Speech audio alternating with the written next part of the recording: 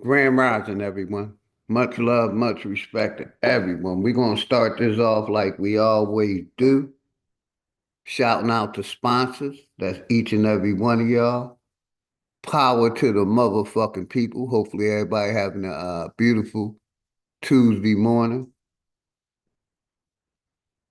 I seen nobody was live, so I decided to crank it out. We're going to start this off like we always do by shouting out to sponsors, each and every one of y'all, and playing some music. Shout out my brother, Demon Time DJ. Much love and respect to you and the family, my brother. Nate, much love and respect to you and the family. Well aware, 1977. Much of Grand Rising, much love and respect to you and the family. My brother, the enemy's public. Grand Rising, much love and respect to you and the family. My brother, K Paper Chase. Much love and respect to you and the family. Advanced Knowledge, my Naga.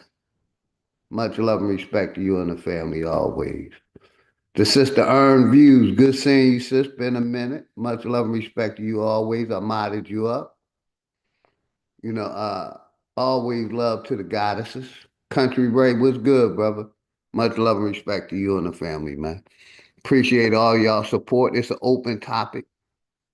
I am gonna be playing some music, let some people get in the house. And I am going to put the link in the chat in case anybody want to join. It's an open topic. You know, I'm gonna play some music, get us in the grooving. And then if nobody come up, I'm gonna play some videos. I got some videos for us to watch. Shout out my brother Juan Truth. Much love and respect to you and the family. Flat motherfucking power to you and the family. Good seeing you, Ern. Appreciate you. You know what I mean? Every year I redo my mods. So as you come back in, I always give people back their mods. So we're going to start this off with some music like we always do. Let me get down from there and come over here. Hopefully everybody good. Power to the motherfucking people. I will put the link in the chat in case anybody want to come up. You're welcome to come up. We're going to start it off with some music like we always do. With some danger. That's dude, what's good? Much love and respect to the family. Black motherfucking power to all the black pop.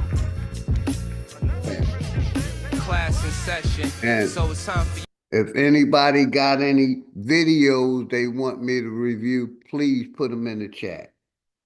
If anybody got any videos they want me to review, please put them in the chat. And give me a second. I am going to put the link in the chat. Let's go. You to get the notes. The quickest way to sell your soul is when you niggas vote. This shit I'm kicking is forbidden. Appreciate y'all support early. A politician preaching love is the biggest joke. See what they do is use the shit as a tool. Got us focused on these fools and putting shit in our food.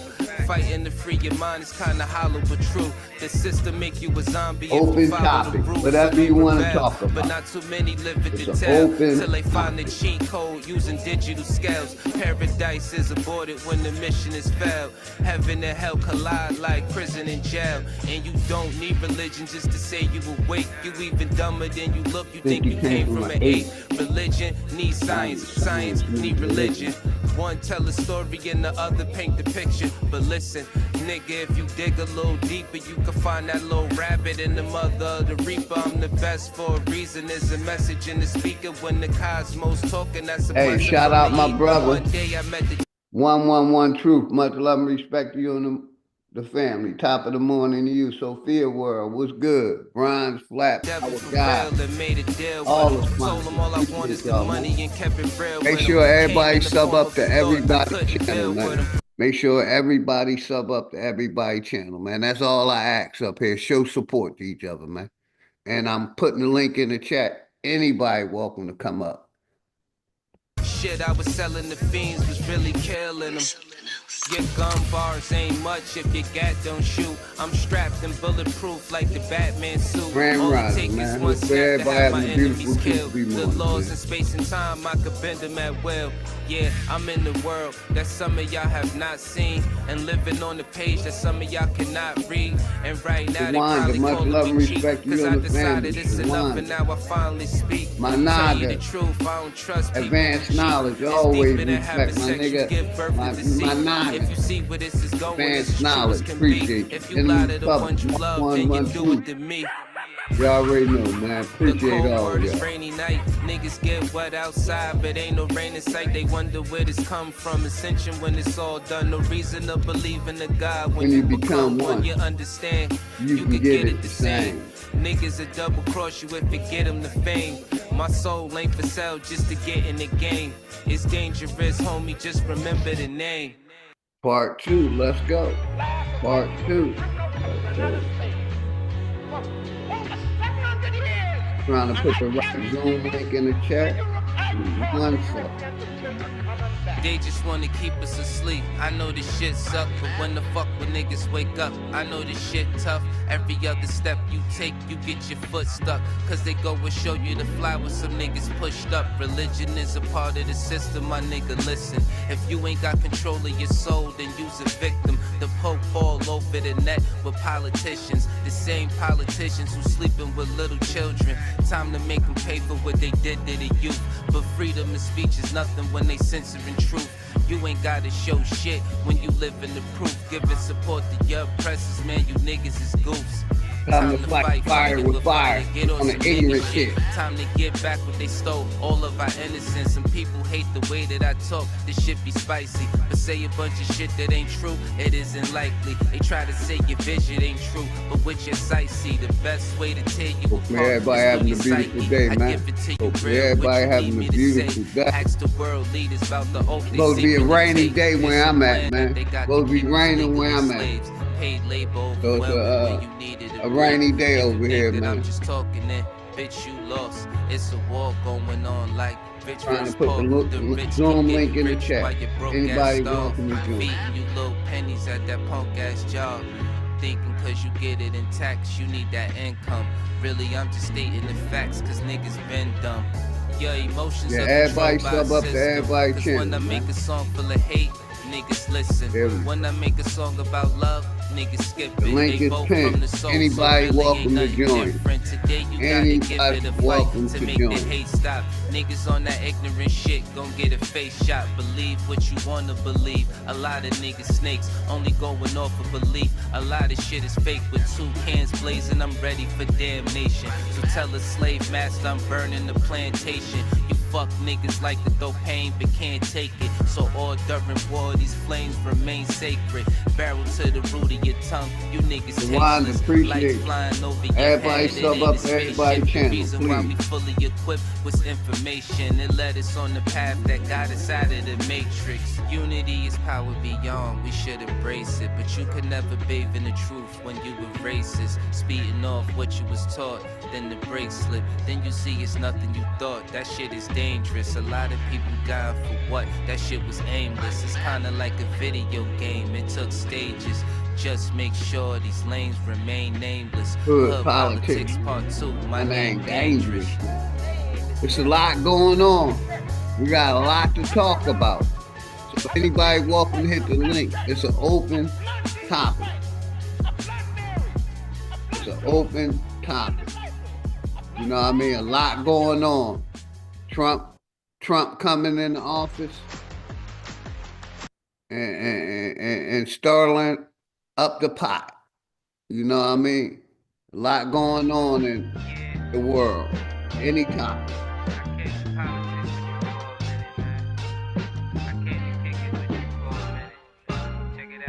shit getting out of control. I mean, we been there. Hate, they disguise it as love. We call it sincere. They took us to a place where ain't none of this shit clear. And we just look stupid, wondering how we get here. This government got us in chains because they don't love us. They got us separated by gangs over some colors. What hurts more is we keep trusting these motherfuckers. Appreciate your support, bro. Bullshit that they say over each other. It's a bad every year I world. redo my mind. Every year I redo my mind. A unicorn brother. is compared to a black girl. Or any child when you mix it, make your life swirl. Gems need a diamond and dance to make the ice swirl. Nigga, don't waste your time trying to hate on me. If you can't deal with your pride, then stay away from me. I don't fuck with none of that dumb shit. You heard that? Don't believe we live on the globe, nigga. The earth flat. First you gotta love yourself, then take the earth back. Find what's really important and make it worth that.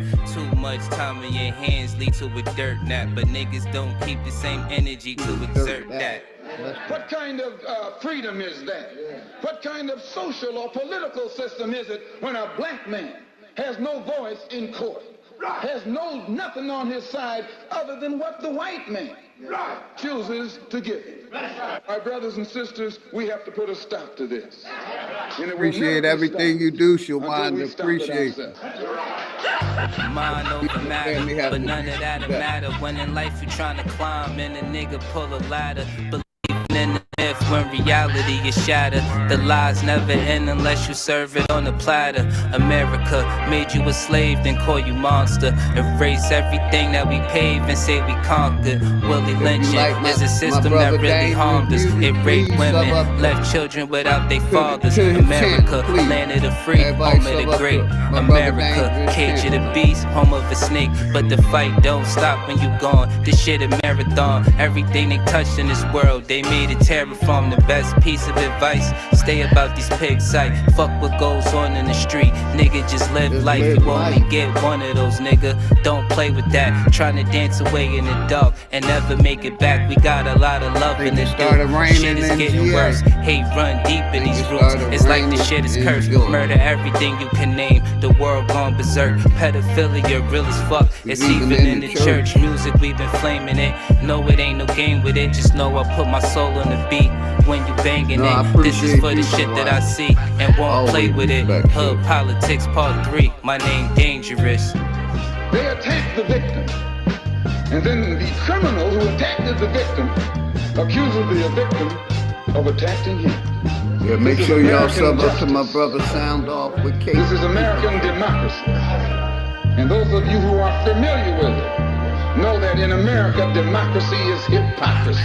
For real, what's now, good, a real wrong, grand rising, bro. But if you can't prove that a democracy is not hypocrisy, then don't you put your hands on me. Hey, hopefully everybody having a beautiful Tuesday morning. Like I said, we're going to start it off. You know, we're going to play some music, let some people get in the house. Hope y'all enjoy the music, man. If y'all haven't, sub up to all the artists, please. Everybody sub up to everybody's channel. Haru always respect my brother. Nobody's bad as me. Haru always respect. Juan Fruit, KK Enemy Public. Appreciate y'all, man. I seen nobody was loud. And I said, shit, let me crank it up. Pee on every member of your recon, and you never see them come back like a respawn. The finest from the earth, not looking my age. Put a diamond in the air, then I diamond out his page. Bitch, I'm no lame, I don't act nor stage. Who let the dog out? Got more bars than your cage. Newsflash, I get more head than do-rags. Flow so good it could never be too bad. I'm the same dude exposing the lies from newscasts. His story is a story, and I conclude that. Fair warning for all them niggas that's after me. Each and every one of touching up your face, Grey's Anatomy. Bottom of the ninth, and I'm still thinking playoff. Drake calls, we make these niggas day job stay hard. I'm a big threat to this new cancer. My rage off the mood scanner. I stay green, don't call it Bruce Banner. All the Flat Power family, all my Aborigines. Shout out my brother Louie. Much love and respect my nigga always. And that dude. Shout out my nigga Looney.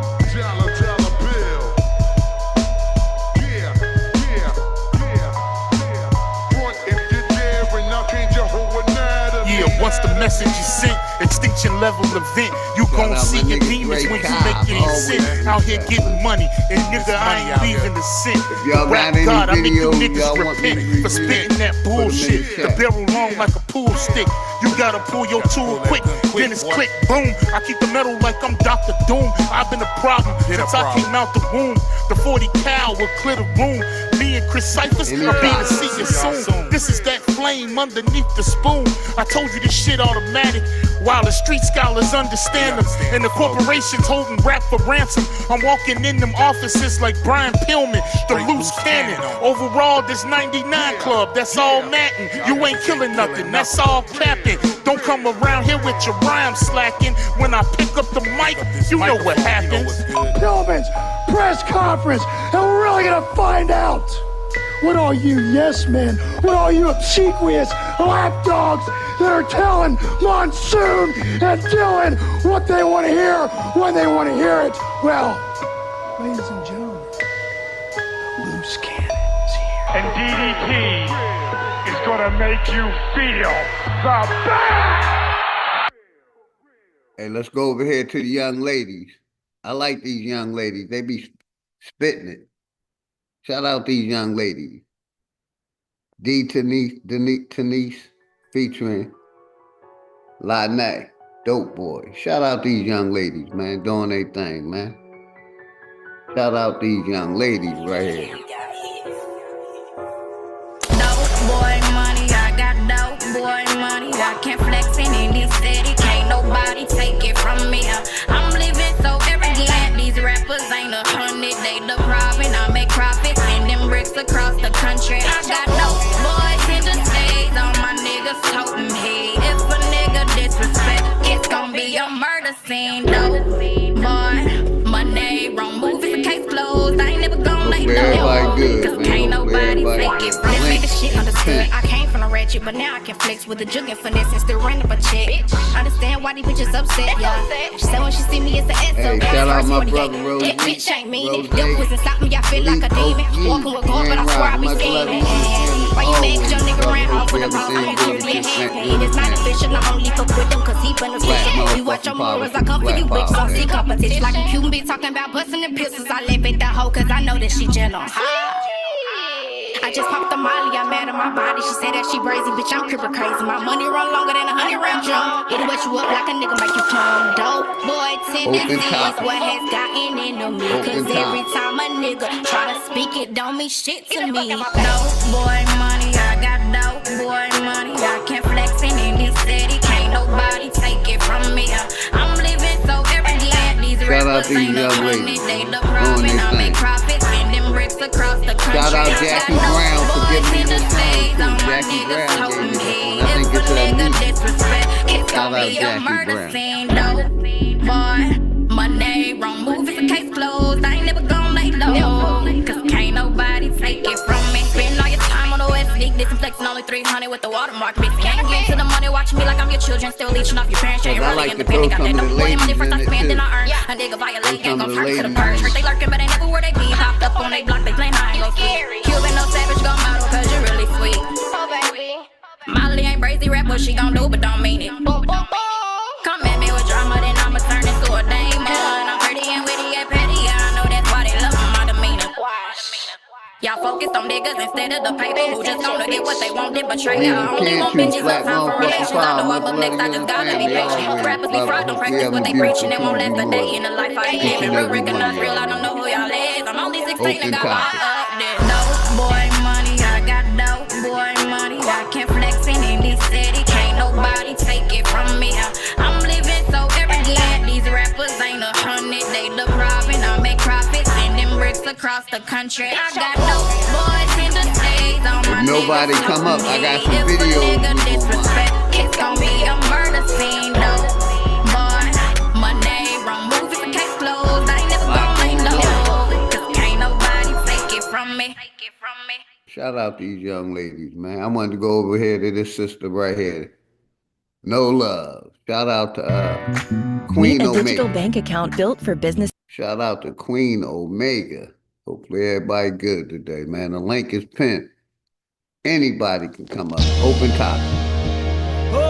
Open topic. Let them know. Little lion. Me see this young man got no love, no love, no love in them heart. Me see them gone. No love in this world. Many lose them soul under mind control. Me see this young man got no love, no love, no love in them heart. If nobody come up, we gonna no love at all. That's why this wicked jump on them off it fall. Little lion say, you got to really deal in righteousness. Equality for the people wants peace and justice. Freedom of choices and the right to take a stand against the great deception played upon the nation. Me no need no glasses to see that them no care them what we kill we ambition and spoil we career.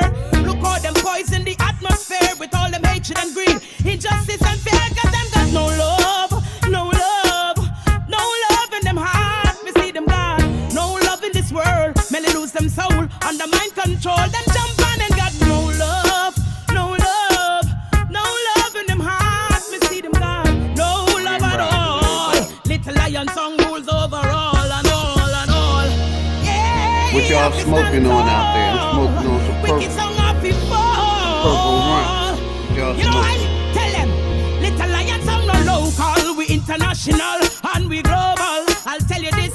Don't call we no local song this. Cause we are ambassador in this business. Little lion song no local. We international and universal. I'll tell you this. Don't call we no local song this.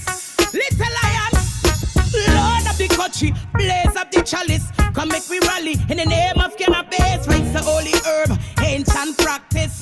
Never label marijuana with your slackness. Little lion song, I burn Babylon. Cause say it's okay for man to move under hand. Every day and ridicule the good ganja man. No wonder why the crime ratings respond the land. The people need the trees to hold a meditation. And the working class will face them tension. Little lion sound, burn them down.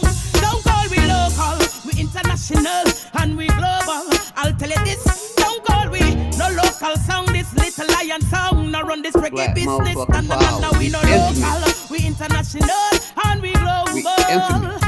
Little lion sound, number one sound. Let's go over here to this other sister. Shout out my brother. I think Wubba Ware gave me this song right here to play. Shout out Wubba Ware. One of my Black Power brothers. Babylon one shaking. Called War Remark. For too long they've been victimizing. Robert Them Gilmore. now I hear Rodney when Gilmore, righteous don't appreciate give you, them brother. the warning. Hey. What's good, So sis? I say a war in a Babylon when Grand Jah Rise. bust the danger. Oreo Puff. Well I say a war in a Babylon when judgment come in. You already know. Destruction What's up? beyond in a Babylon when I youth get murdered. Well I say a war Nigga Sanchez in coming a next. Babylon, in a Babylon. World of the Bulls. Yeah. Watch the state, them a set them rule, them set template. Brother Jesus, the youths can't even hold them weight.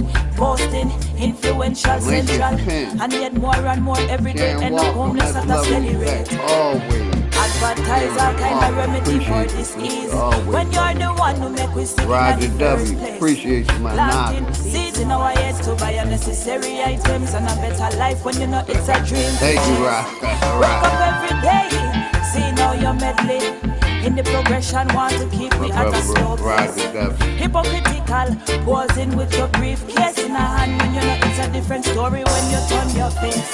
Well, I say a war in a Babylon when Jah bust the danger. Well, I say a war I normally in a be over my Babylon brother, when man. judgment come in. Taking them a couple of well-deserved Destruction days. beyond in a Babylon when I you get murdered. When I say a war in a Babylon, yeah. World hysteria, total control and power. Sugar coating lies, too sweet in no bitter. What in them mind just teacher? Christian connection conspirator. Making it easy for the masses to swallow. Experimental disaster, human animal chimera. Moving fast along the new world Anybody can come up. My nigga Hiker, what's good? blood Hiker, of much love and humanity respect to spill your over. family. Just look up on the front line, war and terror. to the real So I America. say I want in a Babylon when Jah bust the danger. Shout out my wild in a Babylon when judgment coming, yeah. Destruction beyond in a Babylon when a youth get murdered. Well, I say I want in a Babylon, yeah. System turn over, troubling at them area, and look how them still want go push it further. Well, if them really want feel, well, just tell them walk and come in. Jah go deal with them right and proper. No remorse for the things they do. Feeling fine, seeing tears falling from our eyes. Cold-blooded, shameless things, laughing to know they just outed another innocent life. I say I war in a Babylon when Jah bust the danger. Well, I say I war in a Babylon when judgment coming. Yeah, shout out to all these beautiful sisters in these videos, man. Let's go over here to my nigga Sanchez, man. It's kind of like the sun coming over a dark cloud and shining on you with its warm rays of beneficence. Hopefully y'all enjoying the music. Shout out my brother Jaguar. Much love once again for the soul. This is my notebook. Let me rip you a page that'll make you sit back and witness the plague. Got kids pitching grenades, missing the days. Guess you can't be a star sitting in the shade. And at times, life will make you sicker than AIDS. Twisting the haze, laid out wishing you prayed. Working hard, no difference is made. In a world that'll kill you and spit in your grave. The best thing a parent can say to a child, success is no restriction for age. Or we might be another nigga twisting some braids in the penitentiary, spending some days. Bad choices, plus you know how niggas persuade. Them snakes got venomous ways. And the worst thing to a man is feeling betrayed. Head above water, still get hit with a wave. Still think of my queen, get hit with a daze. Still treat us no different than slaves. This world will take hearts and fill them with rage. Water seeds with hate and make them sit in a cage. On some bullshit. World on some bullshit. Nothing new under the sun. Shit ain't no different today. You know I can give up what your ministers say. I won't forget the past to remember the faith. As society takes souls and send them astray, then it's the hate you got trapped deep in your heart. So in these times I fall back deep in the arts, hidden colors. Got a nigga seeking the ark, sipping tea, watching devils pull people apart. I remember an old saying, reap what you sow. On your journey, stay humble and teach what you know. And this flow ain't the shit you see at the store. It's more like the damn killer that you greet at the door. Third eye be the seat of your soul. Such a beautiful earth these demons control. Gon' make shit better if I can, cause all over the world my empire stand. Shout out my nigga Sanchez, my brother. On some bullshit. Sip amazing, I got you, man. World on some and bullshit. I'ma play your music, man. Shout out my brother Sip Amazing in the house, I got you. On some bullshit. I got your emails, brother. I'm definitely gonna play your music. World on some bullshit. Shout out my brother Mouthpiece, man. Much love and respect to the family. Y'all have to sub up to the brother Mouthpiece. He be doing come on, man. Come on, brother. Come on, brother. Make sure y'all sub up to my brother Mouthpiece, man. A Duke, much love and respect to you and the family, always. My nigga Brian, you already know, man. Let's go. We got one more Sanchez, back-to-back Sanchez. World on some bullshit. World on some bullshit. Let's go. Yo. Hey y'all, I see the truth behind the devil's grin. Empty playgrounds and merry-go-rounds that never spin. Settle in and heaven Mary J until I levitate. For deals, they eat booty like Kevin Gates, for heaven's sake. Remember Dickie suits, Tim boots, and Teflon. Nowadays, I see most of these niggas with a dress on. From the state stars fell on. Confederate flags is waving by Klan members with they devilish ass. And you know, one of the topics, you know, that I'm going to bring up is the 14th Amendment and we're going to talk about these deportations. So anybody welcome to come up. I got a copy of the 14th Amendment. We're going to bring that up. We also going, like I said, I got about 2 or 3 videos. You know, we're going to play some videos and review some videos. So we talking about, you know, these migrants and immigrants getting deported. We're going to talk about the 14th, the 13th, and the 14th Amendment. So anybody welcome to come up, man. Those are a couple topics we're going to talk about.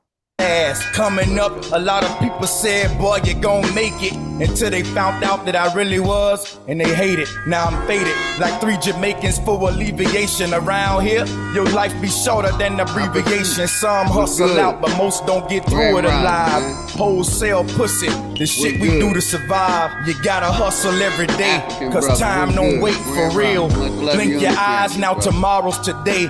I can remember before Pop died, I had a WAP side. He told me keep my head up. For that, I was gonna stop trying. Fast lane, no stop signs. There's evil amongst us. Some of the greediest monsters at the seat of Obama. Hard to trust your own when niggas being dishonest. I can't explain the satisfaction of keeping a promise or even teaching a youngin', cause we in the coma. And I guess Jesus don't mind niggas sleeping on corners. Like I said, that's one of the topics.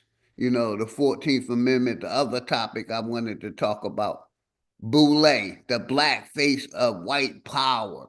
Because like I always say, you know, only reason, you know, so-called white supremacy is still around because of black sellouts that's caping for them.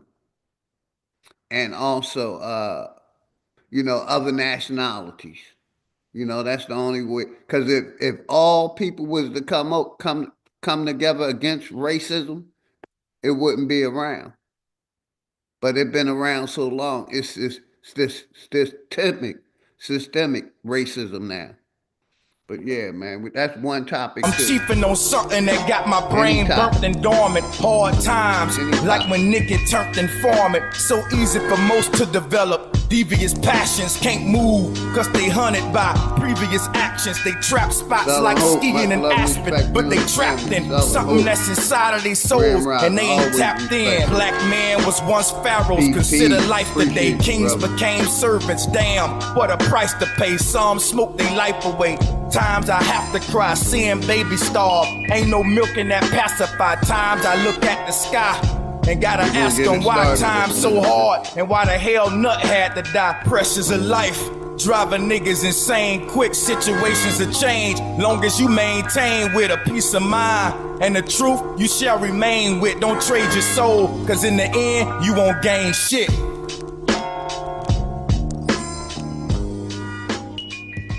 Gotta play, you know, one of my new favorites, the short bus shorty. Man, you got shout that out to stupid all fruity the swag, short bus shouty. shorties, Shouty, your swag so stupid, shouty, it retarded, shout out all the short bus flow so retarded, shouty, it like short bus shouty. Yeah, short bus shouty. Let these niggas know, shouty, that you got that swag, shouty. Let these niggas know, shouty. Let these niggas know, shouty. Let them know. Shout but shout it, shout but shout it, shout, shout, shout, shout, shout but shout it, shout but shout it, shout but shout it, shout, shout, shout, shout, shout but shout it. Oh, Jay the Jew, man, and I got stamina, and I like animal, hand on my tanama. Hit the club, cuz still eating a banana nut. At the bar, taking shot, dog, no camera.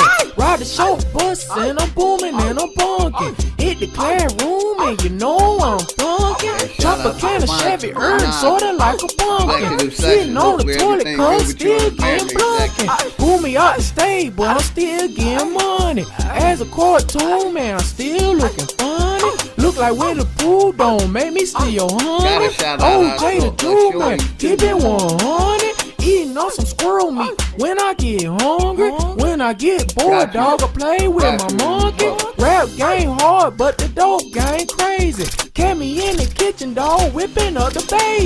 Shout but shout it, shout but shout it, shout, shout, shout, shout, shout but shout it, shout but shout it, shout but shout it, shout, shout, shout, shout, shout but shout it, shout but shout it, shout but shout it, shout, shout, shout, shout, shout, but shout it, shout, but shout it, shout, but shout it, shout, shout, shout, shout, shout, but shout it. Gucci swag stupid, retarded, and I just farted. Where's my carbon?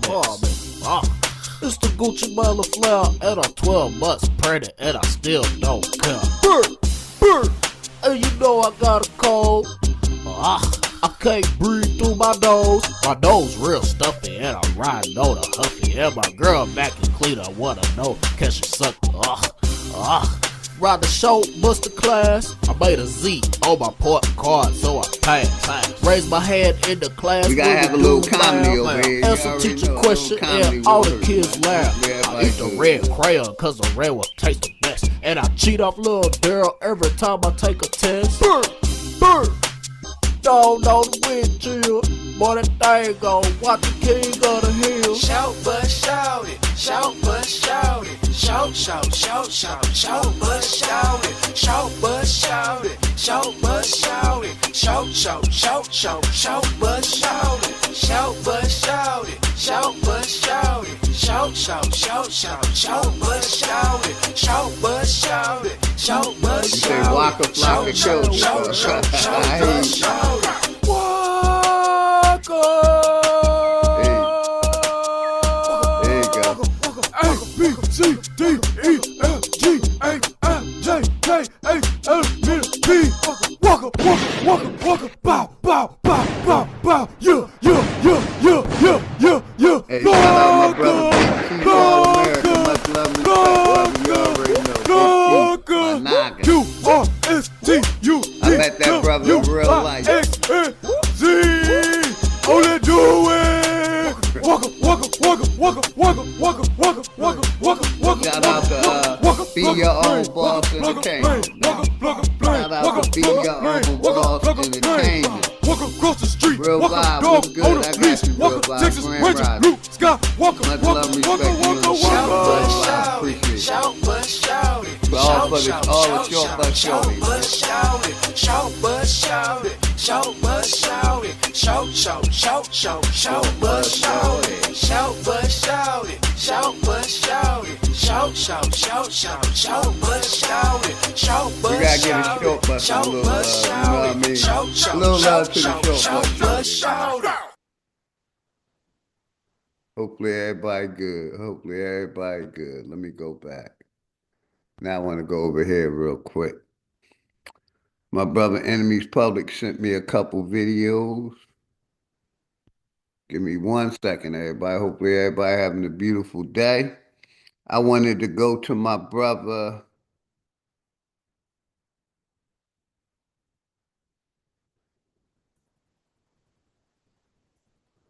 Simp Amazing. There we go. Give me 1 second. Well, I wanted to play some of the new music my brother Simp Amazing sent me. Shout out my nigga Simp Amazing, man. Appreciate music. Simp Amazing. Let's go. Fuck they mean, I got stripes like Adidas. In the streets pulling stunts like a diva. Full speed to that root of all evil. Good nigga, but the streets turned us evil. Hey, I got stripes like Adidas. In the streets pulling stunts like a diva. Full speed to that root of all evil. Good nigga, but the streets turned us evil. Get the green, goes to sing, man, I got this. In the streets pulling stunts for that fortune. Scorch the beat when I spit, man, I tore shit. You don't wanna feel the pain that I record with. Yeah, we did it on our own, no endorsements. Hey, shout shit out get my hard, brother we don't Kills. stop, we don't forfeit. But to these streets made a nigga so heartless. Shit dark, but my life shine regardless. Yeah, and you can keep the nonsense. Survive for a living, rap something I have fun with. You can have the fame, I'm so way beyond it. Don't know who to trust, so I can't go unless the gun fit. Even then, you still better watch who you run with. They see you with potential, try to put you on dumb shit. Want stripes like a zebra, but regrets is what it come with. Lost blood, sweat, tears, and a whole bunch of dumb shit. Fuck they mean, I got stripes like Adidas. In the streets pulling stunts like a Neva. Full speed to that root of all evil. Good nigga, but the streets turned us evil. Hey, I got stripes like Adidas. In the streets pulling stunts like Carnival. Full speed to the root of all evil. Good nigga, but the streets turned us evil. Full of schemes like Madoff, stunts like Knievel. Married to the streets, no prenup, I can't leave her. Taking off, try to keep up and I speed up. Squad made of bosses, we ain't need no one to lead us. We tried it, but deeper in the slums where they led us. Don't let them see you hurt, you gotta keep your head up. Gotta keep my head up, yeah. Found knowledge on my own, cause ain't nobody show me better. I'm just thinking logically, that's knowledge over cheddar. Don't move by their rules, so they label me the devil. They hate to see my people with intelligence and cleverness. Don't feed me with your doctrine, don't play with my intelligence. Dropping knowledge on my people, won't deceive them like the priest. I'm a good nigga, but inside it's a beast. Trying to chase that root of evil, made a monster out of me. When you see me in the streets, they be the monster that you see. But they mean I got stripes like Adidas. In the streets pulling stunts like Knievel. Full speed to that root of all evil. Good nigga, but the streets turned us evil. Hey, I got stripes like Adidas. In the streets pulling stunts like Knievel. Full speed to that root of all evil. Good nigga, but the streets turned us evil.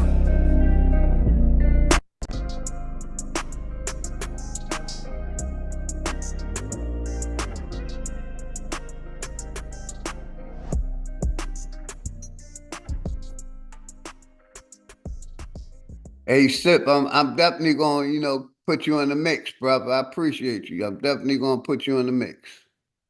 Let's go to another one the brother sent me. Bam, let's go. Shout out to Sip Amazing. Party Mocha. Don't interfere cause you don't know me like that. Don't ever play with my emotions. Don't ever play with my emotions. I'm headed to the top where I'm supposed to be at. Don't interfere cause you don't know me like that. Don't ever play with my emotions. Don't ever play with my emotions. When I'm and what I do? All right, here we go. My bad, everybody. Don't interfere cause you don't know me like that. Don't ever play with my emotions. Don't ever play with my emotions. Appreciate you, Kill. Wait, to the top where I'm supposed to be. Don't interfere cause you don't know me like that. Respect my brother Texas in the house. Grand Rising, brother. Hopefully everybody good. My brother Texas. When I'm pissed off, I'm like a gun cocked and loaded. Might pop off at any time, don't play with my emotions. They say I'm like my daddy, antisocial and bipolar. You already know it, I got you in the mix. Love your music, keep doing what you're doing, brother. Get right, I'm being greedy, come from mine, you get deleted. I let them make it, they might feel the need to repeat it. Show my loyalty, they don't know how to treat it. Purchases, no receipts with the pack. Want insurances, you gotta pay your fee for that. I ain't tripping, I'ma make it all back on the tax. On the move until it's gone, I don't get to relax. And if you owe me, it ain't safe to say you safe, dog.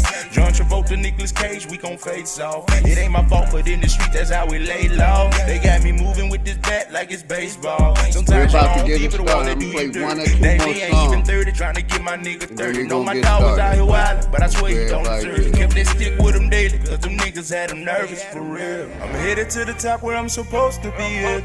Don't interfere cause you don't know me like that. Don't ever play with my emotions. Don't ever play with my emotions. I'm headed to the top where I'm supposed to be at. Don't interfere cause you don't know me like that. Don't ever play with my emotions. You coming up next, Looney. Don't ever play with my emotions. Coming up next, Looney. Shout out my nigga Looney coming up next. And we gonna get this thing started. Shout out to brother Simp Amazing.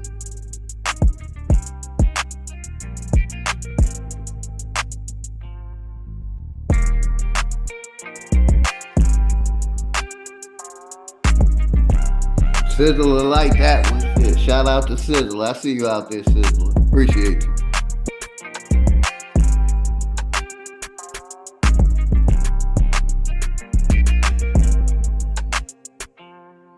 I'm headed to the top where I'm supposed to be at. Don't interfere cause you don't know me like that. Don't ever play with my emotions. Don't ever play with my emotions. I'm headed to the top where I'm supposed to be at. Don't interfere cause you don't know me like that. Don't ever play with my emotions. Don't ever play with my emotions. I gotta get that brother Relentless. I gotta get some of Relentless songs in too. His music is nice. I definitely got you in the rotation, Simple Amazing. I appreciate you, brother.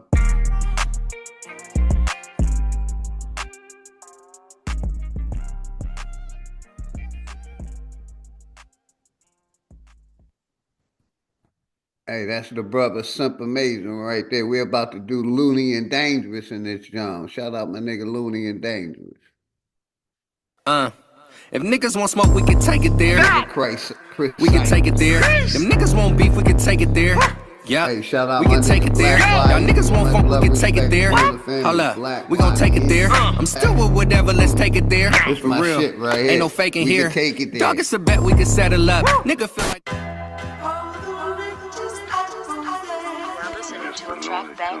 You ever wonder what it's like to live in the jungle?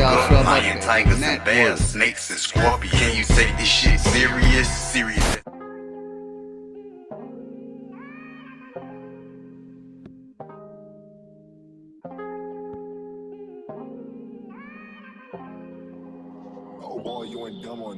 I'm looking at these internet niggas with a closed eye, no lie. I'ma smoke a nigga with this 4-5. Pussy niggas always talk crazy like you won't ride. Quickly I forgot, it's a rat giving those vibes. Nigga, you a joke. Shit is funny and I don't smile. Niggas pointing fingers to the judge, then you blow trial. Opportunity is the only op for us. I can't call you ops, you niggas is cop callers.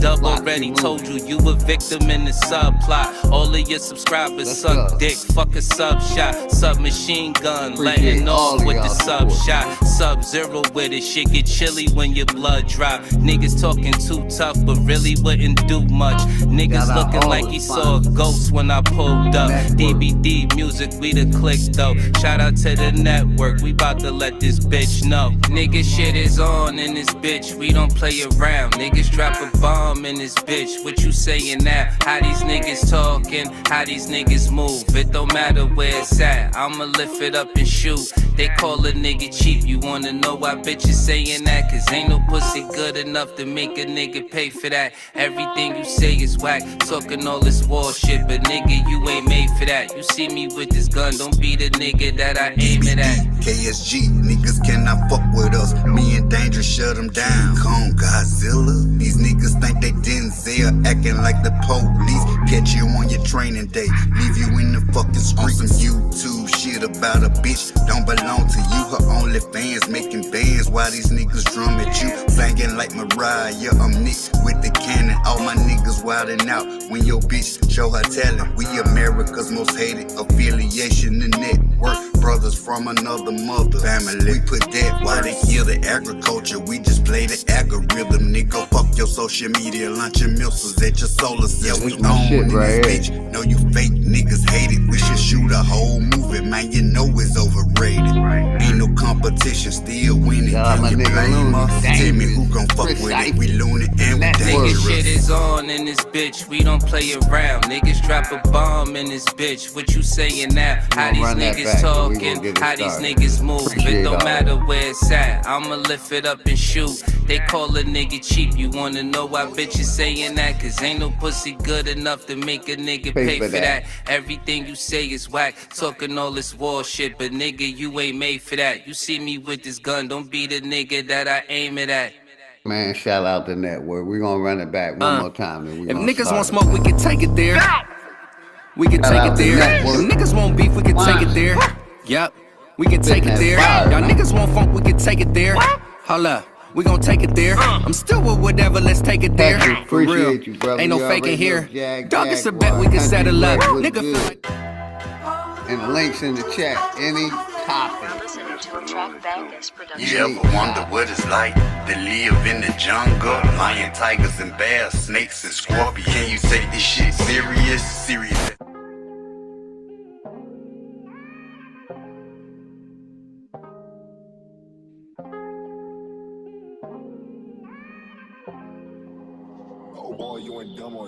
I'm looking at these internet niggas with a closed eye, no lie. I'ma smoke a nigga with this 4-5. Pussy niggas always talk crazy like you won't ride. Quickly I forgot, it's a rat giving those vibes. Nigga, you a joke, shit is funny and I don't smile. Niggas pointing fingers to the judge, then you blow trial. Opportunity is the only op for us. I can't call you ops, you niggas is cop callers.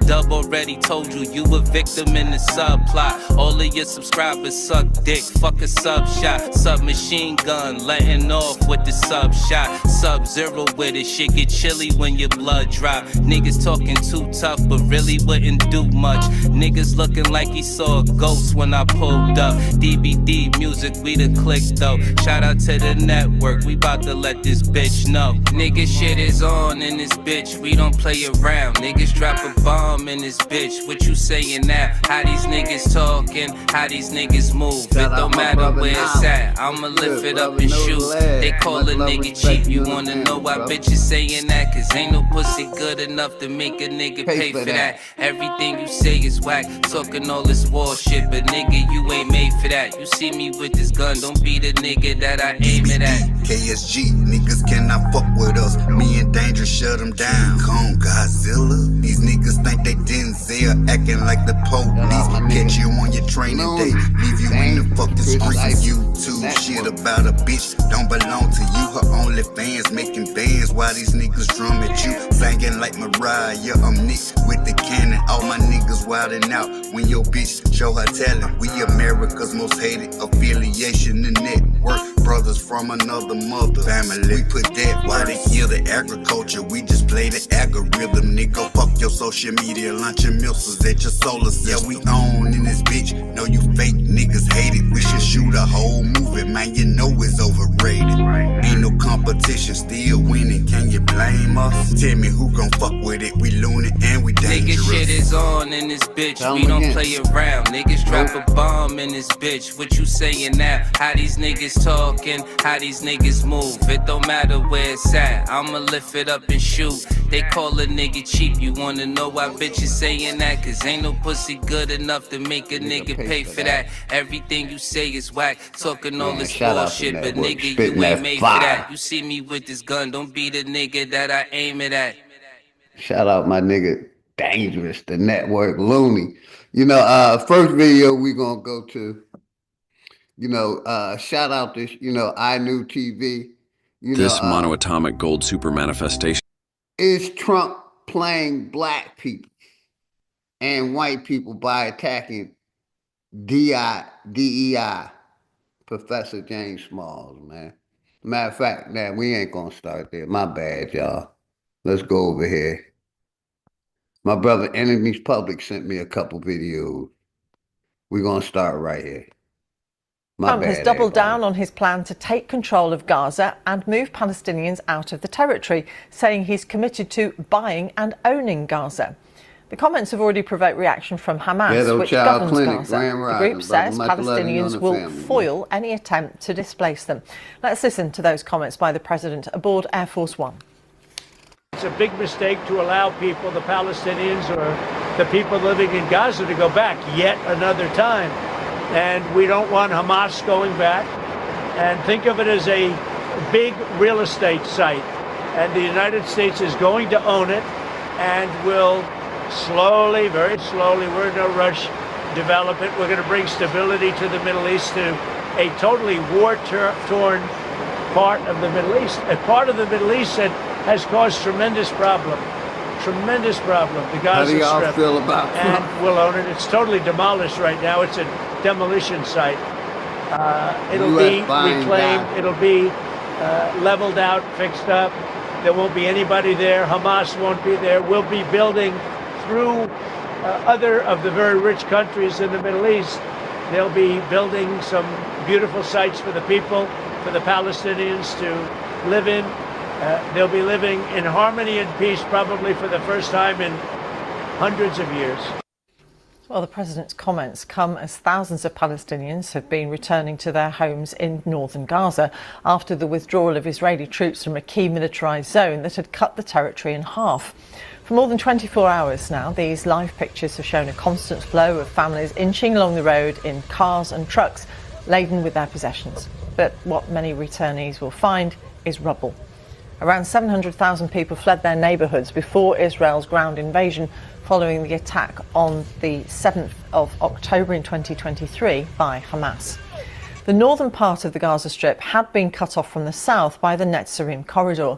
The Israeli withdrawal from that strategically important road is part of the current ceasefire agreement between Israel and Hamas. Well, the BBC, along with other international broadcasters, isn't allowed by Israel to report from inside Gaza. Our Middle East correspondent Yolande Knell is in Jerusalem and spoke to us about President Trump's most recent comments. This has already caused an awful lot of shock internationally. Really the only international leader that has bought into President Trump's comments are the Israeli ones. We've had the Israeli Prime Minister Benjamin Netanyahu calling his idea revolutionary and creative. And there are what they call it, laundering the money. They're laundering the money, you know, going to buy Israel. So basically, you know, what is he doing to deal with the black hats? Or is he putting the black hats out? You see what I'm saying? And taking that over that land. But yeah, this is crazy. The United States is going to buy the Gaza Strip. Even across the political spectrum in Israel, who, if they've not endorsed this idea, they have expressed some openness to it among Jewish Israeli politicians.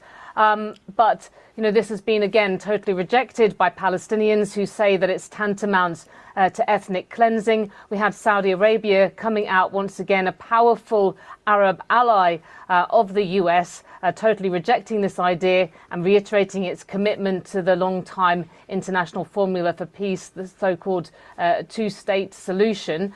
But a lot of concern about what this could mean for ceasefire talks, because it does seem to have changed the context for those somewhat. What's the state of those now? So there is an Israeli negotiating team that has gone along to Doha, Qatar, of course, being this important regional mediator.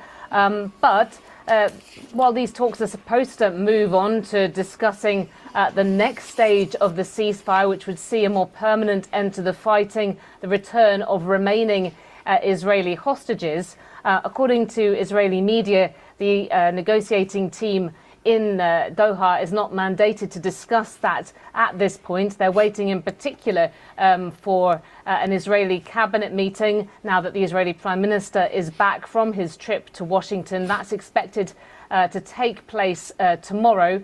But, you know, there is a lot of concern among Israelis and Palestinians that things might not progress to this sensitive second stage. Yeah, and I think no matter who be in that land, because they stole it from who they stole it from, they're going to always be at war over there. You know, so whoever take that land, whoever go to that land, they always going to be at war because they stole that land first from the Africans, then the Arabs. They stole it from the Arabs.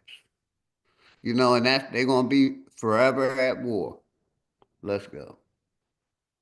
I wouldn't move over hostage there. Families in particular have been coming out in the past couple of days saying that the scenes that were witnessed on Saturday when these three Israeli hostages were returned looking emaciated. They have talked about other hostages that they were held with that remain in desperate conditions in Hamas tunnels, and they're saying that they desperately want to... See, and we already know the history of that land.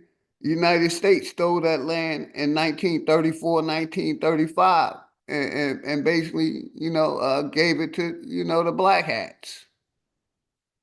You know what I mean? So they've been fighting for that land, that little Gaza Strip, all that area, right there for years. All those Middle Eastern wars, you know, was mainly so they can get that land, so they can get the opium, so they can get the poppies, and so they can get that oil. And they can put a military base in that area. You know what I mean? Where they can basically, you know, threaten the Middle East. But like I said, as long as they in that area, it's always gonna be war. Cause you know those Arabs ain't giving up. You know, they love fighting. They love fighting. But let's go. To bring all of the hostages home. They're worried that that could be jeopardized. Palestinians, many people are also, of course, very worried about the possibility of a return to fighting. Yolande Nell in Jerusalem. China has imposed retaliatory tariffs on the United States, targeting $14 billion worth of goods, triggering fears that the world's two largest economies are on the brink of a trade war. Beijing promised the tariffs last week after Donald Trump announced a 10% levy on all products entering the US from China.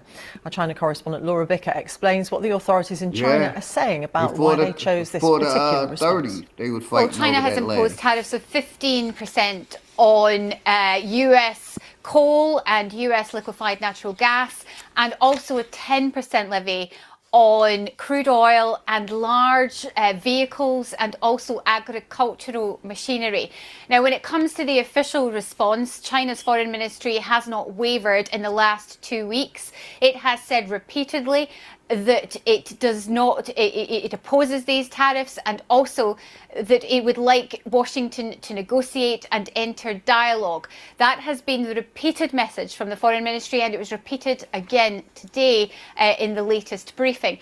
I think what we're seeing is the tariffs that Beijing has imposed will have a very limited impact on American firms. It seems designed, it seems calculated to form a response that says, yes, we will fight back. However, we're also leaving the door open to negotiate. We're also leaving the door open for talks. So it does seem China wants to enter talks, wants to do a deal.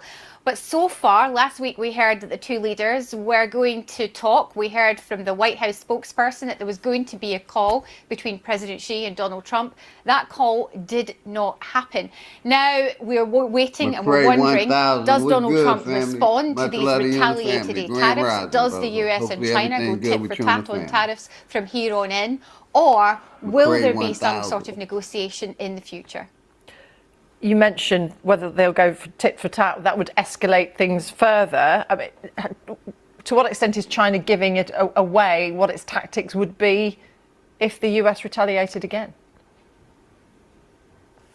I think certainly what I've been hearing from analysts, from professors, is that China feels ready for this trade war. They've been preparing for this since they knew Donald Trump might become president. There are certain aspects. You know, this China stuff really don't make no sense. They already here in the United States. They're buying up farmland. China done bought all the or a lot of the meat dispensary. You know, I know they bought Smithfield Bacon. That was the third or the fourth largest pork manufacturing company in America. I know they bought that like 10 years ago. I've been showing videos where basically Biden and them was allowing them to buy land, by these Chinese companies to buy land all through the corporation, all through America, rather, excuse me. You know, they've been buying land all through America. So for them to put a tariff on items coming in and going out, I think it would be a problem, because they got so many items that's already here in America. They got so many companies already here in America. I don't know if y'all see that, but let's go. Of Beijing's economy that has changed. China is not the same as it was when Donald Trump was first president. It has diversified. It now has more global trade partners. It is the lead partner for 120, lead trade partner for 120 countries, good, including right across the global south, from Africa, Latin America, and also Southeast Asia. So China will feel as if it is in a more robust situation. It is not as reliant on exporting to the United States than it was before. However, having said that, China's own economy is... Yeah, that's what I was saying. They already got so much stuff already in here, they really don't got to worry about exporting, like she just said, because they already here in America. So they don't really got to push goods already from China to America because they already in America. They could just sell the goods they got here. Now, if you're going to tax them for the goods they selling here in America, okay, but they really don't got to bring nothing in because they already here. They've been here. China been here in America for a while, man. Struggling. Growth, they say, certainly according to its own official figures, the economy is still growing, but at a far slower rate than it has done in the last few centuries. So when we look at where China's economy is now, it is facing a number of significant challenges. Beijing may feel that it won't want to fight a trade war. Even if it feels it could, it may not want to add a US-China trade war to those list of economic troubles. Gotcha. Let me go back because he sent me a couple. Let's go here. Is to be released from Gaza. He said that the Gaza ceasefire and hostage release deal should be cancelled if all the hostages are not released by 12 p.m. Saturday. He also threatened that all hell will break out if all the hostages are not released by his deadline.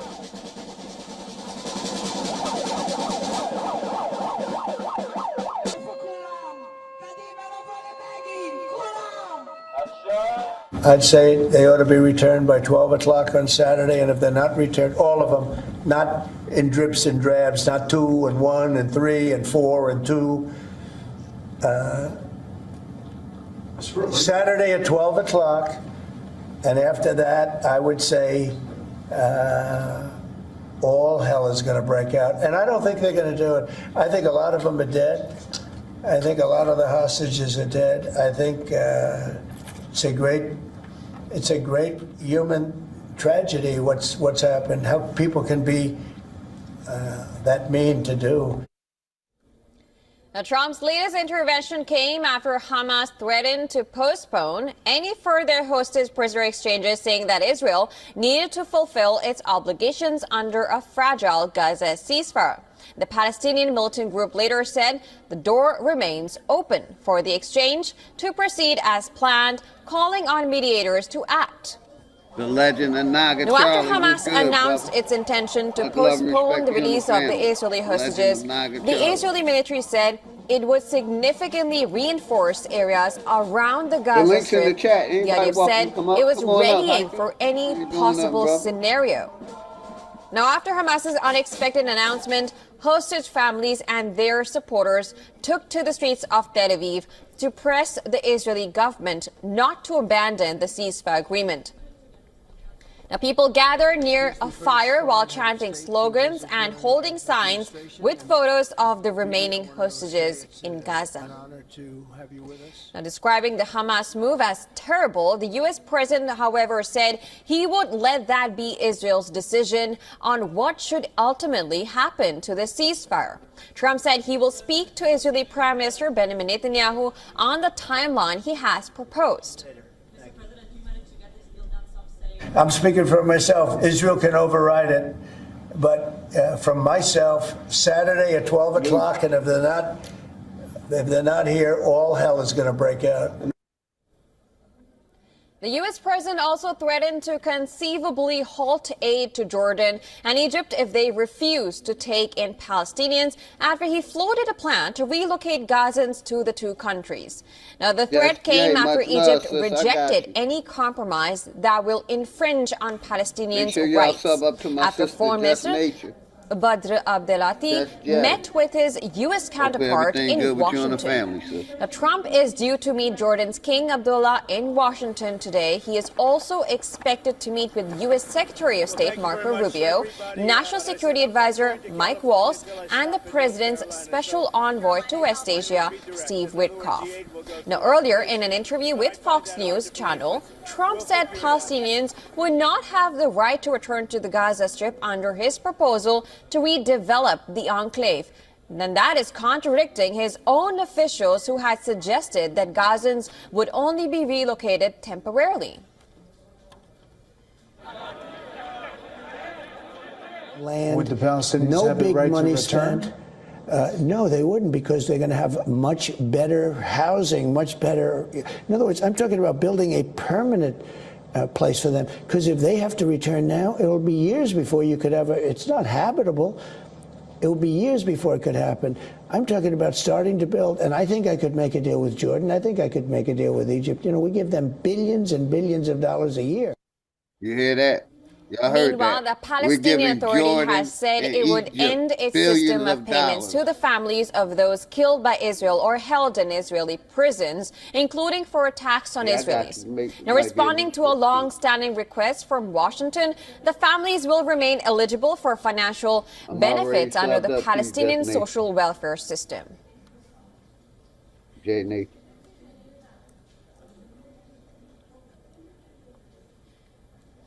And for the latest details and latest news on this subject, WION's correspondent Susan Terani sent us this report from New York. Listen in.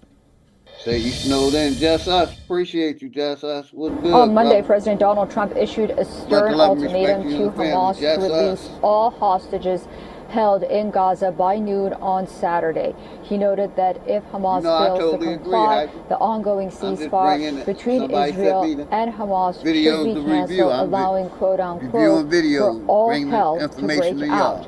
Donald Trump emphasized that this means all hostages should be released simultaneously and not in small groups. He also acknowledged that the final decision will be with Israel, but made his position very clear. His statement comes after Hamas's recent announcement to postpone the release of hostages, saying that Israel has violated terms of the ceasefire agreement. Susan Terfani reporting from New York for WION, World is One. Welcome to the platform, man.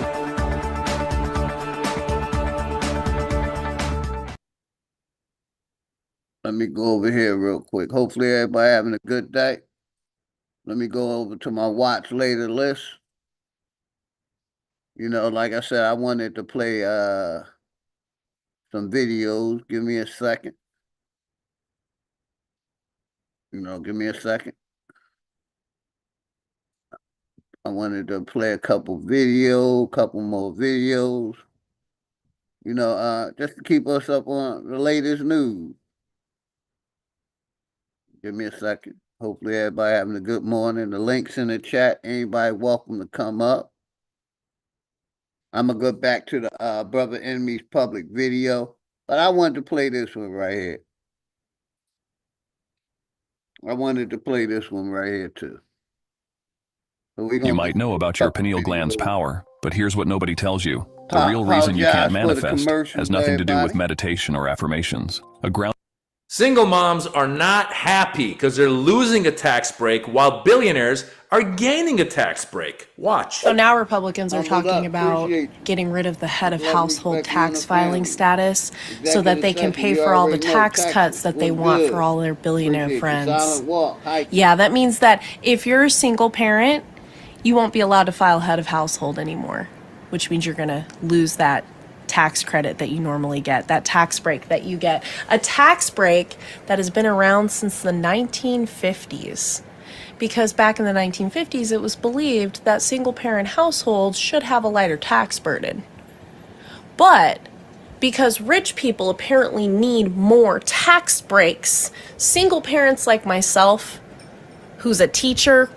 And I've been saying the same thing forever.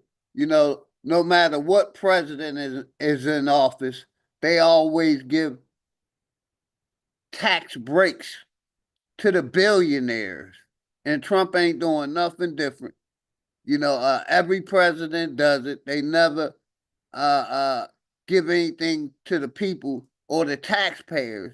They always give the tax breaks to the billionaires who really don't need it. And I see the same thing going on, and this young lady is talking about it. Raising 2 children on my own with a deadbeat father who doesn't pay an ounce of child support will now have to pay more in taxes so that some rich mother... Hunt, hopefully you'll make better decisions with the men that you pick in your life and you don't pick another deadbeat. You know what I mean? And hopefully you don't go to the other side, the alphabet crew. But hopefully you'll make better decisions at picking the man of your life, because a deadbeat dad ain't cool. You know what I mean? And that just shows, the other nationality has deadbeat dads too. Let's go. Can have a yacht. And you people voted for this. Yep. So when Trump and Elon were out there saying they're going to be fighting for the little guy, by little guy, they meant for themselves. Now watch as Nancy Mace tries to distract. The gentlelady has used a phrase that is considered a slur in the LGBTQ community and the transgender community. And let me please finish without interruption. And tranny. I don't really care. You want penises in women's bathrooms, and I'm not going to have it. Okay. No, thank you. Let the gentleman state his parliamentary inquiry. To me, a slur is a slur. And here in the committee, a level of decorum requires us to try consciously to avoid slurs. You just heard the gentlelady actually actively, robustly repeat it.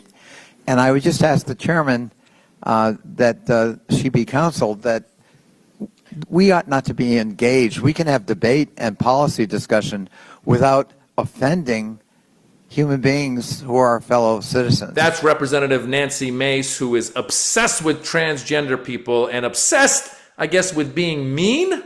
But why are they doing this? Let's see why. They want us to believe that the reason we can't pay for our health insurance, the reason we can't cover rent, the reason kids are dying on the streets due to gun violence, the reason there's so much wealth inequality and that so many people live paycheck to paycheck is because of the immigrant, or because of the trans person, or because of your neighbor. They lied. It's because of corrupt billionaires like Elon Musk and corporations, not our fellow working people. That's Representative Maxwell Frost nailing it. They're trying to distract by saying the fault of you guys not doing well economically is because of immigrants, it's because of transgender people, and it's because of your neighbors. It has nothing to do with billionaires wanting to get rich. Absolutely not. It has nothing to do with the fact that over the past 20, 30 years, the distance, the inequality between the lowest income people to the highest income people has just multiplied by thousands and thousands of percents. It has nothing to do with the fact that there's a guy, Elon Musk, who's worth over $200 billion, who somehow is getting a lot of access to the government. It has nothing to do with that. It has nothing to do with the fact that Elon Musk is getting contracts for his company for his companies, I should say, from the federal government. It has nothing to do with that. It has nothing to do with the fact that billionaires just want to pay less taxes, that corporations have been paying less taxes. It has nothing to do with that. It's all the fault of transgender people. That's what they want you to think. That's how dumb they think you are. First of all, let's talk about transgender people. Let's talk about immigrants. Let's talk about DEI. Let's talk about all that stuff. The percentage of transgender people in this country is a lot less than these people Nancy Mace would have you believe. It's like the biggest issue for her. She's really into pushing this stuff because these are cultural wars. How dare these people be transgender? It's a cultural thing. So the people get angry and they go, oh, these transgenders, and then, oh, these immigrants, and then, oh, this DEI. Meanwhile, these tax breaks that are supposed to trickle down and help people like that first lady that you saw who is a single mother, they don't trickle down. You know what companies do when they get more money? They buy back more of their stock. You know what billionaires do when they get more money? They buy yachts. Check it out. Jeff Bezos, Google it. Jeff Bezos has like a $500 million yacht or some crazy expensive yacht. And capitalism is good, but you need to limit the amount of wealth that one person can accrue and then avoid paying taxes. Donald Trump famously said, he goes, I avoided paying taxes. That makes me smart. So he's this guy who's a multimillionaire, now a billionaire, and he's saying, I avoided paying taxes. That makes me smart. Meanwhile, that single mother is going to get her tax breaks cut. She needs the tax breaks. We need to supply certain programs for certain people. This administration, as soon as they came in, they started cutting. DOGE. They call it DOGE, the Department of Government Oversight or something, or something, whatever. DOGE. It's called DOGE, and Elon Musk is in charge of it. They've been cutting stuff left and right. They cut USAID, which is a way that America actually helps eradicate diseases and helps around the world, which, by the way, could come back and haunt us if we're not continuing to lead in things like that. They wanted to, famously, the first week, they cut a bunch of government-funded programs and people rebelled. And then they took that back. So they're trying to cut programs. They're trying to cut things that help people who need the help. Why? Because they want to cut the expenses of the federal government. They want to impose taxes on China and Canada and Mexico and tell you that these tariffs, I should say, these tariffs are bringing in income to the federal government. Therefore, they're trying to trick people and say, so once we have money coming in from the tariffs and we're bringing down our... You know what I mean? And he talked about Elon Musk. You know, the government contracts that Elon Musk got with that, what is it, SpaceX and Tesla, and also that new thing they got coming out. I got a video on it. What is it called? Give me 1 second.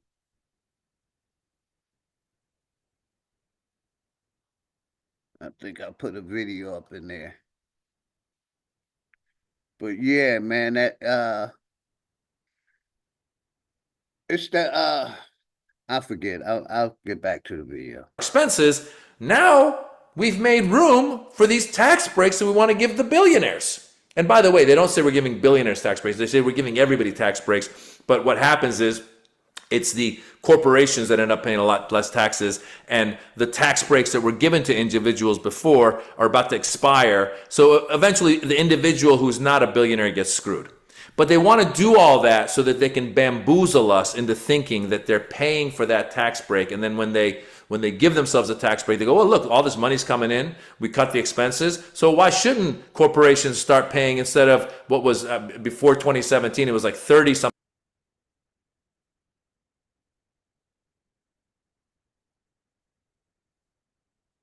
Because they're going to create jobs and they shouldn't pay anything. Again, don't get me wrong. It's not a black and white issue. I'm not saying tax corporations at 90% so that they can't do anything, but we do need to have these billionaires pay their fair share. Warren Buffett famously said, he said, I pay a lower tax bracket than my assistant does because he makes his money off of capital gains, off of stocks, off of being an owner of these companies. Meanwhile, his assistant is a... Yeah, I was just playing some video, reviewing some videos, good brother. Trying to get the information out to the people. Wage worker who gets wages and pays taxes, like most of us. We get our money, we pay the taxes. We don't avoid the taxes. You know how billionaires avoid taxes?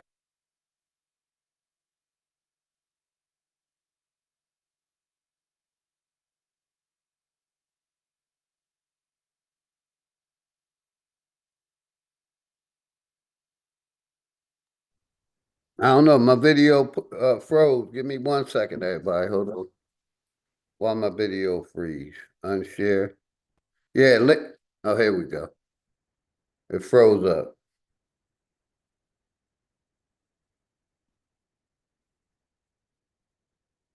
Of billions of dollars. So when he wants to go buy something, he goes and gets a loan and says, look, I'm worth all this stuff. Give me that loan so I can go buy this, $500 million yacht. And then he gets that $500 million yacht. And in order to pay the interest on it, he goes to another bank, gets another loan. And they just keep playing this game where they move the chips around. Give me 1 second, everybody. Give me one. Jordan Orme is a podcaster and YouTuber with over 1 million. I I wanted to go. Was that video finished? One of those crowns I have here. Finish that video. In January, and now 22 states and other organizations are suing against it. Meantime, I wanted to make sure I finished. Single moms are not happy because they're losing a tax break. Give me 1 second here, bro. JD, because Elon Musk bought his way into it. By the way, Elon Musk, Peter Thiel, all these tech billionaires, they bought JD Vance's way into the vice presidency. Look it up. Peter Thiel actually funded JD Vance's senatorial run in Ohio, which brought him to the forefront because he'd been in the tech industry as well, brought him to the forefront, and then these guys lobbied to get JD Vance in, so it's all nice and copacetic. And here we are, ladies and gentlemen, paying more taxes while billionaires pay less taxes. I feel very bad for that single mother. I feel very bad for what these people are doing. I feel very bad for anybody who's going to be hurt with some of the things that are coming down the pike. So keep your eyes and ears open. And if you have a phone number to your senator or to your representative, call them and tell them, oh, hell no, not on my watch. You don't give tax breaks to billionaires while you're taking away my ability to maybe get myself up on my feet. They keep saying you got to pull yourselves up by the bootstraps, but then they keep taking the straps away. So you can't pull yourself up by your bootstraps because they're making it harder and harder. So what's it going to be, folks? Are billionaires just going to keep getting richer and we're going to sit by and watch? Or are we going to make our voices heard? I say go with the latter, ladies and gentlemen. I say go ahead, place a call, let your senators, let your Congress members know that we're not going to stand for this because MAGA is trying to bamboozle you. You're not losing your job because of transgender people or immigrants or DEI. You're losing your jobs because they're cutting back. They're trying to cut back. They're trying to get rid of workers. They're famously telling a bunch of government workers to quit. Why? Because they want to, first of all, decrease the number of the workers, but also they want to instill loyalists who'll do whatever they want. It's a crazy time, ladies and gentlemen. So buckle up. I'm comedian Maz Jobrani. I've got a special on YouTube. It's called The Birds and the Bees. Watch it. Check it out. Leave a comment. Tell me you found it from this video. Also, I'm on tour. You can go to mazjobrani.com. Find me on tour. Come check it out. We'll see you there. And hopefully you get some tax breaks and you can use that tax break money to come get some laughs. Hey, shout out to Megan. The stock market is open for nearly 7 hours a day, but don't even think about trading it. Short video. Wilmore Reed, what's good, Could we use your house to trial our 24-hour bathroom upgrade system? We're looking for homeowners within valid states to test our new 24-hour bathroom remodel service. For extremely cheap. This next video. A third judge today has blocked President Donald Trump's executive order that would end birthright citizenship for the children of illegal immigrants. The judge in New Hampshire blocked the order after a judge in Seattle and Maryland also blocked it last week. They say it goes against the 14th Amendment, which guarantees citizenship to anyone born in the U.S. However, there are some cases this rule does not apply Carly, to. much love and Trump respect filed to you and the family. birthright citizenship order Carly, back in January. Black motherfucking power. Hopefully you and the family is good.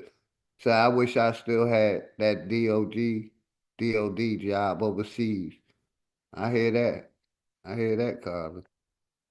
Good seeing you, January, and now 22 and links states in and the other chat. Anybody organizations welcome to come are up, suing man. against it. Meantime, Georgia is not one of those states.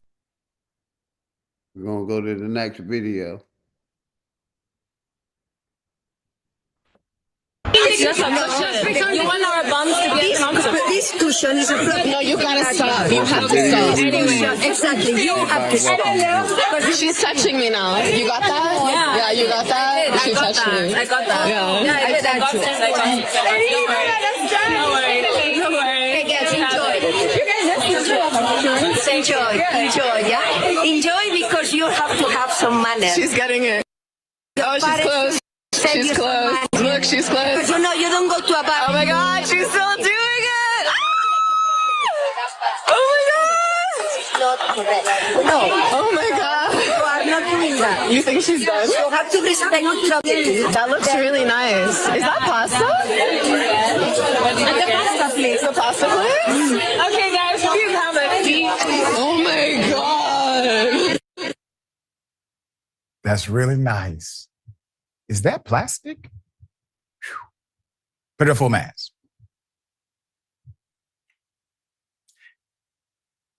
The Black woman who is being harassed by this Karen, in my opinion,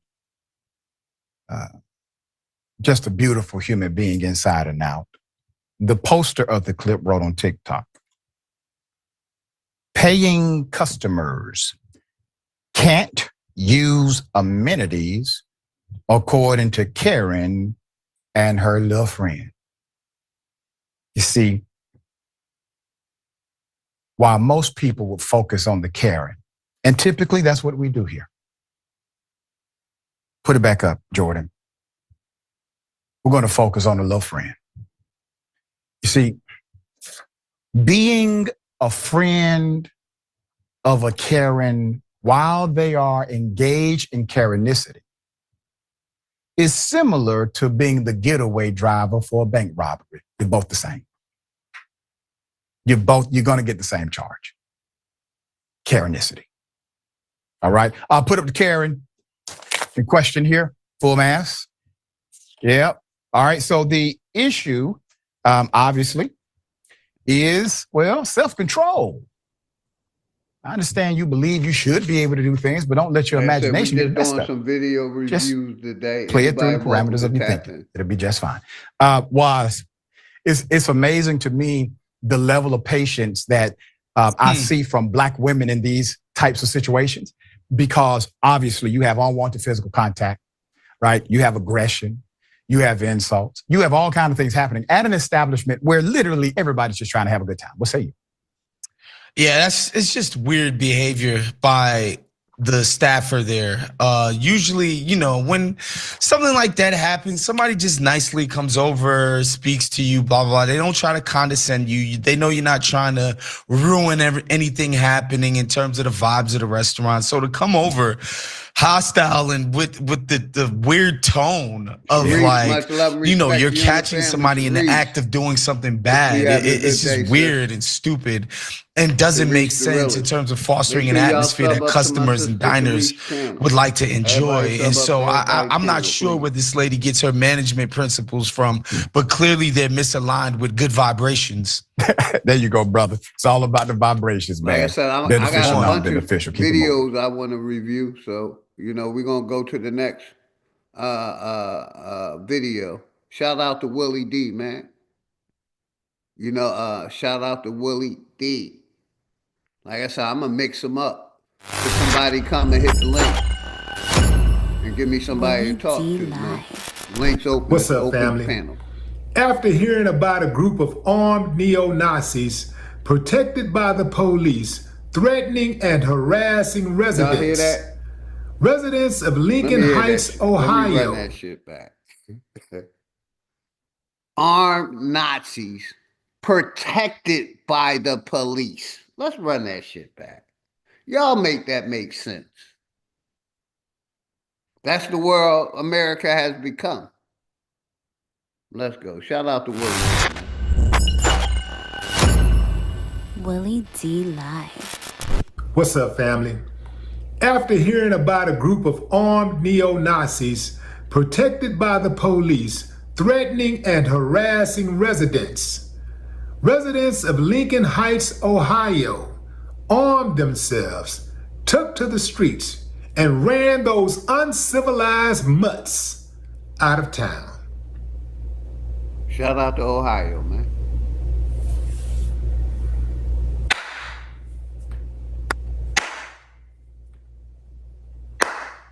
I ain't got no problem with that. That's how you do it. They don't understand anything else. They're uncivilized mutts, stuck in their grandpappy's past. The only thing they understand is contact. Yeah, exactly. Here's the backstory. In the words of on Friday, February 2nd, a group of neo-Nazis protected by the police briefly took over an overpass on Interstate 75 in Lincoln Heights, Ohio, just outside of Cincinnati. The Nazis waved black and red flags adorned with swastikas and dropped a flag that featured a Totenkopf skull with the phrase, "America for the white man."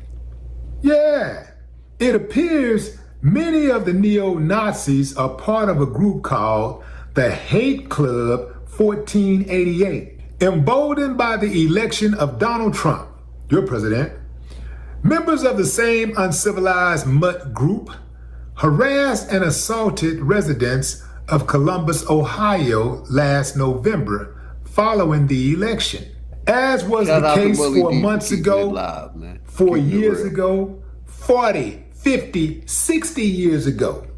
Local police did nothing to prevent the neo-Nazis from harassing and intimidating people. Residents on their way home from work and school reported that Nazis chanted racial slurs and threatened. See, and you know, shout out my nigga Smoke, because we were talking about how a racist America was in the early 1900s, 1902, 1903, right after the 1865, after the wars, and somebody, you know, Superman was trying to act like, you know, we had power, you know, which we did have some power back then, but they had hate groups that was out here stealing our people land, stealing our farmland, killing our people. The same neo-Nazis. Like I said, the KKK was formed in, I think, the early 1900s, and it was under a religious organization. So all these neo-Nazis, they come under a religious organization. And that's why I go at religion so hard, man. You know, they get tax breaks and funded as a religious group, but they're nothing but a hate group. Let's go, man. Violence.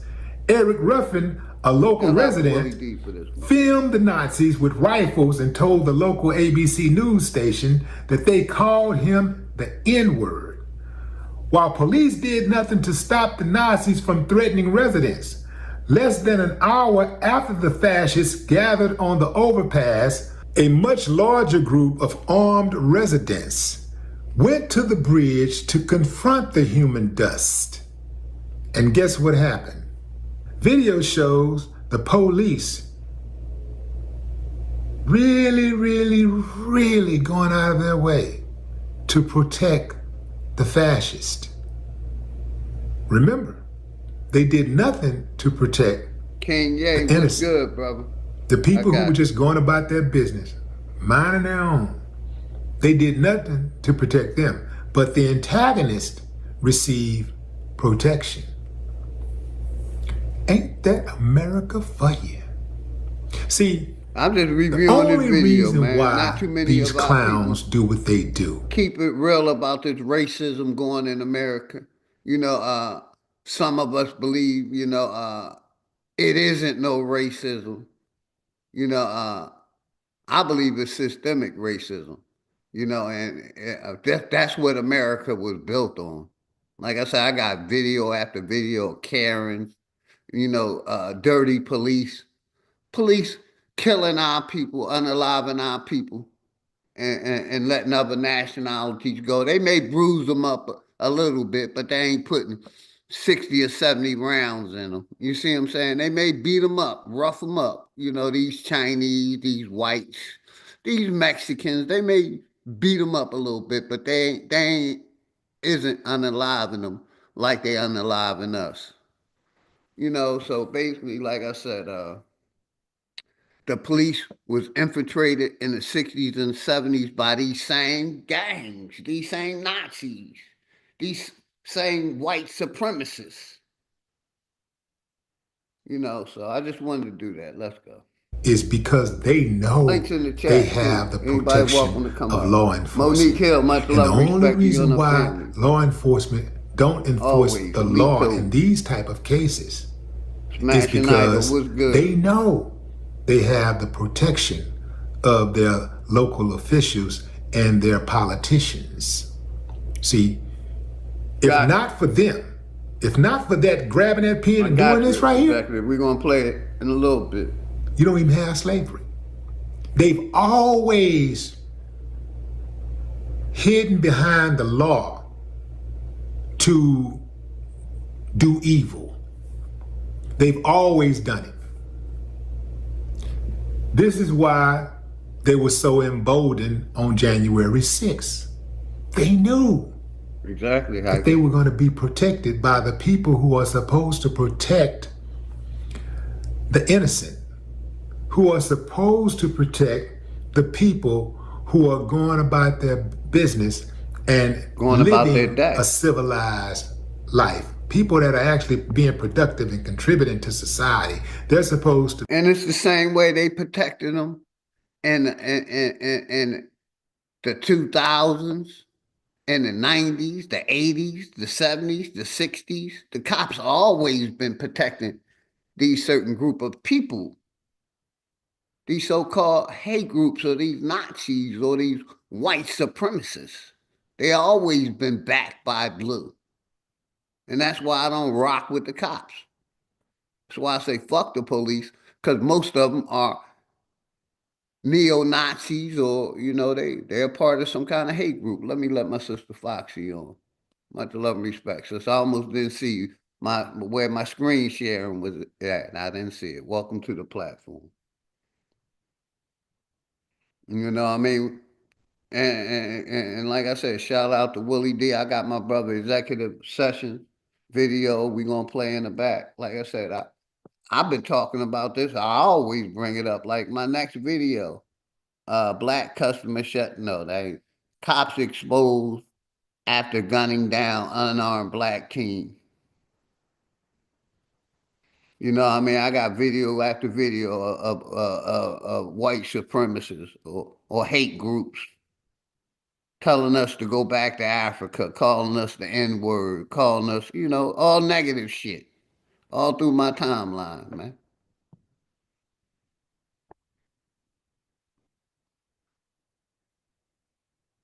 You know, and that's why I stand like I stand on a lot of the topics that I stand. You know, they want to call me racist because I don't rock with other nationalities, but I just got a love for my own people. You know what I mean? I have experienced racism here in America. And whenever you're ready, sis, you can tap in. Grand Rising, Brother OG, can you hear me? Loud and clear, sister, loud and clear. I think there's a feedback. Is there feedback on your end? Can you hear me?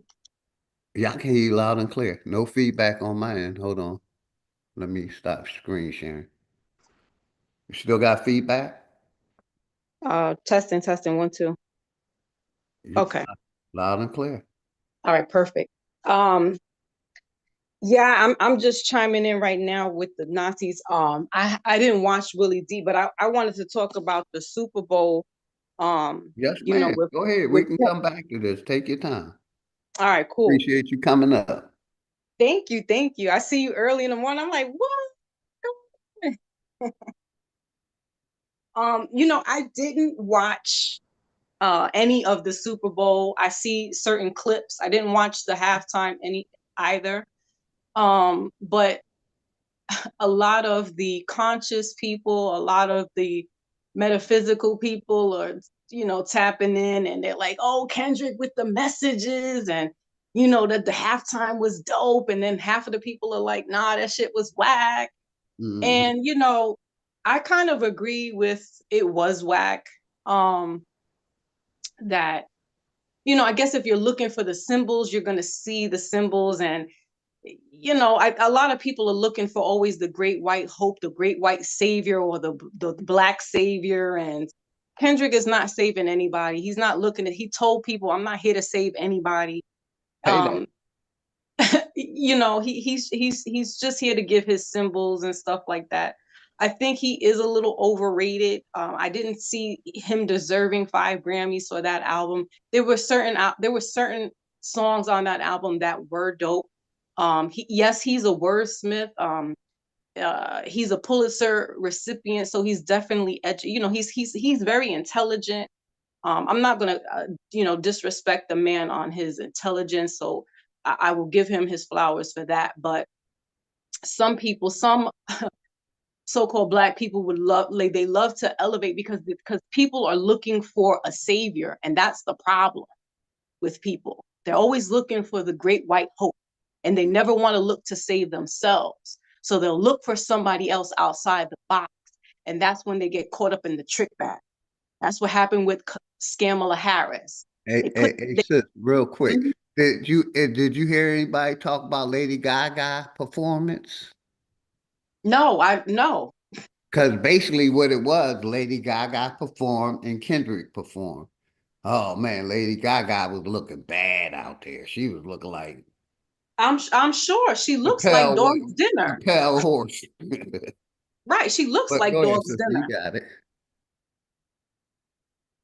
Listen, Kendrick, you know what, where he kind of failed me at was in the last, and I know I'm gonna get stoned in the chat, but you know, it's an unpopular opinion of mine, and what I see through the stuff, and what I'm saying is that when we put these celebrities up on these pedestals, and I'm at fault because I put Pac up there as well, but when I saw, and it hurts me because y'all know I'm a big Pac advocate through and through, but when I saw him in the bathtub, that's when I knew. I was like, damn, Pac, you know, and we know when they in the bathtub that's that oath that they take, you know. And when I saw Kendrick, when he did the West Coast Super Bowl with Dr. Dre and them, there was all signs and symbols throughout that. He had the dog collar chain on and stuff, and I'm like, what man is wearing a you know, a necklace like that?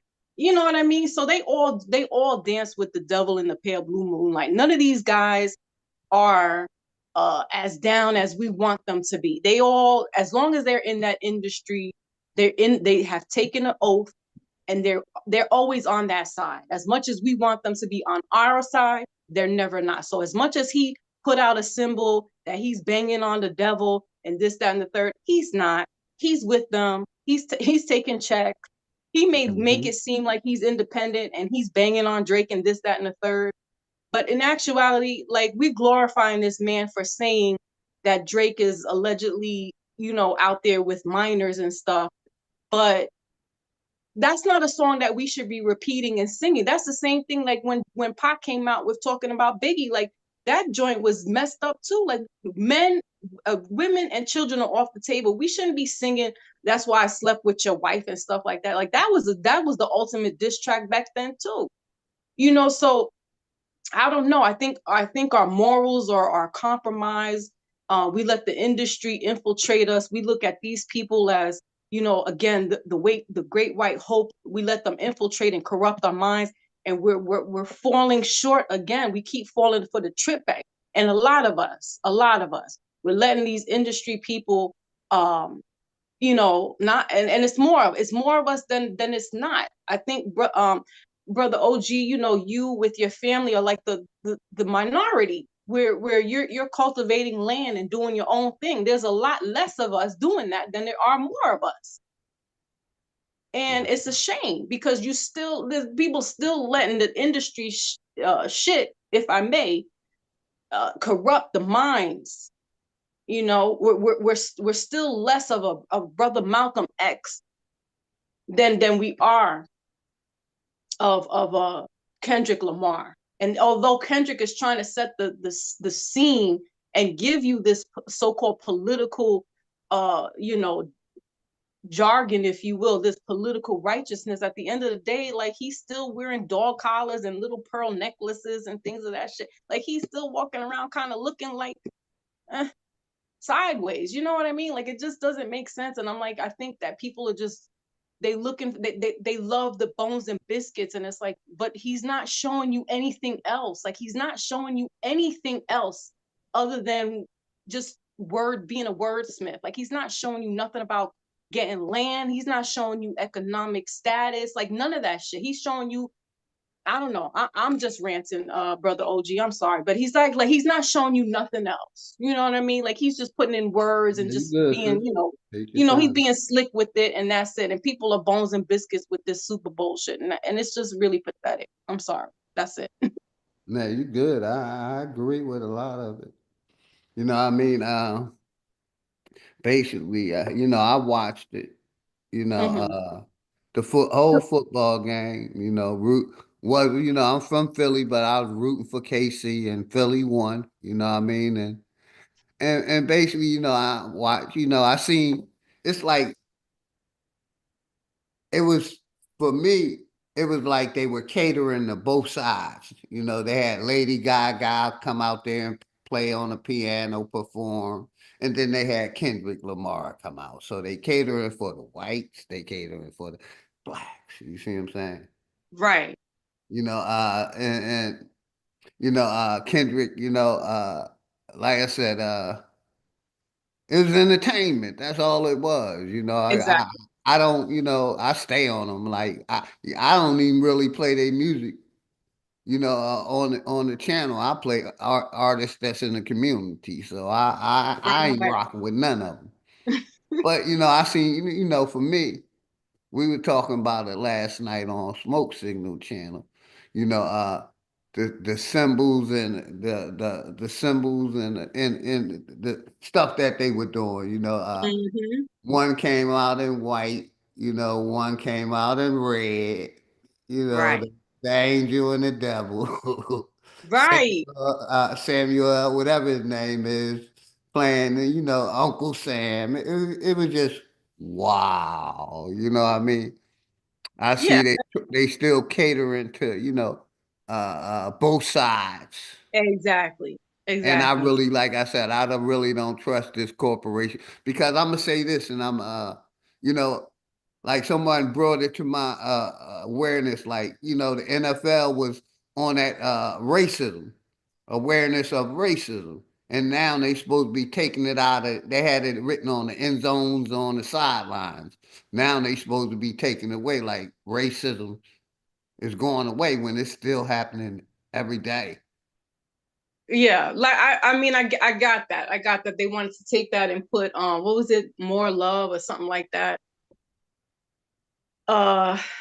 You know, I don't know. It's like a no-win situation, and yeah, they were catering. I didn't know Lady Gaga was performing. I just thought it was just only Kendrick was doing it.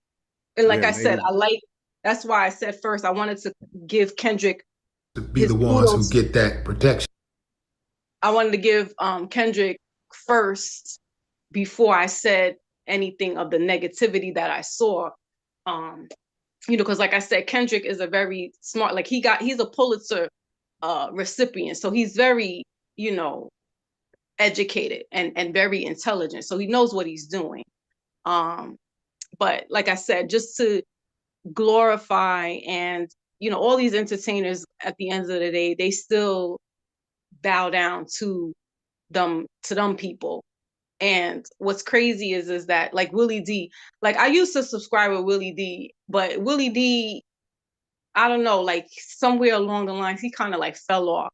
And they're like backbiting off of each other. And I'm like, y'all the old heads, like y'all going in off on each other. And I'm like, what the hell is going on? Like, where's the solidarity at? Like Lord Jamar's going in with, like, it's just crazy to see the empire starting to fall apart and topple on each other. And that's really, I didn't really start going with, looking at his videos till he brought out the one where he had Godfrey on there, and they were talking about how a lot of these migrants and immigrants really hate us, Yeah, I was watching Willie D like maybe about 3 years ago, and then I don't know, I forgot what it was that I was watching with him, and then he went sideways, and I was like, Willie D? you know, and he almost was like that Chuck D, you know, because Chuck D and Professor Griff, like I rocked with Professor Griff. And the reason why Public Enemy split up was because the white man got in between, the so-called white man got in between Public Enemy, Chuck D and Professor Griff, because they was deeming Professor Griff as the rebel rouser and the troublemaker, when Professor Griff and Chuck D was the one that brought together Public Enemy. So they got rid of Griff and they started labeling him like the Malcolm X and one of the group. Right. And so Chuck D, you started seeing Chuck D out there running with the Democrats and doing the political parties. And I'm like, word? So I stopped watching anything that had to do with Chuck D because he was running with that whole political. Meanwhile, Griff was getting his house bombed. He was getting people like all kinds of crazy like assassination attempts and stuff. And so Willie D was kind of like on that Chuck D type stuff. And I was like, you know what? Like, I don't know what's going on anymore. Like things are just I stopped rocking with him because I was almost ready to go join that movement that they had. You know, I was ready to go, you know, and I'm glad, you know, I didn't, you know, and I'm glad I took a thought about it and never went because that shit it didn't turn out good. What yeah, was see, I don't know what it was, but we got to be mindful because I forget the name of it. But let me Brother shout OG, out we would have been like, what happened to Brother OG? Like, what? Get caught up in mess. I think it was the group that they were forming, and it's supposed to be a black militia. Yeah. I know what you're talking about. Yeah, about 8, 9, 10 years ago, I started. I think it was the Know Nothing or no. I forget the name of the group, but I'm glad I never won. Let me shout out the chat real quick. Okay. Let's see. Shout out my brother Dre, Cobb Music, much love and respect always. American Isness. Sunset Gift, AJ Clark, much love and respect. Flat motherfucking power. Who else came in? Maybach Music, much love and respect. American Isness, my brother King. What's good, King? Much love and respect. King Ye and Jones. Man, appreciate all of y'all. And the links in the chat. Anybody can come up. But yeah, I think I was saying I was gonna go join that movement, and I think that's the one that the guy shot himself, and the police, you know, end up locking a bunch of them up. Yeah, see, and that's the other thing. It's like we gotta be careful. I think it was the Know Nothing group or No Nonsense group, something like that. I forget the name of it. I took that shit out my brain.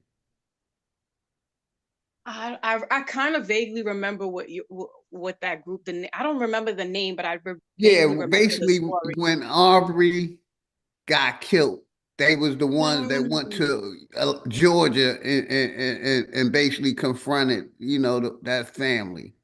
Gotcha. I just forget the name. I thought he was a part of it. Oh, Willie D? Or was it the other brother that was a rapper? It's one of them, but it's all good. I think he did go down there though. I think I remember that. There's another brother by the name of Mason. He's from the Bronx, and he's I would say he's an activist, heavy in the Bronx, and you know, some people kind of he's a rapper, but he has served time for I think gun possession and stuff, or attempted. Don't quote me on what his why he was locked up, but it was Thank you, Willie. Jam Master J. Thank you, Executive Session. Jam Master J, the NFA. I started to go down there and fuck with them. Shout out to Truth Over Everything. But you know, he gets a bad rap sometimes because it's almost like he's like one of the only activists that will go out and stand against certain things that have happened. And you know, it's kind of hard to be that person because some people will look at you sideways if you're doing something, and it's almost hard to be that person and kind of live that straight and narrow life. Like you said, like the guy, you know, well, I don't know what happens and why he took himself out, the guy of the NFA. No, I think he got, if I remember, I think he got charged with a weapon and got locked up and something happened. Oh, okay. So they're trying to get him out. Yeah. Okay. I think somebody shot themselves during a parade, you know, and it was a bunch of confusion. Yeah. And I think it's a hard thing to try to get they those got locked up or something like that, and for I think impersonating a Fed or some shit. It was right. It's coming back now. Yeah. And that's the other thing. It's like that's how they'll try to get these Trump charges, you know, to try to get the leaders out. So it's almost hard to be a coalition, you know, because the powers that shouldn't be will get you up out of there.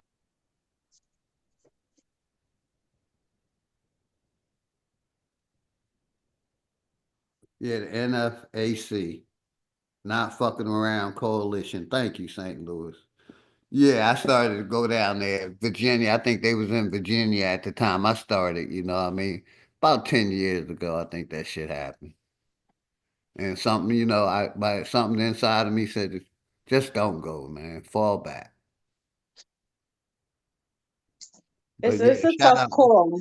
It's a tough call when you're passionate and you want to, and you feel like you want to do something about it, you know. But you know, like watching our grandparents, you know, and doing all that during the 60s, you know, that right there be letting me like, you know, like let me sit back for a minute and really think things through, because it's like, damn, you know, it's hard because these people, these powers that shouldn't be, they really on some BS.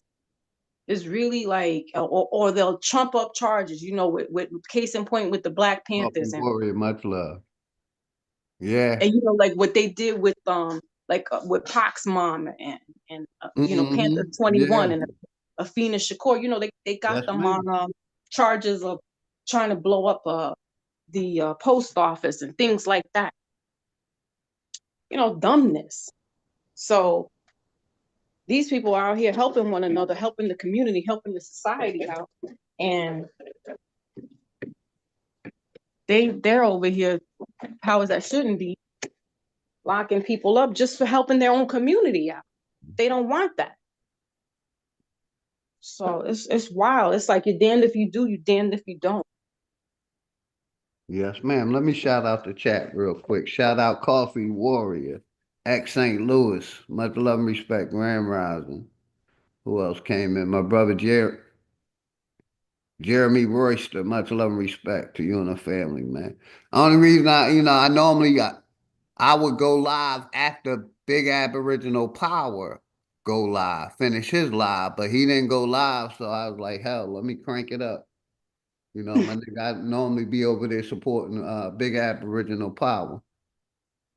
But he, you know, he took a day off. Shout out to my brother Bat. So I was like, let me crank it up early.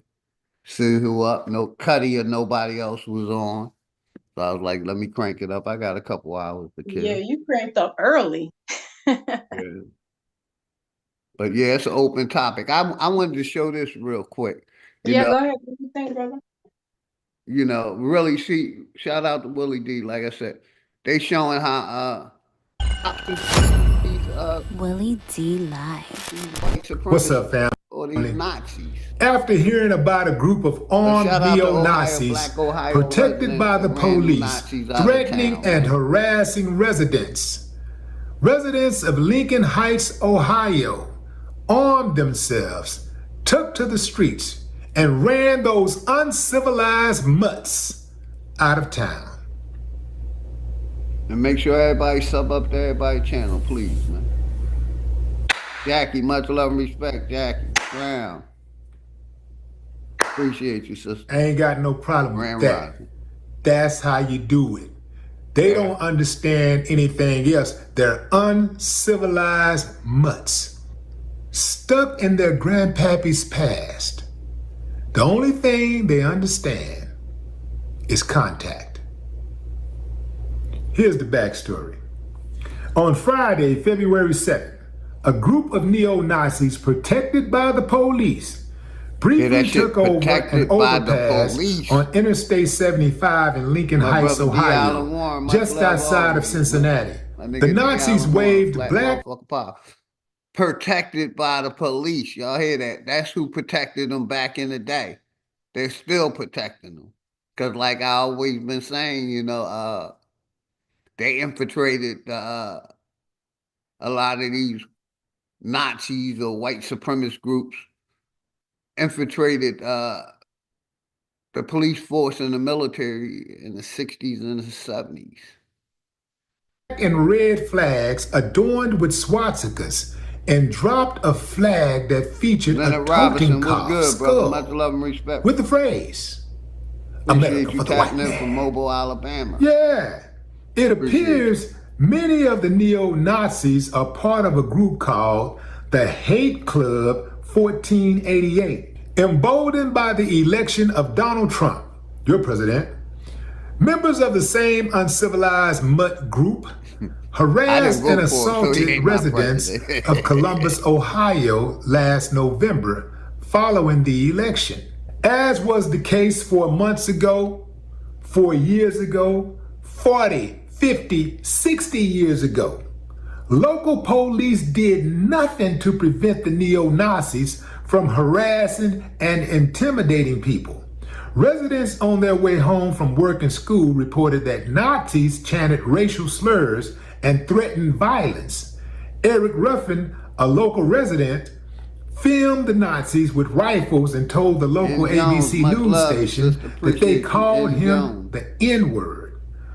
While police did nothing to stop the Nazis from threatening residents, less than an hour after the fascists gathered on the overpass, a much larger group of armed residents went to the bridge to confront the human dust. And guess what happened? Video shows the police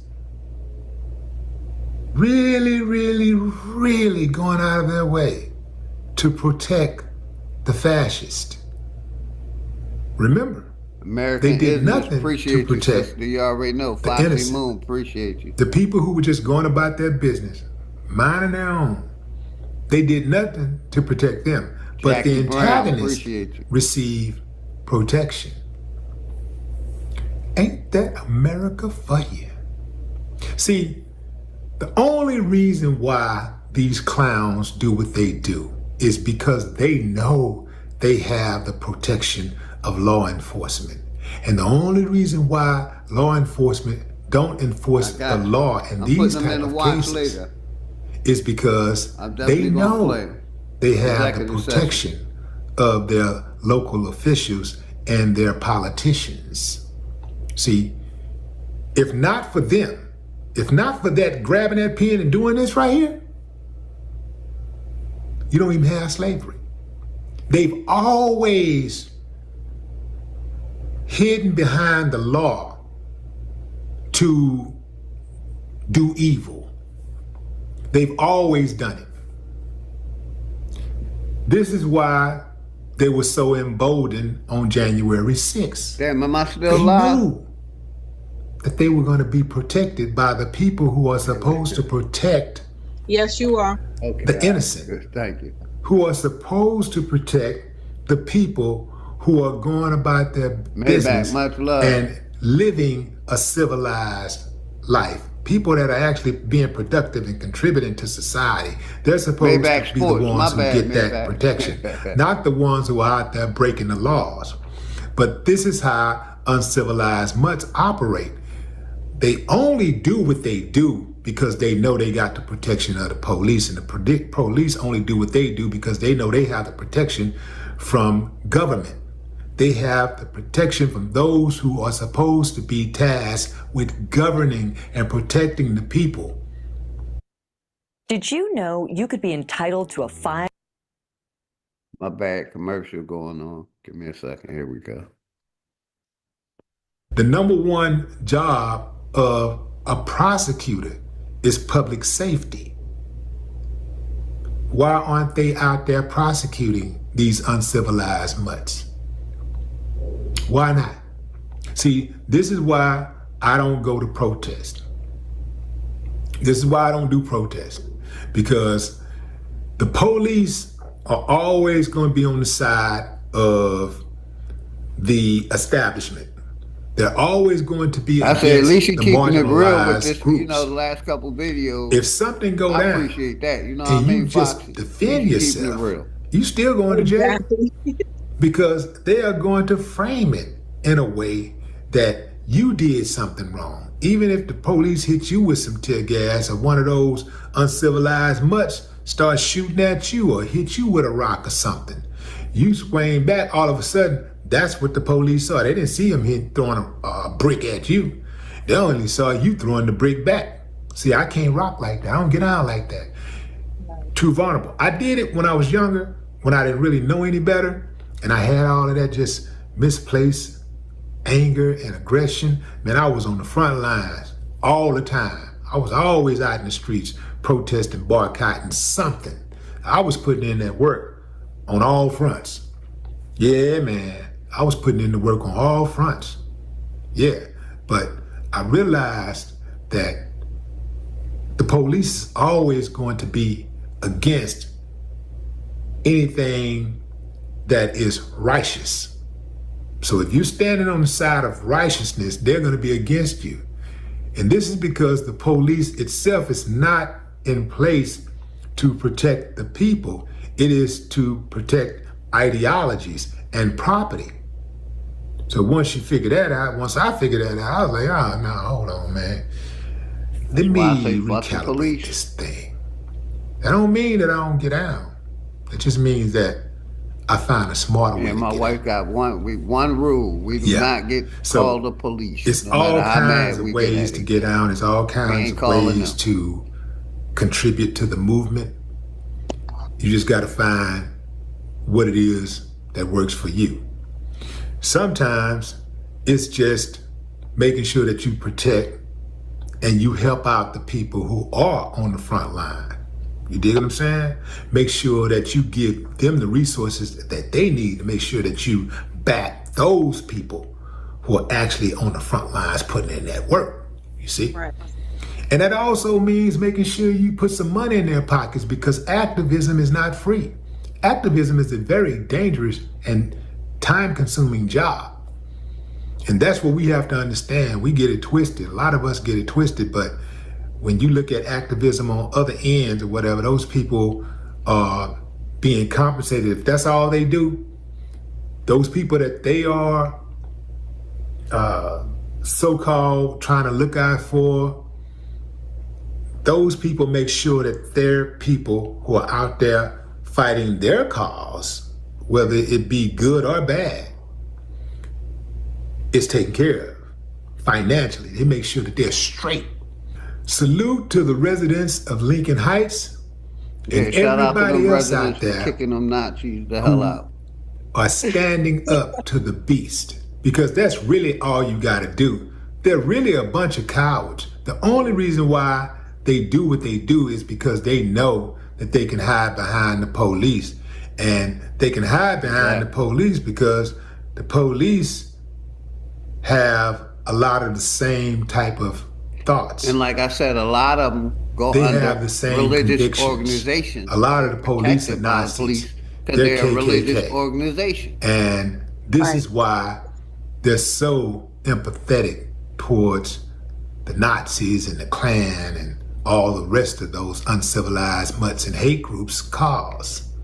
But hey, shout out to, let me finish. What say you, fam? Drop a comment. Yeah, shout out to Willie D for keeping it real with the people. You know, like I said, he called it out. You know, they're protected by the police. Then on the other end of the spectrum, we see how the police treat us. Let me go right here real quick. Where is it at? But brother OG, while you're looking for that, I wanted to just applaud Willie D for some key points where he noted that, one, he's like, listen, I'm not going to go in those trenches. Drinking warm water. Go ahead, man. Yes, ma'am. He recognizes that it's not for everybody, right? Because there's some casualties to that. he understands and overstands that these race warriors that are in there, these patrols, the people that are patrolling them, right? They're malicious, you know. So it's not for everybody. And secondly, you know, it's costly to have the soldiers out there, the warriors, meaning the people who are fighting for the causes. It's costly for them to be out there petitioning for the community. So yes, They're getting donating and locked helping. up. Need their bail paid. Yeah, All they this need their kind of stuff. bails, right? Funding for lawyers, you know, helping their families, not only the ones that are being locked up, but the families, because you know, you got to think, like, God forbid I'm locked up, or God forbid you're locked up, your wife, my husband, our children, they need to be taken care of. So yeah, helping with that, helping with time and money, you know. So yeah, those are kudos for Willie D for bringing those points up. Yes, ma'am. Like I said, I just want to, you know, I'm going through different videos. Shout out to Willie D. You know, I'm just exposing how the cops protect them, a certain group of people, but murder another certain group of people. So let's listen to this story real quick. And wait, Black and when teen did that was happen? gunned down. Oh, say it again. When did that happen? Which one? The one where Willie D was reporting on with Ohio.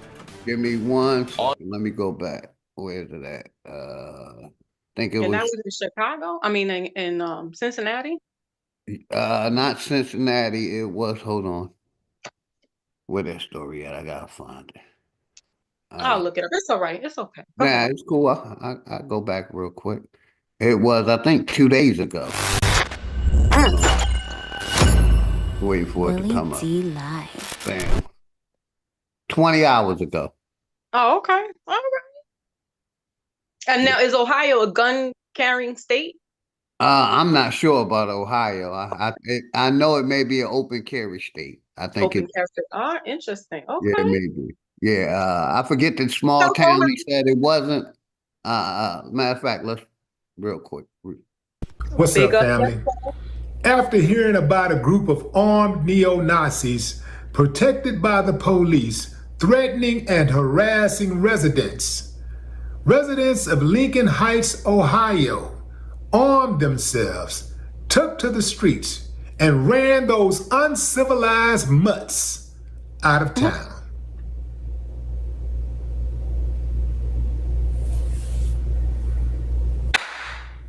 Okay, big up yourself, Ohio. I ain't got no problem with that. That's how you do it. They don't understand anything else. They're uncivilized mutts, stuck in their grandpappy's past. The only thing they understand is contact. Here's the backstory. On Friday, February 2nd, a group of neo-Nazis protected by the police briefly took over an overpass on Interstate 75 in Lincoln Heights, Ohio, just outside of Cincinnati. That's where I was trying to find out. Okay, where near exactly. Cincinnati. Okay, that's why I heard near Cincinnati. Okay, all right. Yeah, shout big out. Up yourself. Very good. Yeah, I wanted to go. Go ahead. And the other thing More is than 9 inches of pure power between his legs. The other thing is, though, Brother OG, before you jump into the video, is that it's good for us to have these law library, these law dictionaries on hand with us. I have one. I have the Barron's 3rd edition, I believe. I want to get the Black Laws Dictionary. We need to have these because these race soldiers, they all don't know their contracts that they're signed up for, and it's good to know legalese because they don't all know the codes and stuff. And when we are properly informed, then we know how to conduct ourselves and walk out here with some knowledge and wherewithal, and then we can move accordingly through the system. Because I watched a couple of videos when some people get pulled over. Now, these are people that are not dealing with the corporation. They're like sovereign, and then that's a whole different jurisdiction. But what I'm saying is, even if you're not a sovereign and you're still operating in the corporation, it's a good way to just know certain terms and certain terminologies to use with these people, because some of them are itching to get their quotas in, and you know how to you just got to know how to conduct yourself with them. And when we're giving them a certain attitude and things of that nature, that just sets them off. You know what I mean? So when we know how to use their lingo, they know how to just back down, and then it's okay.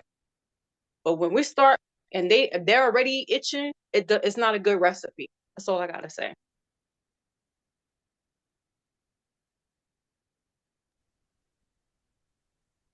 I'm gonna Make look sure this my mic on. Ohio guy. Yes, ma'am. I agree exactly with everything you said. We gotta learn that law and know when to hold them and when to fold them, like they used to say. Shout out to sponsor, my brother Ant. Good seeing you. Much love and respect to you and the family, man. This next video, it says cops are exposed after gunning down unarmed black teen. Family wins $19 million. Let's listen to this story. My condolences to the family. That 19 mil will help out, but it never replace, the loved one. And that's what happens. We get a financial remedy, but it ain't never no changes in what these race soldiers do. Of a black teen that was gunned down by the police, awarded $19 million. Let me take you to that scenario. Put up the picture full mass of a young man who still should be with us, but is not. A St. Louis jury has awarded nearly $19 million to a family of 18-year-old Mansour Bal-Bayan. Mansour was shot and killed by two St. Louis police officers in 2015. He should not have been. During the 2015 raid targeting guns and drugs, officers claimed that the young Mansour aimed a handgun with an extended ammunition magazine as he ran out of the back door of a home on Walton Avenue. Mortally wounded, Mansour ran from the back yard of the home through a gangway to an adjacent front yard, then collapsed dead. He was pronounced dead at 18. My nigga Ant, His pistol, allegedly in his possession while running, was later found in the backyard near a dumpster in an alley. Officer Richard Booker Jr., an off-duty cop for the city, who witnessed the chase and heard the fatal shots, testified that Mansour actually tossed the weapon there. However, Mansour collapsed in the front yard immediately after being shot in the back by Chandler, which proves he was actually unarmed at the time. He was unarmed at the time he was, in fact, murdered, in my opinion. DNA proves it was not fired at that time, however. Okay? Now, quote, Attorney Jack Waldron said, quote, he was running away. He was running away. The attorney said this in his opening statement, pointing out the gun was found 164 feet away from where Mansour died. Quote, he was unarmed and he was no threat to anybody. End quote. The officers who opened fire are white and are identified as Ronald Vaughn, 29 years of age, and Kyle Chandler, 33 years of age, who fired the fatal shot. Both graduated from the police academy together in 2008. Put up the circuit attorney. Her name is Jennifer Joyce. So Jennifer the circuit attorney declined to charge the officers, stating there was, quote, insufficient evidence to prove beyond a reasonable doubt. This was her exact quote, insufficient evidence to prove beyond a reasonable doubt. Stop there. When prosecutors utilize that phrase, understand that is coded language to let you know the fix is in. Why? Any first-year law student will tell you a prosecutor's job is not to charge a case based on the expectation of a reasonable doubt that a jury may or may not consider. You see, that's getting ahead of their own bias. Their bias is prosecutorial. Their job or their oath is to uphold what? Justice. So perhaps if somebody commits murder, but you know they're so popular with the community, they would never be convicted, a prosecutor can just say, well, we don't believe that the evidence would support a conclusion based on the reasonable doubt standard in criminal court. That would be insane, would it not? Put a picture back up. So when you hear that term, when you hear that quote, wow, insufficient evidence to prove beyond a reasonable doubt. They didn't say they don't believe the cops did it. They're not saying they don't believe these cops are guilty of anything. How many press conferences have been held where the prosecutor or the police chief, they clearly say who they believe is guilty and they say nothing about a potential jury. So that this monoatomic gold super manifestation method isn't for people. Commercial. Here we go. Quote was proof of what was happening. So she says insufficient evidence to prove beyond a reasonable doubt that they did not act in self-defense. In a statement, Joyce explained that there was, quote, no independent, credible witness that could be put in front of a grand jury or regular jury who contradicts police statements. She said in 2016, adding, quote, none of the other witnesses had a clear view at the moment when Mansour was shot. Ma'am, you sound like a damn defense attorney talking about the credibility of one human being as opposed to the other. You really believe that cops have that much strength in their testimony in front of a jury today? Their testimony is so, let's just say, fluid at best, up and down, that a police report is not allowed to be entered as evidence in a criminal trial. Now, in 2020, it's called hearsay. The cop has to testify to it themselves. In 2020, the victim's father, Dennis Bell-Bay, filed a wrongful death lawsuit against the officers. Once again, extrajudicial remedy by the family.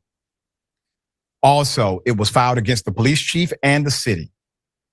On Friday, a jury awarded Mansour Bell-Bay's family $6.25 million in their wrongful death suit, plus $12.5 million in a punitive damages suit, totaling $18.7 million, according to the attorney, Javed Kazili.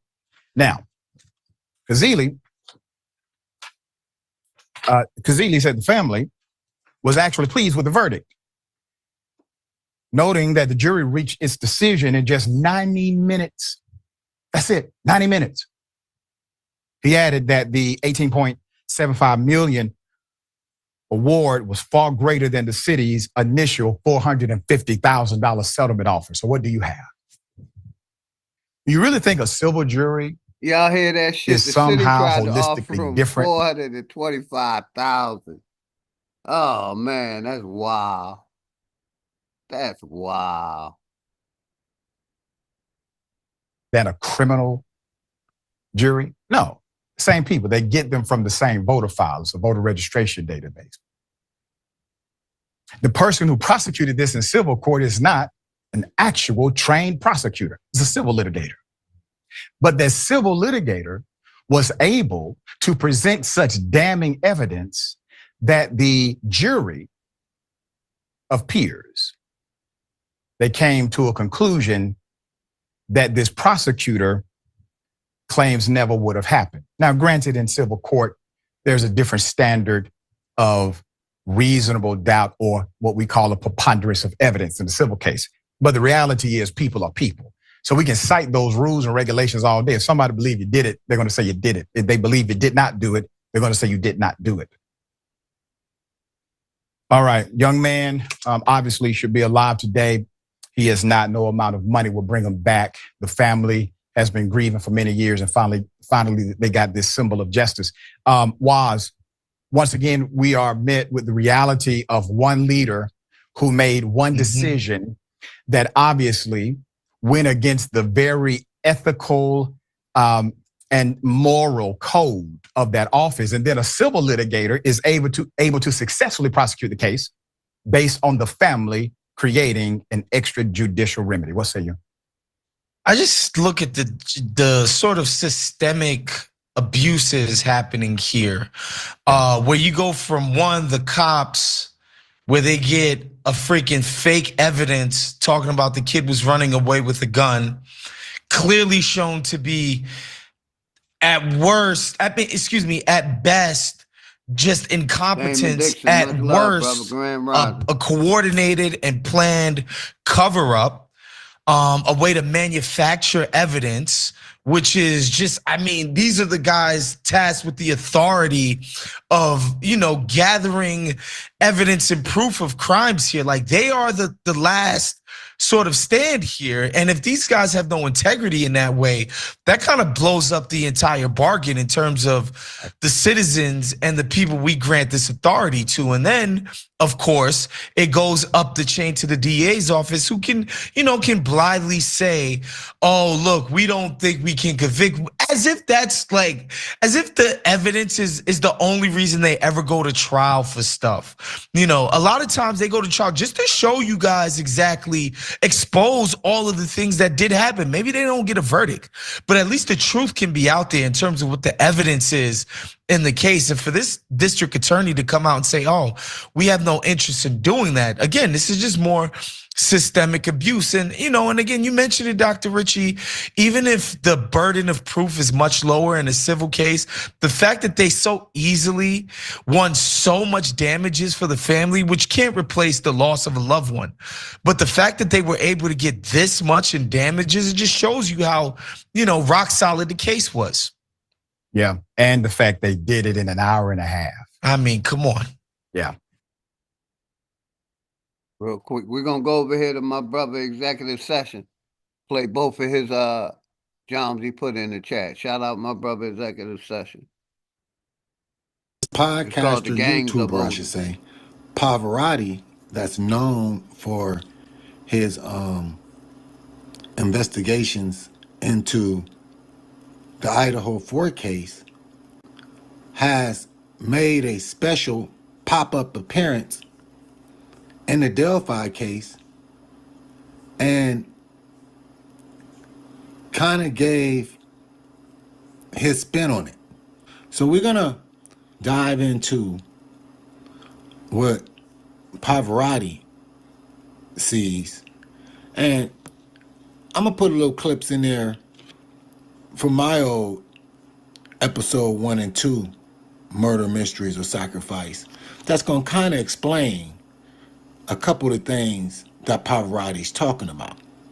Now, let's get into it. I've actually studied deeply into Odinism.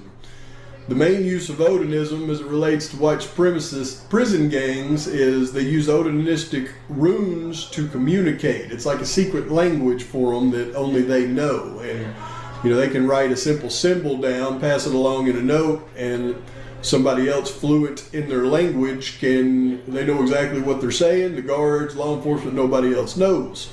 Like in 1902, there was this Austrian mystic named Guido von List. He had a surgery back in, like I said, 1902 on his eyes. And so he was blind for 9 months to a year or something. And of course, according to him, his third eye was open and he was able to decipher a bunch of ancient German runes and come up with a modern system that a lot of the white nationalists and neo-Nazi cult and pagan groups used to this day. Richard Allen's defense team is saying that the people that committed this crime are associated with these groups. Richard Allen's defense team is also saying that there's 5 guys that the police interviewed and already cleared that are part of neo-Nazi cult groups and white neo-Nazi white nationalist gangs. Richard Allen's defense team is saying, hey, shout out my that Philly these brother, members are part of Vinlanders. Vinlanders is a neo-Nazi my group brother Lieber, that is a much love and spinoff respect, brother, of a much larger skinhead group called Hammerskins. But once you get outside of prison, the Odin gangs, they still persist. shout out to executive session. We're gonna play the other video. Murder Mysteries or Sacrifice episode 1. Executive sessions in the building. Tonight, we're gonna discuss a murder mystery that's been sweeping across America. Now, Flora, Indiana, in November of 2016, 4 little black girls was murdered in a home fire. Kiana Davis, 11 years old. Kira Phillips, 9 years old. Kira Lee McDonald, 7 years old. Kiana Welch, 5 years old. And the links in no the one chat. survived Anybody that fire welcome to come up. but the mom. The links in the chat. Originally, that fire was undetermined. And there was a lot of insinuations going around that if the mom was neglectful or had anything to do with it. Well, let's put that to bear right now. The mom is not a suspect and is not to be known to have anything to do with this. But May 25th of 2017, Homeland Security ruled that this fire was not accidental and it was intentional. New investigations had to open up. There was a lot of questions going on about why this was ruled undetermined. A lot of officials began to resign, including the Carroll County prosecutor, Robert Ives. They brought in a new fire chief, Todd Trent, a new county prosecutor. Now, there was a lot of rumors going on in this town. So what the mom did, she brought in her own private fire investigator. His name was Mike Vergon. Now Mike, he also concluded that this was no accident and that this fire was set intentional. Now he never quite offered up where he thought it started or if it was going after anyone or something like that, because he didn't want to get involved or impede the investigation. But he did say that an accelerant was present.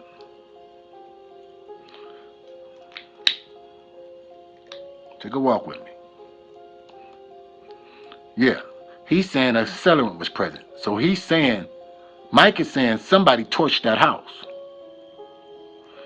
Now, allegedly there's a lot of rumors going around in that area about neo-Nazi and white supremacist gangs and social clubs and a lot of pagan and cult behavior in these areas. We'll leave that right there for now. Less than 10 miles away, there's another city called Delphi, Indiana. And in February 2017, 2 young girls was murdered. Abby Williams, 13 years old, and Libby German, shout out 14 executive years session old. for doing this work.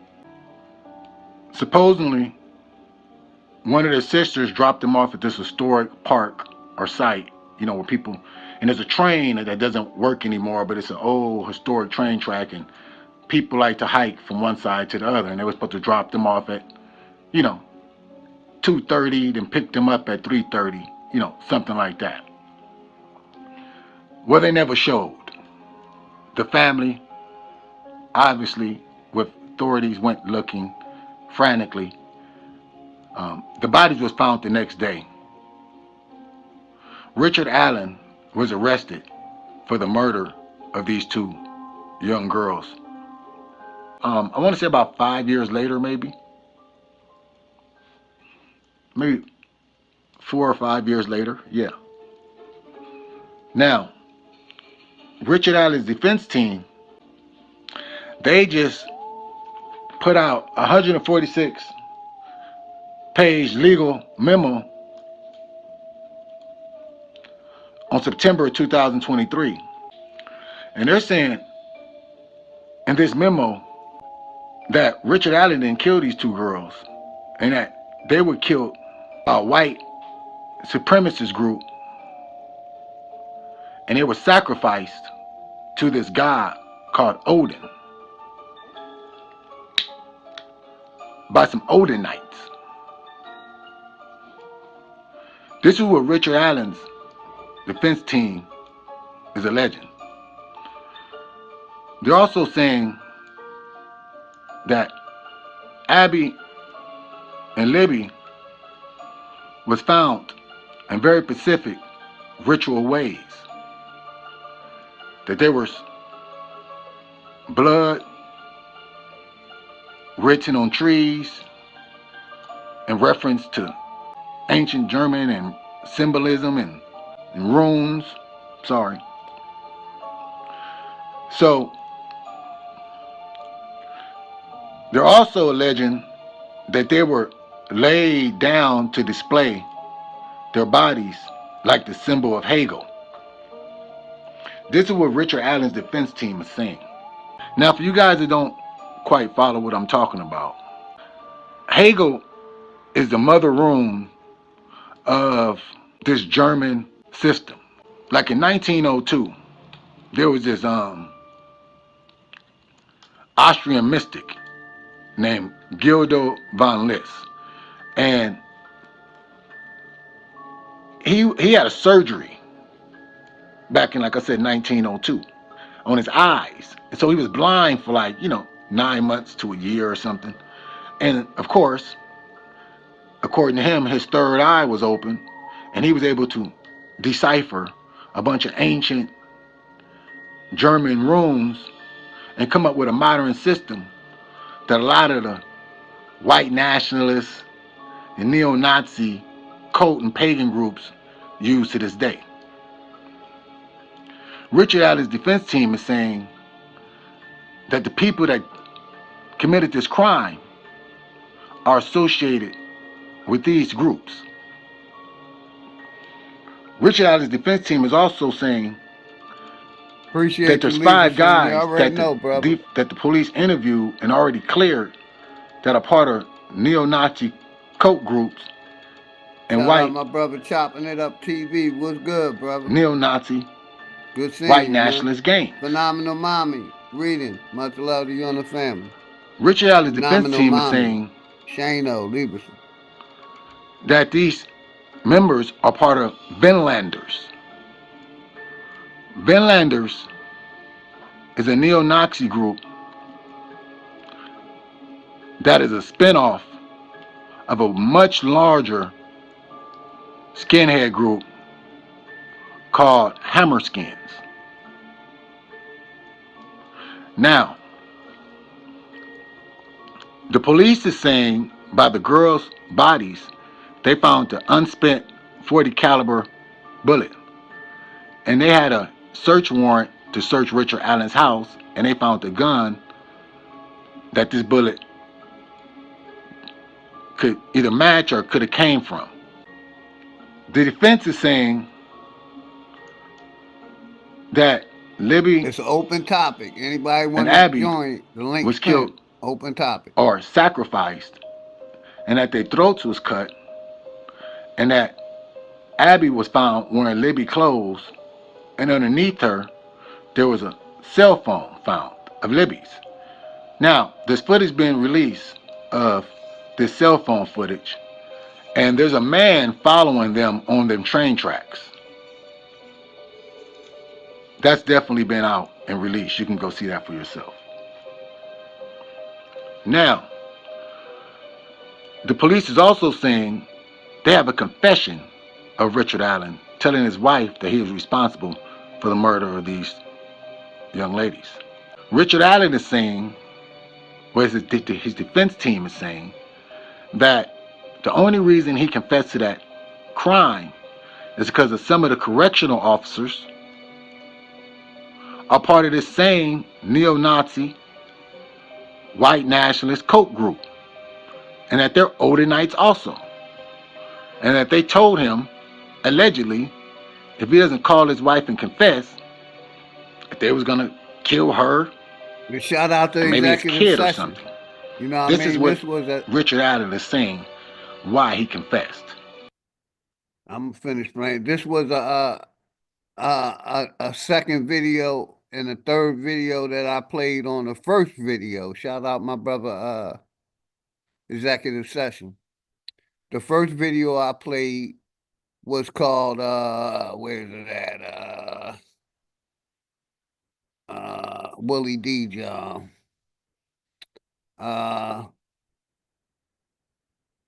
Where's it at? I'll find it. But yeah, it's about a neo-Nazi group. You know, that they ran out of a certain city in Ohio. I review that one in a little while. Let's finish this. Shout out executive session, the work he's doing. Richard Allen is also saying that of the 5 people that he named that the police interviewed and already cleared, that one of them has a son named Keegan Klein. And the defense team is saying Keegan Klein had a fake social media account called Anthony Shots or something. And that he used that fake social media account to have contact with these girls and other girls also. Maybe, allegedly.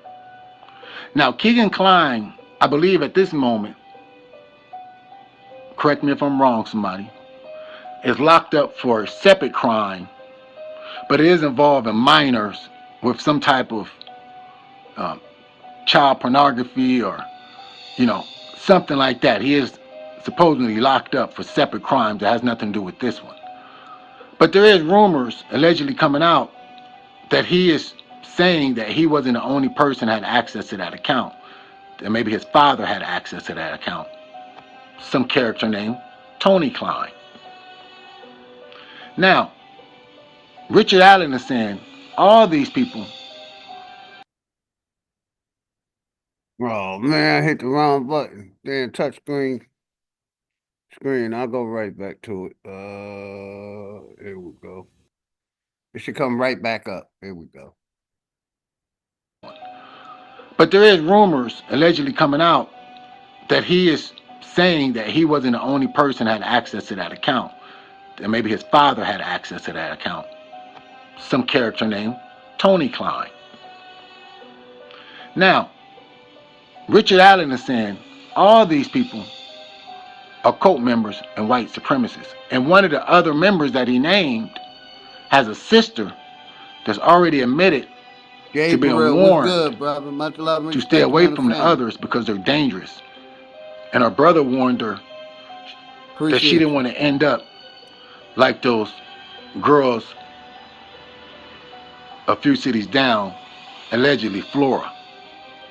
Now, in Flora, Indiana, that crime was never solved in 2016.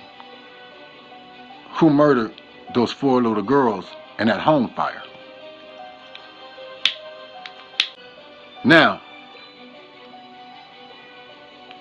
Richard Allen's defense team is saying that the police used mixed up information to get a search warrant, and they're calling for a Frank's hearing. Yeah, Frank's hearing. Now, a Frank's hearing is when you ask the judge to look at the way the police collected any evidence of saying I'm guilty. So he's basically saying that the police had a witness that identified somebody that looked different than him, had another witness that sketched out or identified somebody that looked something different than him, and that the police took these two different witnesses and mushed them into one person, which would be him. He's also alleging that he wants a Frank's hearing because one of the witnesses said they saw an old school car, you know, like a Skylark or I don't know, one of them old school cars.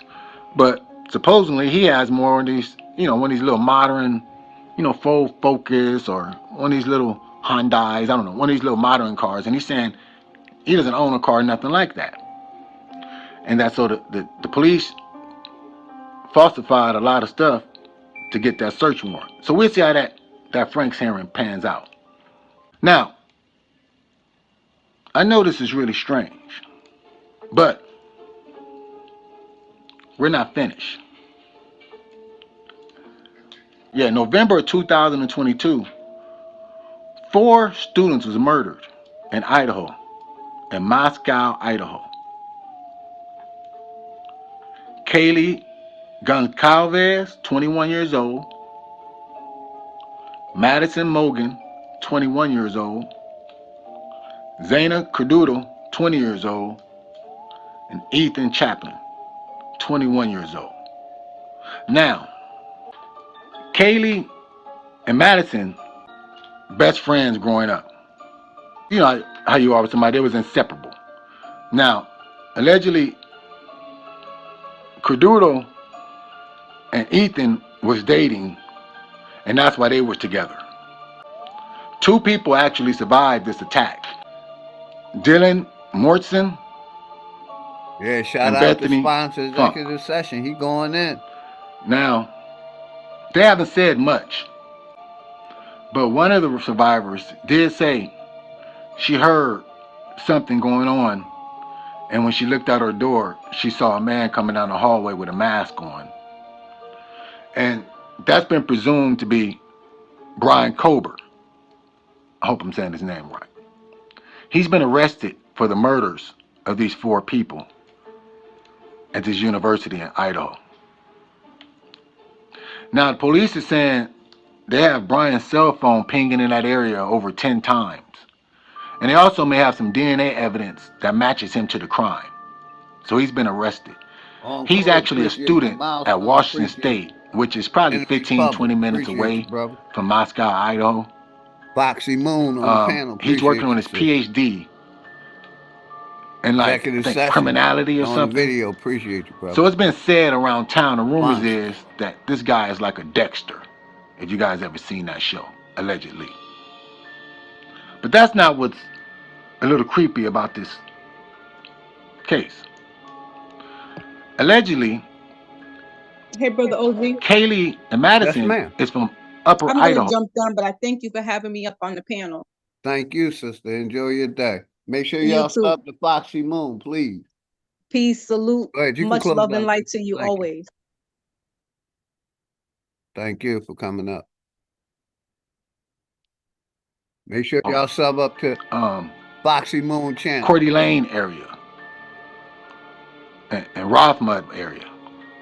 Now, for you guys who don't know, that area back in the 70s and 60s, it is the Pacific Northwest period, but particularly that area of Spokane to Moscow to Coeur d'Alene up to Alto. You know, that whole area is known for, like, you know, super conservative religious beliefs, and also a lot of pagan cult, satanic religious beliefs back in the 70s and stuff. Rest in peace to the young lady Deborah who lost her life, what is that, in 72 or something, and that school teacher Lana, who lost her life Links also in in the like chat. 74. Anybody can come up. Rest in peace to them also. But anyway, these Kaylee and Madison was from that area up there. Now, allegedly, Kaylee's father has a brother that's doing 20 plus years or maybe life in jail. I'm not sure. because Good seeing you, he brother. assaulted somebody and Much they wind love and up respect. Everything's dying been from a good, head brother. trauma. Yeah. I know you've been falling back, man. Good seeing you. Always. Everything good over here, good brother. Everything good. Appreciate you tapping in. Now, normally this wouldn't be brought up in this I modded conversation. you up, brother. But the guy who died, his son, like into the 420 world. I wouldn't know if he's a vendor or a trimmer, but he's into the 420 world up there, allegedly, according to his social media post. Now, anybody that's familiar with the 420 world, anything from Northern California through Oregon up through Washington, when you're on the Oh man, I did it again with this damn touch screen. What if recording high-quality content, It's almost finished. Sorry about that touch screen, y'all. My bad. The 420 world, I wouldn't know if he's a vendor or a trimmer, but he's into the 420 world up there, allegedly, according to his social media post. Now, anybody that's familiar with the 420 world, anything from Northern California through Oregon up through Washington, when you're on the grounds level, yeah, I mean, everybody's everybody. But once you start going a little deeper and you start meeting the vendors and the growers, yeah, you're dealing with a lot of white supremacy and a lot of Aryan Brotherhood type, people that don't even deal with, yeah, you will have to deal with the vendor that deals with, yeah. So that kind of activity is known up in that area, especially in the 420 world. That's P. just a Allen, side. appreciate you So hiking. the victim who died by the uncle of Kaylee, his son has a cousin or friend, allegedly, nobody's quite sure whether it's a cousin or a friend, that's either that hangs out or has residence up in Alto, Idaho.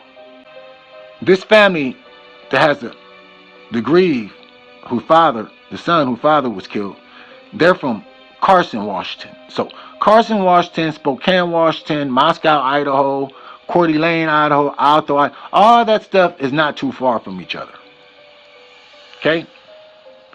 So supposedly he has a cousin that's, has residence or is up in Alto, Idaho.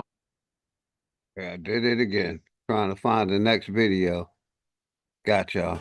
Let's go back. On Sunday. It's almost finished. Shout out my brother, Executive Carson, Session. Washington, Spokane, Washington, Moscow, House of Idaho, Nathan, what's good, Coeur d'Alene, brother? Idaho, Where Alto, Mo Reed? all that stuff is not too far from each other. Okay? So supposedly he has a cousin that's, has residence or is up in Alto, Idaho. Now, I'm not saying they knew these girls in no way at all. That's not what I'm saying. I'm just saying that's a small coincidence. Now, the biggest coincidence is that there's alleged rumors that this cousin of his wears paraphernalia and has tattoos of Odin symbolism Make on sure his y'all body, go check out my brother Executive Session particularly on his page, hands. man. And there's rumors, allegedly, that he's an Odinite. So I thought that was some real strange, different information to trickle into this case. I'm not saying that any of these cases have anything to do with each other, from Florida, Indiana, to Delphi, Indiana, to Moscow, Idaho. Information to trickle into this case. I'm not saying that any of these cases have anything to do with each other, from Florida, Indiana, to Delphi, Indiana, to Moscow, Idaho. Maybe they do have something to do with each other. Maybe they don't. But I just think it's strange that in 2016, 4 little girls lost their life in Florida, Indiana, to a fire that was intentionally set. 2 little girls, 3 months later, in Delphi, Indiana, lose their life, allegedly to seems like cult-like behavior. And then we got 4 students in Idaho, Idaho, being murdered, stabbed to death in their sleep. Now, I wouldn't call that cult-like behavior, but I wouldn't call it a stretch to. But what I would like to do is thank you guys for taking this walk with me. I thank you guys for taking this walk with me, and we'll be back for an update, and we'll see how these cases go. Hey, shout out to sponsor executive session. He gave me that one to add on to, I'm going to show y'all the story that I was talking about Willie D put out. Amazon hates this, but there's nothing they can do to stop it. Just to show y'all, we're talking about, Nazi, white supremacists, hate I haven't been groups. able to take my eyes off my husband's pants since he tried this. Here go the story of Willie D. I'm just going to show it real quick to show you why executive session gave me that information we were talking about. Shout out What's up, to family? Ohio. After hearing about a group of some our people ran these neo-Nazis out of their town, and executive session gave me that video to tap into, to basically, tap in with the subject. Appreciate you, executive. I don't know if I'm gonna go to this video next. I may do this for another time, but I'll probably, I'm gonna save this video for another day. Boule, the black face of white power.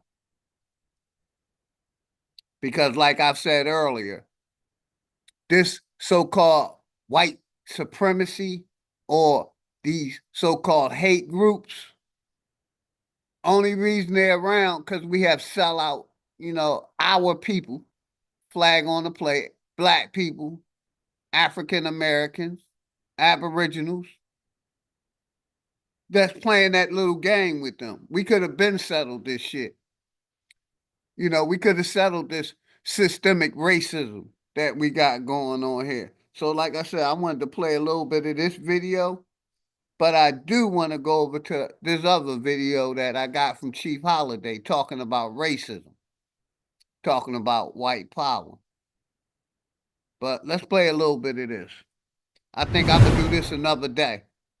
The black face of white power. Shout out to UBTV. We're going to do about 10 minutes of this. I always thought, and I'm going to come back to it, that the one who spreads the fear is as guilty of perpetrating the negativity as the one who allegedly does it. Christopher, Grand Rising, brother. Much love and respect to you and the family, Christopher. For you and the family good, brother.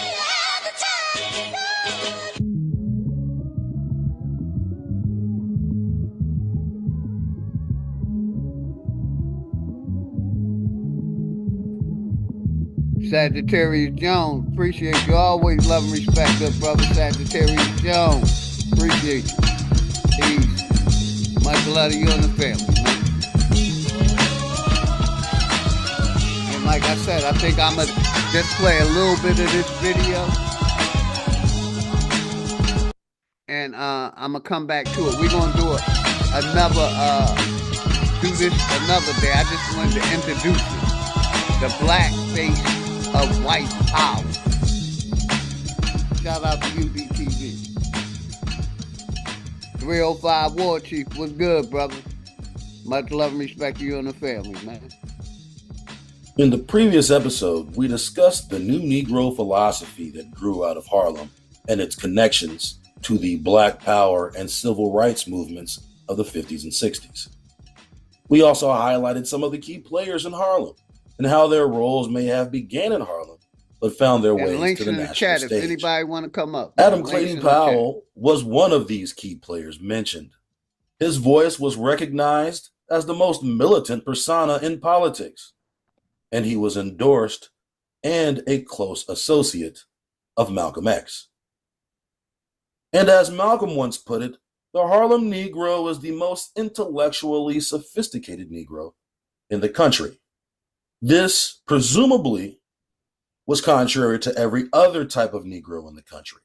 but especially the Southern Negro, who was seen by many urban Negroes. I'm going to let y'all decide. We can replay that one, or we could talk about this one right here. This the one I really want to play. Feeling my husband with 8 inches was like reliving our first time. Thanks to the salt trick, he makes me gush like a broken pipe. And just last month, I was ready. This one is called White. I'm sure you have. Bold white professor tells white congregation that they are the problem, not black people. Shout out my nigga Smoke Signals. Power to the motherfucking people. Much love and respect, my nigga Smoke. Put a 1 in the chat if y'all want to see UBTV, or put a 2 in the chat if y'all want to hear what this bold white professor talking about racism. A 1 or a 2. 1 for UBTV, 2 for white professor. Appreciate you, Smoke.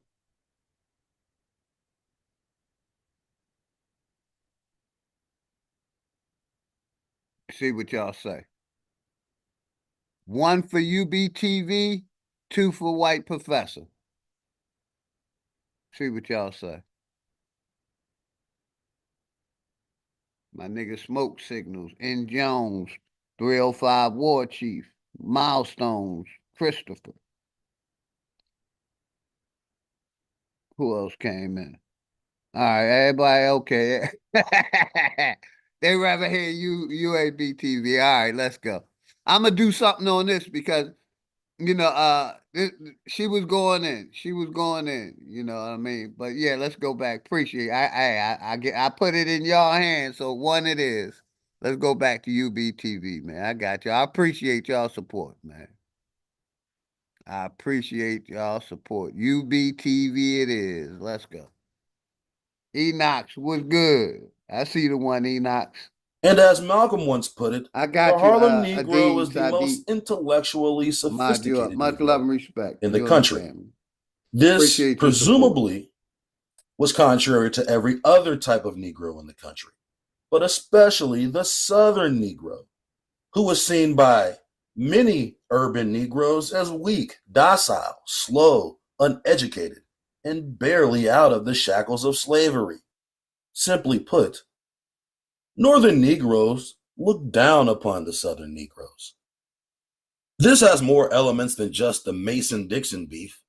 The philosophical dichotomy between the Northern and Southern Negro would set the stage for the Civil Rights Movement, but ultimately, it would be in the South where the biggest battles were fought. In this episode, we detail the era between Day One sponsor. I appreciate you, Executive. You already know, my brother. Sponsor from day one. Appreciate you, brother.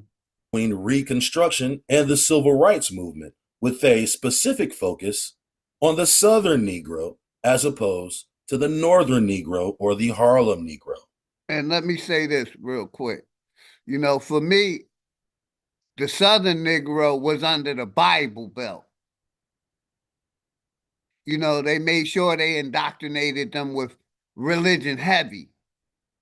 And the Northern Negro was indoctrinated with education, but along with religion. So both Negroes, the Southern Negro, we know the Bible Belt, the Northern Negro, the educated Negro. You know, it's still under religion. You know, but I feel like they did the Southern Negro a little worse than they did the Northern Negro. Shout out my brother, Focused Minds, much love and respect to you and the family. Let's go. We also detail a brief history of the Ku Klux Klan and how they played a key role Charles Johnson, in the Civil Rights Movement of the 50s and 60s. Michael Harris, Charles In comparison Johnson, between the Northern and Southern Negroes, the Northern Negroes mostly had Southern roots, but had moved to the Northern cities following Reconstruction, leading up to the Great Migration. The majority of the so-called Black population that lived in the South were actually enslaved indigenous people who had been conquered throughout colonization. These indigenous people would later be classified as African Americans, without any evidence that these millions of people were ever connected to the transatlantic slave trade. He said? Let me rewind that back. That was a Fendi fact. Let's go. In the civil rights movement of the 50s and 60s. In comparison between the northern and southern Negroes, the northern Negroes mostly had southern roots, but had moved to the northern cities following Reconstruction, leading up to the Great Migration. The majority of the so-called black population that lived in the South were actually enslaved indigenous people who had been conquered throughout colonization. These indigenous people. Bam! And they try to act like it wasn't no indigenous people here in America. Let's rewind that shit back like 10 seconds. Let's go. I might have went forward.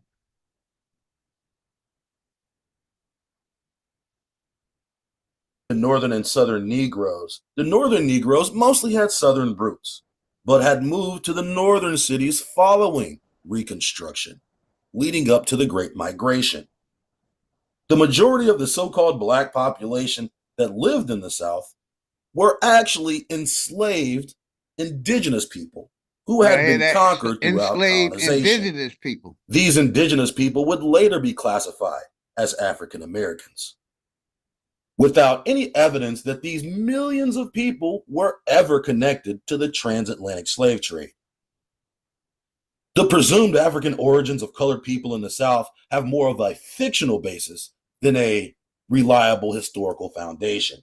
Damn, shout out to UBTV going in. He said the slave narrative is more fictional than real. Let's hear that shit one more time, man. Shout out to UBTV. One more time, man. The majority of the so-called black population that lived in the South were actually enslaved indigenous people who had been conquered throughout colonization. These indigenous people would later be classified as African Americans, without any evidence that these millions of people were ever connected to the transatlantic slave trade. The presumed African origins of colored people in the South have more of a fictional basis than a reliable historical foundation. Y'all hear that shit? As we have mentioned in several past episodes. Y'all hear that? The so-called African blood is almost always Indian blood. There is no documented evidence that in the transatlantic. Bam! That bull going in. He said that African blood is really Indian blood or nigger blood. Let's go. Let's rewind that shit back one more time, man. I'm glad y'all did get me to play this one. The presumed African origins of colored people in the South have more of a fictional basis than a reliable historical foundation, as we have mentioned in several past episodes. The so-called African blood is almost always Indian blood. There is no documented evidence in the transatlantic slave trade that could account for the overall population of so-called blacks in the South. This is the biggest hole in their African My bad, I didn't see you. How did all of these Africans arrive into the Deep South? My bad, I didn't see you up there. Through what port did they arrive? New Orleans? Biloxi? Did they arrive in Charleston and then trek across the entire continent? What series of voyages recorded in the transatlantic slave trade database documents the over 4 million blacks in the South originating from Africa? These are just a few questions we will attempt to answer. Let me know when you may pause it, Jackie. Much love, sister. How you doing this morning? Conditions for colored people in the South were always highlighted by a myriad of government and private schemes. Got you, Texas. Appreciate you. He said, I'm listening, Big Dog, Philly OG doing my change or my machine, OG Trail. Appreciate you. Appreciate you, brother. Much Jackie, love, beloved family. Much love and respect, sister. How you doing? Much love to the chat. Power to the people. Power to the And thank you for having me, Big Dog. I'm so enjoying the show. I just want to chime in a little bit. and say that these are topics that's important to our community. So why have we stopped talking about them? Ever since Trump has been in office, while focus is on bush stuff that he is doing that don't necessarily affect us as a whole in our community. Us being recognized as the original Americans is very, very, very, very, very important so that we can put emphasis on the Americans, that we are in our homeland and we deserve the best while we are in our home entertaining guests. Why aren't we talking about this? Why are we talking about the transgender laws that Trump is coming up with and all the stuff that Trump is doing with metaverse and Bitcoin and all of these technologies and all of this stuff about worried about these people that they want to distract us, seeming like they making arrests or they making concerns or leadways in corruption or ending corruption when we know it's not true because we have not seen not one person be arrested. And we know that the millions and billions of dollars that they're claiming that they are unfolded, there are big names behind that. And we should definitely know who these people are and definitely see charges. And we not even that's important to us. What's important to us, to me, is getting our reparations and restoration and our village and our community and being recognized as an American and apologize to for all the corruption we face, all the racism we face, all of the identity crisis that they are trying to put upon us. And we know, we see exactly what they're doing and we forward the plan because we know who we are. Peace and love, family. I'm right here. I just want to chime in.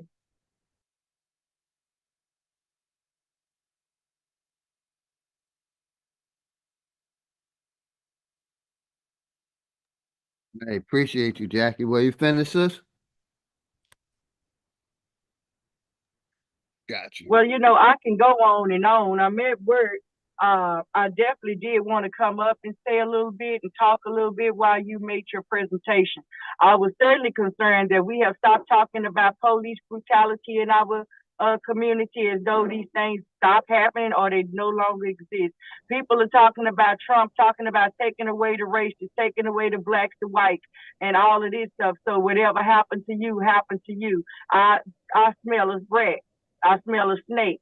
They have been doing us corrupt under the title black. So we don't need them to script us from our title that we have been discriminated upon and history and reports been made upon such title. To give it away and say that I just want to be like them. They are foreigners. The difference between us and them is they are foreigners. So whatever laws they're making for them, we don't need to be trying to take those for our own, but and try and get our own established as the original, foundational American.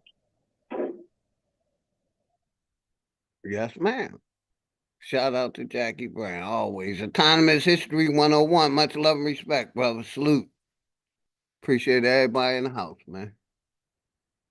Teams looking to steal indigenous land. This ultimately led to the skepticism Americans had in dealing with the government, which is also a primary reason why some... You know, people, when I say... Just what the brother just said, how people been skeptical of the corporation working with doctors, going to these hospitals. You know what I mean? People act like I be exaggerating. Now, I'm glad he said that shit.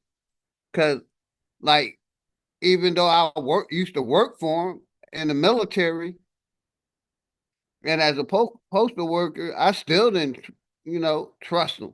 And once I really realized what was going on, that's why I say I'm not voting. I'm for self-governing. You know what I mean? Because my family never did trust them. Let's go back. They arrive in Charleston and then trek across the entire continent? What series of voyages recorded in the Transatlantic Slave Trade Database in the military documents the over 4 million blacks in the South originated from Africa? These are just a few questions we will attempt to answer. 10 toes down.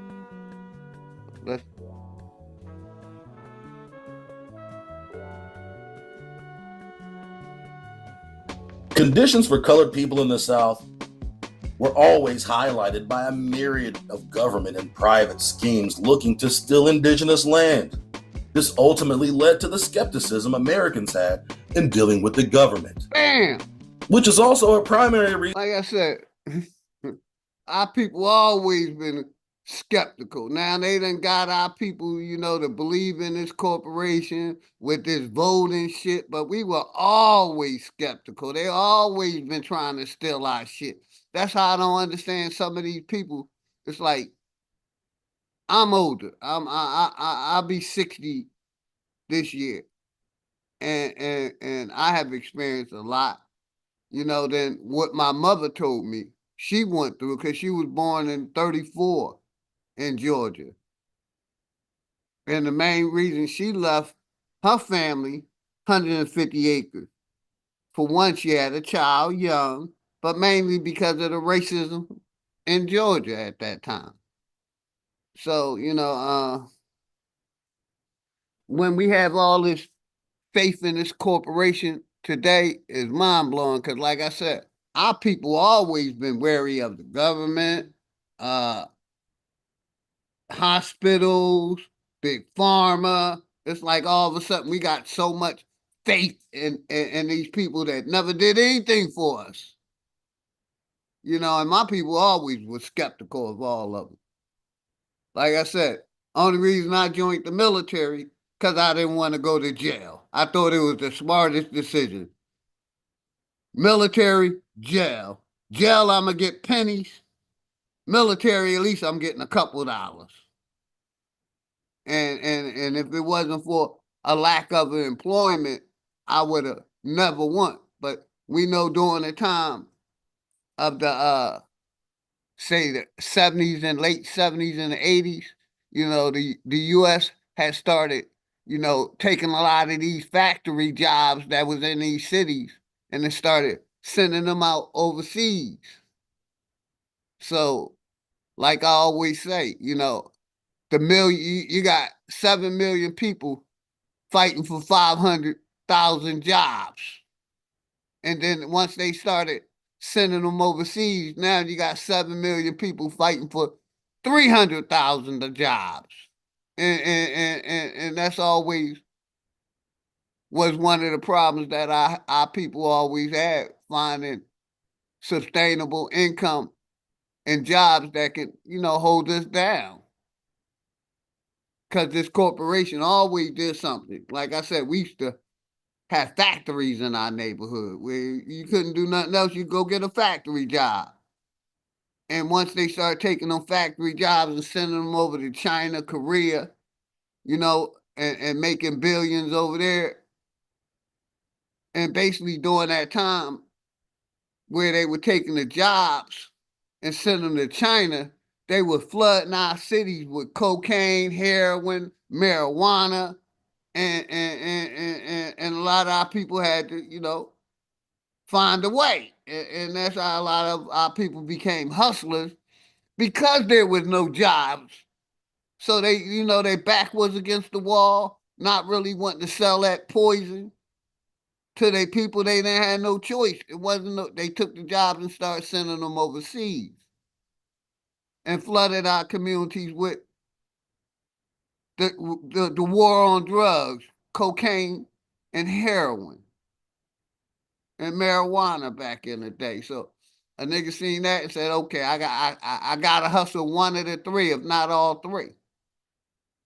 Because like I said, we never really trusted the corporation, is the point I want to stick to. But you want to say anything, Jackie, before I started? I do. I want to add on to that because I understand that we could use jobs. We do like jobs. They like to use these excuses for us that we don't like to take these jobs. No, we don't like to take low-paying jobs and domestic jobs.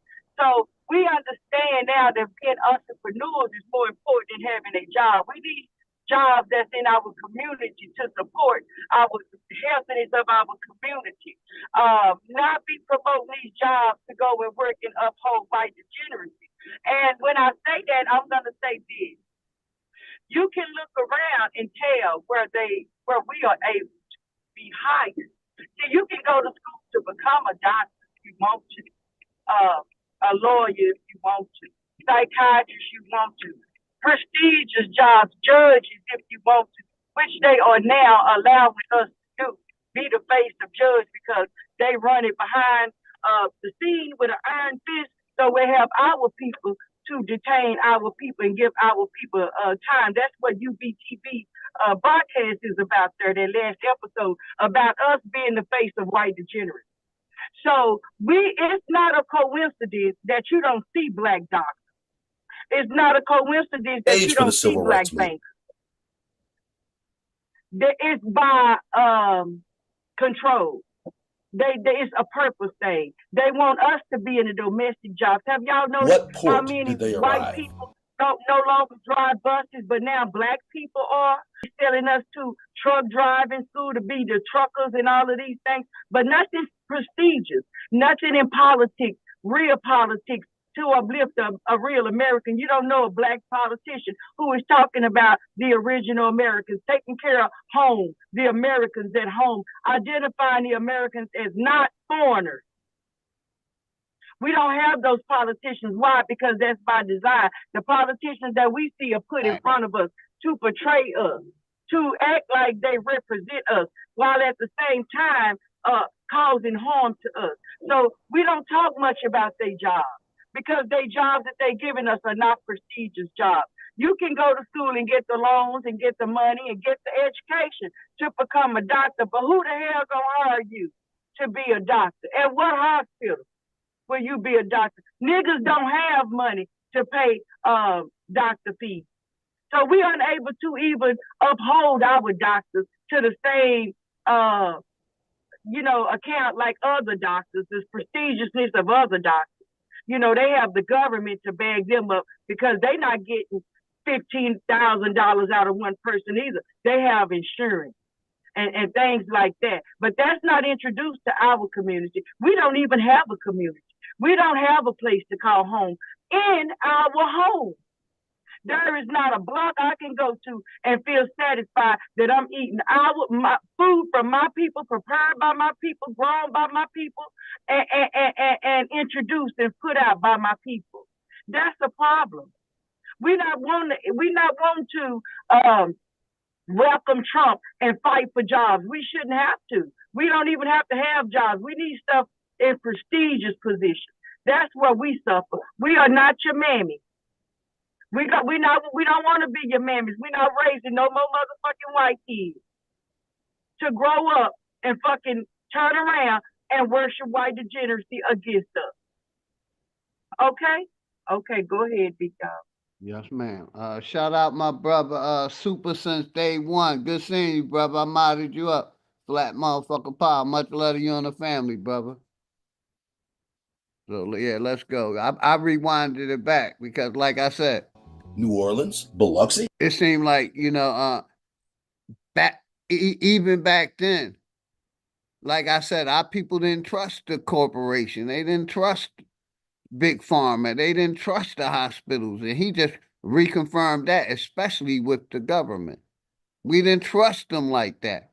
So all this, Republican, Democrat, and loyal to both parties and liberals, that's a bunch of bullshit. We wasn't voting like that back in the day. So let's go. Did they arrive in Charleston and then trek across the entire continent? What series of voyages recorded in the Transatlantic Slave Trade Database documents the over 4 million blacks in the South originating from Africa? These are just a few questions we will attempt to answer. Shout out to UBTV.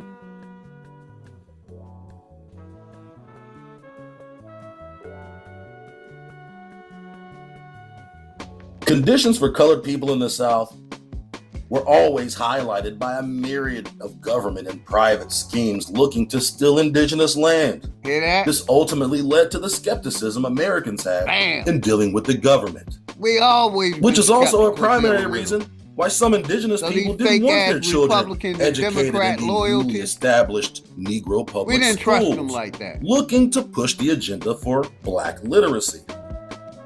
They were by and large untrusting of the government, especially in the South. But if you fast forward a couple of generations, Negroes in the North with Southern roots would soon be looking for the government to enforce their civil rights. In general, this idea may be a little dangerous for the Southern Negro. To petition the government for rights? Brother, what you talking about? Should I then go petition Massa for a 401k and dental? A dangerous proposition for a Mississippian, fresh off the chain. However, in the South, the Klan was its own government. You've heard the legend about how black people have fought and died for their chance to vote. The popular opinion was that the Klan was actually created to suppress the black vote. The first real post-Civil War movement to re-disenfranchise colored people was this anti-voting movement inspired by the Ku Klux Klan, literally designed to subvert the Republican Party, especially the participation of so-called blacks within politics in general. At the time, the Republican Party was really the only party a so-called colored man had a chance to have a platform in. Indeed, the Klan is a political group, although some historians may push back and say that the Klan really started as an odd secret society of jackass weirdos, running around pulling Steve-O-type shenanigans and pranks on unsuspecting citizens. The Klan has many veiled faces. Yes, it is a political group. Yes, it is a secret society. Yes, it is a militia. Yes, it is a terrorist organization. Yet the faces of the Klan have evolved over the time since its creation. From selling tickets and photos at lynchings like it was a main event boxing match, to being suppressed by the military and nearly disbanded, to being popularized in American culture in the first blockbuster movie of all time, to being held as the redeemers of white purity and the protector of the precious snow bunny from the black boa constrictor. The Klan has many faces under that hood. There was an underlying sexual vulnerability that permeated the cracker Klan consciousness. They were obsessed with black dick, even more than a Kardashian or a ratchet pinky toe. Hey, what did he say they was obsessed with?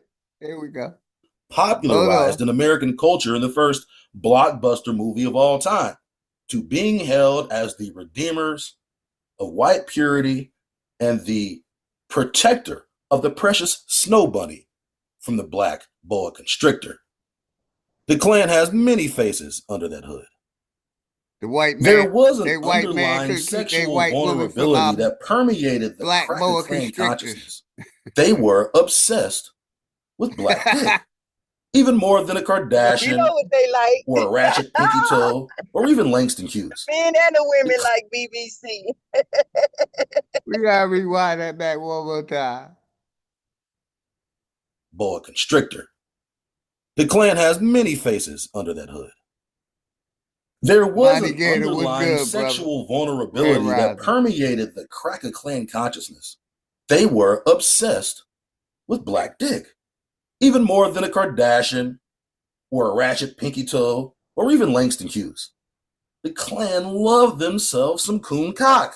They loved to chop off a colored man's dick, put it in a jar, and show it to all their friends. Like the true weirdos they are.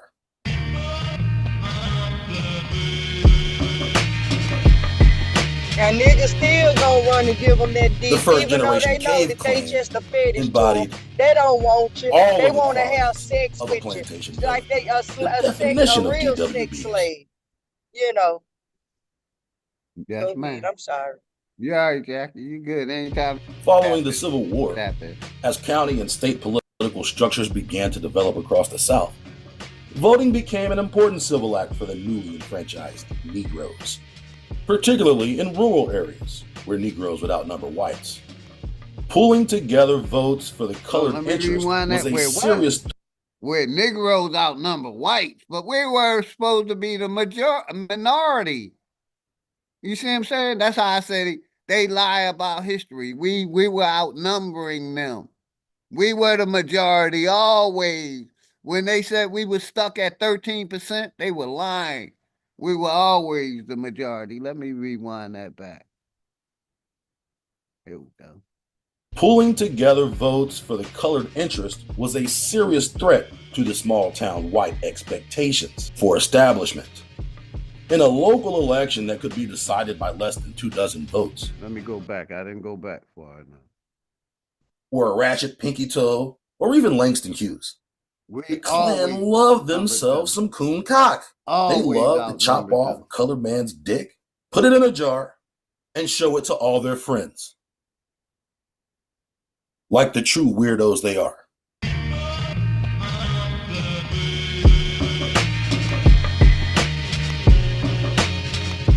The first generation cave agree with their census or their statistics. All of the qualities of a plantation villain. The definition of DWBs. Following the Civil War, as county and state political structures began to develop across the South, voting became an important civil act for the newly enfranchised Negroes. Listen here. Particularly in rural areas where Negroes would outnumber whites. Pulling together votes for the colored interest was a serious threat to the small-town white expectations for establishment. In a local election that could be decided by less than 2 dozen votes, certain whites found it strategic, necessary, and even downright fun to terrorize so-called colored people at the polls. Essentially using violence to intimidate voters to suppress votes that would most likely be cast for the Republican candidate. Quote, Election Day riot of 1868, 14 Negroes wounded and 1 killed. This riot took place in Asheville, North Carolina. When black men showed up to vote in downtown Asheville on November 3rd, 1868, members of the Klan gathered at the polling place. The Klan, a white supremacist terrorist organization, had entered Western North Carolina in the spring with the goal of preventing black men from participating in elections. Black men had been registered to vote with the help of the Freedmen's Bureau, a federal organization set up to help the South transition from slavery to freedom for blacks. When some of the black men cheered Republican Congressman Alexander H. Jones, a white man, as he passed by, white men reputed to be Klan members attacked. According to one account, in a very few minutes, the rebels fired about 40 times into them. 14 black men were wounded, and 1, James Smith, was killed. Jones fled and hid in Raleigh. So this is just one of several accounts of the Klan actually coming into the polling place and intimidating black voters to the point where they started shooting at black voters and 1 was killed. This was their mode of operation throughout the South and throughout the election of 1868.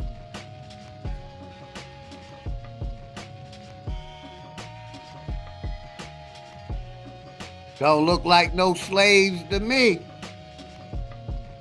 Don't look like no slaves to me. Yeah, them the Freeman years. Another method to the Klan madness born out of their obsession for black genitalia. Good, brother? How you doing today? Much love always to you and the family. Sponsor?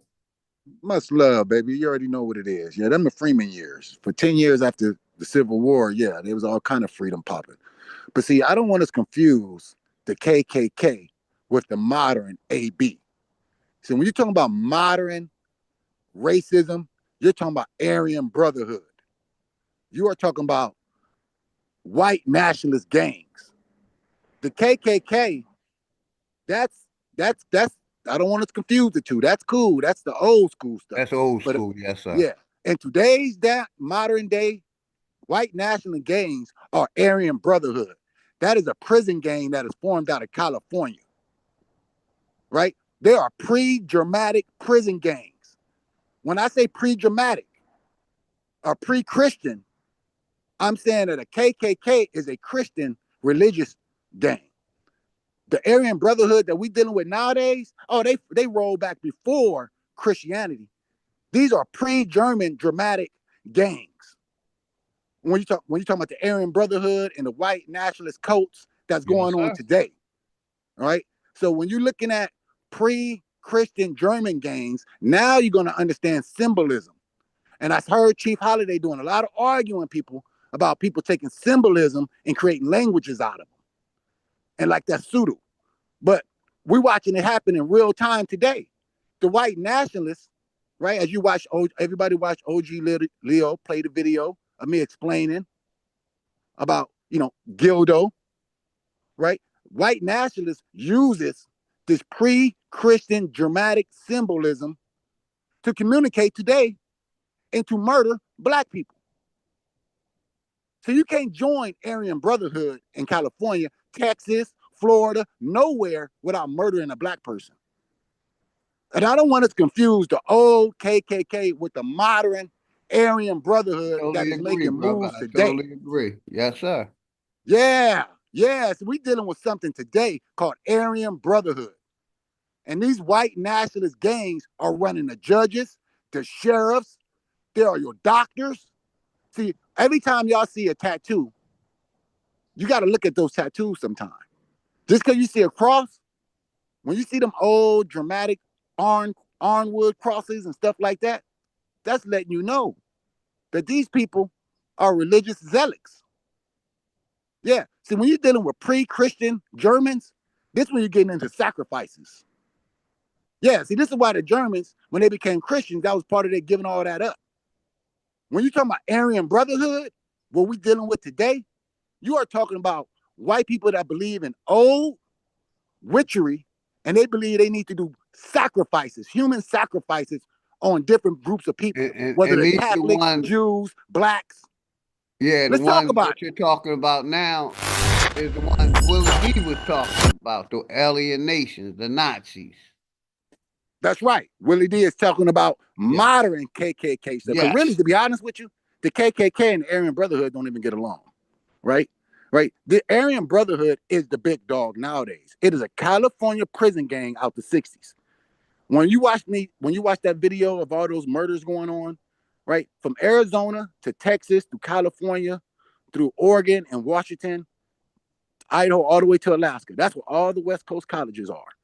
When they talking about the fentanyl crisis, right, this fentanyl crisis is being pushed by the cartel and the Aryan Brotherhood gang.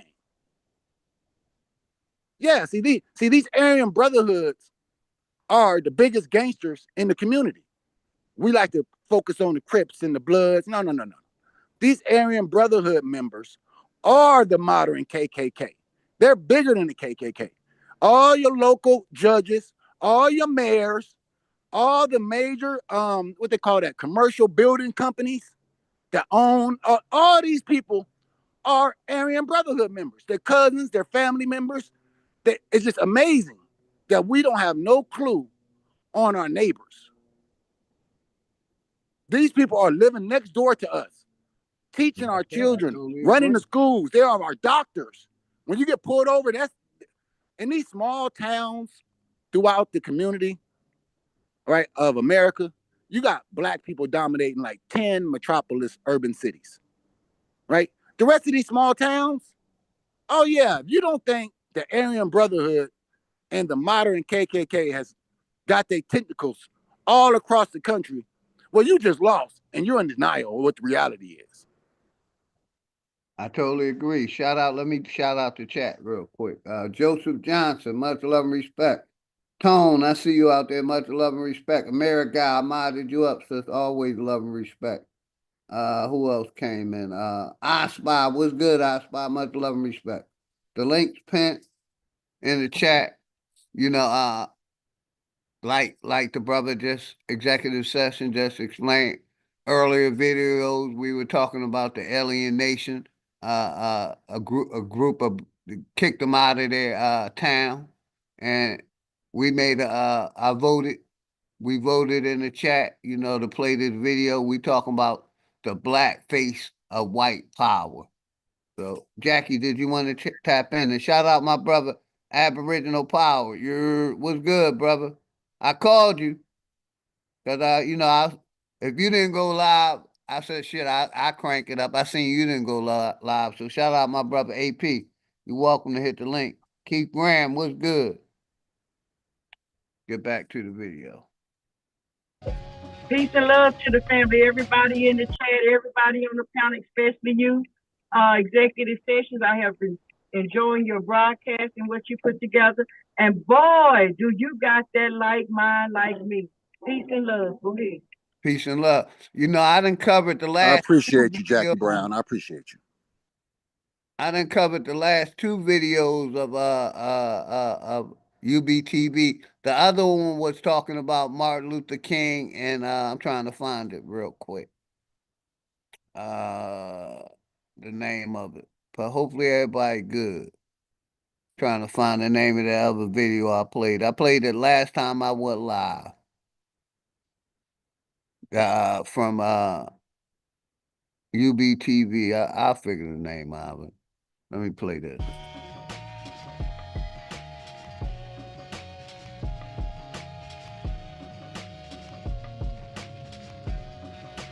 Something amazing. Appreciate you. Another method to the Klan madness born out of their obsession for black genitalia was fabricating the myth of the renegade black rapist. This was their typical MO used to justify mob violence and taking the law into their own hands. Of white power. But this should be no surprise. The organization was headed by one of the top scumbags in American history. Thank you very much, sister. Nathan Bedford Forrest was a Freemason, a well-known slave trader, and a Confederate war hero to the racist Southerner. In April 1864, the unit under his command massacred a group of Union troops who had surrendered at Fort Pillow in a mixed unit of black and white soldiers. His men killed the majority of the colored men in the unit.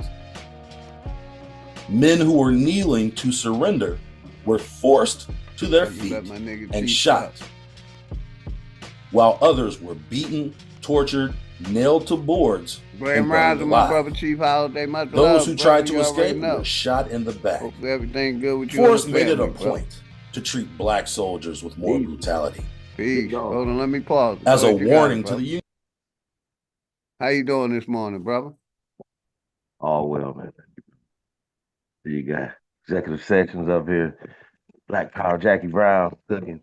So I had to come up here, man. My brother from another mother. What it do? Got some hitters up here this morning, man. Yeah, I said. The Chief Holiday sector is in full effect for you niggas that don't know. All y'all are part of the Chief Holiday sector, and you don't even know it. Let's go, Chief. Terrible, man. That's terrible. Yeah. No, man, I appreciate that, man. I appreciate y'all, man. For real. You know, Chief, it's amazing. Yeah. Before you came, I was just talking about how you be trying to explain to a lot of these Pan Americans about how they take symbols and create languages out of them. Now, you got OG Philly playing a video with me trying to explain how they took a bunch of pre-dramatic or pre-Christian dramatic symbols and created languages so these Aryan brotherhoods could communicate in jail right in front of the police.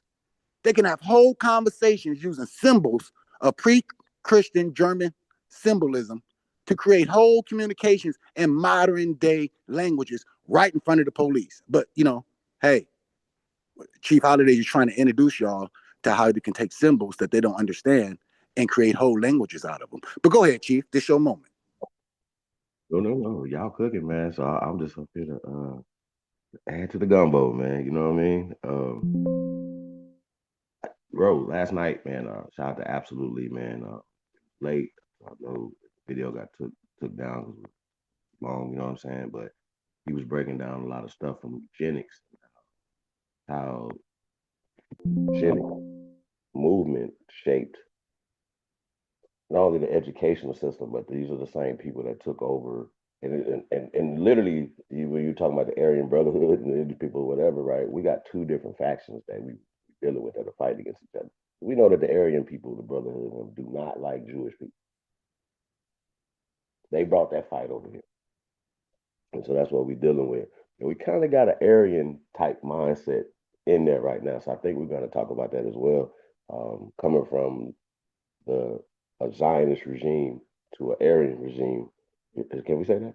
Or a Nazi regime, you know what I mean? Oh, no, be careful. Don't get the channel shut down talking about Zionists. Be careful. Well, your boy Ye, you know, he ran it the other day on Twitter. It really didn't go nowhere because they kind of ignored him because they don't want to, you know, they don't want to fuck with him. But he was like, I am Nazi. You know, that's what he said, you know. And then people get in and like break all that down or whatever. We're just talking about political parties. That would just be like if a Republican was like, I'm a Democrat now, a Libertarian was saying I'm a Republican now. You know what I'm saying? It's just it's a political party, and a lot of times, you know, people get political parties and these things mixed up with races. Like Jewish is not a race. Aryan is not a race. Well, when we talking about not Aryan, we're talking about the Nazis. You know what I'm saying? Because we can pull up copper colored or melanated Nazis, so it has nothing to do with that. But these people put the story out, right? They say that certain things happen to them, you know what I'm saying? And they try to compare that for us to this other story that was made up, which they gave us, which a lot of us went through the slave narrative for a long time. Y'all know, you know, a lot of us are still attached to it, even if you know that you're from here, you're still attached to the slave narrative, as if you have proof that these people owned us. You feel me? Well, you don't once you start doing your genealogy. So shout out to this community, man. Shout out to everybody who's doing this work. If y'all haven't subscribed to Executive Sessions 420, man, y'all go check this stuff out. Yeah, hey Chief. Matter of fact, I'm gonna play it back because Bull. We at the 12:36. I'm gonna play it back in the beginning because Bull went in at the beginning of this, John. Listen to this, Chief. I didn't watch all of it, so I just started. Yeah, let's get it. Shout out to UB.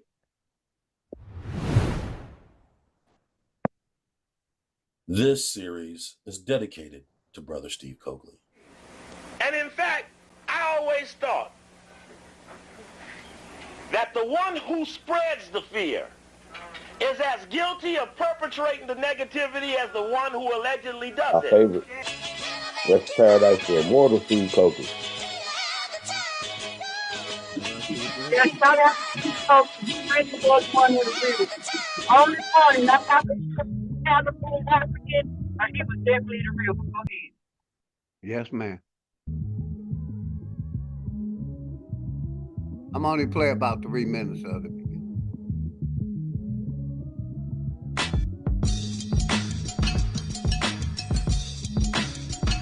Joseph Johnson, appreciate you, brother.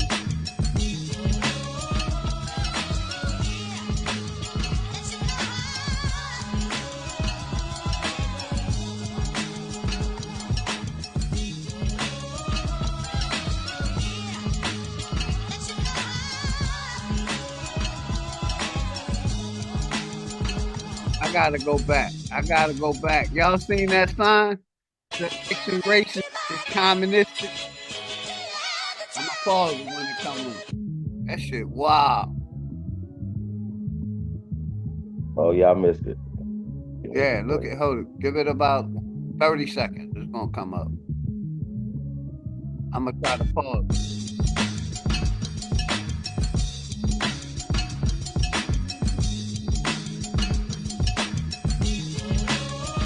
Right after this.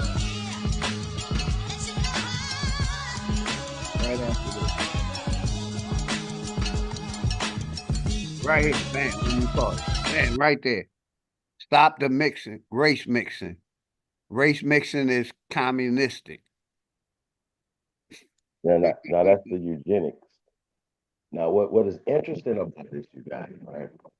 How they talk about eugenics as if they say, well, you know, America came up with eugenics, right? And the whole concept, right?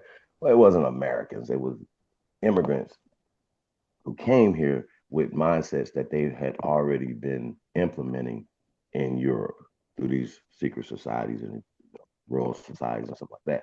So these criminals were brought over here, right? Shout out to absolutely as indentured servants, as our servants. They were taught things, language, different things like that, whatever. They plotted once they got free after 1865. That's when all hell broke loose. But it's interesting though, you know, when we're talking about this time period, it broke down Woodrow Wilson's presidency and all the policies that put pale degeneracy into play. You guys, this is 1913. So it's just I just wanted to show, like I said, I just tapped in. I didn't see this the first time. I just wanted to show the people where but some of listen, you see that's all pale people. That's all pale people with them. Right, but you notice how they use. They say, okay, well, we know that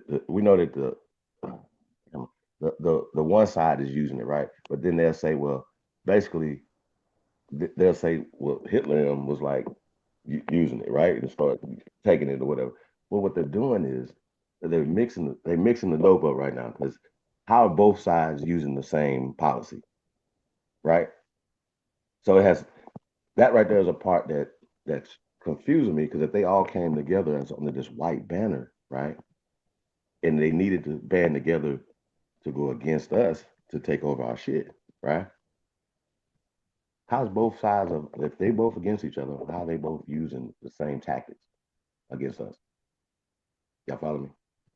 I don't know, but I can tell you that might be why Martin Luther King was being used. That was his eugenics, was to incorporate us, integrate us. Integration means that y'all live amongst each other. It was to be separate or equal, or to integrate. And Martin Luther King was fighting for integration, which welcomed the white woman in their bed. And now these same niggas who still want to sleep with the white woman, who worship the white man, do not want to separate. They call Martin Luther King eugenics, because they say he got the Margaret Sanger award for eugenics. And I'm here to tell you, these same niggas that said that about Martin Luther King, all these folks got to do is call them up and say, come on down, we got an award for you. They won't know what it's about, where it come from, or a damn thing. They gonna take their boot licking, buck dancing ass up there and receive whatever award white man want to congratulate and honor them with. So I don't understand why they want to talk about he hooked to eugenics because he received the Margaret Sanger Award. It must be because of the integration. And you're right, that is eugenics, to trick us into mixing with them, because these signs that they saying mixing, big dog, they not talking about an African with an original American. No, that's not the mixing that they talking. They not even talking about Chinese and India. No, that's not what they talking. They talking about niggas of America and everybody else. Okay, go ahead. Yeah. Shout out to Empress Awakening, Autonomous History, American Aborigine, and Wild India. Y'all want to tap in before I play the video? I just wanted to point that out real quick.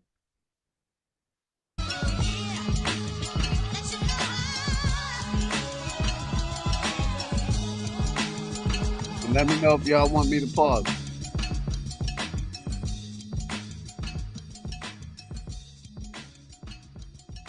Got you, Steve. I'm going to send it to him.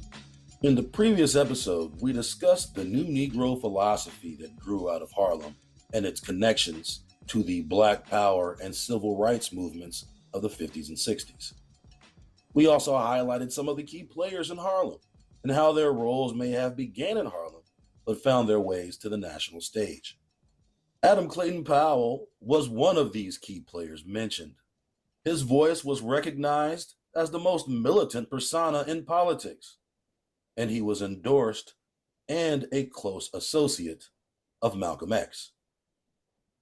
And as Malcolm once put it, the Harlem Negro is the most intellectually sophisticated Negro in the country. This presumably was contrary to every other type of Negro in the country, but especially the Southern Negro, who was seen by many urban Negroes and as we're looking weak, at docile, the black face slow, of white uneducated, power, and barely out of the shackles of slavery. Simply put, Northern Negroes look down upon the Southern Negroes. This has more elements than just the Mason-Dixon beef. The philosophical dichotomy between the Northern and Southern Negro would set the stage for the civil rights movement, but ultimately, it would be in the South where the biggest battles were fought. In this episode, we detail the era between Reconstruction and the Civil Rights Movement with a specific focus on the Southern Negro as opposed to the Northern Negro or the Harlem Negro. We also detail a brief history of the Ku Klux Klan and how they played a key role in the civil rights movement of the 50s and 60s. In comparison between the Northern and Southern Negroes, the Northern Negroes mostly had Southern roots, but had moved to the Northern cities following Reconstruction, leading up to the Great Migration. The majority of the so-called Black population that lived in the South were actually enslaved Indigenous people who had been conquered throughout colonization. You heard that? These Indigenous people would later be classified. You heard that? Let me rewind that back just a little bit. Classified Negro, who was seen by many urban Negroes as weak, docile, slow, uneducated, and barely out of the shackles of slavery. Simply put, Northern Negroes looked down upon the Southern Negroes. This has more elements than just the Mason-Dixon beef. The philosophical dichotomy between the Northern and Southern Negro would set the stage for the Civil Rights Movement, but ultimately, it would be in the South where the biggest battles were fought. In this episode, we detail the era between Reconstruction and the Civil Rights Movement with a specific focus on the Southern Negro as opposed to the Northern Negro or the Harlem Negro. We also detail a brief history of the Ku Klux Klan and how they played a key role in the Civil Rights Movement of the 50s and 60s. In comparison between the Northern and Southern Negroes, the Northern Negroes mostly had Southern roots, but had moved to the Northern cities following Reconstruction, leading up to the Great Migration. The majority of the so-called Black population that lived in the South were actually enslaved Indigenous people who had been conquered throughout colonization. These Indigenous people would later be classified as African Americans, without any evidence that these millions of people were ever connected to the transatlantic slave trade. The presumed African origins of colored people in the South is almost always Indian blood. There is no documented evidence in the transatlantic slave trade that could account for the overall population of so-called Blacks in the South. I heard that. Let me go back about 10 seconds. Let's go.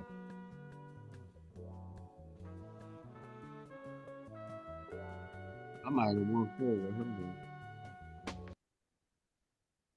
Yeah, I went forward. Right here. Or ever connected to the transatlantic slave trade. The presumed African origins of colored people in the South. A little bit more. This is the biggest hole in their African theory. How did all of these Africans arrive into... My bad, y'all. I'm trying to... Right there. Mostly had Southern roots, but had moved to the Northern cities following Reconstruction, leading up to the Great Migration. The majority of the so-called Black population that lived in the South were actually enslaved Indigenous people who had been conquered throughout colonization. These Indigenous people would later be classified as African Americans, without any evidence that these millions of people were ever connected to the transatlantic slave trade. The presumed African origin. Right there. Shout out my nigga Keno. Much love and respect to you and the family, man. He basically said a mouthful right there. I'm going to rewind it back one more time. Let's go. Foundation. As we have mentioned in several past episodes, the so-called African blood is almost always Indian blood. There is no documented evidence in the transatlantic one more time Negro or the Harlem Negro. We also detail a brief history of the Ku Klux Klan and how they played a key role in the Civil Rights Movement of the 50s and 60s. In comparison between the Northern and Southern Negroes, the Northern Negroes mostly had Southern roots, but had moved to the Northern cities following Reconstruction, leading up to the Great Migration. The majority of the so-called Black population that lived in the South were actually enslaved Indigenous people who had been conquered throughout colonization. These indigenous people would later be classified as African Americans, without any evidence that these millions of people were ever connected to the trans. Go ahead, Jack. I just want to say this is why I like the word black. Because, like he said, the indigenous people that they stole the identity from and tried to label them as slaves were melanated people. You won't find a sulfur-based, straight hair, indigenous person of America. So, yeah, the darker you are, the deeper you have a tie to being the original American. So while y'all running around here talking about I'm brown, I'm copper colored, I'm red bone, and all this dumb bullshit, it sounds crazy. You should embrace black. The darker the berry, the sweeter the juice, the darker the flesh and the deeper the roots. They already know that the indigenous person of America is a melanated man. Embrace your melanation. And I also like to say this, let me add something on, because they keep talking about Reconstruction, and it's really important. I like to tie Reconstruction along with that Bible. Reconstruction in 1860 to 1880, and the Bible coming out in 1600, which was a prediction to what was going to be going on. Now, I don't think it's a prediction, a holy prediction. I think it was a plan, and it was pushed by the pen and the man who spoke it. Okay, so I like to see how these people, this Bible, who speak of these people who come to kill, steal, and destroy, and there is nothing that they can do but kill, steal, and destroy. That it is in his nature, for he is like his father, the devil. I like to know this person, if that person connect that person to that Reconstruction era, and tie that Bible to that Reconstruction era. You see what I mean? Because I don't think it all happened right at 1860 and none of that. It was already going down from the Bible, from the King James Version, okay, from the 1600 version, okay, from the book The Last President, all right, The Mysterious Journeys of Byron, Trump, okay? We're going to have to bring all this and wrap this up here. And one more thing. Just one more thing. I want to say we should definitely embrace gematria.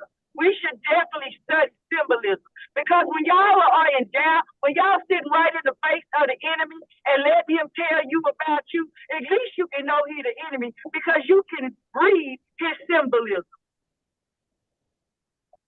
So you can stop being distracted to know who really is speaking for you. Who's the next Martin Luther King that seems like they speaking for you, but leading you into a burning out? Symbolism will help you do that. Studying Freemason is very important. Did y'all see all the symbolism in the halftime show? Did y'all talk about the halftime show? Peace and love. Go ahead. Gotcha. Transatlantic slave trade. The presumed African origins of colored people in the South have more of a fictional basis than a reliable historical foundation, as we have mentioned in several past episodes. The so-called African blood is almost always Indian blood. There is no documented evidence in the transatlantic slave trade that could account for the overall population of so-called blacks in the South. This is the biggest hole in their African theory. How did all of these Africans arrive into the Deep South? Through what port did they arrive? New Orleans? Biloxi? Root words was good, bro. Did they arrive in Charleston and then trek across the entire continent? What series of voyages recorded in the Transatlantic Slave Trade Database documents the over 4 million blacks in the South originating from Africa? These are just a few questions we will attempt to answer. Top of Miss Parker, much love and respect, sis. Conditions for colored people in the South were always highlighted by a myriad of government and private schemes looking to steal indigenous land. This ultimately led to the skepticism Americans had in dealing with the government. And that's a point that I stopped and talked about earlier. We were never trusting this corporation, just like we never trusted Big Pharma and them hospitals. You know what I mean? I don't know where this patriotism came from. Because back in the 60s and the 70s, we still didn't trust this corporation, voting, none of the above. So, these loyal voters, I don't know where, it was something that was brainwashed and pushed to us because, like the gentleman that said, we was watching them steal our land, basically take away our rights and the unfair untreatment of our people. So we never really trusted the government. So all this Republican, we've been Republican for 400 years and 200 years, and we've been Democrat. Nah, we never trusted their political system. They was trying to steal our land, our birthrights. We were going against them now. And that's why I don't understand this new wave of loyalty to voting. Like I said, that's like the brother just said, we didn't trust them. Which is also a primary reason why some indigenous people didn't want their children educated in the newly established Negro family. Bam. I'm got to rewind that back. My nigga P. Moses, much love and respect, flat motherfucking power. Brother just said a mouthful. He said we didn't trust the corporation. We didn't trust nothing. They was trying to steal our land, and we damn sure didn't trust our kids in their goddamn schools. Hold on, though. But who did we trust? I would say we were trusting the family structure. Wait. Go ahead, bro. All of our families come through these religious church organizations, which ushered in the educational system that we trusted. We trusted, hey, Jesus, brother. I know my dad and them didn't go to church. It all ties together. I swear to God. I promise you that. Let me rewind that back right there. Hey, but I got a question about what you said, though, right? Just a quick question about this point that you said right here, right? So we didn't trust, and we got to a point where we wasn't voting, right? And they were voting, and they were positioning themselves. Do you think that was a mistake that we allowed immigrants to come get into position to outvote us, to put themselves in position of power, to go back to rewrite history and all of the stuff that they have actually done? You know what I'm saying? Go ahead, brother. No, that's my question. Do you think because we didn't participate in the situation at some point that put Woodrow Wilson and these immigrants fresh off the boat into positions of power to rewrite history, to put themselves in position I think, you know what I mean? The more we participated in their system, the less we lost ourselves. You see what I'm saying? We became incorporated and twisted in that system. I think non-participation would have been still the best way to go for me. Because once you register to vote and all this religious stuff, you're giving up your rights unknowingly. You see what I'm saying? So let me just rewind that back. I hope that answered your question. But according to them, though, niggas was running everything when they came here. That's what the birth of a nation was about. Well, I want to ask you a question. And that they were Hold on, Jackie. Y'all both talking. Go ahead. Okay. Go ahead. Say it again now. Okay. So according to them, this country was ran by niggas. And they were our slaves. They were our indentured servants. The slaves were indentured servants. This American history, right? And at some point, they got free and they took over administrative things by coercion, right? By tricks, right? And the main trick was the language trick. If you're illiterate, you can't read certain things.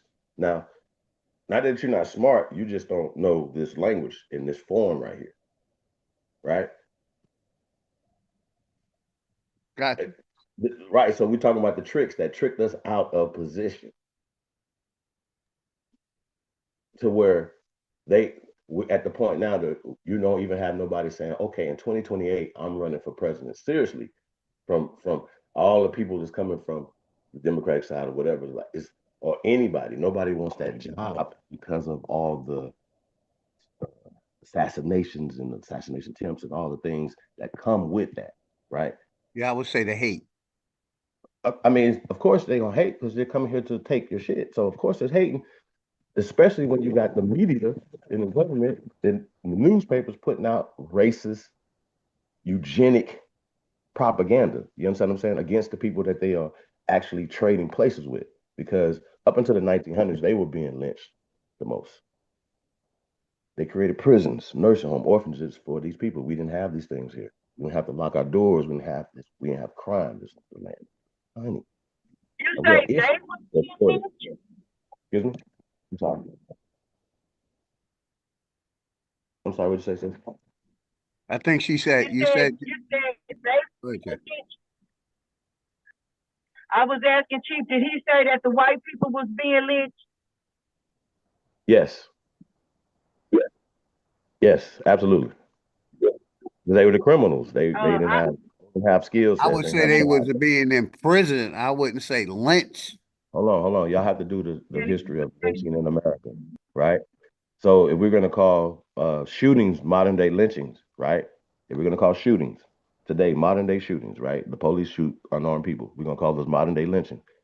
Right now, today, pale skinned people, last year, year before that, year before that, year before that, year before that, year before that, year before that, year before that, they were lynched more by the cops than niggas. Let's just start there. Don't do the per capita thing. I'm not going to do that.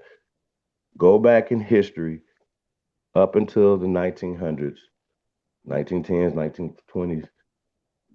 Shit switched over. We got into those prisons. We got into positions of and were lynched and things of those nature. You understand what I'm saying? So these people, this is a play. They're running a play. So are you saying that they were lynched or that they was a victim of police brutality? Because that's two different things. No, ma'am. They was just victims. They were criminals. They didn't have skills. They were fresh out the boat. They were hungry. This gangs in New York, all the stuff that we talking about. Back then, like, you know, if you was to steal a horse, they're hanging you. You're not going to rehab, you know, none of that. Certain shit you did, it was like it wasn't no all this other shit. You're gonna be in jail for a long time. No, ain't nobody housing you, feeding you. No, it wasn't none of that. You do this, you die. See what I'm saying? You do something unjustly, you die. Right? So this whole notion, once again, they're writing these things into our psyche, which is a part of I don't think that's our way. We have never been the people that kill people because they stole, you know, stuff like that. Now we do know of people who do kill because they steal, you know, but we're not that brutal. No, I have never seen our black people so brutal that they can kill people for senseless things. And I would like for you to source up that information about black people killing white people, because I don't think that either. I think that we imprisoned them, but I don't think we like you said, I don't think we, you know, that merciless like that, you know. But I just, my point I was trying to touch in on is like how people didn't trust this government. I think we had our own, and once we integrated with that shit, it's downhill. Let's just real quick. Newly established Negro public schools, looking to push the agenda for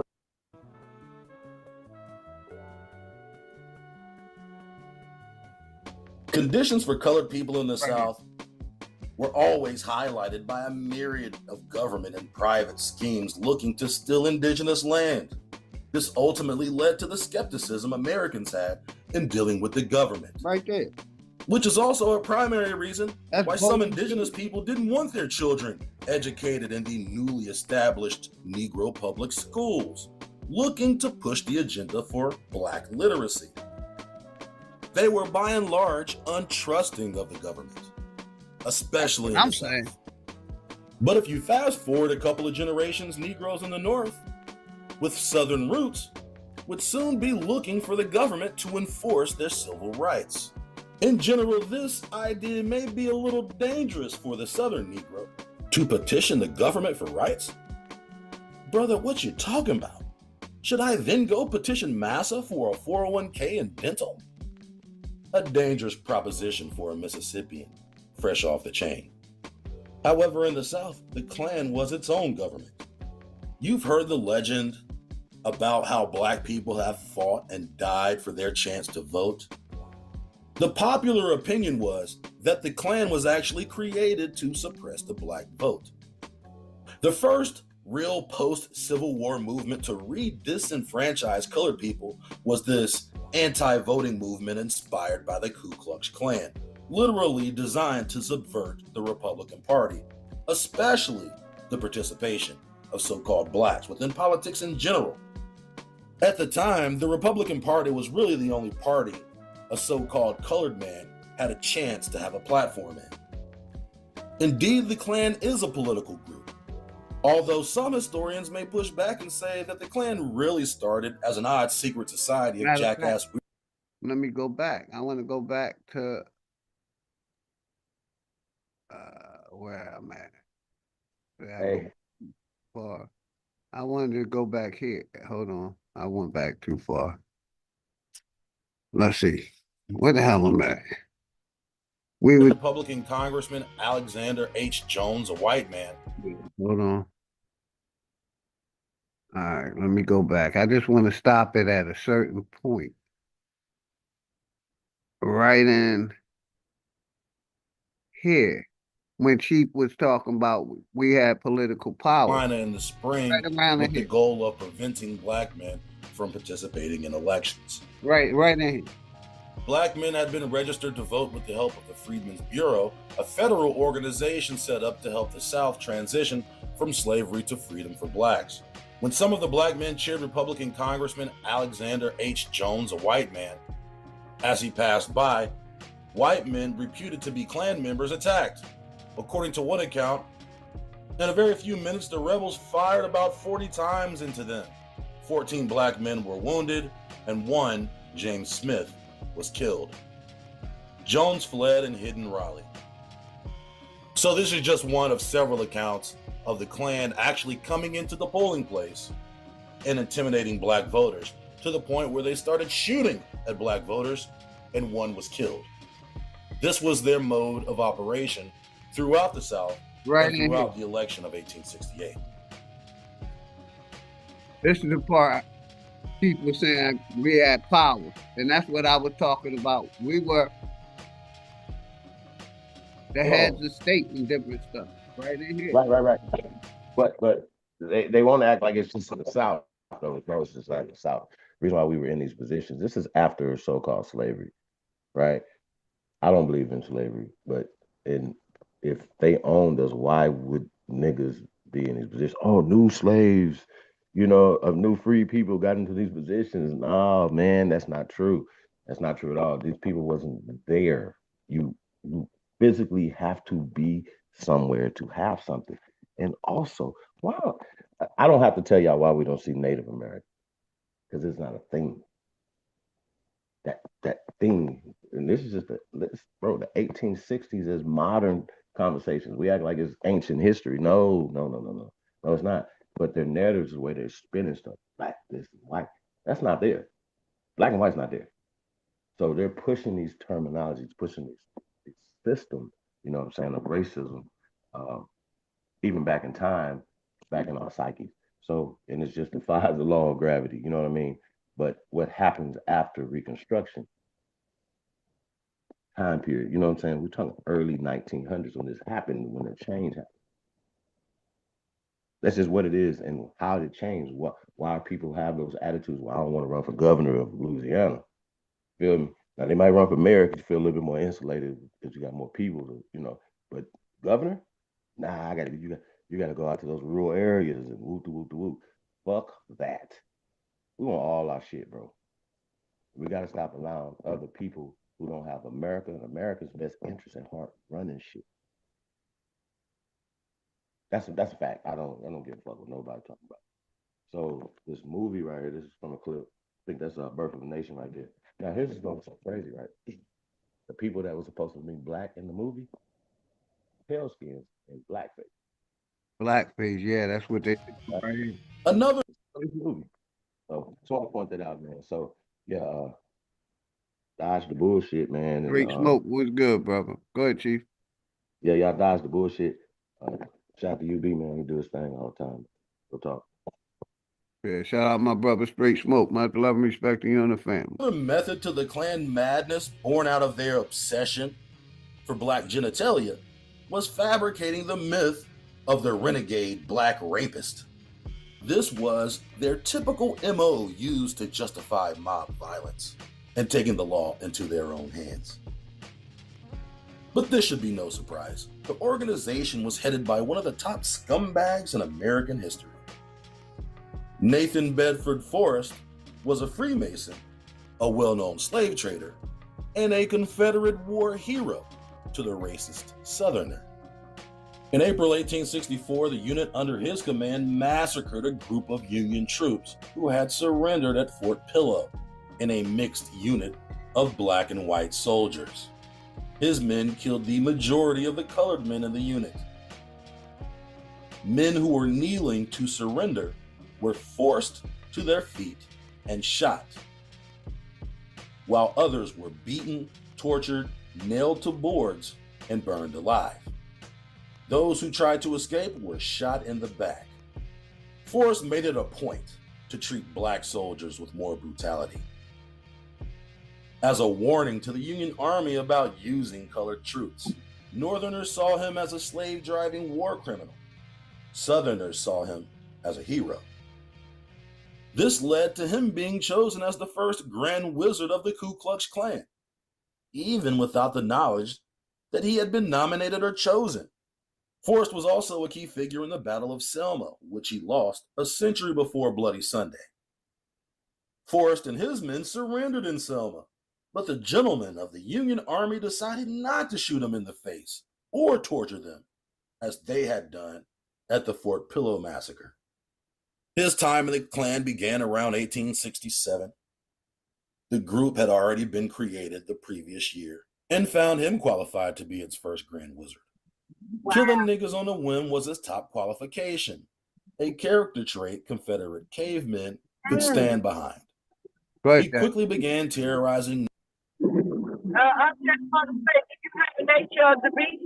Did you hear them say that they made him the leader of their group because how vicious he was to set a lot of people together, set them on fire, and shoot them, whoever tried to get away. Now, Chief, I want you to show me where we've been brutal like that in our history. I need you to show us some of that. Show us where we done them like that. Because my biggest upset is that most of the women of our community are wanting to be separate. We want to protect our family and our children from future terroristic and terror. And most of our men are the ones going around telling us that it ain't no racism, that we are running shit and influencing them and saying shit like, that integration, segregation and integration is not a problem for us. That want to tell us that we should be concerned with all the people coming over here. When these same people, the ones that are people that came over here, who are doing these heinous and torturous things to our people. So I don't need you to start some of this cruelty that these people are telling you they did in their history, but they make you a winner, crown you king for being the most vicious, the most violent, the most murderous. Show me that in our culture, sir, please. Thank you. Negroes pillaging small black communities at night during his ghost masquerades. The Klan, for the first time, had a national identity. Until then, it had been mostly an organized, unconnected band of white supremacist pockets in the South, comprised of different dens of Confederate sympathizers. Now, they had a leader and a face. The first iteration of the Klan was like the extreme version of White Boys Gone Wild, essentially ransacking unsuspecting colored victims with violent, reckless abandon without consequence. This era of violence followed the assassination of Lincoln in 1865 and was in the wake of the 1868 presidential election between Democrat Horatio Seymour and Republican Ulysses S. Grant. During the election, squads of dirty white boys harassed, terrorized, kidnapped, beat, tortured, and even murdered everybody in the house. Americans at the polls. Forrest would also campaign himself during the election, On the recruiting trail looking to grow White Hood membership, he traveled all over the South in preparation for their lynch mob shenanigans, holding hang a nigga pep rallies in front of calcified crowds of thousands. By the election in 1868, there were over 1,000 incidents, including the attack of Americans at the polls by the KKK and other splinter cells of white brother, what's supremacy. good, brother? I got you. Much love and respect. There was an inherent, yet fundamental hatred among Confederate whites and their feelings toward Negroes that went far beyond just racism. Most of the socially prominent men in the South were former Confederate soldiers who had just lost the war and the right to hold public Much love and office. respect to you and the family. But most of the voting socially active Negroes were veterans of the victorious Union Army. It was already bad enough they lost the war, but losing the election to a nappy-headed tar baby made them Confederate crackers downright saltine. In the areas where colored participation was more active, so were the pink pillagers. In 1866, in Memphis and New Orleans, two cities with significantly higher populations of freedmen, after the war, there were scenes of massacre and riots. In both cases, the police departments in Memphis and New Orleans were involved in the perpetuation of terrorism against its colored citizens. In Memphis, Negroes were destructively pushed out of the city, resulting in a significant reduction of the Memphis. Because right at this other video, it talk about, you know, the one that Willie D did, how the cops was protecting the goddamn Nazis. Right here. I'm just going to bring that back up. So just like they were protecting them back then, these white supremacist groups, it's still protecting. Hey, and Big Dog. Also, remember what the man said at the beginning of the video for the KKK. He said they got to go kill a nigga. This is what the KKK was about. And what did I tell you the Aryan Brotherhood was about? To join Aryan Brotherhood, you got to. Yes, sir. I got you. I just wanted to play that back so the people could hear. Willie D Live. What's up, family? After hearing about a group of armed neo-Nazis protected by the police, threatening and harassing residents. You know, just like they were protecting them in the 1800s, the police still protecting them today. One more time. And that was the only reason why motherfuckers was doing some of the shit they was doing, because their cousins and was boss hog. You know, y'all understand what I'm saying? Yes, sir. But we shouldn't have never allowed these people to get in this position. This is the point I'm making. To oppose their will.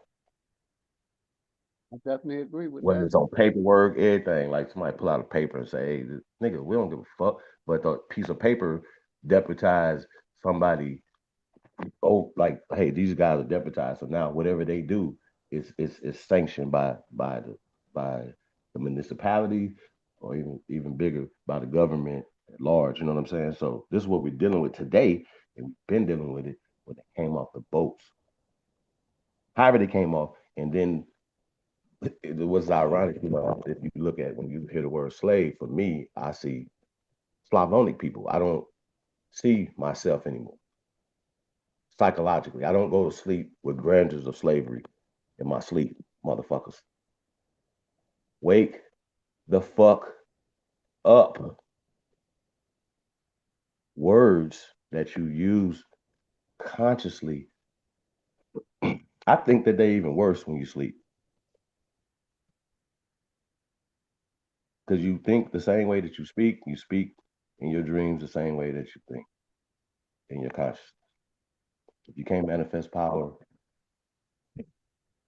dreams, you're never going to be able to manifest it. This is the problem I have. You can't do it using the words that you are using now, or without being able to know how to. If somebody's casting a spell on you, how to be a magician and at least don't allow their magic to work on you. If you're emotionally attached to a word, It might be something might be wrong. You know, you follow me? A spell might be cast on. Yeah, see, for me, you know, I don't give words that much power. You know what I mean? So hey, you know, it's kind of crazy because words have no inherent meaning, like none. Just whatever meaning we give them, that's what the fuck they mean. And people just act like they don't understand that. They give words all these fucking powers when we actually give the power to the word. We decide what a word means. Words have no inherent meaning. Let's go. Yeah, I just wanted to play that one more time. How the cops protected these goddamn groups now in 2024, What's up, family? 25. After hearing about a group of armed Going neo-Nazis back to the other. protected by the police, threatening and harassing residents of Lincoln Heights, Ohio, And shout out to the armed residents for themselves, kicking them out. took to the streets, and ran those uncivilized mutts out of town. Shout out to them, man. Yeah, I just wanted to play that real quick. I want to go back to UBTV. Because that same thing, like Willie D just said, you know what I mean? After the war, there were scenes of massacre and riots. You know what I mean? We're going to run that back about 10 seconds. Yeah. In the American door, as most Irish non-indentured servants were first or second generation. And now their jobs are getting taken away by the newly ascended Negroes. The Memphis Police Department was notoriously corrupt and routinely threatened and harassed colored Union soldiers. Nearly all police officers in Memphis. Go back a little bit, right? I think it was right here. Right. The attack of Americans at the polls by the KKK and other splinter cells of white supremacy. There was an inherent, yet fundamental hatred among Confederate whites and their feelings toward Negroes that went far beyond just racism. Most of the socially prominent men in the South were former Confederate soldiers who had just lost the war and the right to hold public office. But most of the voting socially active Negroes were veterans of the victorious Union Army. It was already bad enough they lost the war, but losing the election to a nappy-headed tar baby made them Confederate crackers downright saltine. In the areas where colored participation was more active, so were the pink pillagers. In 1866, in Memphis and New Orleans, two cities with significant populations of freedmen. After the war, there were scenes of massacre and riots. In both cases, the police departments in Memphis and New Orleans were involved in the perpetuation of terrorism against always helping these white supremacist group, protecting them. That was the main point I wanted to get through. But yeah, you want to tap in, Root? What's good, man?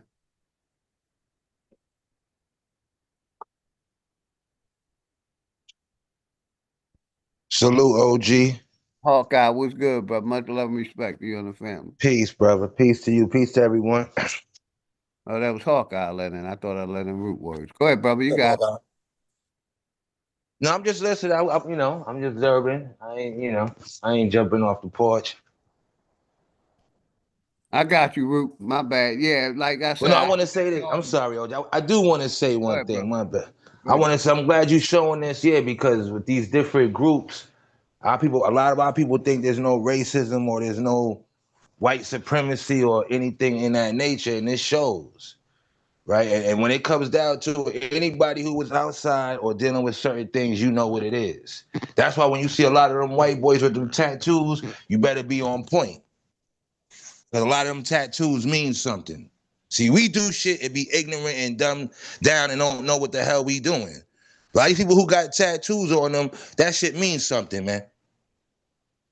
And I knew that as a young cat because I was outside. Just like that spider web shit on the left elbow. All right? So people got to know that shit is real. And if a person wasn't outside or brushing elbows through that type of shit and knowing and wasn't put on to game, then you don't know. And that's it, OG. Got you. Anybody else? Hold on 1 second. In? I'm glad Hawkeye said that because I just want everybody to take a second and think about that. Right? They take these symbols and they tattoo them on themselves, and these symbols have meanings. Yep. They communicate with each other. Now, we're breaking down how they take these ancient runes and they apply meaning to them and create languages. Now, Chief, my good brother Chief Holiday, was breaking down how they took ancient American runes and took the symbols off of them and started creating languages, and everybody did triple backflips into the pool and became coons. So I'm trying to what the fuck is going on here, because we all know, if we from the streets, that we see all these gangs, black gangs, Latin gangs, white gangs, take symbolism and create languages out of them. Why is it so hard? Not saying that Chief is 100% right or wrong. I'm saying, why is it so hard to open your mind to believe that maybe they did find some American runes over here with symbols and created languages? Because they're doing it to this day. Go ahead, y'all got it. Anybody else want to tap in? If not, I'm right. Go ahead. You're right, brother. Yeah, I ain't disagreeing. Let's go. Colored citizens. In Memphis, Negroes were destructively pushed out of the city, resulting in a significant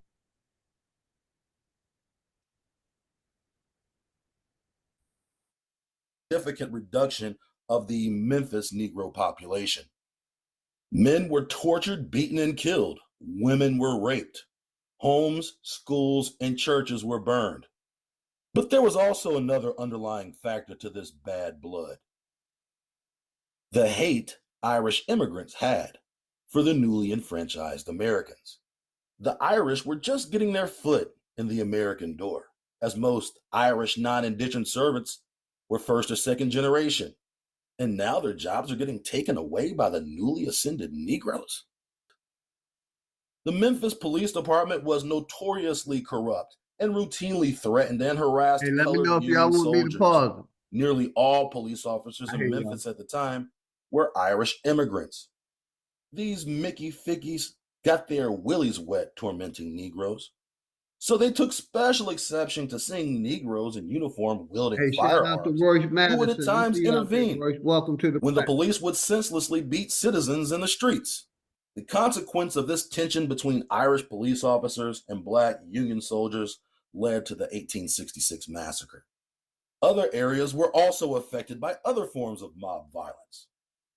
Resentful rebels ran roughshod and created the conditions of chaos, danger, and uncertainty that people hadn't experienced since before the war.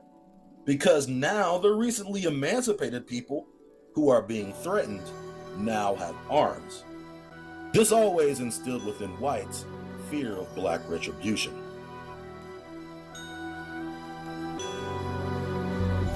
Can you pause that, OG?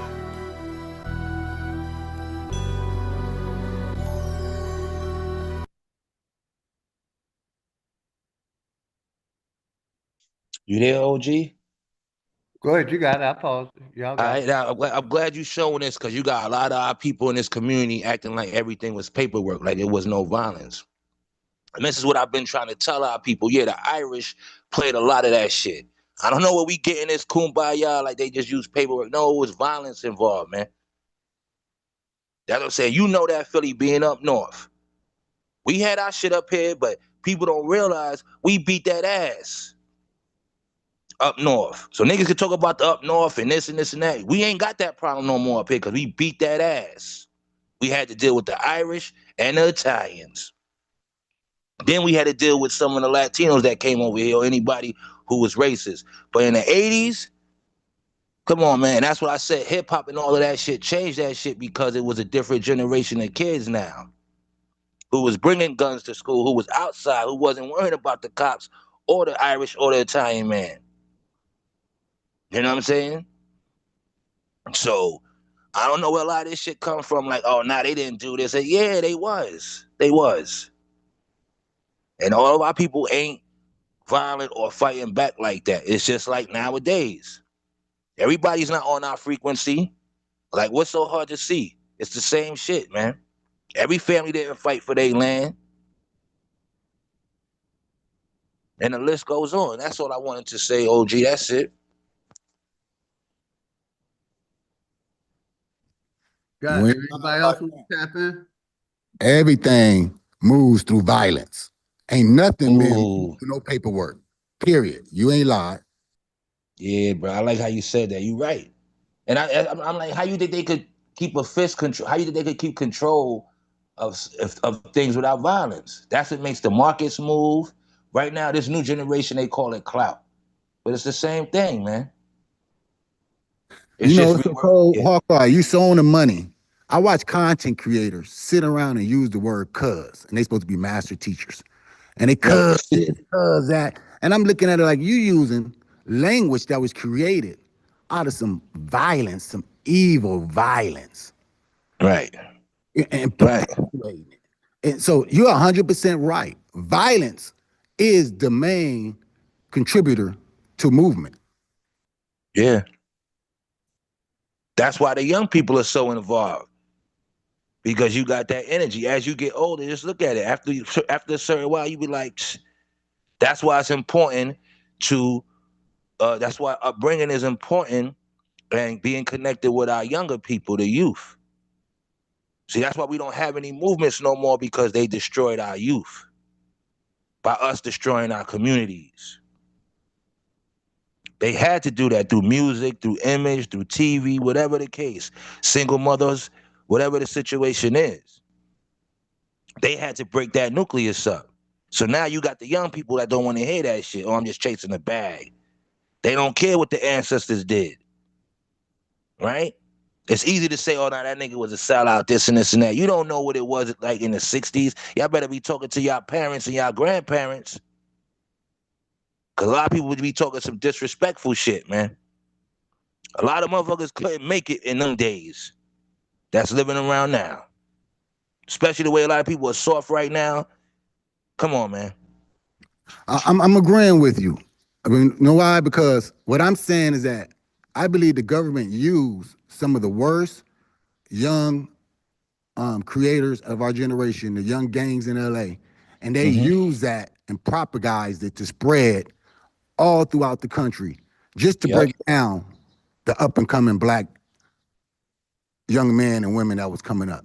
I believe they purposely allowed that to run wild like a fire, like a wildfire. Yep. That's why we got content creators that's master teachers saying blood and cuz. Right.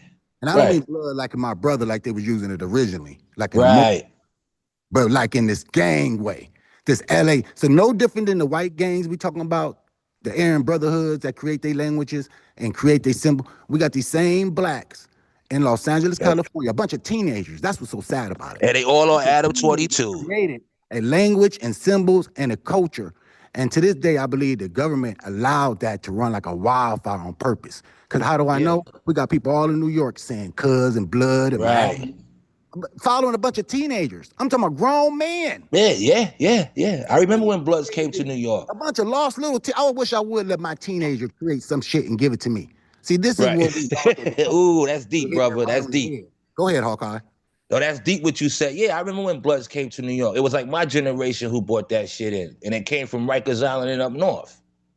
I remember because one of my cats I knew coming home was on that shit. And I was like, damn, nah, I ain't rocking with that. We never had that shit. But cats learned that on the island and coming home from up north. Listen, what I'm saying is AB, Aryan Brotherhood, is a California prison gang. I'm saying the Bloods is a youth California prison gang. It's for the youth California. The Crips, free California, soon to be prison, became a prison gang. But there was a bunch of street teenagers. But the government took this worst part of our culture, right? Especially after they had just broke down the Black Panther family and shit. Just busted them up, took care of them. And then they took the worst parts of some teenagers. This is what people don't understand. Some teenage kids from some junior high and some elementary schools right here in LA. And they took that culture and spread it all across the country. Allowed it to spread like a wildfire. And I'm saying that's why y'all start saying blood in New York. That's why everybody saying cuz and, from Kentucky to, Philadelphia, it doesn't matter. And I'll be looking at it shamefully, like we grown men up here saying blood and cuz. People get so comfortable. And I'll be looking at them like, so y'all just gonna, okay, go ahead, keep it going.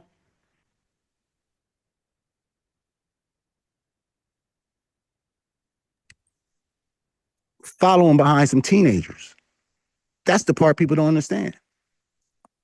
And these same Aryan brothers do the same thing. This is all symbolism. So when Chief tell me, hey, check this out, executive, I think that, from my understanding, that they took ancient American runes and didn't understand the symbolism and start creating languages out of it.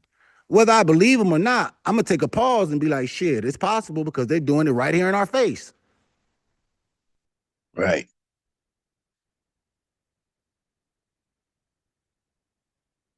You're right, brother. See, when you said spider webs, and you're getting them lightning bolts. Yeah. When you get a real understanding that these white people that consider themselves Aryan Brotherhood, they have made a decision to create a culture out of pre-Christian dramatic culture, a modern Nazi culture, and they are politically trying to make their move. They got sheriffs, doctors, congressmen. It don't matter. What's the guy Pete Hesloff that just ran for the? Pete got, you see them tattoos Pete got? He got them tattoos with them Viking crosses on it. Yeah. See, they already got their people in place. Just like the KKK did back in the day, how they took over and put their people in place. The Aryan Brotherhood is the modern version of the KKK. That's what I'm trying to understand. Hey, I agree. got a question. Who's worse, them or the Zionists? Say it again, brother. Who's worse? They are. I mean, historically, we know that, right? Because like even in UB is showing right here that Republicans was conservatives, right? And then the Democrats was the Dixiecrats. I don't know if you use that word, but and this is where the even when we talk about Woodrow Wilson, he was a Democrat. So how the hell did they flip us from being conservatives and Republicans in this short period of time and get so much support from niggas, like that much support when this history is right here from the Democratic Party? How is that possible? How did because that's the civil rights movement. No. Well, okay. Well, but that's Lyndon B. Johnson. He's open racist. And how did we get? No, it had to be before Kennedy, bro. Like, how did we get 90+% loyalty to the Democratic machine? Well, it seems real simple to me when you look at basic understanding. It seems real simple.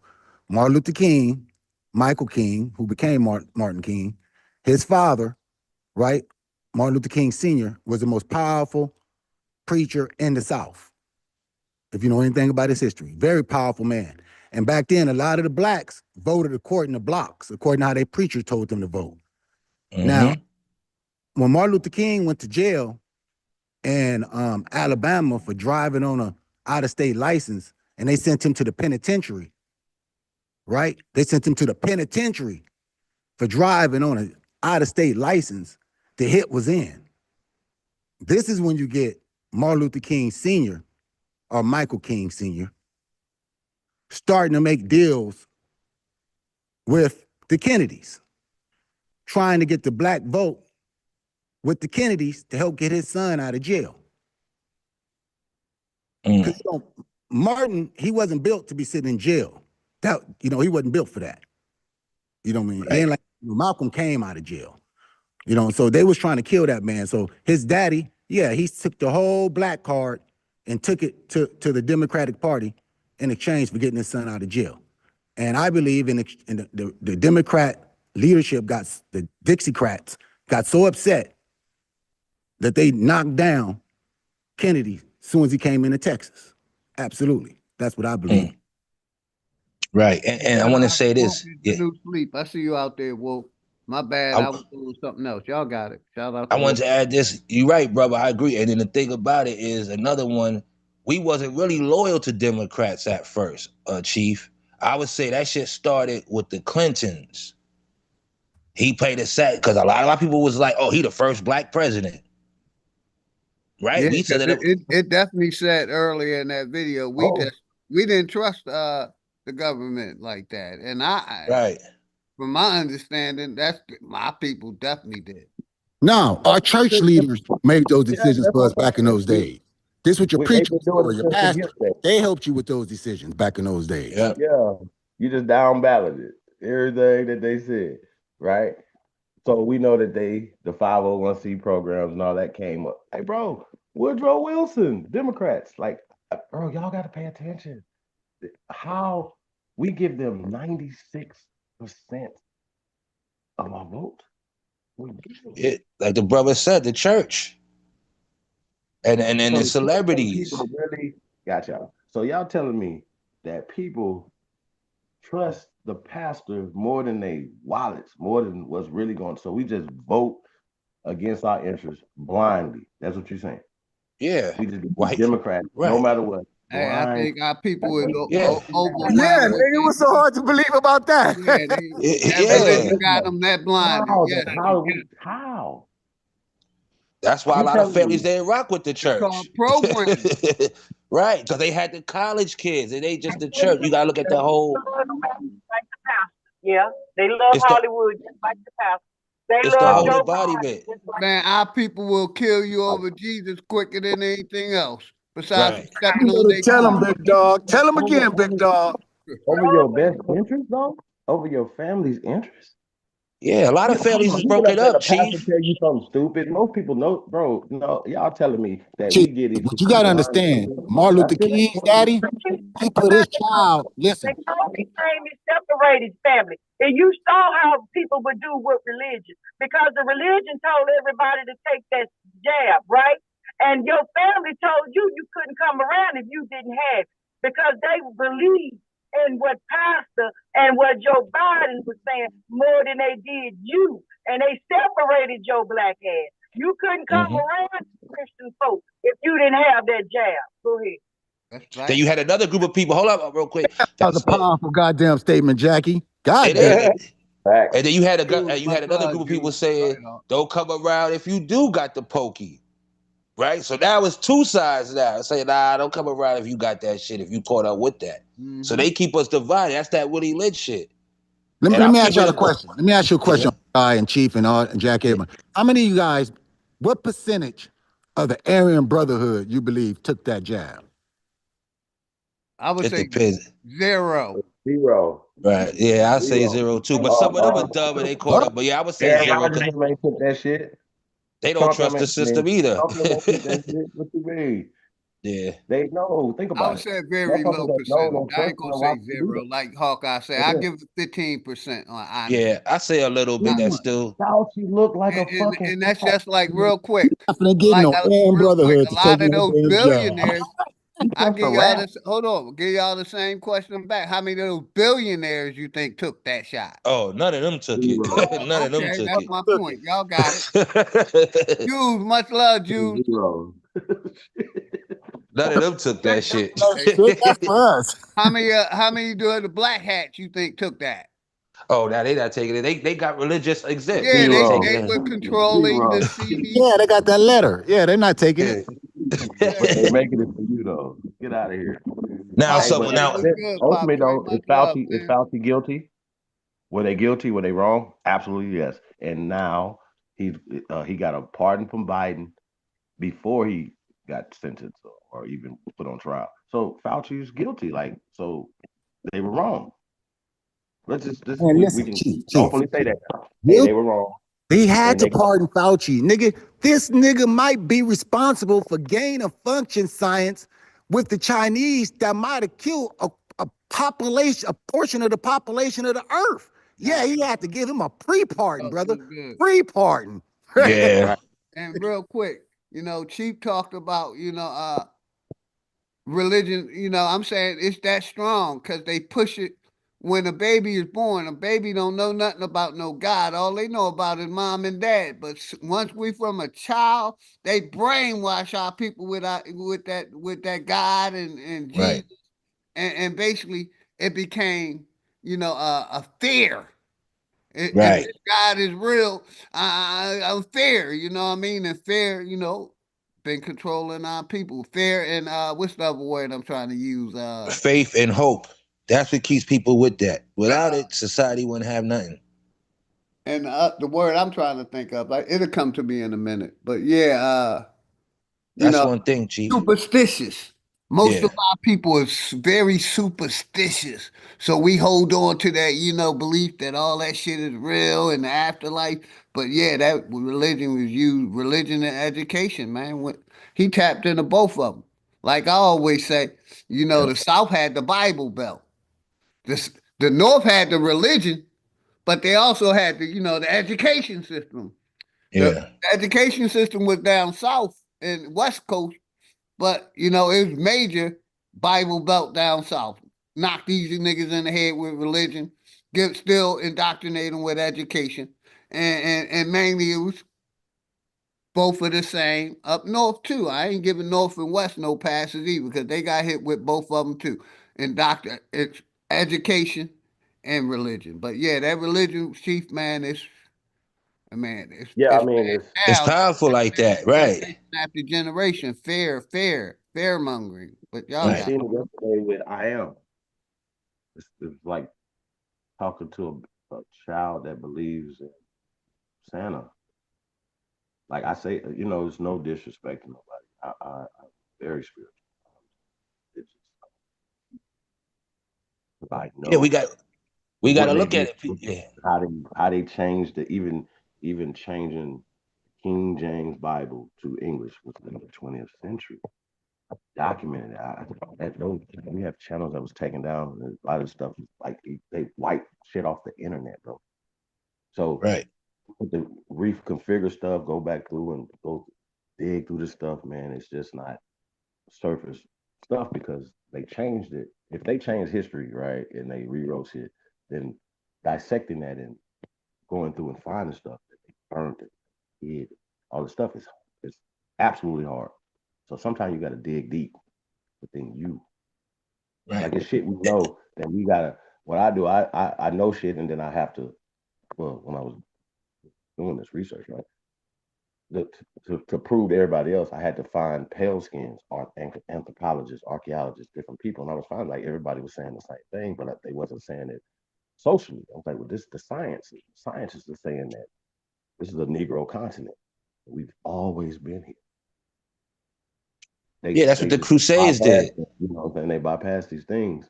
That showed you how strong the Crusades was, and putting fear in people and killing. People always gonna need faith, Chief. All right, a man who doesn't have a faith or have hope is not a man who's willing to live too long. That's why people stick to religion. It might not be me and you, but yeah, people who got struggles. That's what that comes from. Hear me out. Do you believe 300 people without tanks and things like that can beat 10,000 people, bro? They got the same knives and things that they have. Say that again, Chief. Say it one more time. 300 men, the best fighting motherfuckers on the planet, can beat 10,000 people. How about this? 10,000? No, I don't think so. It's impossible. They don't beat them like how you think they beat them. They put movies like that. So hold on, give me 2 seconds. Give me 2 seconds. They put movies out like that so they could, the underdog. But in reality, it's 8 billion people. If we were to try to overthrow this world, it wouldn't be. It ain't enough of them. It ain't 20 million of the police and armed forces. I'm giving them that number. They can't stop 8 billion people. So what they do is they make movies like the 300, where 300 people can kill 10,000. But that's only in fantasy. That's only in movie world. Right, because they're not doing it like how we think they do it. They using espionage. They using bio. They using brainwashing. They attacking on all fronts. They go to look for the traitors. They're making you believe that that mythology is history. No, a lot of it is not. Listen, I don't listen to that. They got to add some truth with the false. So I'm not I'm going to saying sit here and say, oh, mythology, yeah. right? It's called mythology. All It's right, well, known hey, people right now, come let's, from okay, mythological people. They don't we seen our exist. military go to Iraq and Afghanistan. Them people don't even know what tablets and smartphones was the time we was over there. You They gonna say they didn't. did slaughter a lot of people before they left? Of course they did. I'm saying that is it possible that they created fake history, just complete? I say yes. You already Yeah, know because we know that, because the victor always creates history. It's Well, not there they we go. created fake There history. we go. They run this shit. We got to stop acting like Okay. they don't run the world. They run the So, world. but there was. I'm sorry, you got it. Go ahead, Jackie. Go on, Jackie Brown. That's all I'm saying. I'm saying that all they movies that they make a program to MK Ultra your ass. Every single one of them. There is not one that was just made for no reason. Every single movie is spoke and made for a reason. And every scene is a symbolism of something. Everything on the wall, everything they're wearing. That's why y'all got to learn how to study symbolism. You'll see it in all the movies. Go ahead. Now, hold on. We know who we dealing with. So y'all say these white boys ain't who they are? Let's start there. No, it's not that, bro. Like, no. Let's start there. Are they the what do you mean? Like, berserkers? what do you They're mean? wild, man. Let's stop acting like they're not wild. They eat raw meat. You and I ain't eating our raw meat. We gotta stop. We're not those people, so you don't know how they think. We're not them. They have something in them that we don't. Okay, them niggas is berserkers and wild like that. They kill each other off. Look what they did in Europe. These wars is real. That shit ain't fake, man.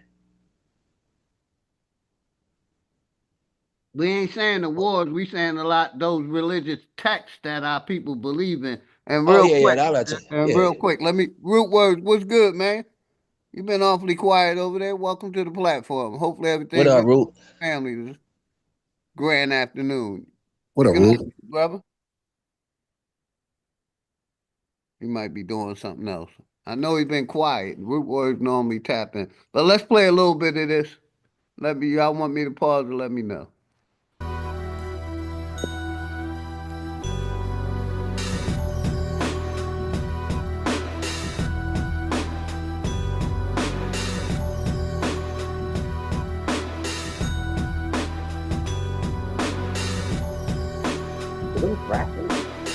Yeah, I understand what he's saying too.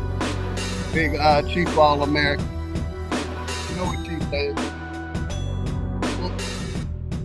If the frontier west of the Mississippi was called the Wild West, then this was the Savage South. And if the whites weren't afraid of Negro insurrection, they were under the constant threat of the wild black rapist and his big black snake that'll make even the purest white woman moan.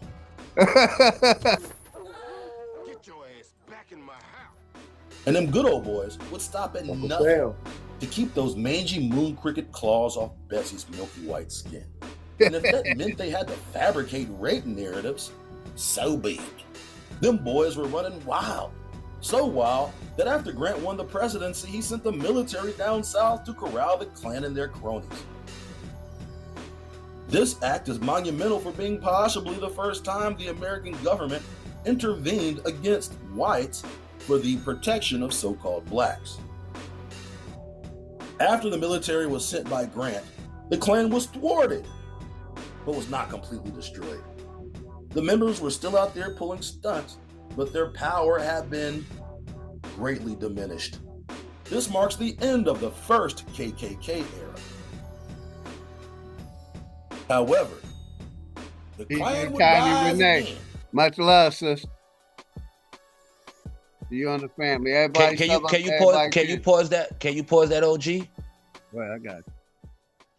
That's like saying this wasn't real right shout here. Shout out to DJ Tanya Renee. If y'all haven't sub up to that sister channel, go ahead. Now, I know from stories that this shit right here was real. It doesn't mean it was everywhere. Like for me growing up, I ain't never seen no Klan shit or Burning Cross in New York. But we came across other shit and we whooped that ass when these niggas was trying to walk down the blocks and all that. But for me talking to elders and knowing, and me knowing people that went to the South, I had a boy who was in Missouri and ran into some Klan burning some shit. He was lost on the road. And he had his 4-5 pulled out, was like, yo, oh shit, okay. And they saw, he let them niggas know he was strapped. And they let that nigga, he was with his son and a dog. And my man bounced. But, and when he got to the crib, he called us all the way from Missouri, was like, yo, guess what I just ran into? We was like, what? He was like, yeah, I wish I could have took a picture, but his son was a little nervous. He got out of there. I ain't experienced that shit. Well, I've experienced firsthand myself. Yeah. All right, that's what I'm saying. I never experienced that. You see what I'm saying? I'm talking about right here in Los Angeles, California. The biggest county pretty much in the country, right? Los Angeles. We got more people in Los Angeles than most of the United States. And right here, we have the biggest Aryan Brotherhood gangs around. Niggas in Los Angeles, we can't go 20 minutes outside of Los Angeles, believe it or not. We are stuck in the hood. Right? Wow. About 15, 20 minutes outside of the urban side of Los Angeles, and you get into more of the beach areas with the money, where you saw the fires burning. Oh, don't be surprised to see some white boys with some funny tattoos. Right. And don't be surprised when you see that that Black History X type moment happen to you. You know what I'm saying? Like, it's real. You know what I mean? Blacks control certain portions of the communities in the United States. But most of them communities are controlled by white supremacist gangs. And this is what people got to understand. In America, the major German white people are in two clans. You got WASP, because they consider this a WASP country, right? White, Anglo-Saxon, Protestant, right? This is what they believe, that this is a WASP country. A white Anglo-Saxon Protestant is a German. Yeah. Right? That's a German at the end of the day. I'm glad you said that, brother. Thank you. And then they have a military wing to the WASP program that they call white nationalists, right? And now, the white nationalists may not believe in all of that religious stuff. Aryan Brotherhoods and all these Knights of Idaho and these Knights of Texas and these Texas Aryan Brotherhoods, they don't believe in religion. They believe in pre-Christian dramatic shit. This is where they make their symbolism roots out of and their languages out of. So you got to understand, when you're talking about the educated or academic version of the German people, that's WASP. That's our politics, our doctors, our lawyers, our judge. That's the WASP community, the regular, what we call white America. But when you're talking about their military or they street gang version of them, now you're talking about the Aryan Brotherhood. Right. Now, they believe in Valhalla. Valhalla, that's what you mean pre-Christian, now you're talking Valhalla, yeah. And to be a member of Aryan Brotherhood, let me say this one more time. You have to kill a black man, or you cannot be a member. And guess what? They have another theory. They're not a real man till they have sex with a black woman. All right. Well, let's go and have it sex. Are y'all familiar with Skull and Bones? Ain't that Aryan Nation Brotherhood? Yeah, that's the difference. That's the power. Version. That's the ups. Academic version. Yeah, that's the ones with the money. Skull and Bones. Yeah, that's WASP. That's top notch WASP. Yeah. So, okay, so I'm just, once again, y'all, like, it's like, is it possible? Because even when we're having these conversations, right, if we're working for, because they've been saying that it was people that was of color that was on the side of the so-called Klan, fighting against Frankenism, Leo Frank and them, and all that situation, which they were using niggas as they front people. But they stopped using niggas. But they stopped using niggas. Whoa, wait a minute. They not using niggas? Nah, they not. They using niggas to this day right here. Different way. Aryan Brotherhood is clicked up with Mexican gangs in Los Angeles, and they also do work with certain blacks if you high enough level. So Chief, right. they will use That's the your name black of this ass and your video. Mexican ass for their The benefit. black face of white power. But that's street shit now. Y'all talking drugs and all of that. But that's the name of the video we getting into. The black face of white power. So it's a black face behind that white power. Man, I don't know about that. I'm saying it is. Look at the United Nations. It's been documented. It's a nigga in every position. Black power. Yeah, niggas in position. Like the president is in position. Hold up. I want to say the president is in position. That don't mean he runs shit, right? You could be in a position you ain't running shit. You just a puppet. Black power. Right. So we got to stop thinking because you see a black No, face. I'm not agreeing with them. I'm saying dramatic, very racist white people are in authority to use black people to push out their agenda. Absolutely. That's what I'm saying. Of course. And they call it business now, right? So they'll do regular drugs. Business to them. Yeah, it's regular Have business. y'all ever talked to them? Have y'all ever had a conversation, like personally had a conversation with a Aryan plan? Yeah, at the poker table. I have them a couple of times at the poker table. What's up with it? No, it's a different. It's a real enlightening experience. You know, but you know, I say that it enlightened me to a lot of the things that, like, instead of us being afraid to have those conversations, you know what I'm saying? I was kind of forced into the situation, you know what I'm saying, to be able to have that conversation. You know what I mean? So, and I'm curious, so you know, I want to know shit and digging deep and ask questions. You know what I'm saying? With that, I gained a lot of more insight on why these things were happening. And then you got to take how the media uses it to manipulate shit today. They've always been manipulating the shit then, and they wasn't running the media. We know who's running the media. Right, but even with the media and all that, Chief, these things are happening. So I don't care what the media is manipulating. I don't need the media to know what's happening in communities or with our people. If it was no media, I don't know what we're saying that's opposite of what you're saying. So what was happening though? Like, what are you saying was happening? You just said you saw some crosses burning, right? So you don't need the media to tell you something or to twist. Me personally burning, but I've seen the Klan up close. Okay, you saw the class, so you didn't need the media for that because you saw that with your actual eyes. Right, but I'm saying though, I've seen it from different perspectives. I've had an opportunity to have a conversation. Well, right, yeah, conversation. There's a war going on between the Jews and the dramatic.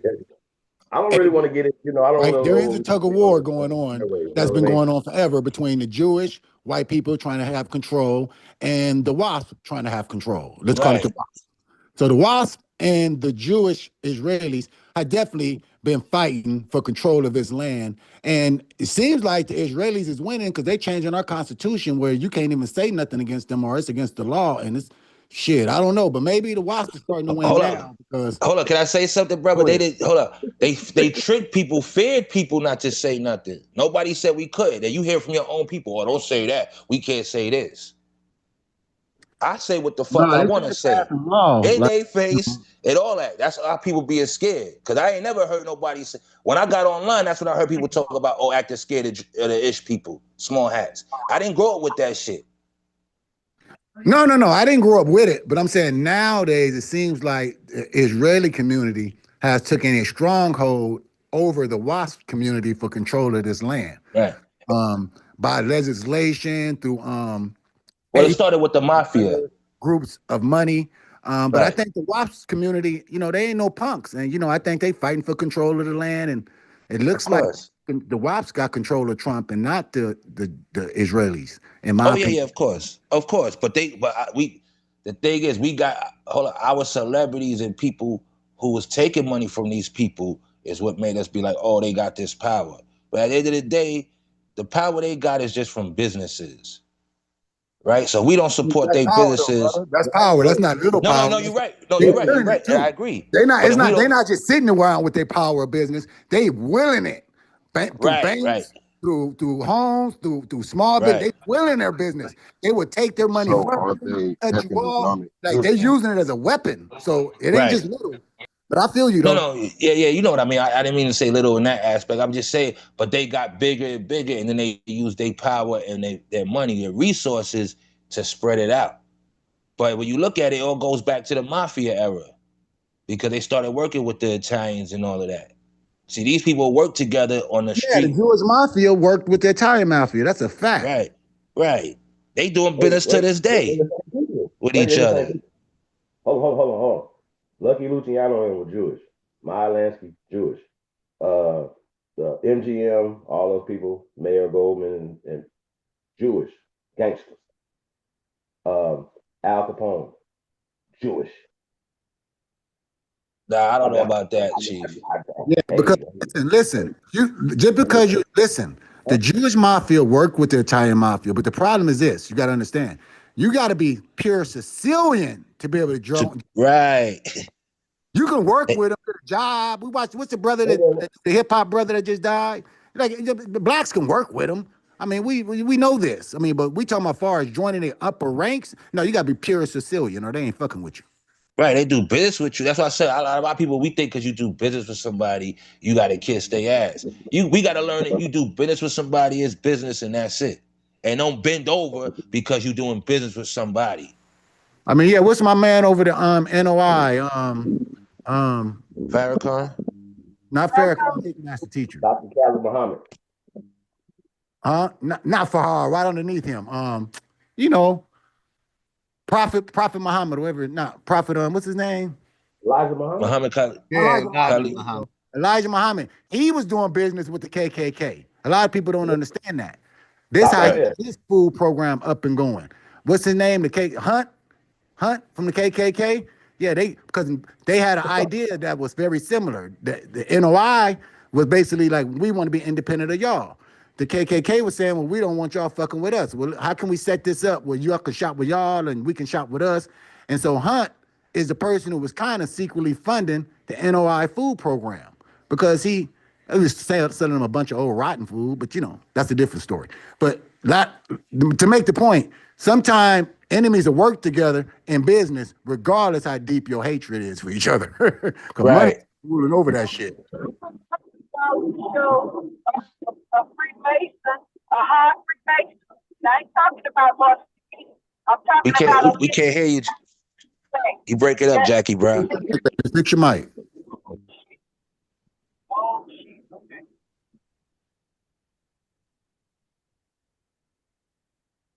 No, that's right, why brother. I think history is complicated, Hawkeye, because you know, you start talking about money and people that got loyalty, but it gets, man, it's like a movie. Right. History, this shit is gangsters. It's real gangsters. Yeah, exactly. Thank you, brother. And I think our people be forgetting that, yo, we dealing with gangsters, man.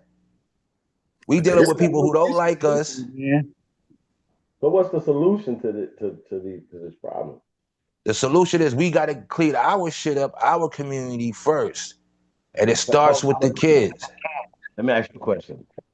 If you had to make the call, right? You, Hawkeye, everybody individually, you had to make the call. You said, and your call is going to be the final vote, that niggas is going to ally with one or the other, right? You see these two factions in beef. Which side? You don't have to ally with either. Because I do business with you doesn't mean I'm doing an ally. The question is, which one would you? I said it. I'm not allying with neither of them. You are though, because you do business. No, that's what I'm trying to tell you. Business doesn't mean I'm your ally. You're doing business with them right now. That doesn't mean I'm your ally. It's business. What do you mean? You do business with your enemy? I just told you. See, we think in business. With the enemy. That's fact. You bring in emotions in with business. It has nothing to do with emotions. I got you. You got to pick sides. Yeah, that's not how business works. Okay, well, I'm saying in this business situation right here, business is war, right? So in this business situation, I'm talking to you as a businessman. Okay, it's come down to it, right? It's them and they banking cartels in this situation right here, right? You got to make a decision. You can't do both. You can't. You got to do one or the other, right? So you don't like the war. So do business. Which one are you gonna? What's the two options again? The banking the small heads cartel that's it now, and then something different. You rolling with the WASP or you rolling with the Israelites? That's what he's asking you. You got to roll with the ones who control the bank, so you know who it is. Oh, you Israelites. Namaste. I see you, Empress Goddess. Right? Much You love. at me, because you're gonna tell us to keep going on with the same old, same old. That's there now. That's not working. No, it's not working because we got to blame. When do we take accountability for some of this shit?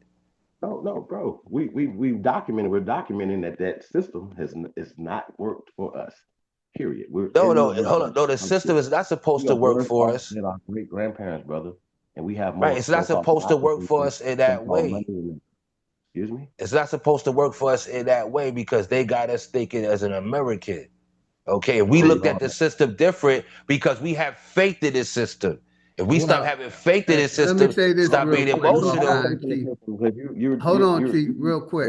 I would say the old system where the people was running the corporation, it could be different. But as long as the corporation is running the people and Congress, I think this just for me, that when the people was in control of the corporation, prior to that, we were, basically, self-governing ourselves, and then they, like I said, they brought in their system where we see, the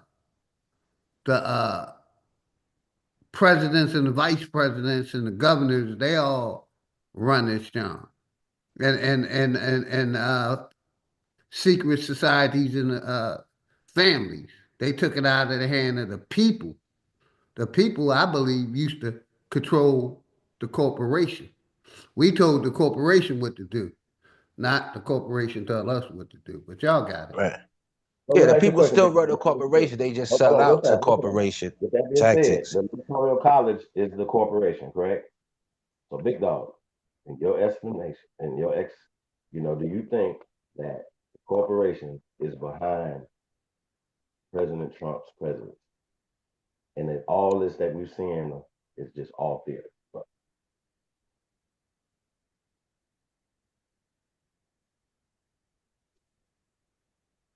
Well, presidents are elected. They're selected, not elected. Everybody knew Trump was going to win again.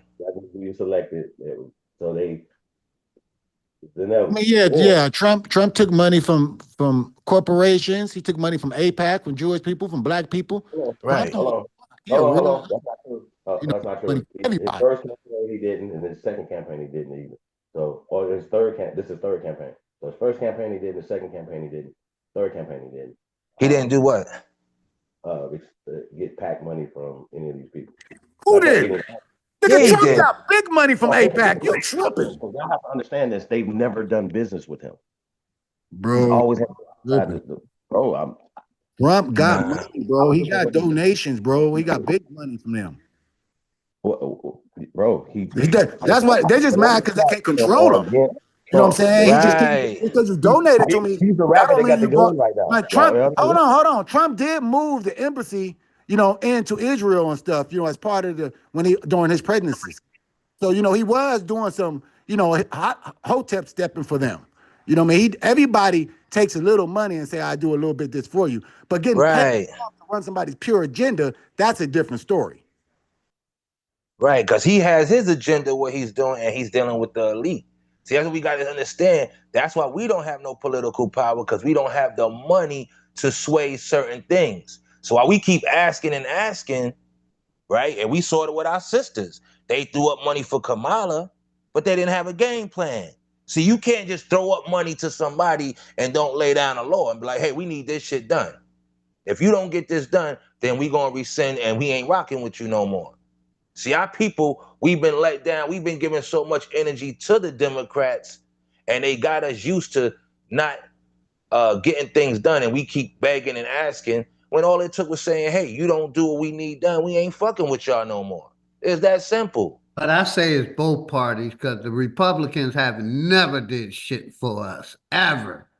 No, you're right. I say it's both parties that, that's my understanding. You know, both parties never did anything for us.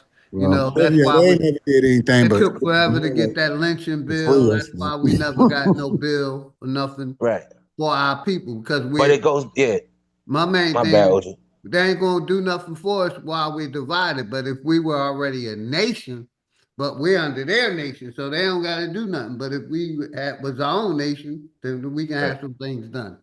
It's not, hold on, go back to what I said. It's not that they It's don't like do what things. OG always say about these corporations. The corporations run both sides. They run the Democrat side, the Republican side, you know. And independent if Give need to money to be. Kamala, gives money to, you know, Trump. But it doesn't matter. They got long money. They put money on both sides. You know, like Don King. Don King owned both fighters. Habab owned both fighters. So he gonna roll with the champion at the end of the night, no matter what. That's how these corporations roll. Right. And we don't see that yet. And then we don't demand things. And if we don't get what we want, we still rock with them because it's the I have a hope, I have a dream shit. Instead of saying, nah, y'all didn't come through, we leaving y'all alone. You don't mess with them, y'all. They stabbed us in the back. No, because now they got these black politicians saying, oh, we still fighting. Don't worry, y'all. Come on, it's gonna work.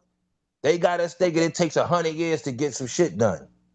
So right now, right, I know it's a lot of other things going on in the world, but the Platinum Plan was introduced to the sitting Trump administration a few years back, and he didn't become the president. Biden became the president. Biden didn't have a conversation about it, right? Like Democrats give their whole ass to kiss. I can guarantee y'all, nobody is going to be able to give me one tangible thing that was for us and only for us. Number one. Number two, guarantee you can name several policies that, let's just say, for instance, they were for everybody, right? Right? Like the crack laws and the 91 crime bill to the 94 crime bill was for everybody, correct? Well, some of us went through that, right? And we know it wasn't for everybody. If you know, law is not, justice is not fucking blind when it comes to niggas in the penal system that was created for them. Right, so how can we have our people be acting like it's no racism? And that's why I be questioning when niggas be saying, oh, we ran shit, we this. Nah. Prejudice. Like, okay, racism is a system never set up by people that to control us, right? This is what it is. So as long as you participate in No, it's to control society. It's not just us. But they always gonna need a black sheep. But they needed the system for them to be in power and stay in power. So long as niggas maintain it from the black side, it's gonna empower it. Yeah, because it's a society. They can't The have link in the chat if anybody want to come up. Real quick, let me shout out Empress Goddess, Namaste, Smoke Signals, Root Words, Amerigal, Texas. Kelly Green, appreciate you tapping in. Copper Miss Parker. But Chief, this is through the whole world. Melanated people are getting attacked around. It don't matter where you at. Modded you up, Kelly. Welcome. We could go to Hindustan. The light skinned Hindus over there treat the dark skinned ones bad. Look at who brought that system there, though? Who brought that system there? It don't matter what it is. That's the way the world. The British brought that system over. Melatonin is under attack. To India or right. You can go to Asia, it's the same. You go to Mexico. That's when you start traveling, you be like, oh shit. Then you know and see and be like, yeah, they coming for melanated people. Hold on. It's worse over there. That's a caste system. Right, yeah, of course. Class system in America. This is a class system. Over there, that's Jesus can't too flat motherfucking power. Go ahead, brother. Yeah, it's way worse than over there. They treat their women. But the class system here don't got no power. Our women, no, they treat their women bad. Cause like I said, I was Islam, and that's one of the reasons I got away from it. Them Arab brothers wouldn't greet me and give me the salam, and I just know I ain't having my wife walk behind me and all that, man. Nah, I ain't doing that. Sleep with her when man, that shit was crazy, man. Facts, OG. A lot of racism in Islam. That's why I don't believe in none of that no more. I want to say this. The class system in America ain't shit. That's just status. That's just money. These class niggas still don't got no power. That's why you got your nigga like Kanye West and all these other niggas who got money still got to bow down. If class system had power, then we'll be in a different place because a lot of our people got money. I'm not saying a class system is like the greatest thing. I'm saying I'd rather be in a class system than a caste system I agree all with you on day, that. every fucking day. Well, I'd In rather a be caste in system, hold the on. In a so-called caste society. system, your money don't mean shit to you. Yeah, you better get to America with your money in a caste system. Yeah, and but we I'd rather created be that under class system. democracy than communism. Y'all got it. Oh, of course, any day. I think money trumps cash. No, it doesn't. No, it doesn't. Y'all better, hey man, y'all better stop playing with yourself, man. That shit is only in the theaters, not in reality, bro. Now I was just answering your question, Chief. You asked who did that thing to India? Great Britain, if I call correct. Of course, yeah, India. If it was like that, Chief Kyrie Irving and this nigga wouldn't have had to do what Who they did it went to through. China? Who did it to China? England and America with the The opium. British, right? Germans, they were Germans, right? There's no British, like they're not. This shit is new. It's 20th century. We understand that, but we gotta go by what's the label, bro. If I change, listen, if I change my name, we see it with Muhammad Ali. If once I change my name, nigga, you ain't calling me Cassius. You calling me Muhammad Ali. You could say, yeah, that nigga was Cassius, but he wants to be called Muhammad Ali. Indian name. Cassius No, Clay. I'm giving you the example of how you can change your name, and you're gonna respond to my name that I changed it to. I don't care what you want to say. I'm telling you to greet me as Muhammad Ali, nigga, and that's what these countries is doing. So why you still say, oh, they German? No, they not. You see it with Ukraine. Ukrainians and Russians are the same, but you can't call no Ukraine nigga, he Russian. He gonna be like, nigga, I'm Ukrainian. They fought for that. Well, okay, what are we saying? But they still. So we You're gotta saying stop that they saying allowed to perpetrate a lie, Hawk? Hey, So real quick, move forward. Salute, You're saying the same thing. let Rue Salute, tap Rue. in after y'all finish. Salute, Rue. everybody. No, I'm saying you could tell a lie so many times where it becomes the truth. All those motherfuckers are German, and they all fought for Ain't the that the independent truth, German land. Hawkeye? So they all got their good. I done You know did what it. I mean, Rue? I done did Move it forward. before, Yeah, bro. let's go. Of I done course, did you it. know. So now they doing it with history. Now, and they'll tell you that, white folks. That's why they keep pumping they shit. Like right now, they'll tell you, you go look at it, they didn't never went to space. But they'll keep saying that to the kids. Yeah, we went to space in the 60s. But there's already movies saying that they didn't go. There's already the CIA made all that Hollywood shit up. But they'll still say, hey, we went to space. They'll tell the kids that. The kids got to get older to be like, damn, they ain't never went. Yeah, that's a cold lie right there. They still got to figure out a way to get out of. They got to hurry up and get to space so they can bury that lie. Right, and now that you old, who can you confront? You out of school now. The time people find out that they didn't go to space in the 60s, they done graduated and moved on, unless your parents taught you that at a young, but like, yeah, just pass school, they lying. But other than that, come on, man. That's how they do it. That's how conditioning works. Because they're not worrying about you no more. They're worrying about kids. If I could get your kids to believe something, nigga, what I need you for? Real quick, Right? everybody. Root word, did you want to tap in before I play this video some more? Salute, Philly. Salute to the panel. Salute, Powerful conversation, man. You know, I stick to the subject. Y'all having a powerful one. I just disagree with Hawk. But he said the truth, though. People, I done did it, man. You know, you didn't accidentally lie. That shit, man. I digress, man. Salute to everybody. I would have said, look at Slim Charles said it in The Wire. Yeah, you got to fight on that lie now. You can't back away from a lie once you told it. Got you. Well, I tell a lie, I got to stick to it, nigga. So I don't care if I got to lose how many soldiers, how many hardships. I got to stick to my lie. And These people are never going to change their lie. Is doing. They're sticking to their lie. Like the Bible. I'm sorry, OG, the Bible.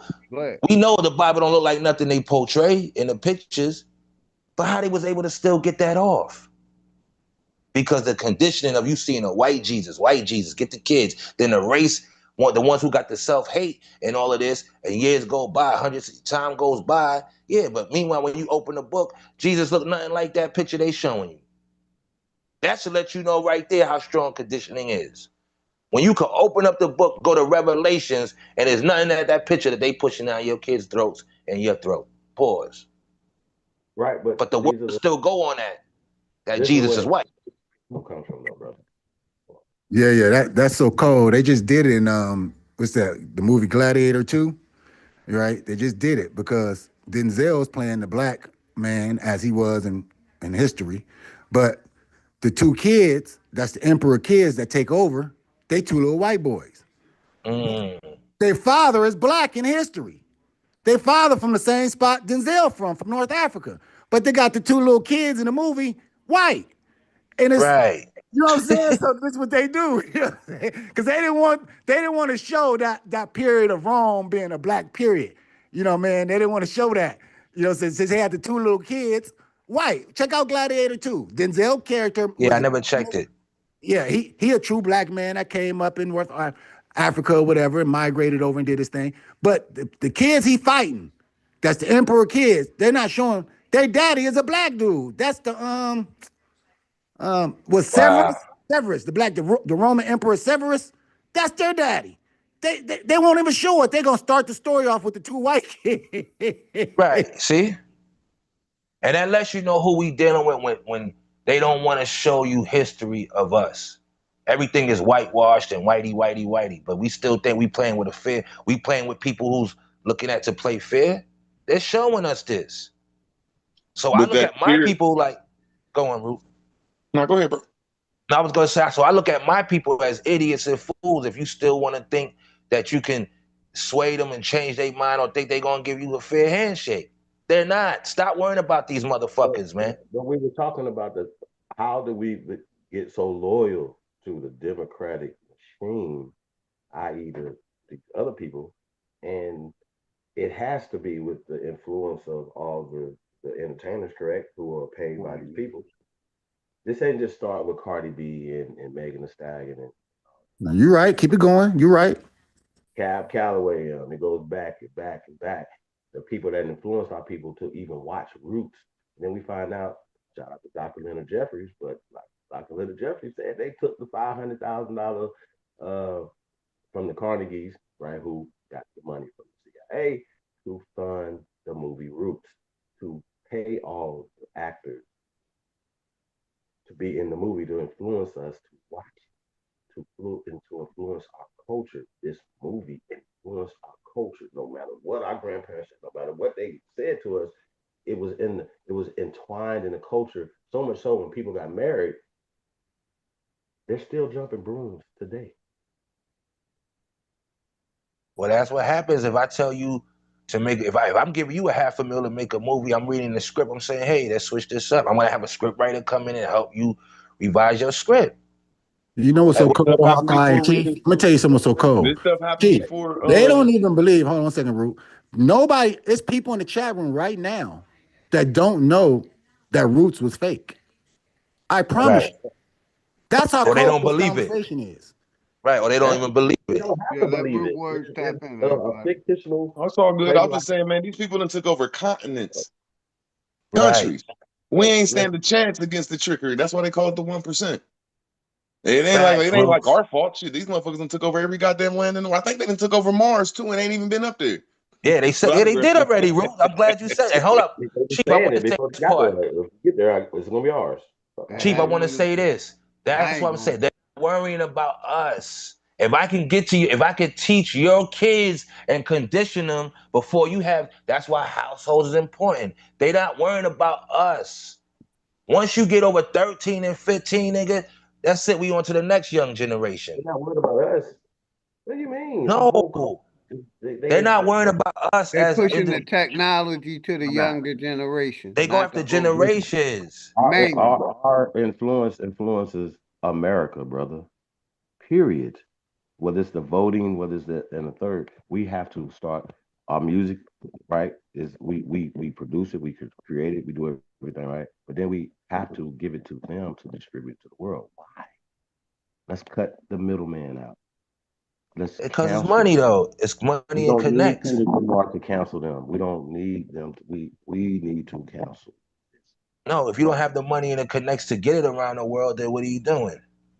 They got that, Chief. Leo Cohen them shouldn't be the middleman. It shouldn't be, but that's what it is. Until we own It distributors. isn't what it is. Niggas in New York should be like niggas in New York, rappers and stuff that, or people that fall into that, right?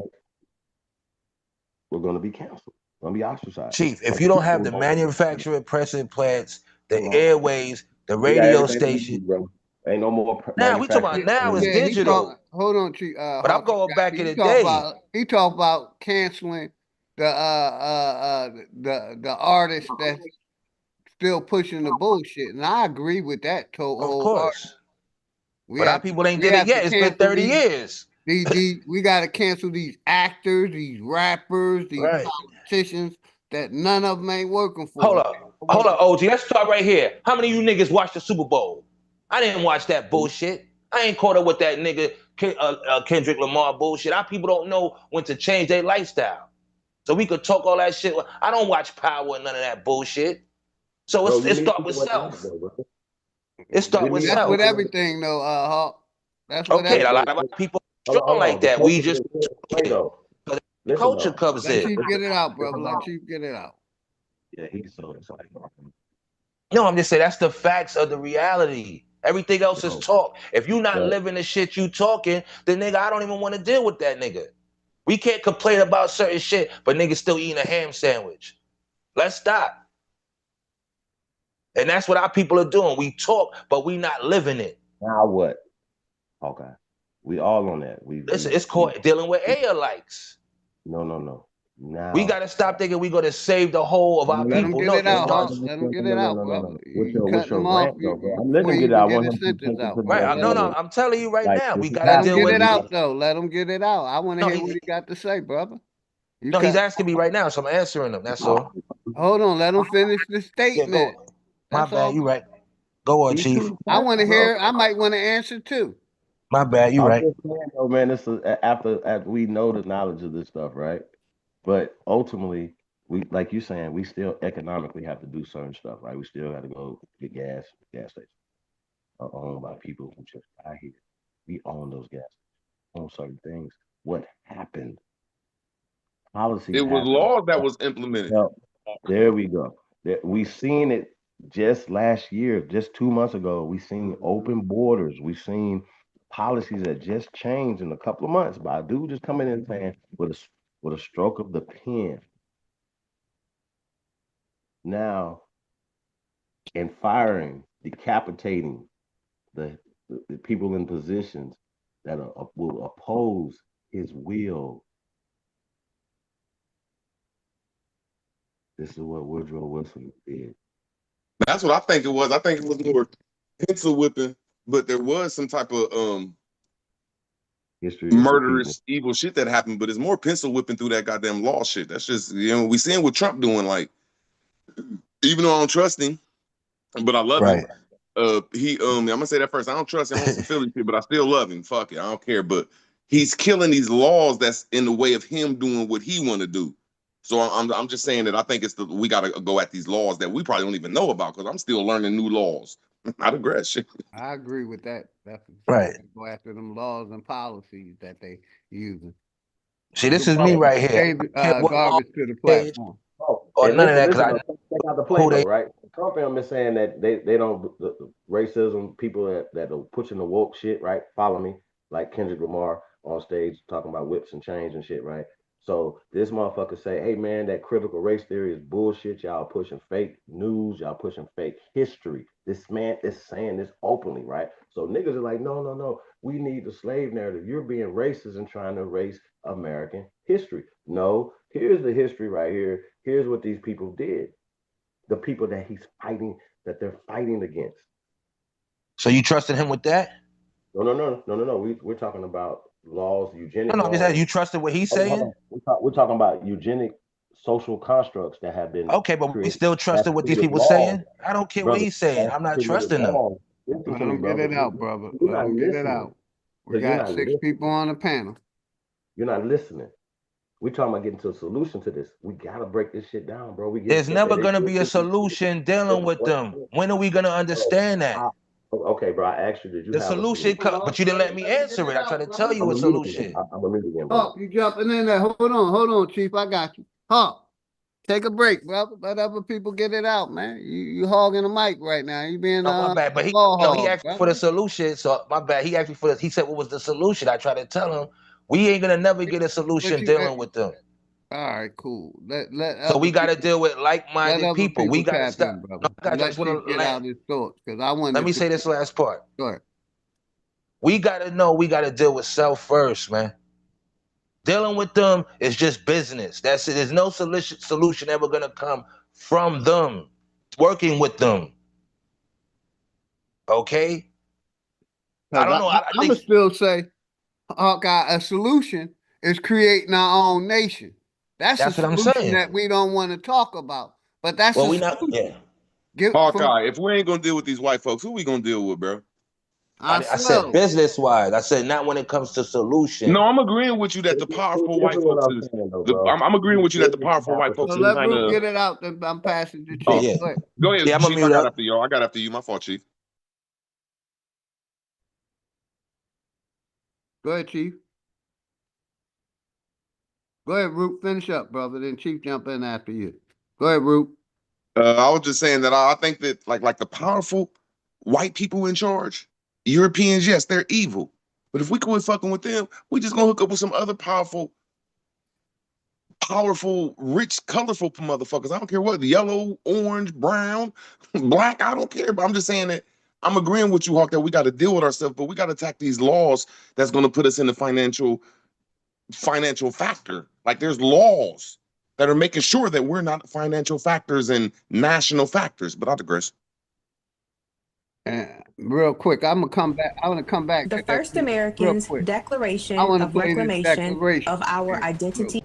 Real quick. The first. You know, because like I said, I love this declaration right here, man. It describes the parts of history that we get a little confused about. It talks about it in this video, so I want us to listen to this video. Let me know if you want to pause it. And then we're going to talk about this declaration because, like I said, the parts that we argue about and disagree, I think this declaration describes it to the utmost of everything that done happened here in America. So let's listen to this and tap. We're going to dialogue on this, and this is going to be the last sector of the stream, man. Shout out to Libra, son. This is the declaration. Let me know if y'all want me to pause it, everybody. Americans' Declaration of Reclamation of our Identity and Natural Rights.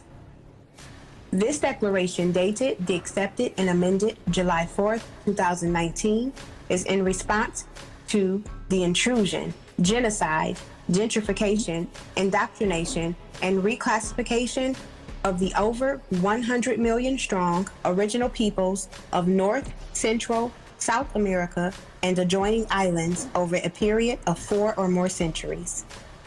The American Aboriginal. Hey, real quick. Do we all agree on that first statement or not? Real quick. Everybody unmute. And that's it. How do y'all like the way it started? So far, I agree with it. Anybody else want to tap in? I'm listening. All right, I'm listening, man. But I gotta say, A for effort though, bro. I like that though. They're like me and Top Cats don't get along, but A for effort, he came out with his own publications of blacks, not black. While I'm not black, I'm Indian, so I got to give Libra son credit. He pushing the goddamn it.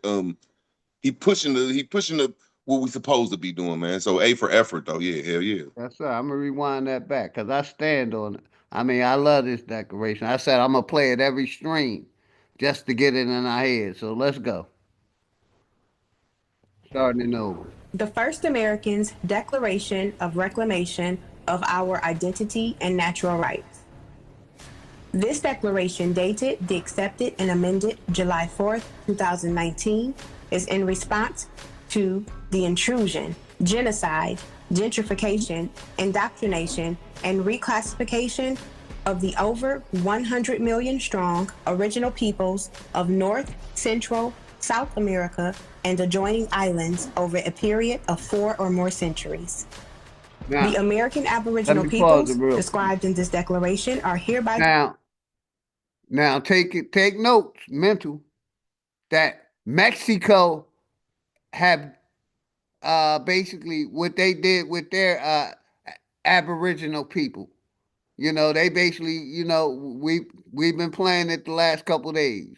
So taking note that they said South American and other countries that's aligned with America. So Mexico that gave its so-called Aboriginal people their rights. But let's go. Declared the free peoples of the so-called Western Hemisphere and the Americas, meaning clear of obstruction, unrestrained in movement, liberty of action or expression, not holding strictly to rule or form of nations, not subject to foreign rule or to despotism, based on principles of civil liberty, sense of giving without cost and free of charge and cost. This declaration does not include the so-called Native Americans, Africans, European, Hindu European, or Asian descendants. Only the American Aborigines and mistakenly the American Negro and their descendants. Article 1. All so-called Black people in the Americas are not descendants of Africa, and this misclassification of our identity, i.e. colored, Negro, always Black, knew this nigga was and an OG. African American is the result of social programming. What's good, Root? Go ahead, say it, bro. I agree. I agree, bro. I agree. I agree. Exactly I'm what he gonna said. rewind that part back. Shout out to The Lee. Jeeper Creepers guy flying around, eating. Let's go. Africa. And this misclassification of our identity, i.e. the Americas, are not descendants of Africa. And this misclassification of our identity, i.e. colored, Negro, Black, and African American, is the result of social programming and indoctrination, and is not and will not be accepted by the autonomous people in any manner, whether it be personally, socially, politically, or so-called legally. And any attempt to continue such reckless behavior will be seen as a conspiracy to commit a fraud, a hate crime, and defamation against the original peoples of the Western Hemisphere under international law and the American Constitution. The U.S. corporation, its nation states, affiliates, and sponsors have been committing many sorts of crimes against the original or Aborigine people of this land without as much as one warning for the genocide, rape, lynching, displacement, and scientific experiments. There are many documented cases. The list of nefarious and criminal activity is almost too long to imagine, and there must be an accounting and remedy for. By our estimates, the greatest majority of so-called white African and European descendants in the U.S. believe that the original or Aborigine people misclassified as Black were all brought here on slave ships by their ancestors, not realizing that we were here long before their ancestors existed. And the only reason that they believe the lie is because of the great effort to cover up factual history. Article 2. I'm gonna rewind that back one more time. Not realizing that we were here long before their ancestors existed. And the only reason that they believe the lie is because of the great effort to cover up factual history. Right there. Article 2. There are millions of acres of land held in trust by the governing bodies of the Americas that are the birthright of the original or Aborigine people of the land. And we demand that such land be returned in good faith and without obstruction, harassment, or oversight. Since the original or Aborigine people have been systematically removed and gentrified from our lands by fraudulent practices and intimidation, we feel it would be in the best interest of all involved to give back our land and allow us to live in peace. No exceptions. Article 3.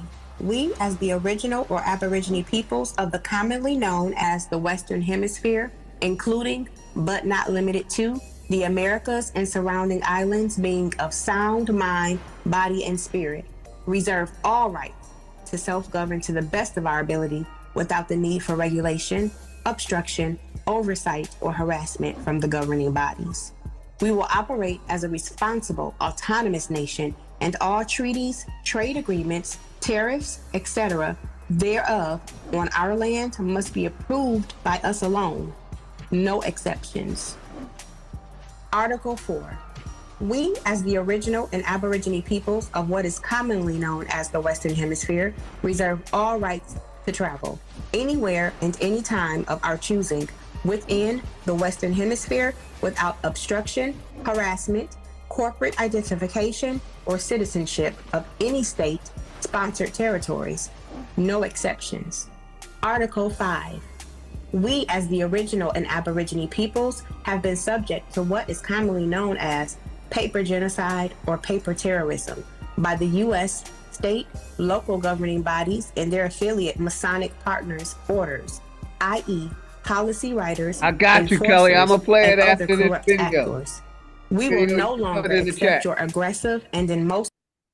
I'm play the video that you put in the chat next, Kelly. Thank you.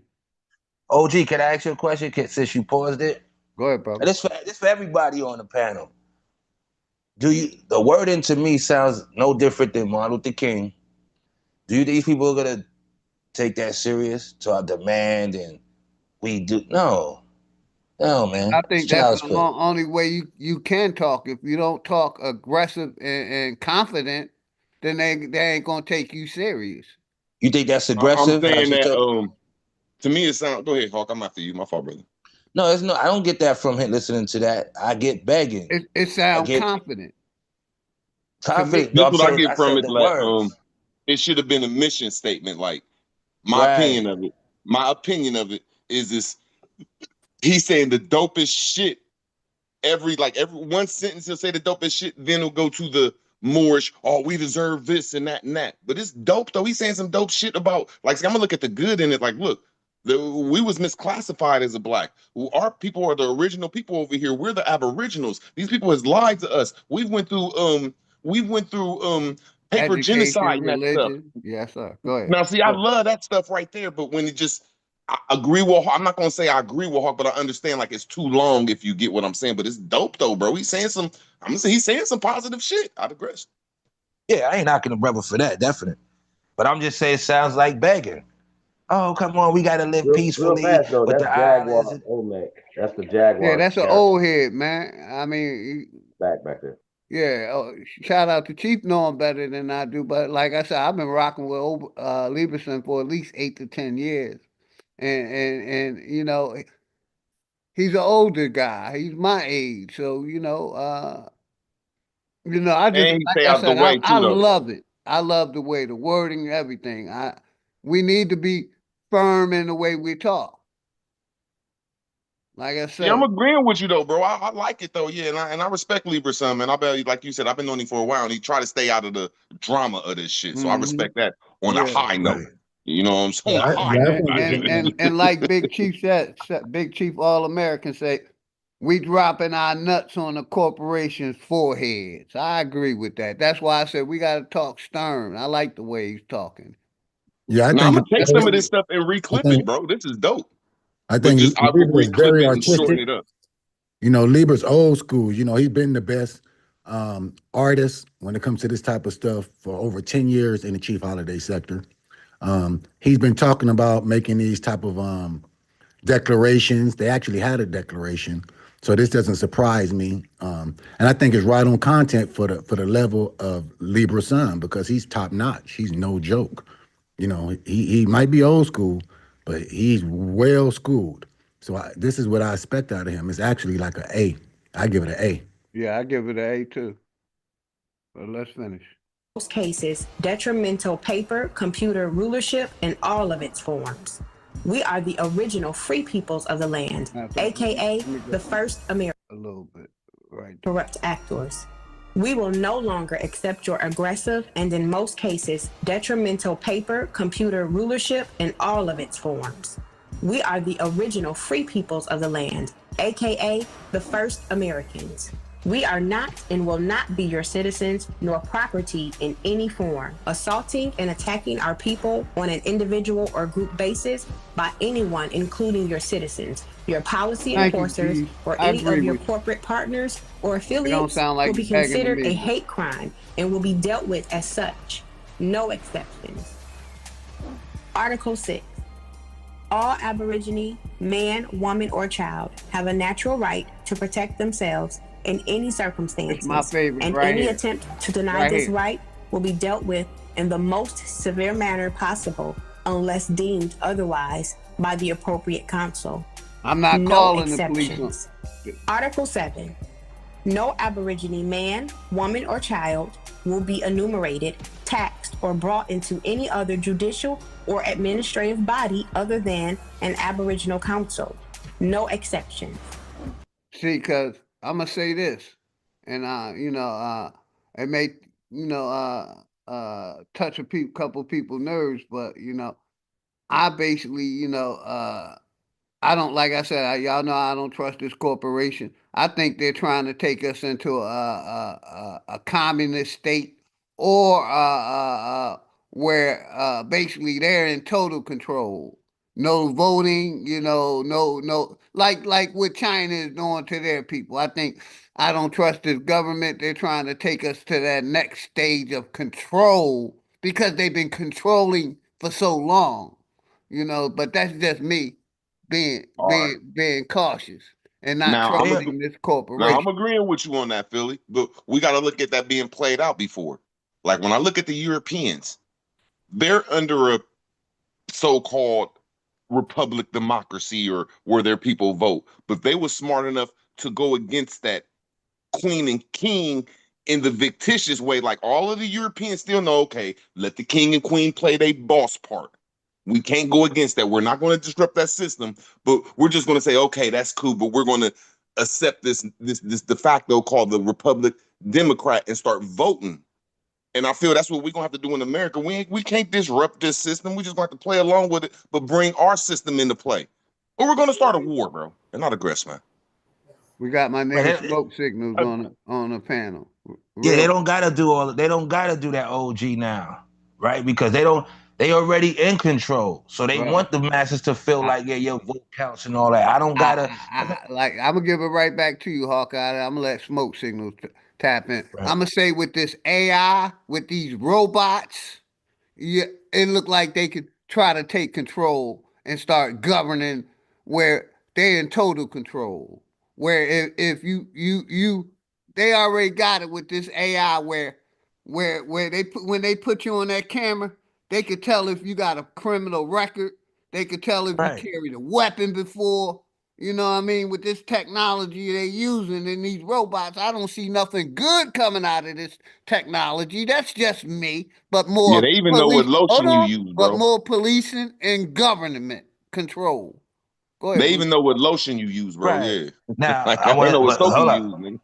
Niggas are police, right? Some technology, some is good, some is not. Niggas are police, are soldiers. It ain't like it's just white or skinhead or wasp police. And they don't have the majority of the police. I'm gonna give it right back to you. I would say at least 80% of white people, man, and it has always. No, I'm not saying that. I'm not saying that. I hate to admit what Philly's saying, though. Salt and pepper in, but it's been majority of white control since it was created. So they already in control. Hey, Hawkeye, I ain't saying that. I don't like what they call it, pessimistic way of thinking about the government. Yeah. I don't like that, but I gotta say, man, Philly been on point these last couple months on some shit that he just shot off the blue. And I've been looking at Philly like, are you crazy? But that shit is, the language is there now, bro. So, and I ain't fear-mongering, I'm not fear-mongering. I ain't predicting shit. I said, this is my distaste for this corporation. Like I showed in bro, you on bullseye, bro. That you hit it on the head on a couple things, bro. Our people never trusted this corporation, man. We done got where we comfortable with believing in our vote count and a bunch of other shit. But I just wanted to tap in. I still want to. Hold on, OG. I want to say this. You're a different generation, brother. I know he came up for a reason. Go ahead, Hawk. Pass it. You're a different generation. All I'm saying is the stuff he been saying been coming to truth on the way his perspective. Because my perspective ain't like his perspective on the government. But I've been sitting back like, damn, Philly. Where the fuck you get this from? But I digress, What's man. been covered the truth? Ain't nothing changed. Everybody knew this shit was gonna happen. It ain't Hey like man, it's there's one thing that he hit on the bullseye. I can name three, but I'm gonna name the one. When he said, look, man, you motherfuckers, some of you motherfuckers, all you motherfuckers might now starting to get deported, bro. He said this months ago. And then now I see Trump on Copper Color Channel say that, oh, well, we deporting the motherfucking immigrants and you niggas that's in the motherfucking private penitentiaries, we deporting your ass too. So the language is there They're not now. deporting them, brother. They're not deporting Man, them, brother. I'm not saying you're right or wrong. I'm saying the language is there. Now, he said a couple things, but that's just one. I digress, bro. Right. Hold on. He said he's gonna contract. They'll be out the country serving their time like a prison planet or a prison island. When they're released, they come back home.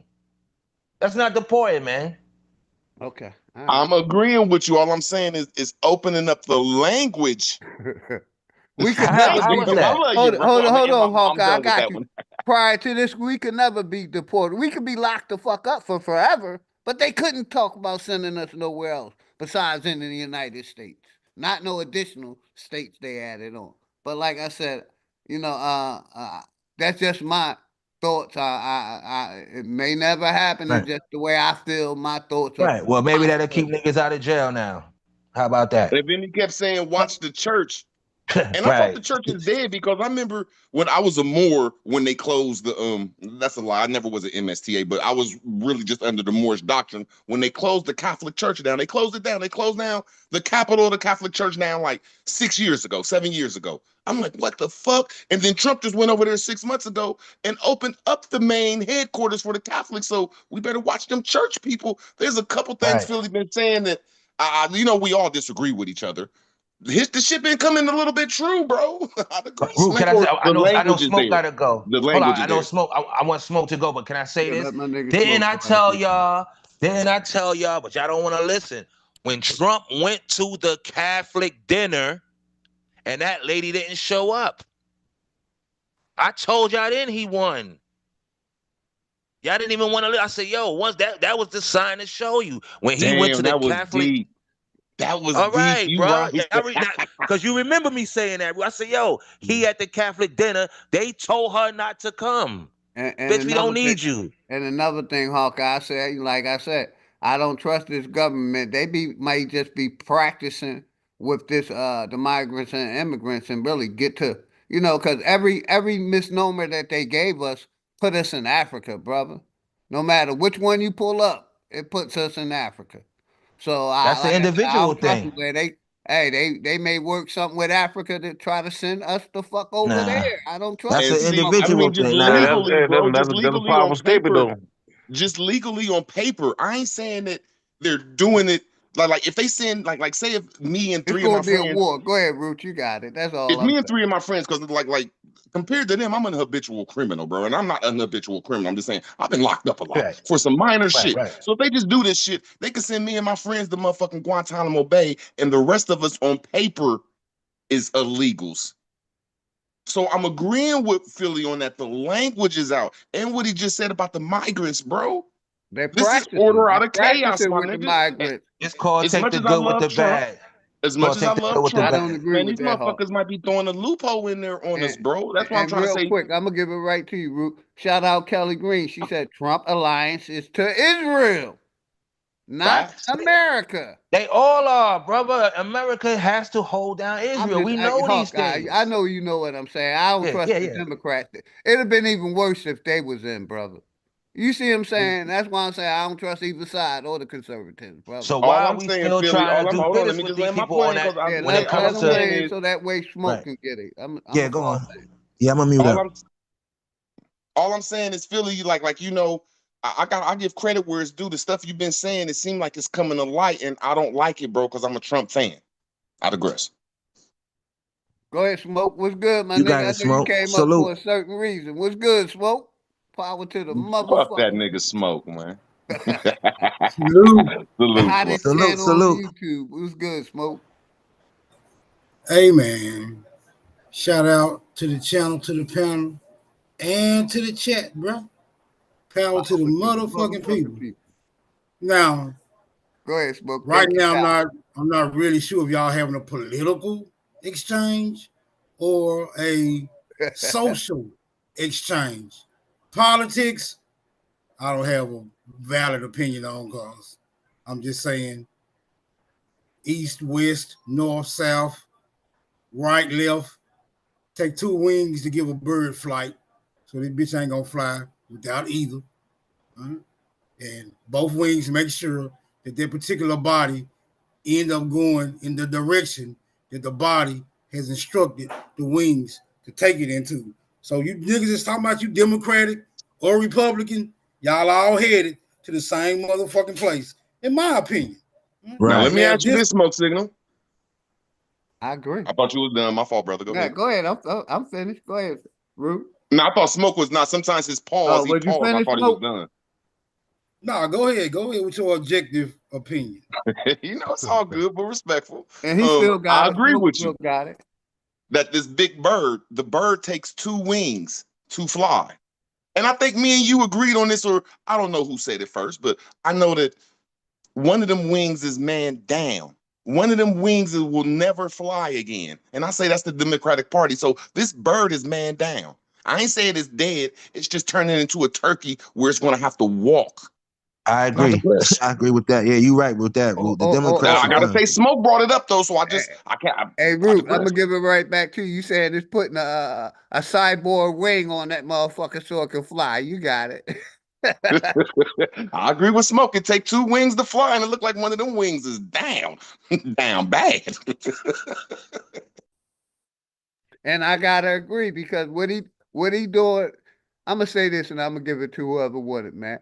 You know, Trump is making the people like, this is the first time I ever seen this. You have to, you know, if you ain't loyal to him, you may not keep your fucking job in the political party. I've never seen that done before, ever.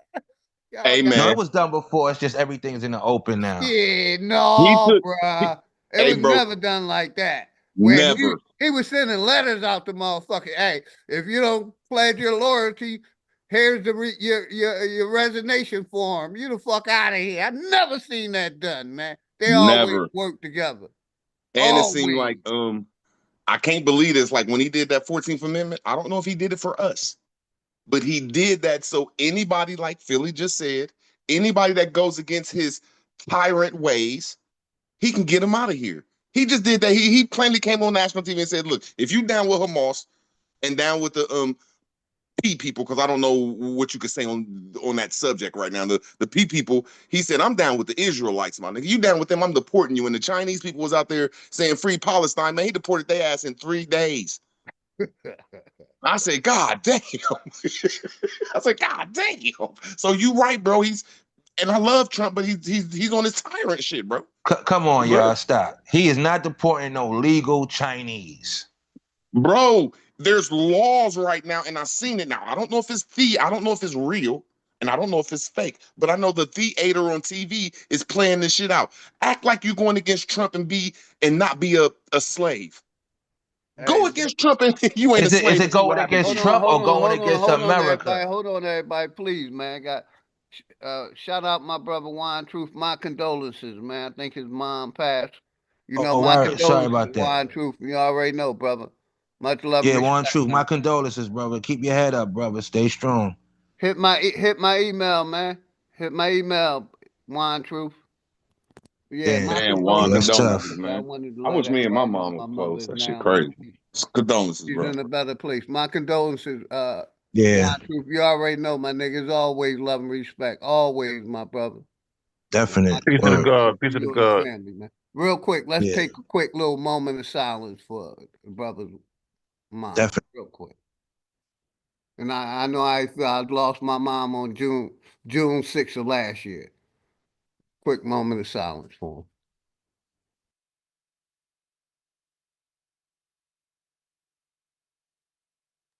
Always respect, my brother. Appreciate all of y'all, man. Definitely, Wine Truth. One love, my brother. Okay. Peace. I just seen that and I wanted to, give my Now we gotta stop. Yeah, I want to say we gotta stop. Condolences, Juan. Yeah, definite. Now we gotta stop with the overreacting with certain shit. Number one, you gotta take the good with the bad. There's never gonna be a perfect world or a perfect government system that they're gonna run and we be like, yeah. So that's number one. He has to do shit to get these people out of here because they was protected by United Nations. And these But white boys ain't never doing nothing just for us to benefit. I agree. Let's I get agree. that. He got out some bad people that was doing some crazy things. I agree. No, they ain't done. They I doing that shit for disagree like with both of 19 y'all though. years. Hold on, I Rudy. I'm gonna disagree give it with both right of to you. y'all. America has a history of our presidents is always the lesser of evil, man. So it ain't. I agree. They ain't gonna never put nobody in gonna do for the people. They I always gonna disagree. be the lesser of evil. I disagree with y'all. I'm saying that I'm agreeing that this is a bird. So I gotta look. I always gotta listen to what Philly say. This motherfucker is evil. So Trump knew they was about to bring these immigrants over here. Now let's look at it like that. That Trump and this whole bird understood what this play about to happen. Then you gotta veer the Philly side saying, "Oh shit, I digress." Real quick, let me shout out my brother Charlie. What's good, Charlie Lieberson? You already know, brother. Much love and respect, Charlie. Henry and King Bloodline. Much love and respect to everybody in the chat, man. And I don't agree with Philly, but it's always I'm a dog. I ain't an old dog. I can learn something new, or I can have the pros and cons on both of my shoulders. And what Philly's saying, you be like, bro, we acting like Trump ain't know these motherfucking foreigners was coming over here like this. Good cop, bad cop. I just hope that I'm just wondering what order is going to come out of this. There you go. I understand it's chaotic around this motherfucker, but what type of order is Trump bringing around here? And I just can't love him. Got to look I at the told y'all bad. already. I digress. And It's called the fourth industrial revolution. Let me finish this. I got you, Hawk. I hold your thoughts, please. Let me finish this declaration. Shout out my brother Lieberson. I got like a minute and a half left, and I love the last part of it. And I'm gonna pause it right then. But let's play this out real quick. I'm gonna pause it probably one or two more times. Shout out my brother Lieberson. Appreciate you. Article 8. No Aborigine man, woman, or child are part of any so-called sovereign citizen or extremist group or movement of any kind, and any attempt by any individual, group, organization, or governmental agency to connect us to any will be considered a hate crime and defamation. No exceptions. Article 9. All Aborigine men, women, and children are free, born living beings and cannot be considered, identified, or treated. Right here. Right here. This is where I'm going to play it back. I want to start that from the beginning of this one. Because some of us act like, they didn't create these dead entities and make us them dead entities. I don't care which misnomer you put us in, it's a dead entity that the corporation controls. So I'm gonna rewind this back. Like I said, let me finish this real quick. As property or dead. Article 9. Right here. All Aborigine men, women, and children are free, born living beings and cannot be considered, identified, or treated as property or dead by the U.S. government or any other entities anywhere on land, air, or body of water. No exception. No exception. Let me rewind that shit. Article 10. Let me rewind that shit back. All Aborigine men, women, and children are free, born living beings and cannot be considered, identified, or treated as property or dead by the U.S. government or any other entities anywhere on land, air, or body of water. No exceptions. That Article part. 10. No Aborigine men, women, and children can be used as debt or collateral by the U.S. government or any other entities anywhere on any land, air, or body of water. No exceptions. Article 11. We, as the original and Aborigine peoples of the so-called Americas, retain all rights to any and all resources that we deem necessary to sustain life, liberty, and the development of our people in any and all regards without obstruction, harassment, or oversight by any entity other than an Aboriginal council. No exceptions. Feeling my husband at 8 Yeah, it's a feel good. It's a feel good story. They ain't taking that shit serious. At the end of the day, we gotta know our society wouldn't have the money that it has if they didn't do that. Okay, that's why America's so rich and wealthy. And but you could finish. No. I'm just saying that's the facts. It's not an opinion. How you think they got the wealth and can build up I don't wealth? think we're conquered yet, brother. You know, it's still breath in a lot of people, a lot of people, man. So I don't Right. see, I don't see it. conquered yet. But I go don't ahead. have faith in people. Definitely not my people. All right. How many leaders we let get killed and all of that, and we ain't doing shit?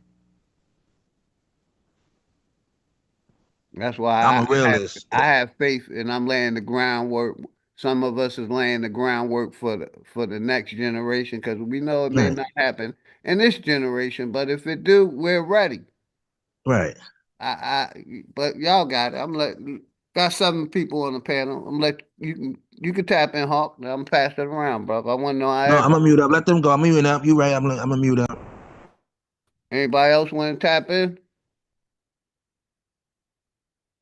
Like I said, I love this declaration. I stand 10 toes down on it. Copper, Miss Parker, much love and respect, you and the family. You already know. You know, and I said I'm gonna make this a part of every stream, and even in the beginning or the end, and I'm gonna play it, because to me it fills in a lot of gaps that we argue about. That's just for me.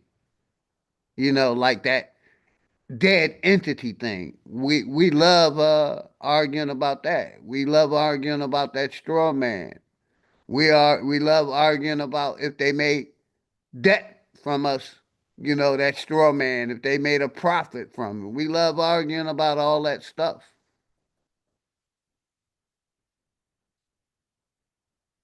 And like I said, I'm going to play it every time I go live, just to keep it in the algorithm, to keep it in our minds. But whoever won it, y'all got it.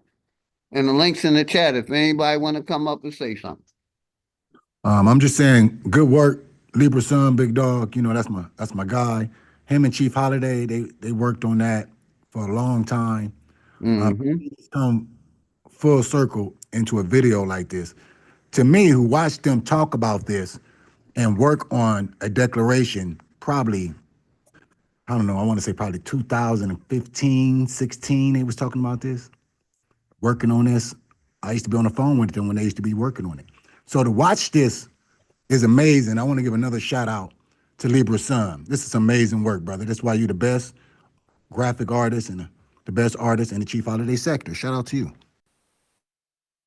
You know, one thing I like is this is a rough draft, or this is the first, because you can only get better from here. I love how we put the pyramidal structures over here too, though. You know what I'm saying? Because I know, everybody do something over, though. I just know if he do it again, he'll pay attention to how I like how, like you said, the graphics, and make sure we had the motherfucking structures over here. But I digress. Yeah, shout out to everybody in the house, man. Like I said, I just wanted to play that. We're going to take a quick little one-song music break, play my brother Belzo, them slave boats. Let's Reach Youngin. Come on, man. First God, appreciate you. Texas. Fuck a Pan-African, Soul fuck brother. a Pan-African, fuck a Pan-African, fuck a Pan-African. True words, America. Hey, them niggas trash like some Copper misguided. Try to get back to them all America. Kelly Green. Hey, hey. Appreciate all y'all. Monty Theater, Fine Truth, Charlie, Lieberson, Executive Session, Boot Camp. Fucking slave narrative, they phony. The nigga smoke stick. Nigga told me and he owed me. When the plot crop and the stock drop on top, them niggas going. Sold to the bitter cotton pickers, them my niggas. I'ma come down with the killers and them gizzards. Nigga, I'm the mister, I whip you, I kill you. In the big house, to go down with your sister. Private Lord. So you didn't sin for your mother. Henry Y'all King and niggas Blood. work you like no other. Make you pick cotton till the sun come and touch you. Till you damn hands and feet, your foot all bust up. Look me in my eyes, I'm a backhand to buck up. Focus mind, appreciate it. Shout out to Grandma Foo. Jesus White can't man teach. came, she the one that sold you. My crew.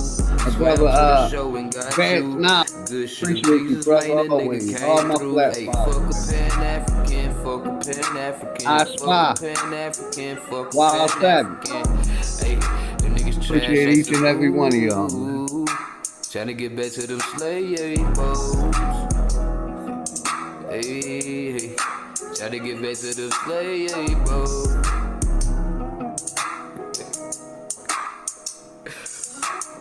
Fuck off it, fuck Lennon, fuck Jeffries, ayy. Fuck off it, fuck Ben, fuck Jeffries, ayy. Fuck off it, fuck Lennon, fuck Jeffries, ayy. Ayy,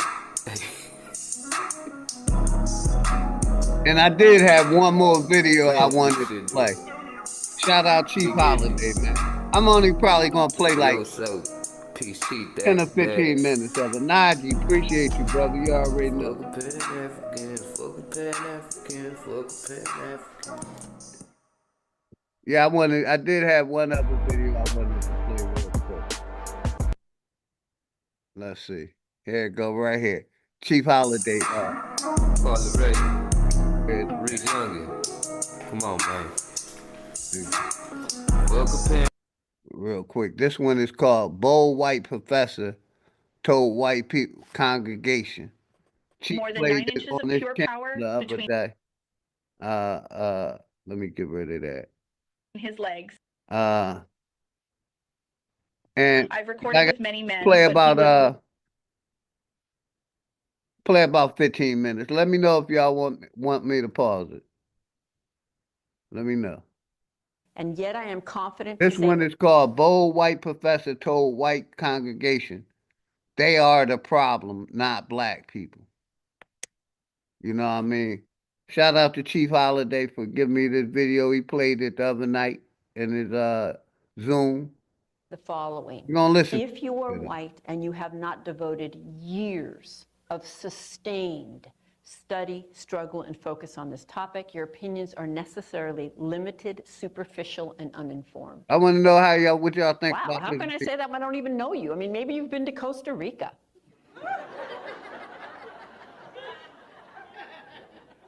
Maybe you have multiracial nieces and nephews. Maybe you were in Teach for America. I can say it because nothing in dominant culture gives us the information we would need to have an informed opinion on arguably the most complex, nuanced social dilemma for the last several hundred years. For example, you can get through graduate school in this country without ever discussing racism, can you not? You can get through teacher education in this country without ever discussing racism. And if you're in a progressive teacher education program, you'll have one required course, multicultural of some sort. But that doesn't mean you'll be discussing racism. You might just be talking about how to introduce ethnic authors in February, okay? You can get through law school. You can be seen as qualified to lead anything, virtually, right? So the first challenge for those of us who are white is humility. Racism has been a stain on human history for centuries, but together we have the power to create a world where equality and respect prevail. That niggas is We crazy, explore man. actionable ways white and black people can work together to end racism. First, let's watch this video. I am reinforcing the centrality of whiteness. The word he I said want to name that. And trust me, I've gone home many I ain't with all of this weak shit. This shit is weak nigga shit to me. Where I always land is that it is a both end, right? To not use this position in this way, for me, is to really be white. And I'd like to be a little less white, right? And a little less white, by the way, does not mean a little more Italian-American. Okay? It means a little less oppressive, white quite people frankly, about a little less oblivious and arrogant and ignorant and certain, and a little more humble and curious. What did that change? And vulnerable, right? The last thing that I want to acknowledge is that nothing in society gives any of us good information about how this works. And so hopefully, again, as an insider, I can offer something to people of color. I do think people of color know about white fragility way more than I ever will. But again, I do have an insider's perspective. So let me say a little bit about some of the challenges of trying to educate white people on racism. And a great example is I was recently going to give a similar talk to a large tech company, and before they would sign the contract, the legal department wanted to see my slides. And when they got to this slide, they actually asked me if I could take the word white off the slide. To which I replied, you really should have vetted me before you called.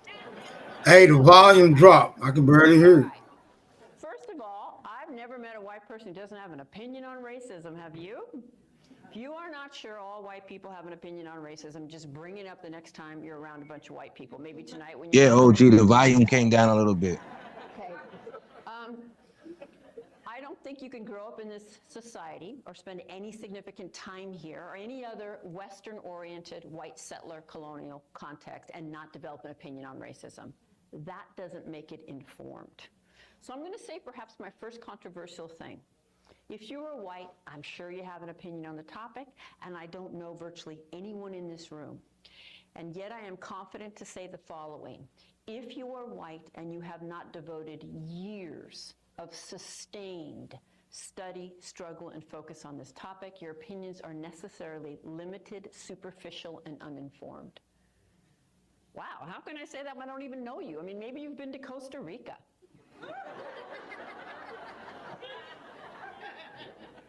Maybe you have multiracial nieces and nephews. Maybe you were in Teach for America.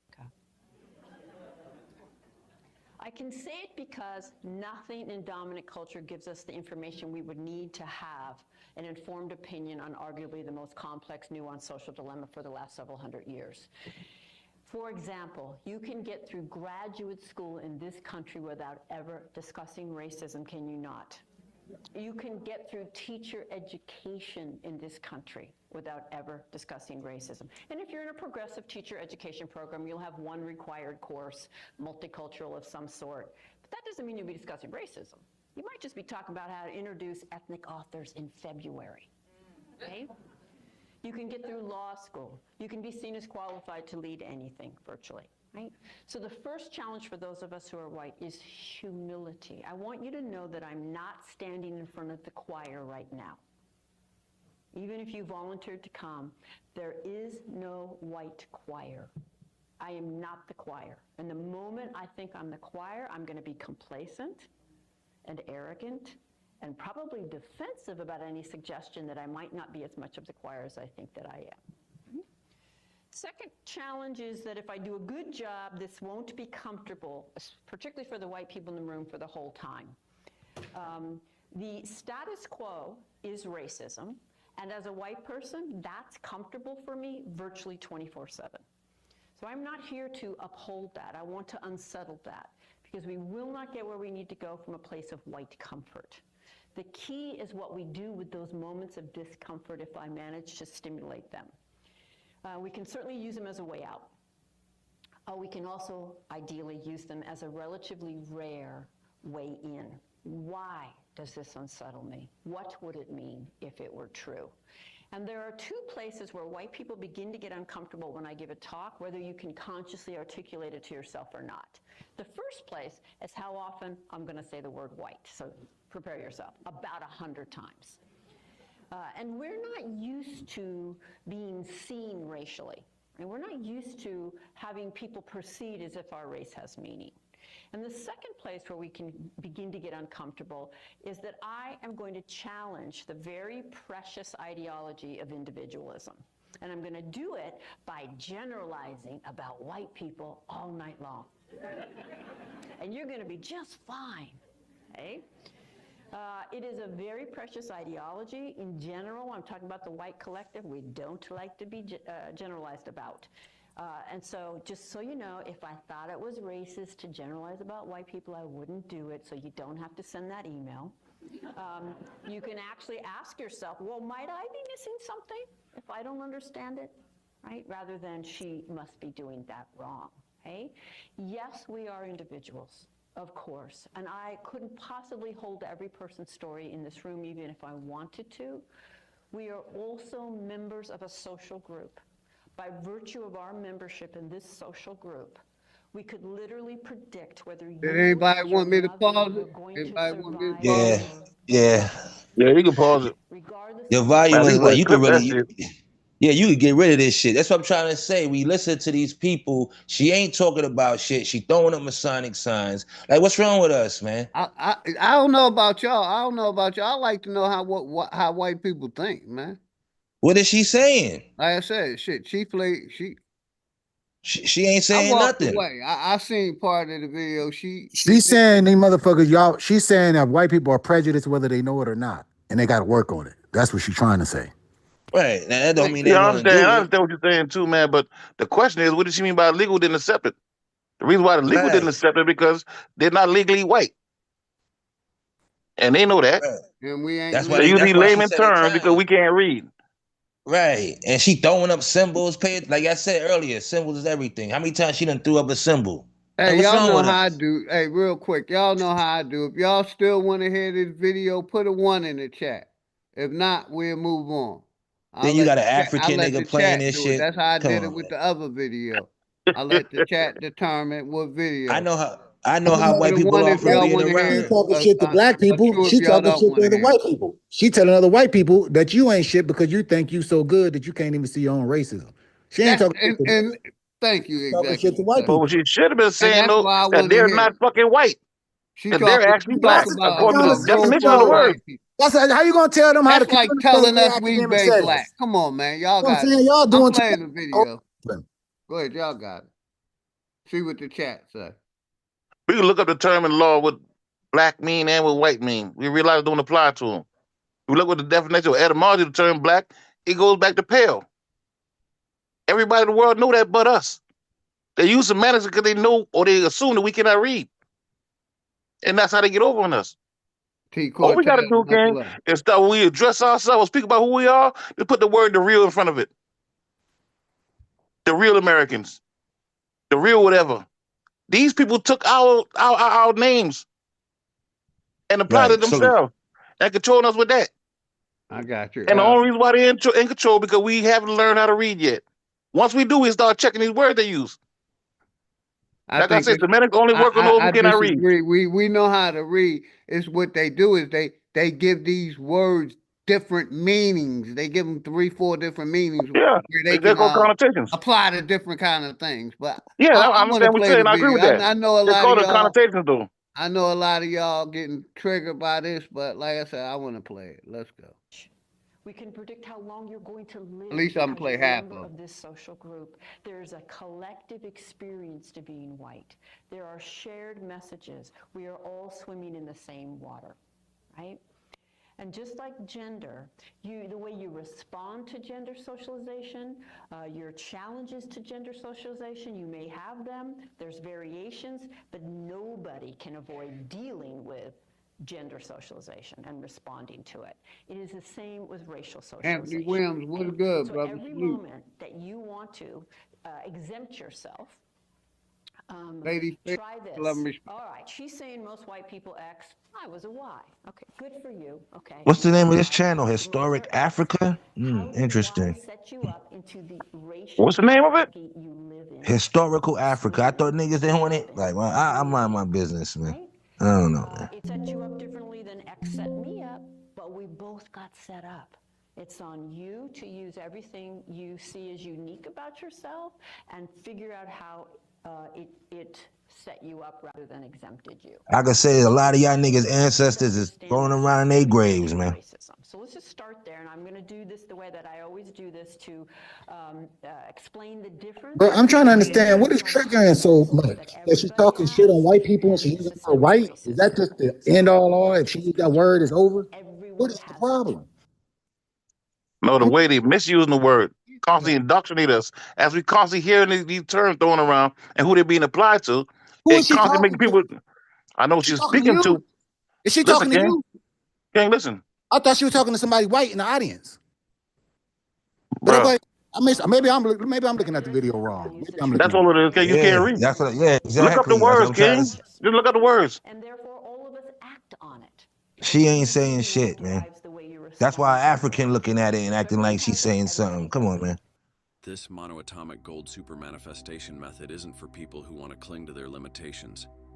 If you're content struggling. But when you back one group's collective racial bias with legal authority and institutional control, it is transformed into a far-reaching system that becomes the default. It becomes automatic. It's not dependent.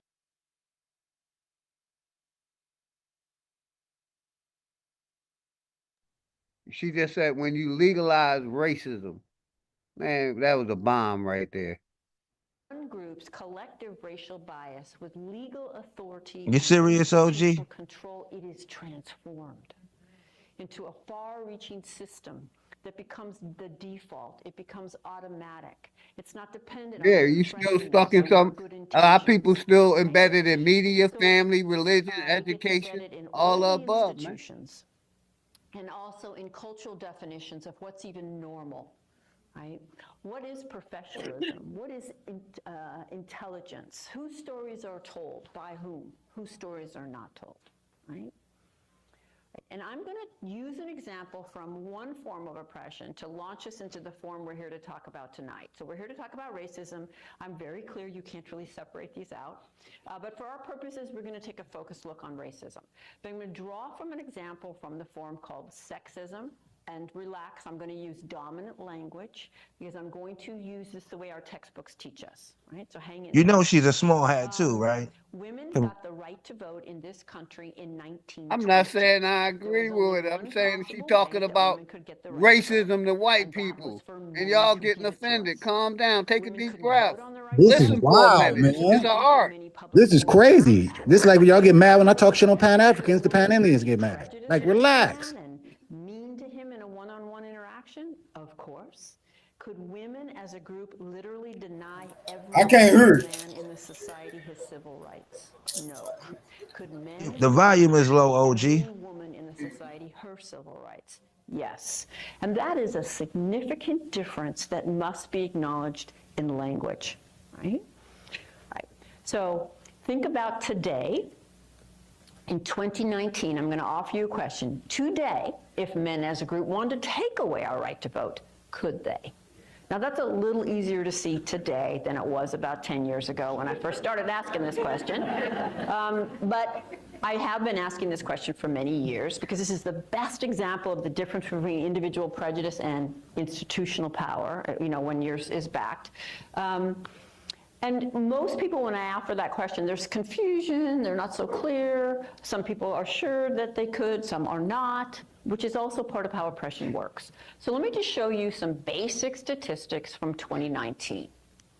The Fortune 500 CEOs are 98% male. The 10 richest Americans are all men. 7 of them are the richest people in the world. I think economic power is probably the ultimate form. The presidency and the vice president. So what did you get so far from this? What y'all got from this so far? But how? But dragging shit on. Talk about the numbers of how they dominate in this society. Give it 2 minutes, then we'll tap back in. Has always been 100% male. The Senate, keep in mind, we're celebrating the most diverse Senate Congress we've ever had. 75% male. House of Representatives, 70% male. The current cabinet, 84% male. U.S. mayors, 80% male. U.S. governors, 84% male. Federal judges, 87% male. Police officers, 85% male. So I'll just ask you again, if they wanted to. I'm not saying they would. My point is, by definition, institutional power is deeply embedded in the fabric of society. It's embedded across history. That's what we're talking about. We talk about institutional racism, systematic racism. That's what she's talking about feminism, brother. Patriarchal society. We always have. That's why she used men as an example. Ain't got nothing to do with no racism. And I'm very confident that if Hillary Clinton had become president, patriarchy wasn't going to end that day. Come on, man. Anymore, I mean, if the word patriarchy came out of her mouth, any more than we can see that racism did not end upon Obama's presidency. I would argue it got an infusion. All systems of oppression can allow for exceptions. The rule will be consistent, right? 2019. And just in case you need a visual on my claim that we live in patriarchy, this is the House Freedom Caucus. This is arguably the most powerful committee in the nation. Talk about making decisions at the table that will affect the lives of people who are not at that table. They're literally discussing the health care bill. You see, I didn't see a black face. In case you need an image from popular culture. I ain't see a black face. This is important. Making decisions we want to at talk the table. About power. Show me that will affect the lives of people who are not at that table. They're literally discussing the health care bill. Yeah, we know that, but she said if there was some women there, it'd be better. Popular culture. She ain't saying the diversity of men. cover of Vanity Fair. This is a slide I made. I don't even know who it is. I just Googled white guy. And I got this, and I thought, oh, that's a good one. If you have young people in your life, and if you have kind of self-awareness yourself, you know that children are deeply shaped by films, by media, by imagery and marketing, right? The way that they think about the world and understand the world. And all of us pretty much have been deeply shaped by film. Those who write and direct film are our cultural narrators, and they shape how we see ourselves. And how we see ourselves in relation to other people. And of the 100 top grossing films of all time across the world disseminated from the US, 99 were directed by men. And 95 of them white. Institutional power is the ability to disseminate your worldview to everyone and to shape how they see themselves, how they see you, how they see themselves in relationship to you. To tell the story of the other, when you are not in relationship with the other, when you don't know the other, to be able to represent the other, and to do it and position yourself as simply telling universal human stories, not from any particular position. So that Mike Lee is a film director who makes films about the human condition, and Spike Lee is a black film director who makes films about black issues. Try this salt trick before you sleep to get 8 in.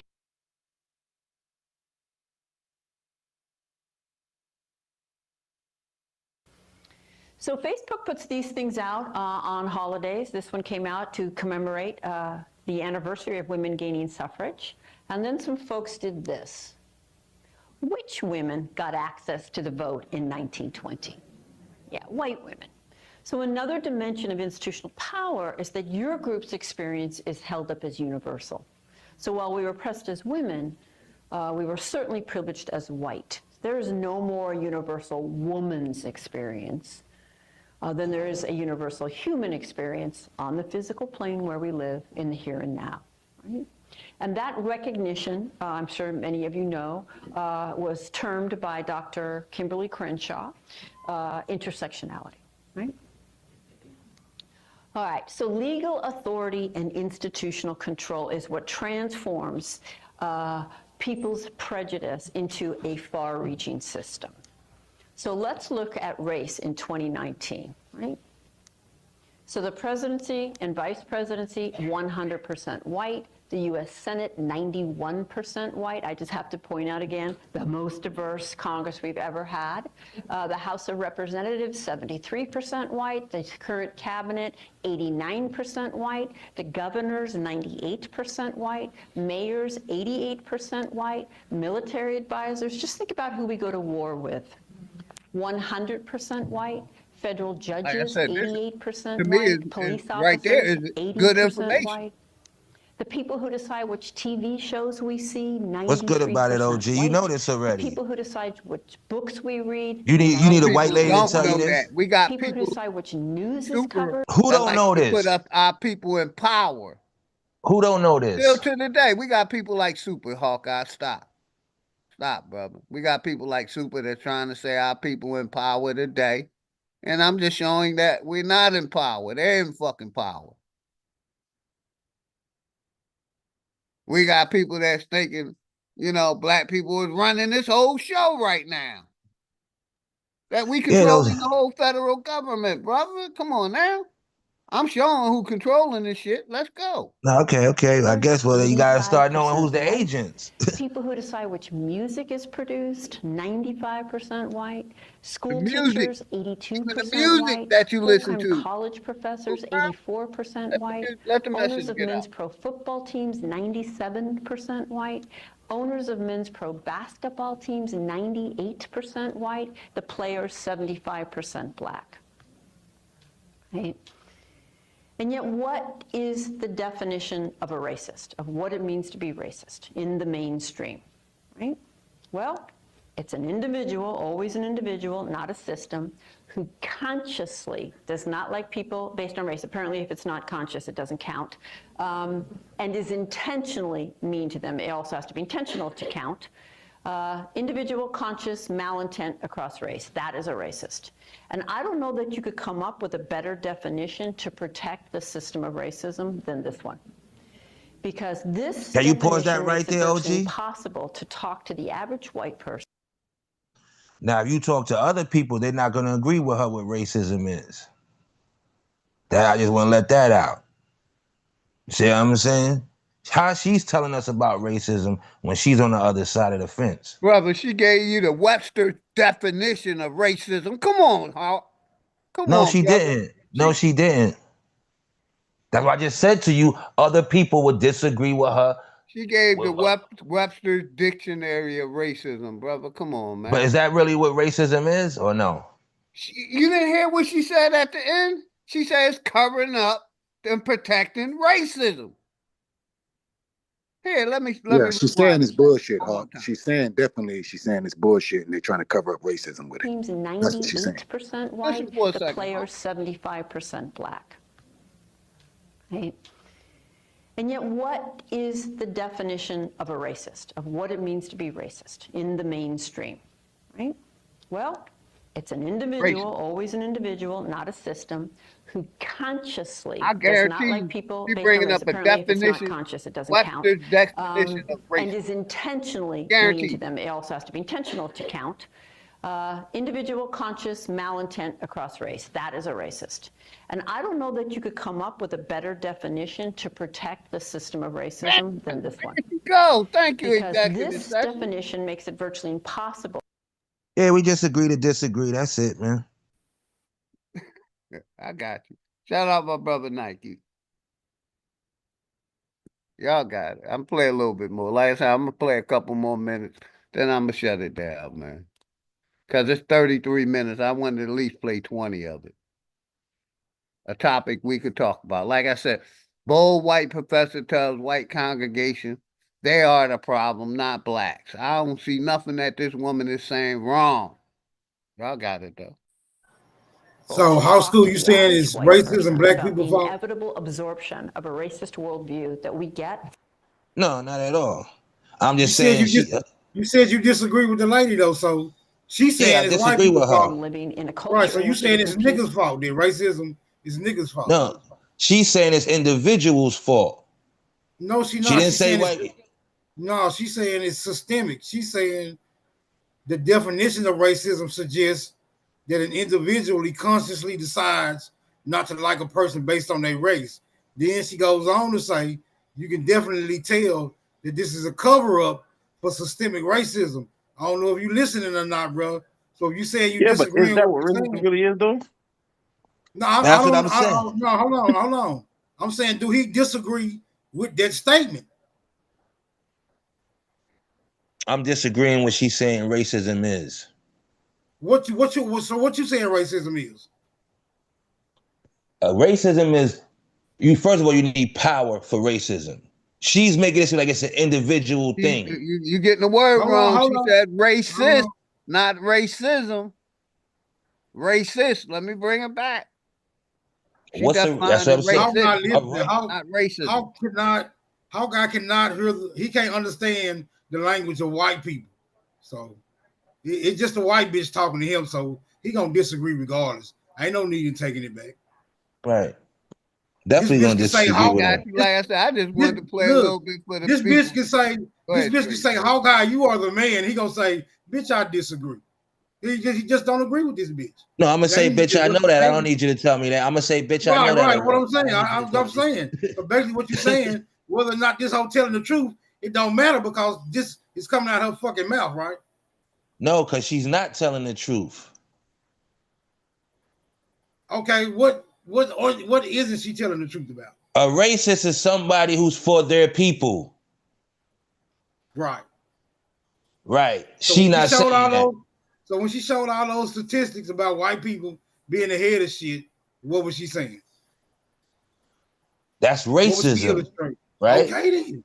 All right, then. So why are you disagreeing? If she's showing you all if she's showing you all the activity of racism, how the fuck is you still disagreeing with her? I'm saying she's not brave. Racism is power, right? Right. She's showing you all these. She's showing you all these percentages of the people who are currently in the most powerful positions. Right. So why are you not disagreeing? So how are you disagreeing? And y'all basically saying the same damn thing. No, because she's making, first of all, she's putting the women involved. She's putting the feminist shit in the beginning to add with it. All right. So then she switched over to she's showing how white men are, which we already know. Like I said, I don't need her to tell me this shit. But it comes down to power. Well, right? So when you hear niggas say, oh, black people are racist, they don't know shit about racism. Cause you gotta have power to have racism. Man, everybody in America know about racism. There ain't nobody that's unaware. And most people, hey Smoke, I got you. Most people say black people are prejudiced, not racist, brother. We're more tend to be prejudiced. Everybody's that prejudiced. Exact reason why you say everybody's we prejudiced. don't have no power to be racist. Everybody's There's a lot of prejudiced. power in that brain right there. There's a lot of Everybody's power in that prejudiced. Hold on, Hawkeye. Everybody's prejudiced. Hey, man, I agree too, man. I think everybody racist too. I think if you I vote for your got you, own people, Chief. you fucked up Everybody mute anyway. up. Let Chief talk. Mike fucking Go ahead, check, Chief. bro. I got you, brother. I've been listening for a minute. Yeah, Chief gave me this bit. I got this. I asked for Chief Exactly. to It's get the this bullshit video. Chief giving. You watching some shit brother, that I got African you. niggas watching, nigga? Everybody been talking. No. This shit is stupid shit right here. Niggas should know this already. I got you. Everybody mute up, please. Damn, Except this for nigga, Chief Holiday. this Hold nigga on, Chief. I got you. Chief been laying in the cut for like 15, 20 minutes, not saying Yo, anything. let's just agree to disagree. Go and play Let the him video. I tap don't need in, to Hawk. speak to Let none him of that. tap in. Damn, Hawk, what the fuck? Hawk, I went after the chief. Shit. Yeah, I agree let him with you. talk Let me without explain interruption, why I please. agree with you. You've been talking for like, come on, Hawk. Chill, bro. Mute up. Go ahead, Chief. You got it. So listen, and Big Dog, you're a chess player, right? Oh, I'll just take it to a sports analogy, right? You already know I'm a chess player. You gotta watch film on the other team, right? We watching film on how the other team think and what plays they running on us. That's all I'm saying. This lady is doing a tutorial on how to maintain a system and not appear to be racist by maintaining a racist system by using words like white, by identify them all getting around this whiteness, right? And being a part of this system, right? That helped them. We talking Woodrow Wilson, 1910, 1913, when he went into office. They, according to them, late women, pale women, did not have rights, right? But in 1910, you had the Mann Act, right? It's specifically protecting them and their children. If all pale men come from pale women, right, that were going through this condition in the 20th century in North America, where we live, right? So as y'all see these pale men, they had to be children first, living in the condition of their mother. Hey, white people, How did they get in the position right here? I got you. When we were the 100% of all these positions right here, with no Native Americans, no Asians, no Africans, niggas was 100% in these positions right here, right? How did they flip it right here? Damn, Chief. 100% of this right here. How did they flip it? Y'all got it. I'm saying that white people, I'm gonna answer your question though, but white people, there ain't no white people in charge, bro. Them is all foreigners, bro. Ain't no white billies we know from them cities we know in charge. But black people can't be racist, bro. It's proven that we'll let you in our cities, we'll give you money, we'll support your shit. That's impossible for us to be racist, bro. That's an impossible statement. I digress, man. And we don't have the power to be racist. Like I said, we can be bigots, but we can't be racist. What's good, Drop? You got it, brother. Oh, we Anybody could be a humongous bigot. bigots. I was saying, Anybody could humongous be bigots. bigot. No, ain't nobody exactly. bigot more than a white boy. Get it, man. Let's Drop get it. White people are the yeah, biggest we all on the bigots. same page with that. But racist, I mean, you can if you in a position to be racist. We just never in a position to be racist. If we ran shit, yeah, we could be racist. We just so happen to don't run shit to be able to be racist. Anybody Don't say can be what we racist. are, what we could be. We're not that. No, I say what I want to say, Root My Words. fault, Just you right. My relax. fault, Drake. Hold on. If everybody understand the science and understand the history of America, we were 100% in these positions. Yeah, I disagree with that, brother. Oh, okay. You can Well, stick guess to what? that. I disagree. Hold on. Guess Get what? it out, though. Let them get it I out. agree. I Yeah, I agree. know where he going with it too. Just This a chose mic drop he senators. about to do. Just chose certain people, right? So if niggas was here first and pale skinned people weren't here, brother, then they couldn't, and the system was here, brother. They can't. You can't say that they was here at all in any capacity. So it's just deductive reasoning. We were 100% of this list right here. Matter of fact, and we talk about the NFL. The NFL was created by niggas. They just didn't take it over to the 1950s. And the Negro League of the baseball. I agree with You you. got proof of that? You got proof, Chief? Yeah. Racist. I got proof of it. No, I'm talking about the got proof football of it. shit. You Hey, got we ain't proof, doing Chief? that today.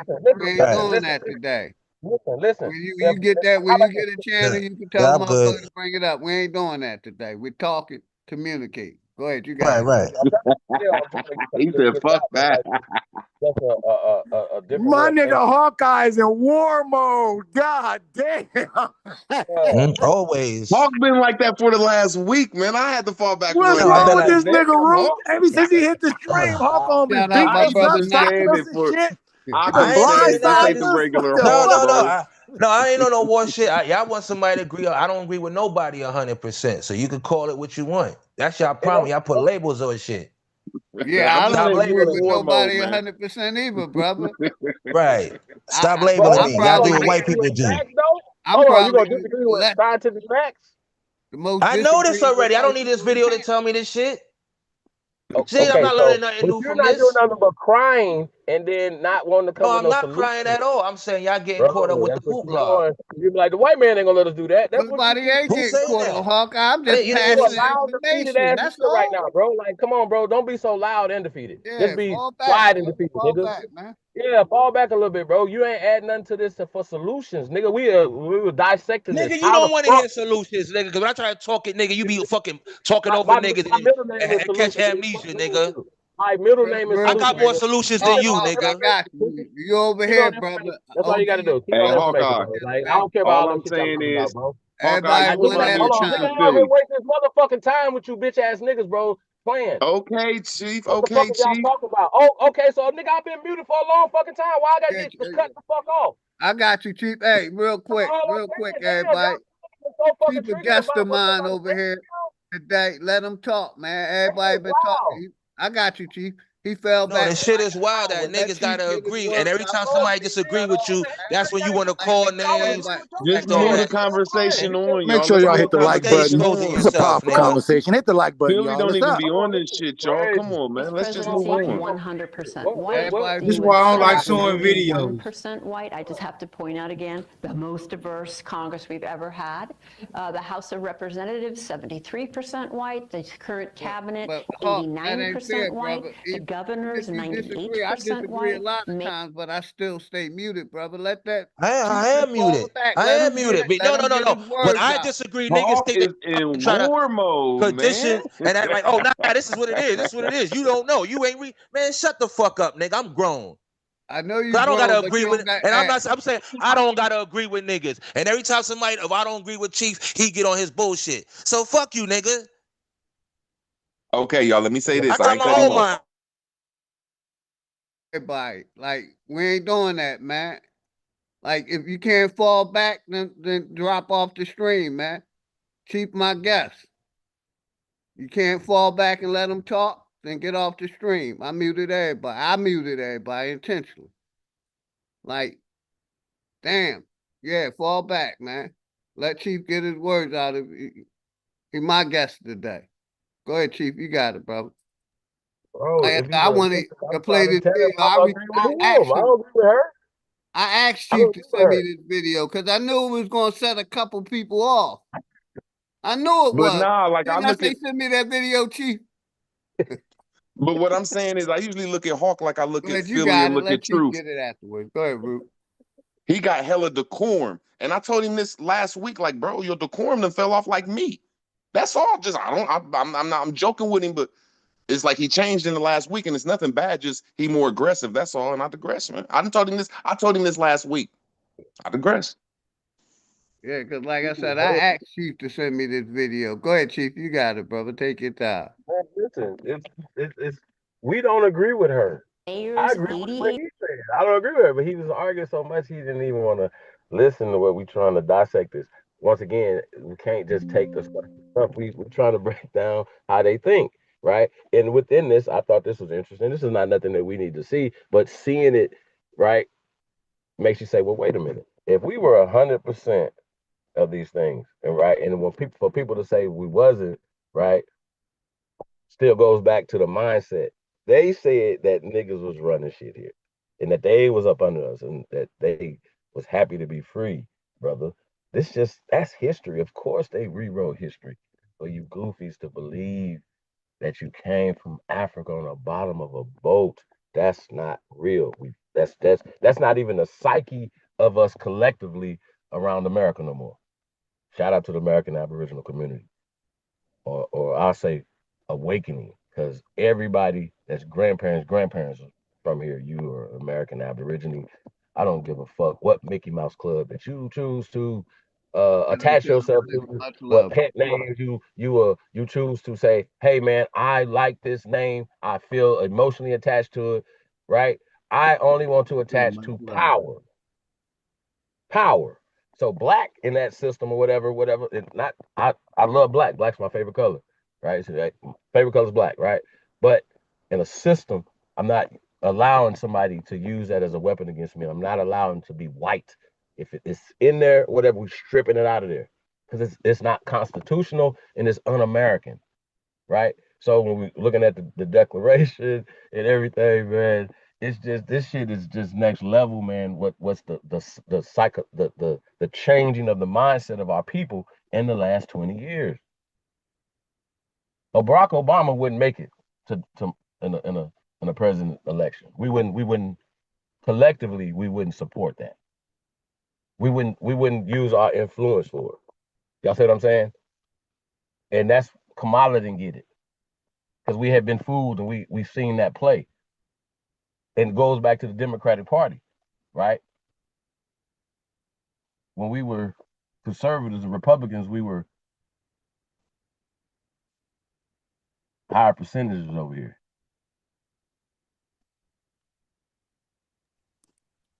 Let me throw y'all a curveball real quick. Chief Holiday, let me ask you a question, Chief, because this will be a good one for you to answer. Chief, do you believe that Trump is going to serve a third term in 2028? You got the mic.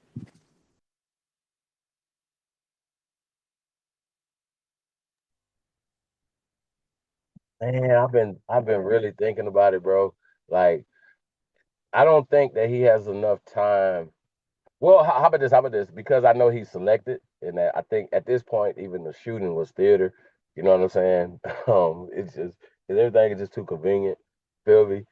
Like I said, I just want to see the first 100 days, but I do feel like that if there's a possibility that they can make a move, especially having the cabinet of both houses in the Senate, as well as obviously the White House, and then having the Supreme Court to be able to do it, to be like, hey, we shown right here that they cheated, right? Check that off the box.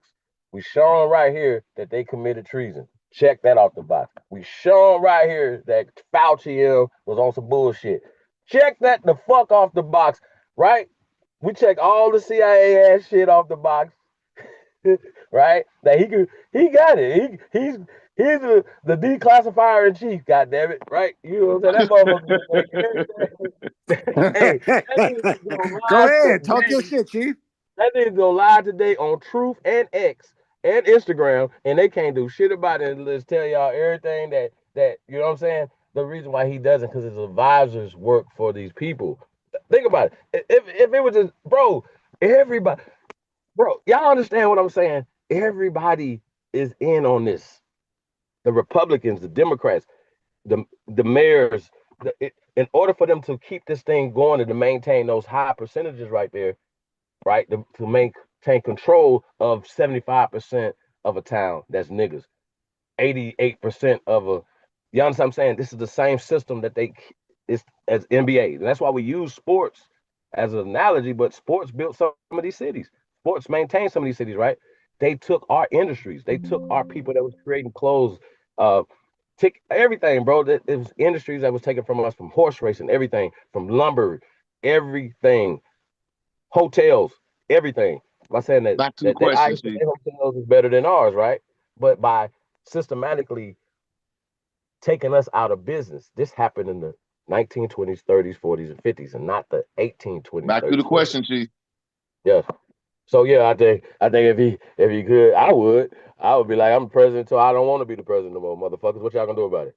How about that? Go. Okay, How did okay. how I did like that Roosevelt answer. before? I like that answer. You know, I was expecting something a little different, but okay. Now here's my last question on this, and I'm gonna leave it alone. If they are able to bring Trump back and get him a next term again, whether the way you said it or Steve Bannon was able to, you know, find it constitutionally correct to get it done, do you think when the Democrats, or if the Democrats bring back Obama for his third term after Trump, do we have enough swag to have the American people back, or is Obama finished?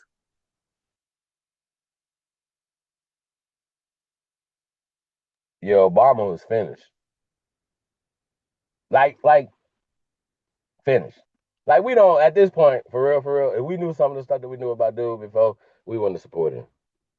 Period. Like, and if we know we got hindsight right now, 2 terms, right? And it's a nothing burger as it pertains to tangibles for niggas. Matter of fact, niggas got an even a worse. Like it was just a continuation of the Clinton administration, right? Yeah. If we can go back in time, a lot of us wouldn't have supported him then. None of that. We wouldn't have supported none of that because we see what it is. Feel me? Hey So man, United States and all countries is supported by a thought and encouragement and the spirit of the people that believe in this system. There isn't a Republican or a Democrat that we know, that no white person know, that no foreigner know. Nobody. Nobody. And now that Trump is in, you got to be a superstar to be president right now, bro. You have to be like known, like who, like this system is over with, bro. We don't know nobody else, bro. how would it We look if don't Kanye know was them. president in 2028? Like, yeah, that's what I'm trying to say. It got to be Trump Well, let's talk or about it. whoever Trump Talk say about it. is cool.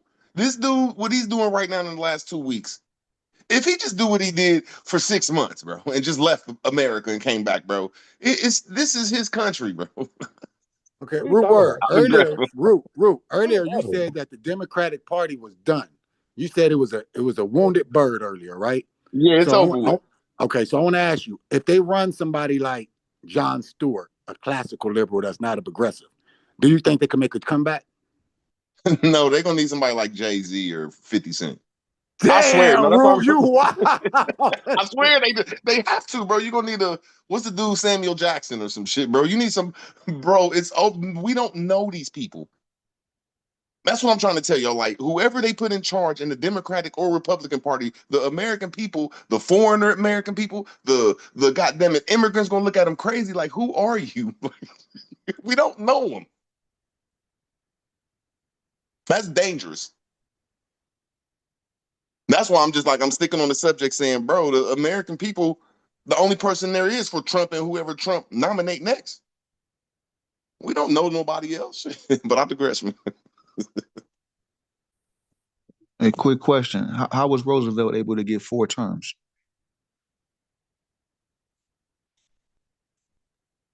Two different Roosevelts. You said it's 2 different Roosevelts? Yeah, Teddy Roosevelt and Franklin Roosevelt. Did one of them serve 4 though, or am I looking at it wrong? Was it like split in half or some shit? They just considered it. No, I think Trump is going to be the first one to get the third term. Steve O'Bannon's already talked about it. I put a short up on it the other day. I'm already at like 3,000 likes. 3,000 views on this short of Steve Bannon explaining how, well, he didn't say it. He kind of nuanced that, yeah, they support Trump if he went to go for a third term. And if like somebody in the chat, let me see, because I'm on my phone, I didn't see the chat, but somebody was writing in the chat about how they're doing all these executive orders. Well, you got to understand, when they make an executive order, that applies immediately, right now, today. So, hey, we might have Trump running for 2028. Just don't think it's crazy when you hear it coming in the rumors. But I gotta agree with what he said about the Roosevelts. I'm not sure about them people, but there's laws. There was laws that was made in the late 1800s, I thought, or in the middle 1800s that said after that Roosevelt case that you can't serve that long. I thought it was Roosevelt that made them put laws in there that said, look, you can't. That's like saying that you a king if you run for more than 2 terms. But Trump is making. I seen it on Redidact that Trump is making language for people to be able to run as many times as they want. But I digress. I mean, the Constitution and the law and all these things are living and breathing. So they're always, moving forward and changing. You know what I mean? So, don't be surprised if you see some high level, sneaky little attorneys try to sneak him in for another run in 228. That's all I'm saying. Because the rumors are already out there. If this bird is wounded and it can't fly no more, but it's still going to live for like the next 100 years. Oh, my fault. I didn't hear somebody. My fault. Listen, if the America's coming back and it's doing great, right? And jobs and everything, right? And say, for instance, it comes up and it say, hey, man, obviously they apparently don't have anybody else to run that don't trust themselves, and we definitely don't trust them, right? So if this Trump effect and experiment works not only in America but across the world in the next year, next 2 years, right? Next 3 years, it's working. The question would be, would you guys, shouldn't he run again? Shouldn't he be able to run again? If the people say, I'm saying that. Hold on, Root Words. I got you real quick. Real quick, Chief. I would say no. I would say no because of his age. And we'll have the same thing that happened with Biden. We have a senile person or almost senile running the president. I don't think he should be able to do another 4 years because of his age. And Why can't we look at it? And hold on, I'm gonna give it right to you, Root. I'm gonna fall back because I'm driving. I think we basically need to. They need to bring someone in that's much younger, and stop with this. One feet in the grave and one, running America. These old white presidents. That's all I'm saying. You got it, Root. Y'all got it. I gotta make a run real quick. We already know that this is a bird. The bird is down. It cannot fly no more. So they're going to have to rearrange this bird so it can fly again.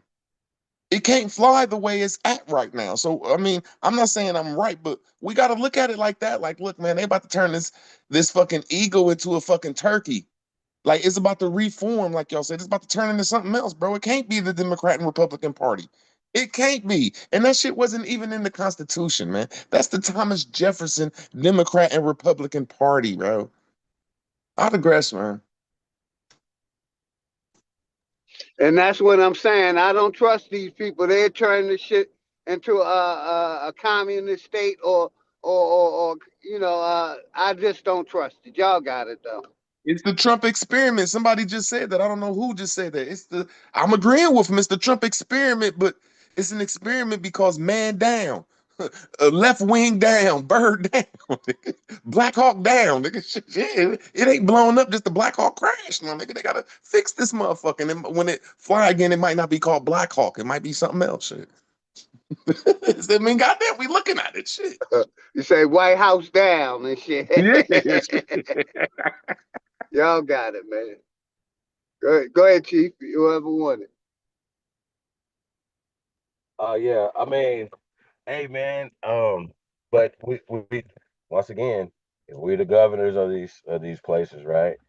They're right, and mayors before these people got here. How did they get into these positions, right? And so that's what the video was about. That's what the subject matter is about, right? Just trading places, really. You know what I'm saying? And that's just really what it is. And it's an economic trade. So, anytime that we talking business, we talking war. Period. In Ivy League business schools, the art of war is a course. Like it's a part of a business. and the way they think and the espionage and deceit and lying and all other stuff that they're doing, man, it's a part of doing business for these people. That's how they got into position. They were they are the slaves. They were our apprentices, acolytes that took over. But they're saying that this system been around for 400 years. And when we look at history, we'll say, okay, it's been around since the Civil War. But when we look at this system, it came around in 1913. So however the system is, it hit its peak, bro. It hit its apex. Now it got to be revamped. And we looking at it that it's just it got to be revamped. Hey, real quick, I wanna agree with what Chief was talking about. That we were in power because we can tell we were in power by those treaties. You see what I'm saying? And that they broke every treaty, but they did make agreements. Go ahead, Chief, you got it. But there's a lock system here, though. There's a lock system here that's saying, look, we wrote this shit from the beginning, and if you sign this oath, we riding this out. There's like an auto-tune system. You go against this oath, nigga, it's over with for you. So these people gotta go over that oath, but still let that oath play out. I digress.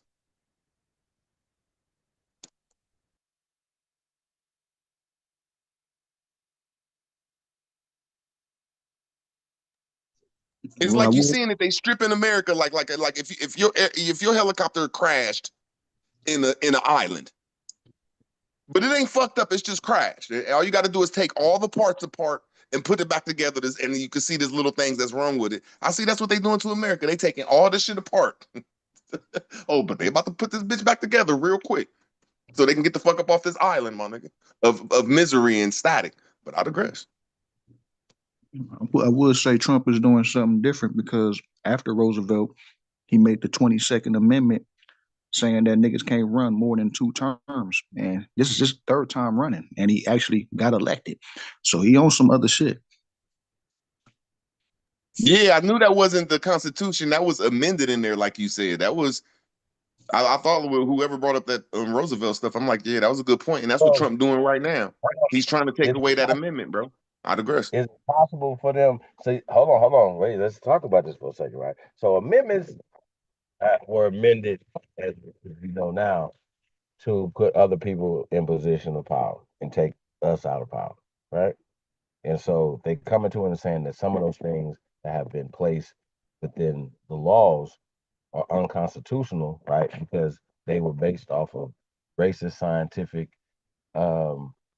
eugenic paradigms.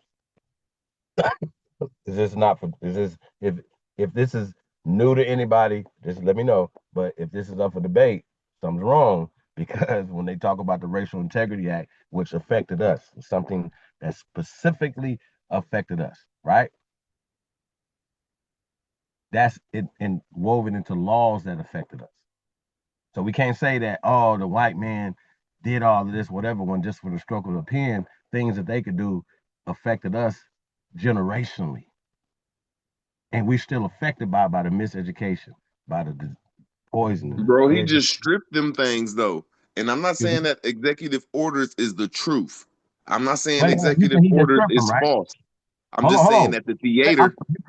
You cooking, Root. I'm telling you cooking. You own to something right now. I'm saying that if you saying that Trump is by executive orders, right, stripping things away. Now we know by executive orders, they stopped and the courts have stopped shit that he tried to do with executive orders. So that means that that his executive ain't executive.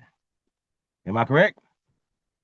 It's executive unless Congress come down on him. Yes. See, I don't like that then. Because that means that your executive ain't executive. Yeah. But no laws. But that's how all laws in America is passed. He just overriding the Senate. Executive orders, to my interpretation, is just overriding the Senate and the other people that make laws. He just like, look, I'm making this executive order. The only people powerful than me is Congress. Fuck the Senate and them other people that make laws. I digress. I'm saying though, when somebody, here's a problem. When somebody, no matter what color they is, right? Like sue the government for illegal taxation, right? For us, we can be like, oh, that's the Klan did that. That's the Ku Klux Klan. We shouldn't get behind, or just the idea, right? Because we figured out it comes from the Klan. But if it was just somebody saying, no, man, you know, you shouldn't be taxing the American people, and here's a lawsuit, right? Just get thrown at it, right? And we say, okay, we want to get behind it because ultimately it's they're illegally taxing us. Or guess what? They tell them it's not you are to be taxed because you come from this, so it has nothing to do with you, right? The Klan, right? And because we didn't get behind it because the Klan was doing it, or say, well, guess what? It ain't for them, it's for us. You shouldn't be taxing us. But see, you gotta know these laws like the 14th Amendment, and I'm at the top of it. I'm not a full-fledged They can change amendments, right? If amendment is unconstitutional, they got to go back and say, hey, this amendment right here, okay, and he made an executive order on the 14th Amendment saying everybody, all Alpha, Omega, except for the interpreted slaves, whatever you interpret a slave as, servants. Wait, you know what I'm saying? He's like, these are the only people that I really can't do nothing to. These are the people, not the rest of y'all. He said all y'all. He said a particular people, man. Who are the Indians not taxed? Sorry. Bro, he didn't say that. I'm asking some because we're talking about birthright citizenship. We're talking about the 14th Amendment, which is amended, according to them, 100 years or so or more after. Bro, the Indians non-tax turned into the motherfucking slaves, man. Wait, you taught me that, man. You the one who said all these names is misnomers, my brother. Hold on. I'm saying that we have letters on paper that dictate policy. When they sign documents, like the nigga sit down to bring all those pens out, and he had to sign with all those different pens, you know, to make certain things official, right? We're going back to that. These pieces of paper dictate policy across the world, Craig. But there's some policies that were created. The Racial Integrity Act. Hope we can get into that sometime, Big Dog. The Racial Integrity Act affected us, and it was with the help of government. But whether you the one who taught me that whatever the absolutely, you the one who taught me that whatever the misnomer is. I gotta say, you brought that information. Like, fuck all these misnomers, they all us. So when we go to that 14th Amendment, we know we talking about the Indians or whatever we call ourselves. No, but and they misnomered us to that, bro. It has to be on paper though. So they're openly it is saying on paper. About the Native Americans. We're not talking about y'all. Any Native American know they're not talking about them. So we going back to this. Why aren't we stepping in front of it saying, hey, hold on. We're the Because Indians. there was laws in the way Chief called the 14th Amendment that made us stateless. And then he just made an executive order saying, look, man, these are the only people that are the state. Okay. So what did he mean by saying America's about to be sovereign again? What does that mean, yeah? He said what? During his inauguration speech, he said that America's going to be sovereign again. Yeah, I remember. The only way to make America sovereign again is to give, like, when you look at every last state and their revised code, like Ohio's is Ohio revised code, the governor has the sovereign powers of that state. But the federal government has the authority of all that shit, though. It's not the sovereign powers, it's the authority. So he just took away their authority. I digress. Wait a minute. So if America was sovereign and it's not sovereign anymore, what do we? And he's saying that America's going to be sovereign again. What do we? From who? Sovereign from who? The federal government, the federal papers. So now we're only talking about codes and charters and laws, right? And obviously just social norms, and right? Yeah, and he's taking all the tax money from these people. No, well, once again, we don't supposed to be taxed. Like, you follow me? So if that ever comes up, taken away from it. He's about to make us. My fault, Chief. My fault. The Klan sued him, right? That was my point. The Klan sues them, right? Ku Klux Klan organization sues. Boom, they win. Just because you wasn't a part of that lawsuit, right? It's already legal precedent set. So even when these Native Americans talking about land back and stuff like that, and they tell them y'all not from here, you know, we can trace your people back to Germany, China, whatever the fuck, right? So you know you're not genetically attached to those people. Not genetically, you're not culturally or scientifically attached to these people that are in the bones, the bones that are in the ground in these mounds. The people that they are attached to are these Negroes right here who don't know that they're attached to these people here. American means the Aborigines or the copper colored people that they found when they came here. Period. All the other shit y'all talking about is just added on stuff. That's the law. And we are not applying it collectively. It's coming because guess what? There was a time, Rupert noticed that across America, everybody wasn't thinking like this. You know what I'm saying? Just 10 years ago, niggas wasn't thinking like this. So the information now and it's more mainstream now. I remember when this was underground. And see, that's why I say sometimes y'all gotta land y'all's plane because y'all make me forget. And see, sometimes I gotta give motherfuckers they flowers like Tariq, like Taj Tariq, like Tariq Nasheed, and guess who else? OG motherfucking Chief Holiday. Because y'all spirits was the first ones pushing these movements that's live and cracking today, and we see it in the motherfucking government. Even though we might disagree on a lot of things, but gotta give you your flowers on that, bro. We seeing the outcome of this shit. And it's spiritual, it's electrical. And the more people you get on your side talking about it, we win. And so salute to you, OG. And we might go back and forth on a lot of shit, but you taught me a lot, man. Like about slavery we need to go into and look at it better, about all these names as misnomers and everything. And I can keep on going though, bro, but just salute to you, bro. Look at it. Look at this shit. I digress, man. Yeah, that was dope. Hey, who did the clan sue and what for?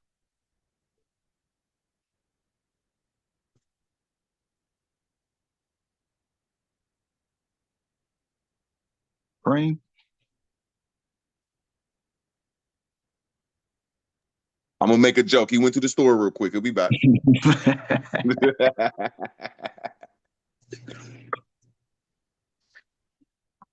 Yeah, I'm here. I ain't sure who they sued. We're gonna have to look it up when I come back. Yeah, that's something I ain't hip to neither. No. I was just using them as an example. No, I was just trying to find. I think they sued the corporation, and that's why something like that. Y'all got it though. I ain't sure. I'll be home in like 10 minutes. Go ahead, Chief. Okay, y'all can hear me. Okay, I was just using the clan as an example of a group that we don't fuck with, right? That was just in a video. We don't fuck with the clan, right? I'm saying if they put out a lawsuit and win, it's legal precedent that we. But Chief, I'm gonna give it right back to you. I just showed a story about a month ago where civilians, them Palestinian civilians, is suing the corporation. I can show that when I get back. But go ahead, Chief. Keep tapping in, brother. Yeah, so that's just an example. Like, say for instance, they sue for slander and putting their culture out there, lying on them, or even just whatever, right? We look at it and say, oh shit, they've been doing that to us. Well, damn, that worked for them. Why it won't work for us? You see what I'm saying? So it's just certain things that we gotta stop being emotional because they didn't put black in it. This is for Americans. Is this good for us? Of course. Okay. Well, not only should we support it, but we should get in the head of the line to make sure that things are moving right. We should be wanting to be in these rooms. We should want to be the Senate, the Vice President, House of Representatives. We cannot sit back and allow these people to drive us to hell, drive our children. Shit that when we leave here, y'all. How about this? You gonna leave here without adding to at least the foundation of changing these numbers back to the original. And so that's what the Super Bowl to me was representative of, like what the spirit is, from the Mardi Gras Indians coming in to the halftime show, the red, white, and blue, and Uncle Samuel Jackson. You know what I'm saying? Yeah, man. Like I said, man, it's just symbology. And say when they throwing stuff out, we got to know how to take it and even use their negative energy. See, so Chief, you saying kind of like what they're doing in the UK right now. See, in England, the Muslims aren't fighting against the white people. What they did is just take over the cities, became the mayors, the superintendents of the school districts. They became the student. They became all the different political organizations within England, and now Islamic people are the majority and run every major city in England. They just slowly took it. They stopped fighting against the law and just understood it and took it over. And see, that's what like whoever's in power, God, Allah, or the Pope or whoever, they push this shit. They push this, I'll call it the Arabic Spring. Spring into action around this motherfucker. And it looked like it didn't work. I'm agreeing with you. It looked like it didn't work. They put their first play. They 101 on Europe. They said, we're gonna push this shit on America. And we see it did everything they tried, bro. It just didn't work the way they thought it was. And this bird is down now. I think that's what they tried to do. They tried to discipline us and discipline our women. And it just didn't work. Not aggress.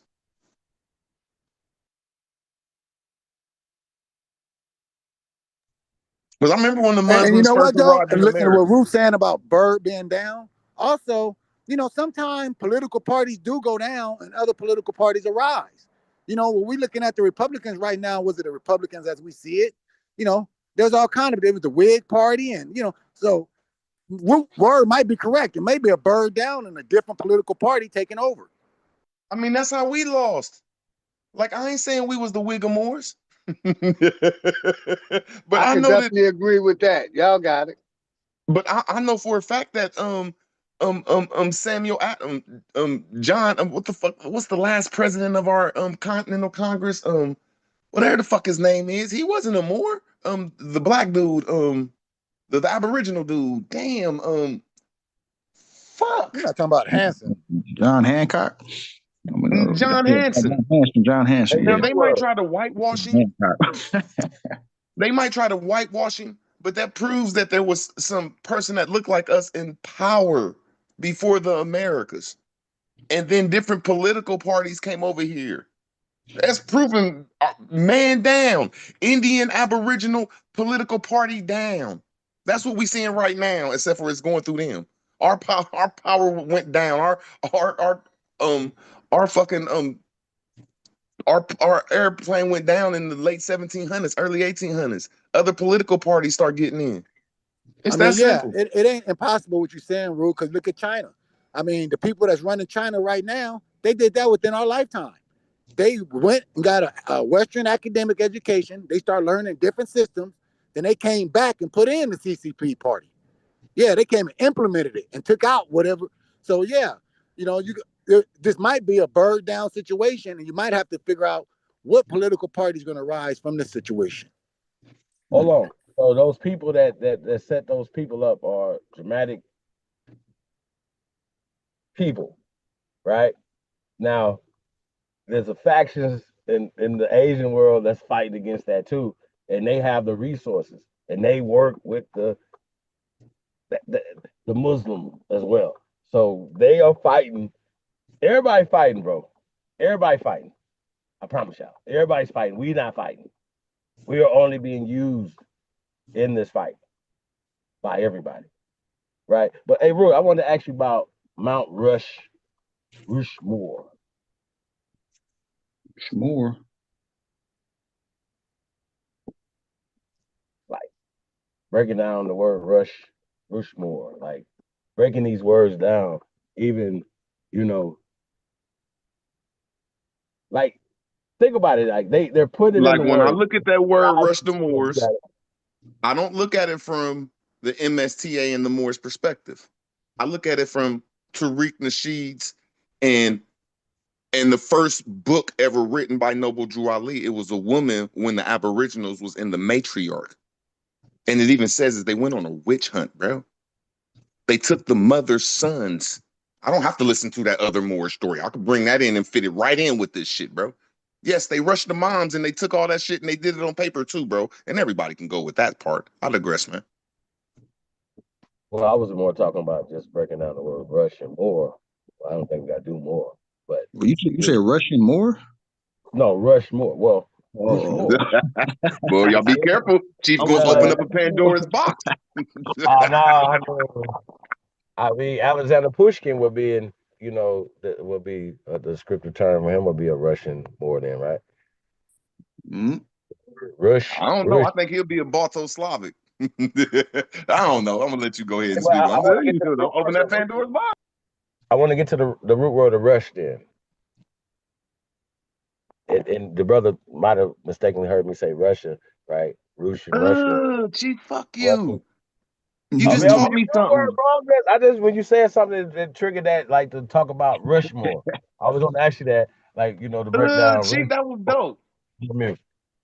Because before Russia, that's what it is. The Rush people, the Russos. Yeah, damn.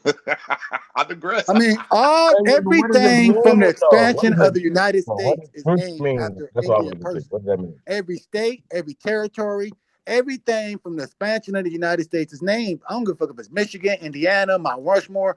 All that shit is Indian names, and all the West Coast names is Moorish names, basically Spanish Moorish names, Morisco names. People just don't want to admit it. Yeah, all that shit is Indian names. All of it. It's either names that come from here or names they them brought here. describing niggas. Well, whether it's Moreno Valley or Mount Rushmore or Chapatula, which is not Chapatula, but Tuscaloosa, which is translated to Black Warrior King. So Hey man, I gotta say one thing real quick, man, before we go off subject. Hey, Chief, you know I'm a word geek. I'm a word head. When you said the word Rushmore, it made me change my whole thought process now. Yes, you have a good point because it's called Baltimore's, the Moors from the Baltic and Russo area. It was the Rus Moors. It was the Russo, the Rushmores, the Russian Moors. Am I saying you right? Hell no. But I'm saying that, god damn, that's deep when it comes to the science of words. I digress. Provoking thought, man. That's what it opened me up. That's what made me ask him that. I said, "Did you say Russian Moors?" But he really said Rush and Moors. You know what I'm saying? So, yeah, that's dope how they played out though. And then it was the Moors of the Baltic area. And if anybody understand, that's the Baltic Slavic area, and them are Russo people. Them are the Rush people, the Russians. And I'm not saying Chief right, but damn, on words, it's adding up. And I'm a word freak. I digress. Because a lot of people don't like to admit. A lot of people don't like to admit because it is Moorish, Hebrew, Aboriginal debate that be happening on YouTube. They just omit history. Like a lot of the free blacks, so we was talking about the Southern blacks, a lot of the free blacks come from Moorish stock. That's where they come from. People just don't like to admit it. What do you mean more stock though? In my Drewski voice, because I believe a lot of the first. I like nigga stock better than more stock not because I like nigga better than more. It's not that. It's because when you say more, now niggas is in Okay, Spain. when I'm saying more, Chief, I'm talking about an international nigga. Okay, is that better? An international nigga.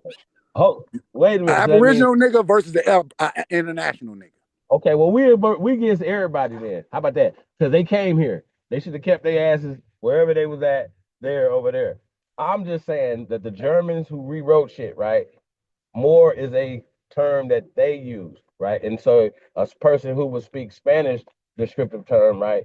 And it's all written backlog anyway. But they would I hate having these conversations because I know it's fake, but they would describe somebody as a Moreno, right? Or which is more Moreno, literally are the same thing. Like they are playing games by saying there's some Spain shit, there's some French shit, is this, and all those languages was developed here and then taken over there in the late 1800s, 1900s. It's just facts. I don't know why y'all think that it was a great Spanish, not y'all, as y'all think that they think, well, because they've been pushing this great Spanish empire or the great French empire, and these little dusty ass places couldn't even fight each other, let alone get on some boats and come over here and do something to us.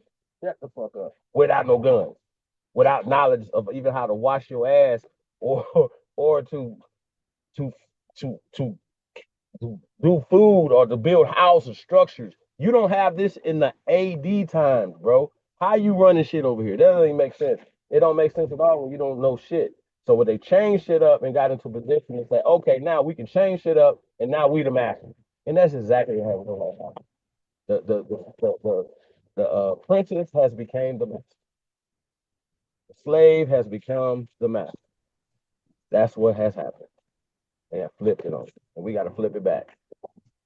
That's what we're doing, flipping this shit back. We do it through the words that are being provided for us. You know what I'm saying? I don't know what we could do. It's right in front of us. Rushmore is wild. Feel me? It's right in front of us. Baltimore is right in front of us. And then you look at these countries, Anglo, you know what I'm saying? Angola, it's right there. There's the companies that are working, the traders, whatever. Let's don't say traders. People are just doing business, right? Hey, I know it's some spooky ass shit. And it's an ancient story that they don't tell it a lot though, man. I don't even like. Let me make sure I say this right. Do y'all know where the church come from and the Catholic Church? Do y'all really know where that shit come from? That shit come from Russia. It's called the Russian Orthodox Church, bro. That's the first church ever, bro. Like, and the real story is, that's wrong to say the real. Another secret story is that that Russia been running shit. They just washed their hands and left everything into the Europeans' hands. Like, fuck it, we gonna make y'all the bad guys. Like, they play chess around this motherfucker. And I ain't saying it's true, just the way Chief calculating this shit up is weird. When you go back to the beginning of all this bullshit, that shit from the Rush people, bro. When they came and kicked our asses.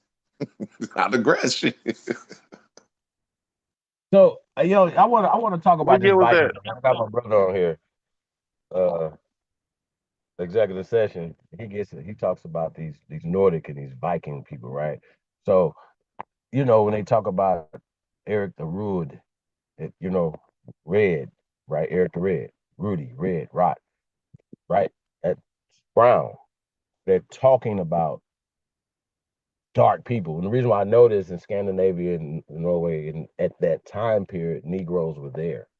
According to them, not according to me, according to them, and according to scientific artifacts, during the time, before, during, and after the time of what they're calling these Vikings, Negroes were in those areas. That the people who came in there later just rewrote and whitewashed history. Does that make sense to everybody?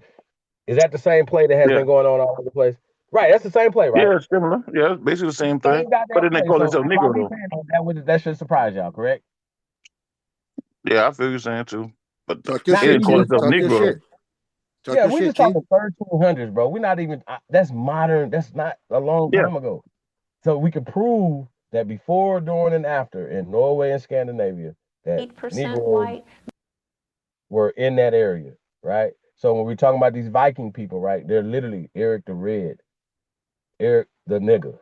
So we're not talking about red hair like the boy that's talking nigga in his music now. I don't want to say his name because I won't give him no props. You know what I'm saying? But that's not what a Viking looks like. You feel me? Unless you create a movie and create a narrative to uplift yourselves, to put a Nordic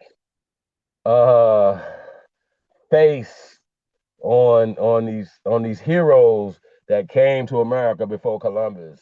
All this extra hot shit that's not real. Like, you feel me? And so once again, they like this. This is a movie and this is mythological stuff that is literally pushed as history. It's pseudo fucking science. It's pseudo fucking history. That's where I'm at with it. I'm so far gone.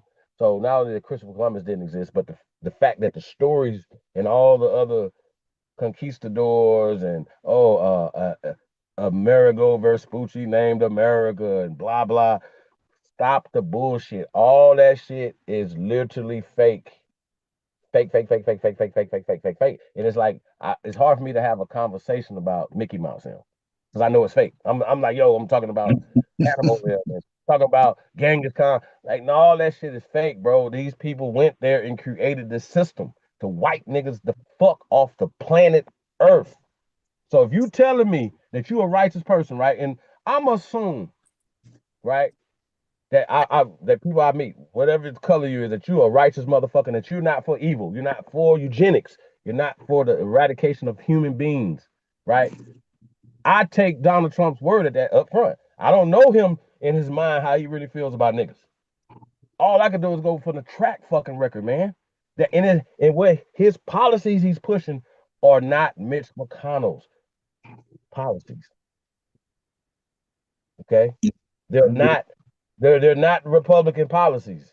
These are conservative policies, and shit he's doing benefits niggas. If we don't take the alley oops, because now somebody's telling us y'all gonna get canceled if y'all go sing at his parties. Y'all gonna get canceled if you meet with him. So you telling me that leaders from the communities shouldn't meet with the sitting president, who arguably is the most powerful person on the planet Earth right now? Can push a button, everybody going right.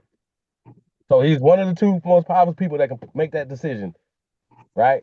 We don't have the right as leaders to address him. Who says that, right? Who's making that call? Oh, it's the little Jewish guys that tell y'all not to go do this or we're going to cut your water off. Because he's only going to be there 3.5, 4 years. So, you know what I mean? They can wait him out. But if you get another term after that, because guess what? J.D. Vance, even if J.D. Vance comes in and be the president, he's not Trump. He's a part of what Cut calls the Jewish, not the Jewish mafia, the Indian mafia. And we ain't talking about Indian, we talking about red dot Indian. You know what I'm saying? Who have a agenda. They do Patel Katash, whatever, he's about to be the FBI director. Now, I don't know if that's a good thing. I don't know if it's a bad thing, but I do know that he's going to have a little bit more sympathy, right?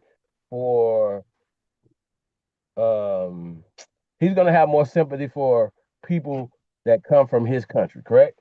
So he's going to have policies that make sure that nothing happens to his people. He's going to make sure that his people are not going to be treated unfairly when it comes to business and doing business in America. You understand what I'm saying? So this is the same thing Woodrow Wilson and all these other people did when they got into position or whatever, fresh off the boat, right? They were in position of power in our position, but they run into play from the Anglo-Saxon societies, from the Royal Societies, and all these other people that have taken over our country. So when we're talking about throwing out the baby with the bathwater, right? The baby this is our system that was already here and that was working great for us. That's why they came here. Somebody said, hey, we're going to do some business with them to bring over prisoners to help with this right here. That was a bad business move. So much so that they had to start having legislations, right, to change it. So if y'all telling me that niggas out of slavery was running shit, and then they had to come up and then make laws and cheat us out of position in the 20th century, then that means you're stupid to believe that if you had me as a slave for 350 years and you finally let me out, and then you gotta cheat me to get in power, it's dumb for you to believe dumb shit. I'm still trying to find the pale skins that own niggas. I'm still trying to find it. The leading slave catcher, Henry Louis Gates, said that I know ain't none of you niggas that doing genealogy got more resources and genealogical experience than Dr. Henry Louis Gates Jr. And he is a leading slave catcher, and I don't fuck with him, but he says out his mouth, quote, in doing the research and doing genealogy for so-called African Americans, he cannot find slavery in Africans. End quote. The fuck is what? You can't find no people owning your people. Now you might find some pale skinned people in your family, right? Maybe, I don't know. You might do that. But they came here. They didn't come here with 20 people, right? And then with land on their backs. And then you join their family, motherfucker. They came and joined our shit. Like Kunta. Kunta wasn't jumping. Like he didn't bring his African traditions to her for her wedding. So then when you get to the broomstick shit, they just attribute everything to Africa. Even the whole word kunta, kente, is not African. That's the play, bro. Like these motherfuckers is fantastic with word spells, with word plays, and all the shit. And it's amazing how niggas argue they spells and keep pushing the agenda. It's diabolical. Shame on you motherfuckers. And that's why I call niggas out, because I'm like, yo, bro, you understand this, right? Yeah, but I still believe it. All right. Now, Chief, look at it like this, right? I'm gonna take what you're saying, right, and put it a different way, but the same. Now, we live in America, and we know in this country, once we became independent, the king wasn't allowed to send slaves to America anymore.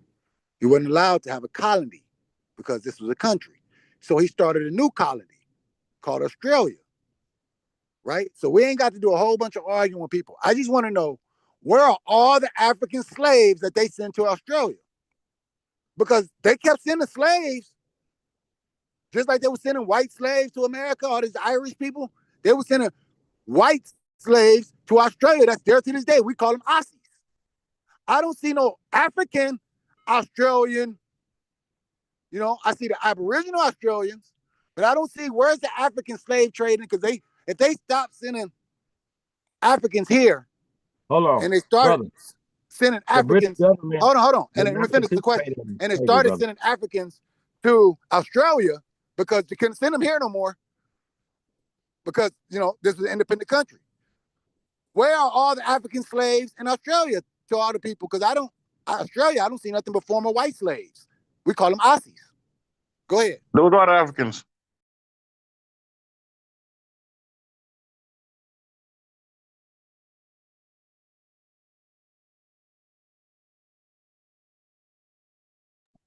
Can you repeat that, Darvish? They are the Africans. Yeah, we didn't hear you, brother. Do it again. Say it again. They are the Africans. Uh-oh. When I tried to teach people that white people come from Africa and that's out of Africa theory, talking about white people, everybody jumped me. Go ahead, do your thing. I just answered the question, King, to the best of my ability. That's it. I ain't gonna make no statements, man. I don't want to be the target today. See, no, Chief. If y'all just go back and forth, man, it's good, man. Because all y'all have shout out to Darvis. I hear you, brother. Listen, now all y'all have good no conversations. It's just the environment, and it's a good environment for everybody to speak though, because people ain't gonna be cutting each other off. But I digress, man. What I'm saying is that when I said that the out of Africa theory is taught in academic all across the country, and it's teaching you that the original man was a white man. Even if you do the evolution theory, it's telling you that the Homo sapiens are white people and they come before niggas. And we say all that shit is pseudo, right? The same thing. They've been saying they sending African slaves all into America, but when we look at it and we look at Australia, which became baby America, I don't see no African slaves. I only see white slaves. I don't see them. Damn, you said the Homo sapiens is white people? That's interesting. There is a theory that that's the origin story, though. It's not really that far-fetched. No, I'm not saying that. I'm just saying it's my first time hearing it. That's interesting. I know when I look at the land of Ireland, it holds like 9 million people. I know when I look in the United States, they got like 50 million Irish over here. When you look at Mexico, they got like 15 million Irish people. When you look down in South America, they got like 150 million Irish. So one of these stories ain't adding up, man. I digress, man.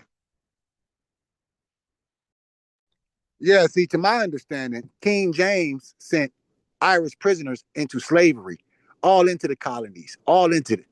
And so when we be talking about slavery from an American perspective, originally we talking about white people being enslaved, right? But most people couldn't afford the black ones they did catch that had any skills. It was very expensive. What I'm saying is when America won its independence, according to history in 1776, where did all the rest of the black slaves go? Because they're not in Australia, since y'all keep teaching us that they keep being sent to America. Because I'm saying that no, they just capturing niggas that's already here in America. You know, I'm not saying everybody. I'm sure some people did. You know, 2 or 3 boats probably came. But millions? No, I'm telling you, they captured people that's already here and made them slaves. Because if they were sending Africans here, there'll be all kind of Africans in Australia. Because that was the next continent that became their colony, was Australia. Do your history. That's how Australia became under the British Empire. It's because America kicked England out.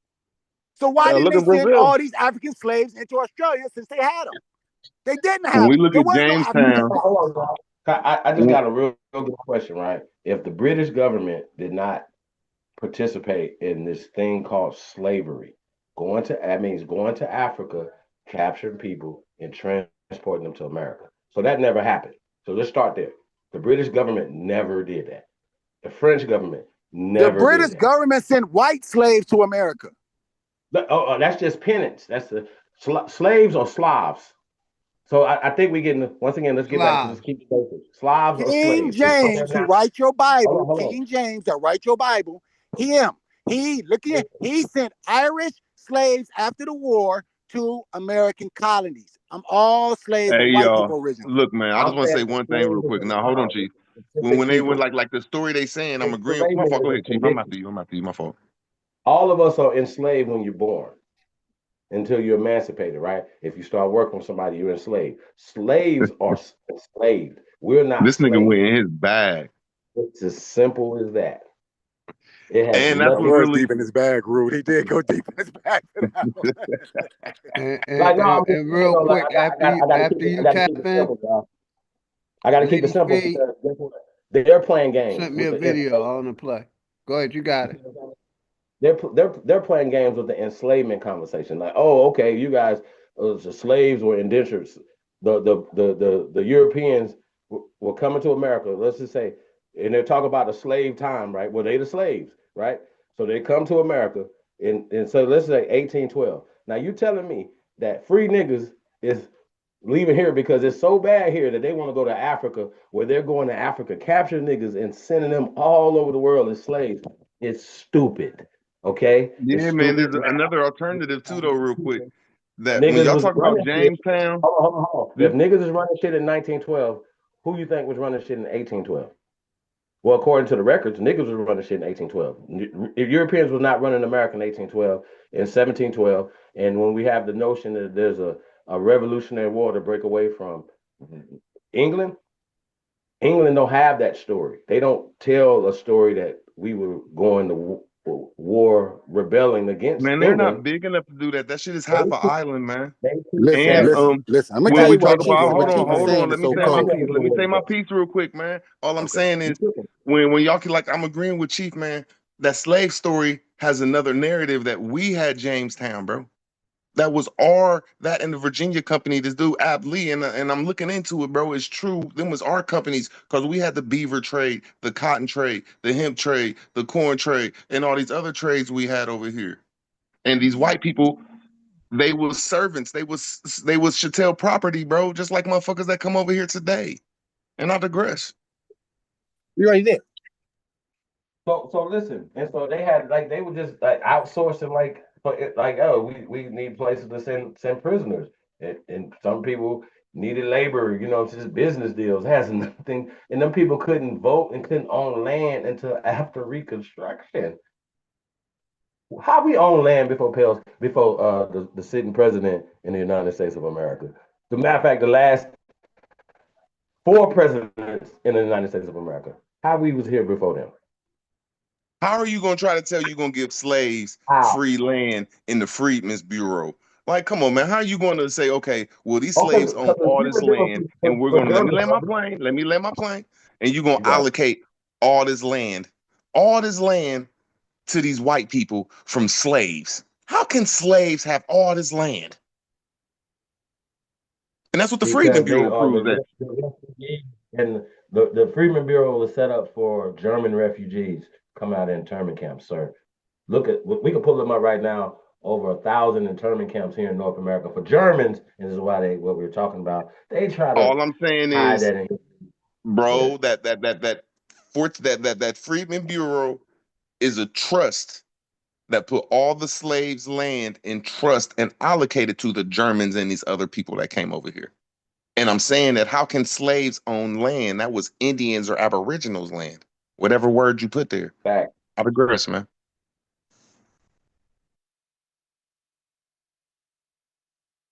Y'all cooking today, man. Yeah, shout out to everybody. The Hawk, sister I was wanted me saying, real quick. The emotional. sister wanted me to play the video. So after you finish, Chief, I'm gonna play this video. No, it's good. You got it. Let's go. Shout out to Lady Spade. Bridget, I am going to ask you the question. Are you okay? No. Up in East Chicago that I would be living in China, I would have laughed at you. I was checking your Instagram, then I saw you with David Beckham. The sister speak Mandarin, I'm impressed. Dr. J, The late Kobe Bryant and everything. Guys, this guy met Kobe Bryant. Come on.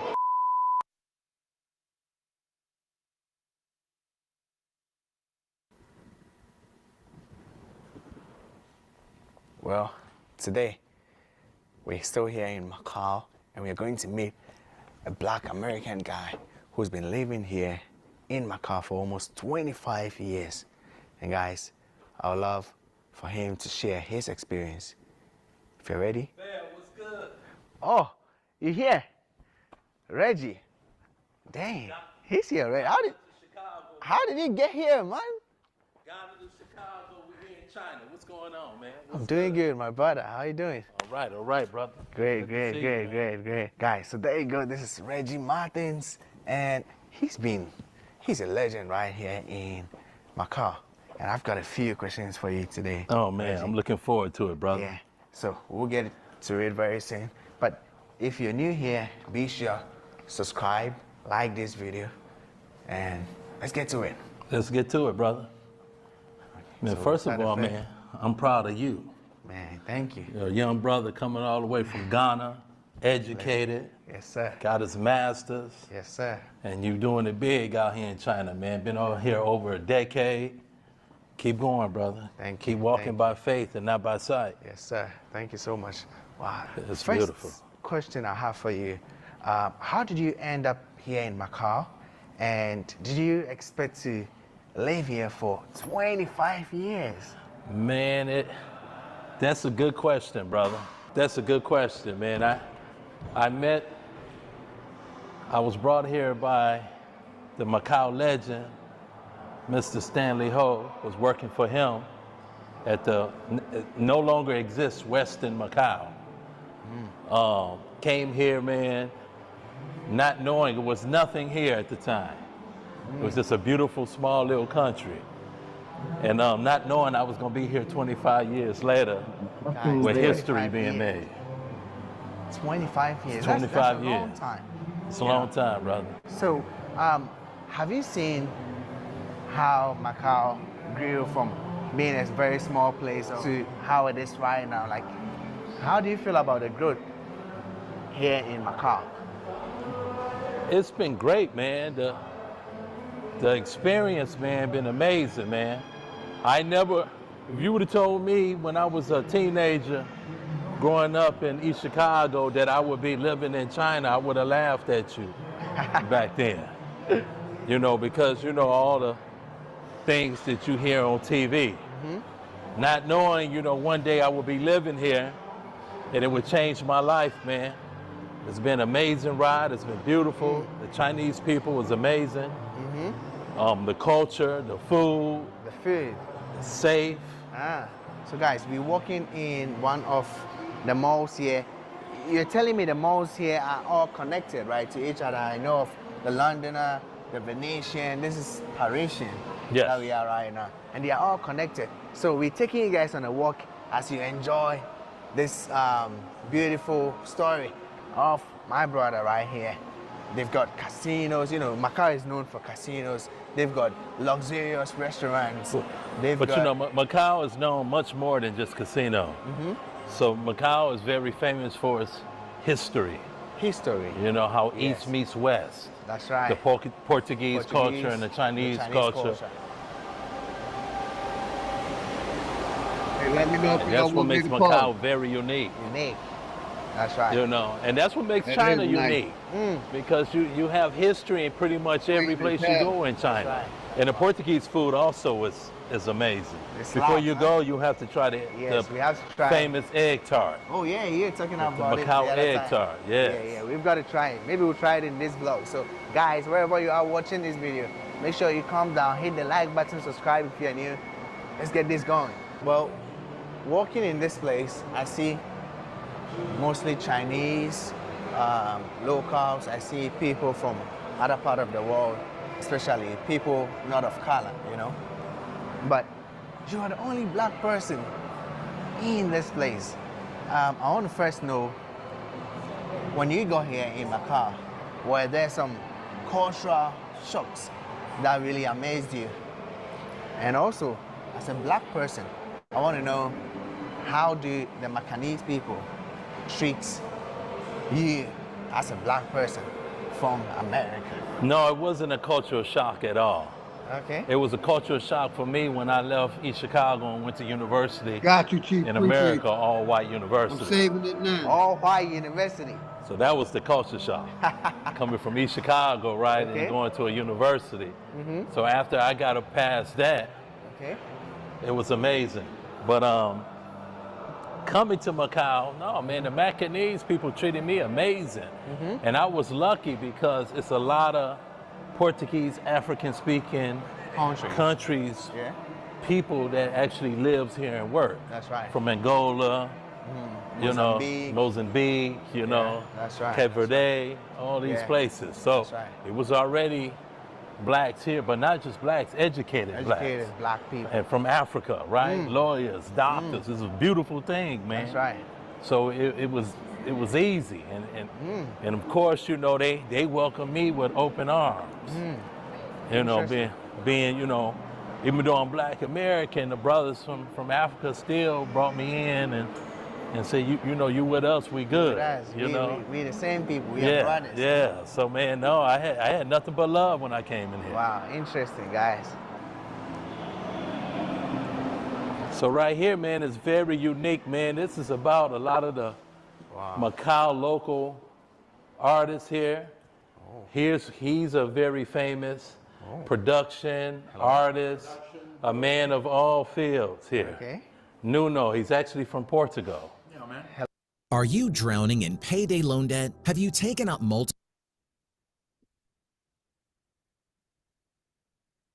Apologize for the commercial. Here we go. Here we go. He actually grew up here. So can you Sir. tell me what's going on here? So this is a very nice space. All the work you see here is done by the photographers of Sunshine Unlimited. Oh. So this is our department of visual media. So we have 4 photographers, 4 videographers, 6 or 7 producers. So it's a huge team. Yeah. So all these photos is representing Macau pretty much. All right, so we got to this kind of art exhibition, you know, display or center, and they've got some beautiful arts right here. That's right. Yeah, I'll show you around very soon. But Reggie, I was asking you about how, you know, the Macanese people react to you. You were telling me it was a beautiful experience. And I've seen you like having very good rapport with the people, the workers, even in this area. You seem to be pretty much famous and known around this area. Wow, lâu năm no see. You are in Macau? No, here in Singapore. Singapore. But I've been filming. Wow. I've been filming in China. You know what, man? It started with me from childhood. So growing up in East Chicago, we call it street politics. Ooh. So since we have so many different gangs, right? Black Gangster Disciples, Latin Kings, I learned, I like to play basketball. So I didn't want it to be limited to one neighborhood. So I knew to understand, you know, I understood the power of relationship. So I can go all around East Chicago and never have a problem, even with the different gangs. Because, you know, because of the street politics of relationship. So that just carried on. You know, I built on that and understood the power of having great relationships. That's right. So when I came to Macau, it was already easy. Tell us like a few things that you saw that popped up in Macau, like, you know, this beautiful place that we have. We've got many, you know, very big, massive buildings right here. Now see, you got to understand, when I came to Macau, none of this was here. This was all these swamp. buildings. Yeah, this was all swamp. I literally watched all these amazing buildings being built over the years. So I'm part of the history with these buildings. So none of this was here, including the bridge, one of the bridges. All of this is new. So I used to work at the Westin Hotel. Okay. So I used to ride past this every day for work. This was all swamp. Wow. You know, this whole Cotai Strip was swamp. So it's amazing how they reclaimed the land, filled the land in, and built all these amazing buildings. Wow. So would you say the development of Macau has been just so fast and skyrocketing, or you would say it was just in time? Both. It was fast and just in time, man. And it was fun, and the experience was amazing. Something you can't get nowhere else in the world. You had to be here from the beginning to experience this. It ain't too many places in the world that's growing as quickly as Macau did, as far as with the infrastructure. Next time, show us around Shenzhen. Your sister speaks Mandarin. I'm impressed. I was talking in. Because he speaks fluent Mandarin. Good. Hi. Very nice. Bye. 你好，叫啥名字啊？ No, Barbara, yes, 可以可以。 yes. 你会说中文是不是啊？ No, she speaks no. Oh, no. 但是你会说中文是不是？我说一点点。你说一点点。哦，你叫Mariana。那你是哪里的？ So let's do. I got to take y'all out to eat. I promise y'all that. I owe y'all. 葡萄牙的。哦，那你来这边 No, that's not okay. 大概几年？ What? 几年了？几年？对。 When did I arrive into Macau? Yeah, how many years? How many years? Was I You know what? Your sister just. Remember she's been talking about starting her social media? 年。 20年了。 Okay, but she just hit. Yeah. See you, bro. Man, you got very good rapport with all the people here, man. Oh man, man, relationships, man. The power of relationships. I live by that. Yes, sir. I can argue about living, right? Because if you have a relationship, you can still live good. That's right. Without having to spend a lot of money, just by knowing a lot of people. But medical, I think that's what you really need the money from. Ain't no relationship. You want to go to the best medical. That's right. There, that's but right. relationships, man, I would take that any time of the day because it's a lot of things money can't buy. So quickly, I want to know, are there some unique aspect of Macau that most of the people who are outside Macau don't know, or they probably are not aware about? Everyone is talking about the salt trick that made my husband's people.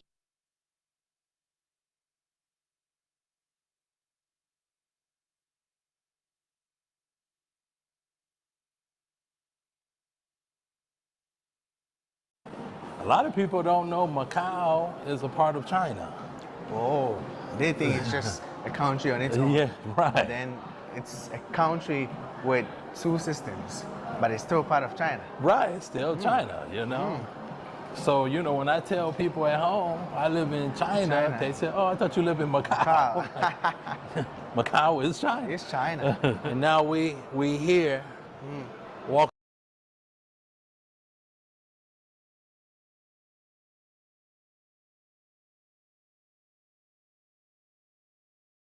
They think so many things, right? And they don't know how amazing this place is, all the historic places. I mean, if you go to Shanghai, I mean, the skyline is just amazing. That's right. Then you go to Beijing, you got the Great Wall. This is something that should be on everybody's wish list to go see. Yes, sir. So I'm glad we are both able on our platforms to show the world and teach the world what China's all about. Yes, sir. Now, I'm going to ask you a question. All the places you've been in China, which one is your number one place if you had to live, relocate, only in China, not Asia, but China? China. What would be your number one place? Wow, that's a good question. And it's a tough one, of course, because, they have many good places in China. But I would say it will be dependent on what I want to do, right? Okay. So if it's business and tech that I'm into, I'll choose Shenzhen. Correct. But if I'm into maybe laid back lifestyle, or have a business ongoing in Macau or somewhere close to, Hong Kong, let's say if I'm choosing between Hong Kong and Macau, I might have to come to Macau. Because what I'm seeing here, I love Macau. Yeah, Macau. And you know what? Shenzhen is good. Yeah. Shenzhen is good. Yes, sir. It's huge. It's a big city. What's the population in Shenzhen? It should be 15 million, 20 million? I think within that range. Okay. What do you miss so much living here for such a long time in America? What do you miss so much about America? I don't miss shit. No, I'm sorry. I miss you, Mom, Dad. I miss my parents. I miss the family. But man, you know what? Let me stop the cap. America is a wonderful place. Of course, I miss family. I miss soul food, which is Black American food for those who don't know. But besides that, my life is here. I've been here longer than I've been in East Chicago.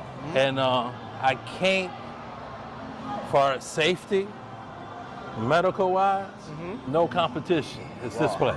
So would you say the safety and the medicals is one of the most favorite thing that you like about Macau? Are there other stuff? That's the only thing. That's the only thing. Safety. You know, when I'm in East Chicago, I can't be walking freely like this without looking both ways. Oh, you gotta be conscious about your surroundings. You gotta be conscious, brother, because that can be deadly. So, in saying that, that's stressful to live like that to me now. That's right. You don't have to look around while I don't have to look around. I can go to the ATM at 4 o'clock in the morning and don't worry about nothing. That's right.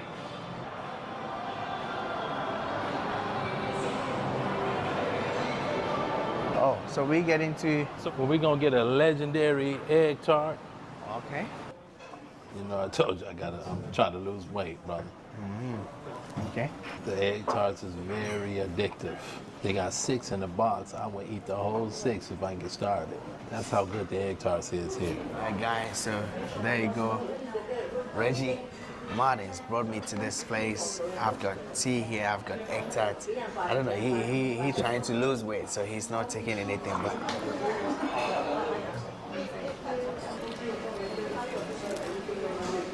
It tastes good, man. I like it. So whilst living here, have you picked up on their language? They speak Cantonese, Portuguese, a few Mandarin, but I think more Cantonese. Cantonese, you don't hear too much Portuguese here, but yes, Cantonese. I'm in Chinese movies, Cantonese movies, as you know. What else? Commercials, billboards. It's been good to me. They show me more love than my own country. Nice.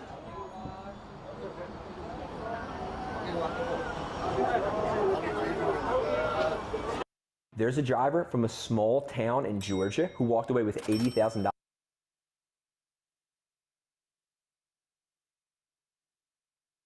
What about that safety, though? Hey, my brother. Reggie. Good to see you, man. Good to see you, bro. You good? I'm doing good. Man, my man. Good to see you. Good to see you. I'm live, man. Oh, really? I'm gonna get off. Oh. I got 100. Say what's up to my guy. I got 150,000 Hey, what's up? What's up, guys? It's 150,000 people. Damn, that's a lot of people. Give me your YouTube. And you're telling me about this place. What is this place? We're in the biggest casino hotel in the world right here in Macau, China. Macau. This is the biggest in the world. The biggest in the world. Oh, I see. We got everything you want. We got retail, we got restaurants. We're going to a restaurant right now. I'm so happy to have another black man here in China. Yes, sir. Yes, sir. So he come out and check his boy out. And we appreciate you on this journey with us. Blessings to everybody watching this. This place looks just bizarre, bro. Like, it looks so beautiful. Take a look at the lightings that are here. You've got a mix of... fuck China. It's been good to me. They show me more love than my own country. Nice. That look right there. That look right there. That was crazy. Look, my bad. Let me go back. I caught it. The Kern County. That was crazy. That outside look. I'm trying to pause it there. Portuguese here, but yes, Cantonese. I'm in Chinese movies, Cantonese movies, as you know. What else? Commercials, Yeah, that's what I'm gonna do. billboards. It's been good to me. They show me more love than my own country. You know. Nice. Right there. Let me pause it right there. And if you go ahead a little bit, it look like they got a little bit of everything right there. Let me go a little bit more. Right there. Right there. That site. Yeah, that's beautiful. Man, that's beautiful. I'm telling you, man, you see that building, man, that's a weird ass building to be over there in China. That's a weird ass fucking Catholic building. Yeah. Got the high towers. They look like they got the drum that's in France. I ain't good with the name. The Eiffel Tower or some shit.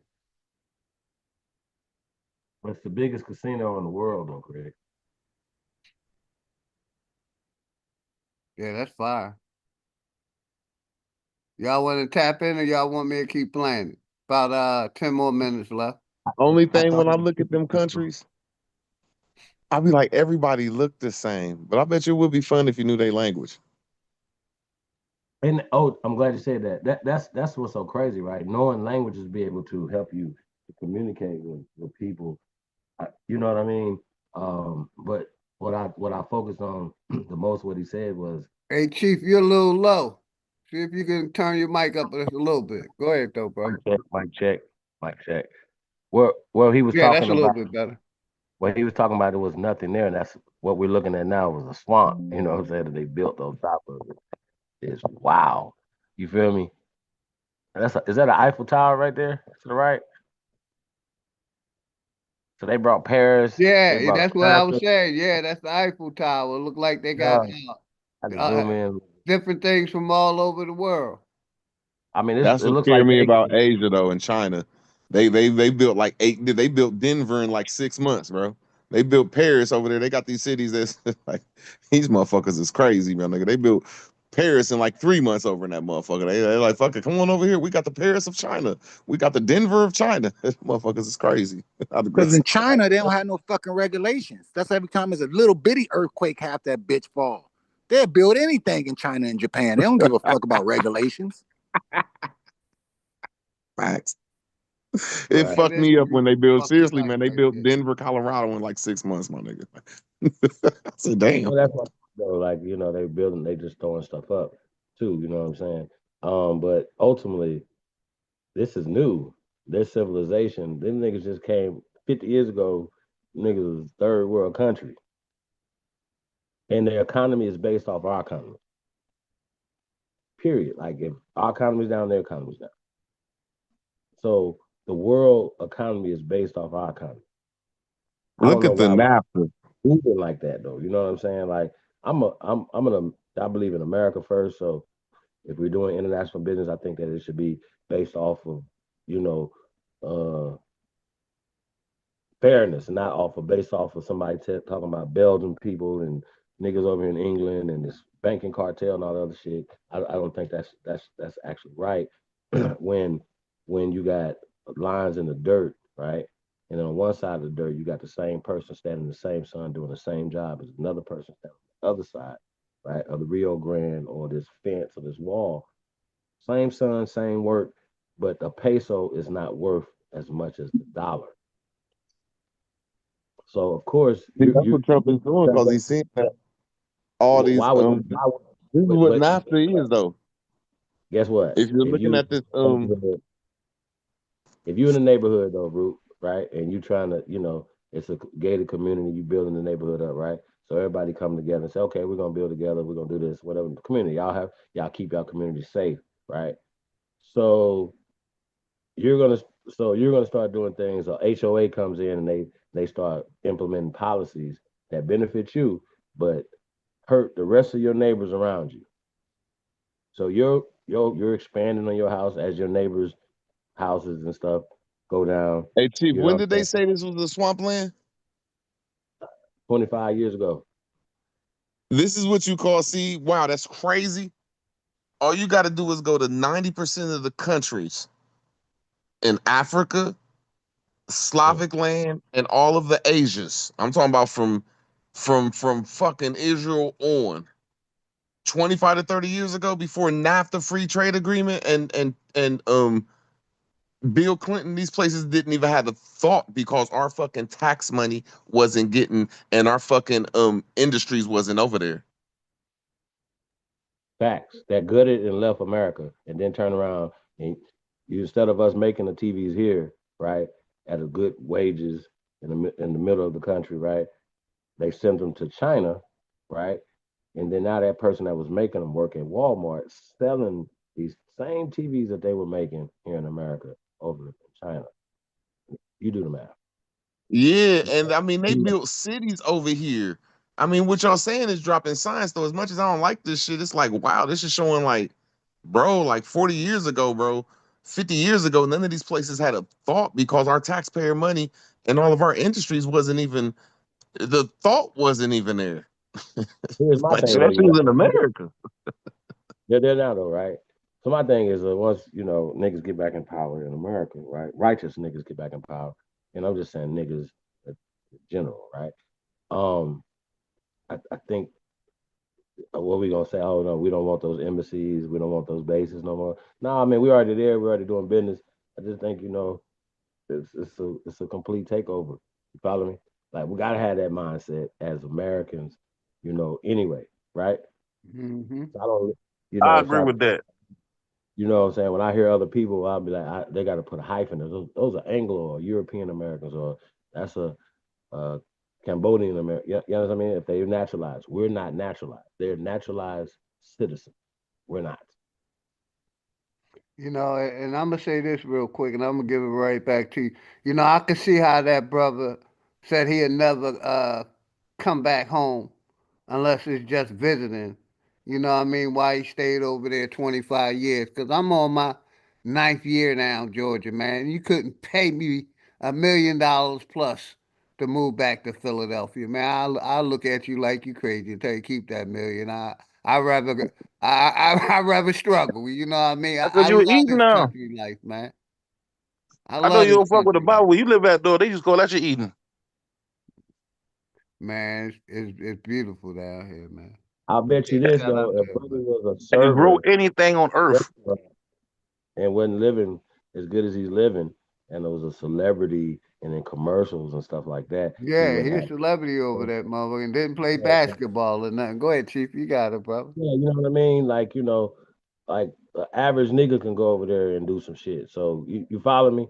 Like nigga, this is you do it from East St. Louis, nigga. You bout that life. Not going over there cheating with little motherfuckers that And don't, you know hey what I Chief, mean? don't we know the brother? What's his name? The brother Bay that moved over there, China. I forget his name. Somebody in Oh the no, chat you remind talking me about his name. He on you talking about YouTube. he in Japan. Oh, Well, Japan. also, Okay. also China, Yeah, China tried to hold Japan, on to their China, culture. same thing to me. My bad. Go ahead, y'all got No, you it. got China tried to hold on to their culture way past World War II. That's why we call it, Oriental, right? Them trying to hold on to their old shit. But eventually, once they got with the modern times, to me, it seems like the white man uses the Chinese to allow them to practice engineering any way they like.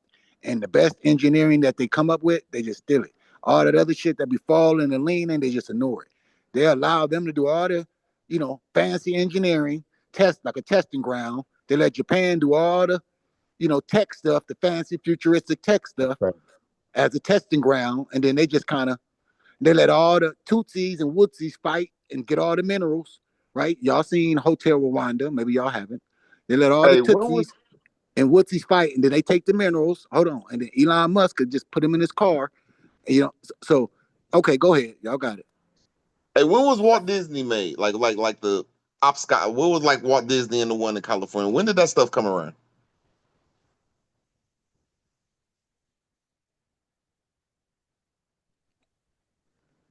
I think the Like in early 1900s. You like said Walt Walt Disney? Disney, right? Yeah, Yeah, like Like 19. early 1900s, man. I'm pretty. Yeah, I want to say 1920s or 30s, Yeah, something early like that. Okay, 1900s, so all I'm 1920s. saying, y'all, is when we talk about Germany and China and all this great technology, Bro, they didn't have the thought of that shit until Walt Disney sold them that shit, or the government sold them Walt Disney's secret technology. That's how America, every city's supposed to look. It ain't supposed to be a fantasy park. It's supposed to be our technology. We supposed to have bullet trains. We got the technology for everything. Just go to Walt Disney. I digress.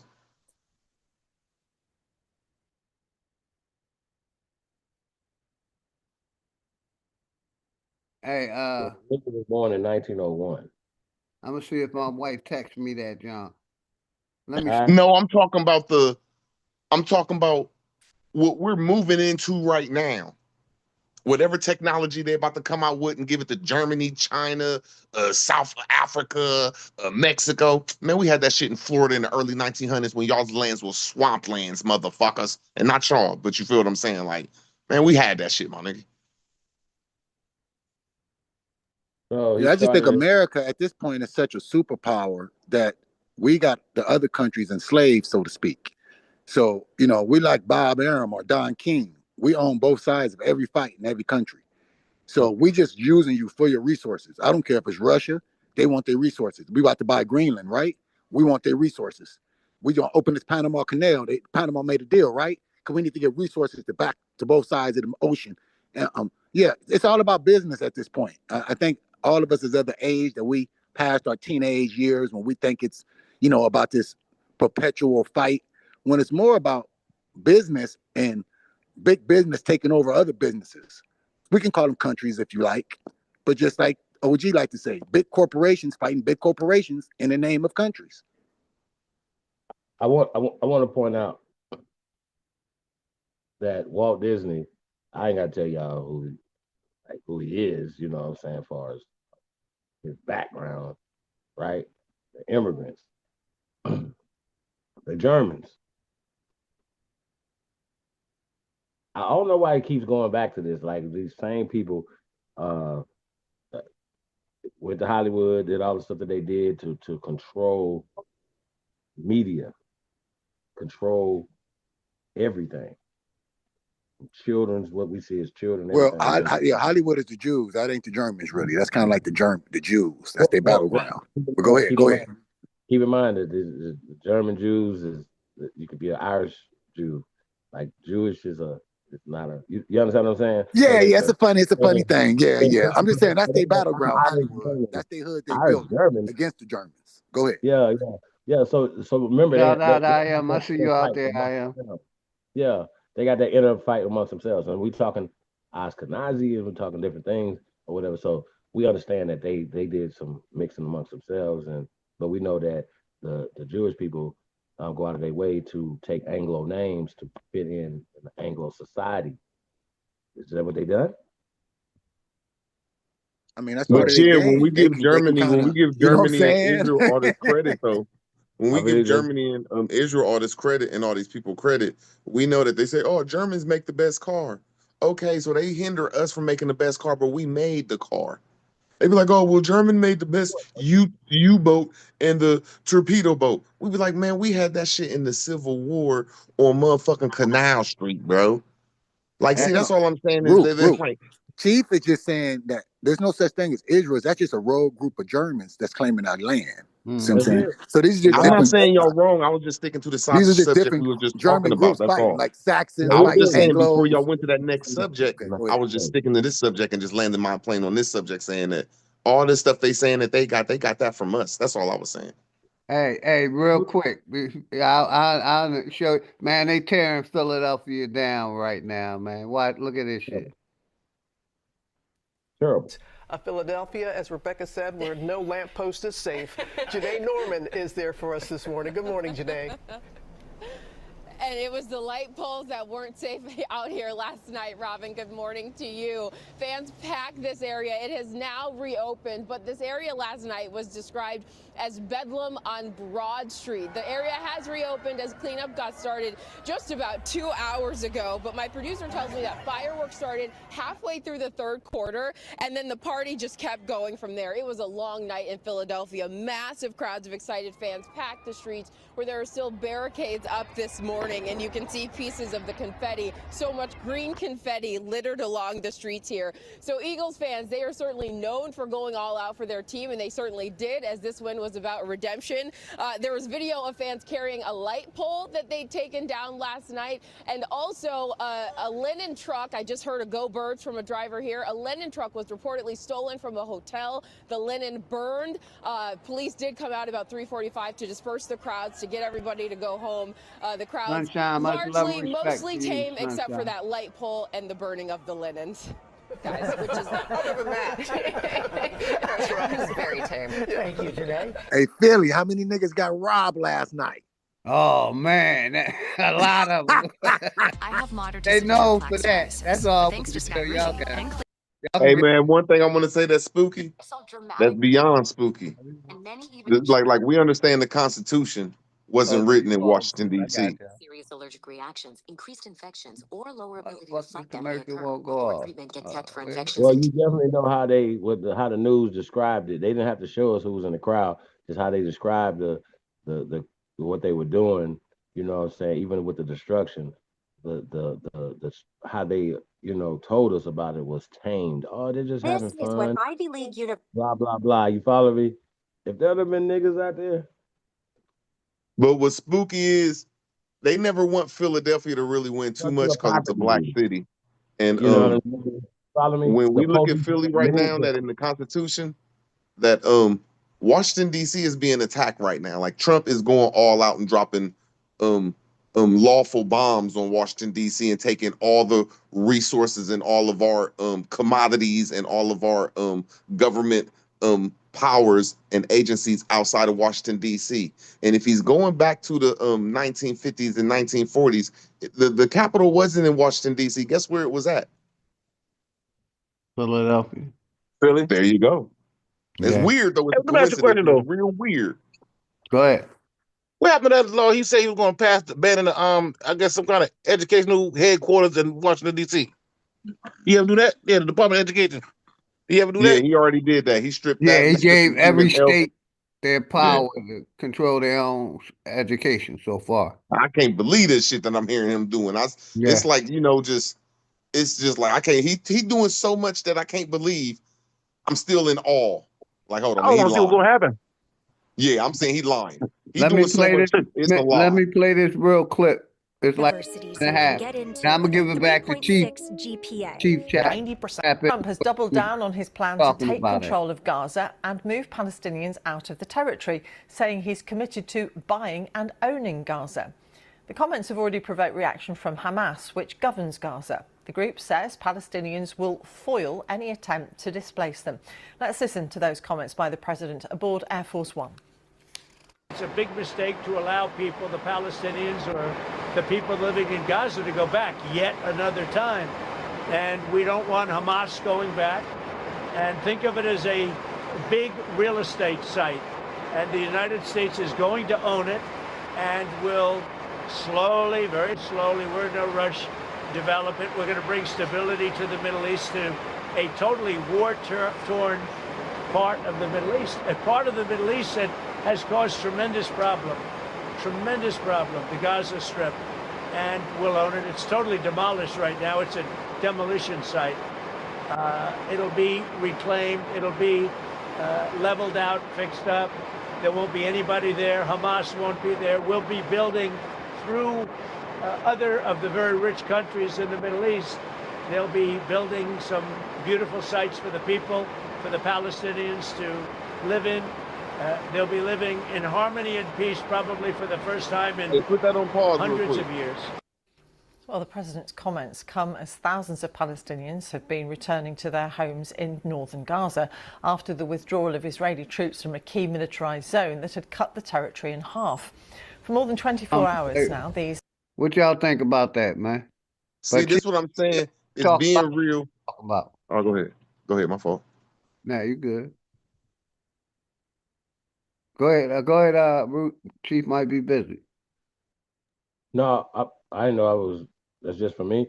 Well, Nah, that's for all of us. All of us. Just you know. Yeah, that's what I was trying to say. Let me just land. Like when he first said the people were putting out there that Trump is on Israel's side, Now, I just exposed that he ain't, because he said, I am not going to let the Palestinians come back right now and that's gone. He said that right now. He said, okay, it's blown up. But he plainly said that, and the news and everybody trying to say he's kicking the Palestinians out. And that's what I just thought. But he said, we about to reconstruct this motherfucker and claim it, and the Palestinians are going to live happy in there. So the news is saying some lying shit, and they're trying to say he's kicking these Palestinians out. And he's like, nah, man, it's just too destroyed right now. We just gonna build it back up. And that's just my opinion of it, not aggress. I realize, man, think about the news. You got Republican news stations and you got Democratic news stations. When you dealing with Democratic news station, they can always talk shit about a Republican and vice versa. If you want to hear something about Trump and the positive, you gotta go to Fox. You want to hear the next negative about him, you gotta go to NBC or CBS or ABC. I And just that's how that listened to the rock. person's language, and he plainly said that the Palestinians, that's their land, and we just gonna accidentally own this shit. I thought he was about to kick the Palestinians out like the news and everybody's saying. So think about what he's Yeah, them saying boys though. exaggerate this shit, though. Yeah. He talking shit, but think about what he's saying though. Like, okay, come in and work with the Palestinian people, right? That means Check that other Israel. people, yeah, that's gonna stop them from and bring peace. He's talking about stability. And he looking at it as a business deal. Say, man, it's a real estate deal. We're gonna invest the money in whatever should benefit America, right? I say the same shit. Y'all, Israel, y'all got our money, so guess what? Huh. Yeah, I'm sorry. Hey, Make America great again. Fuck it.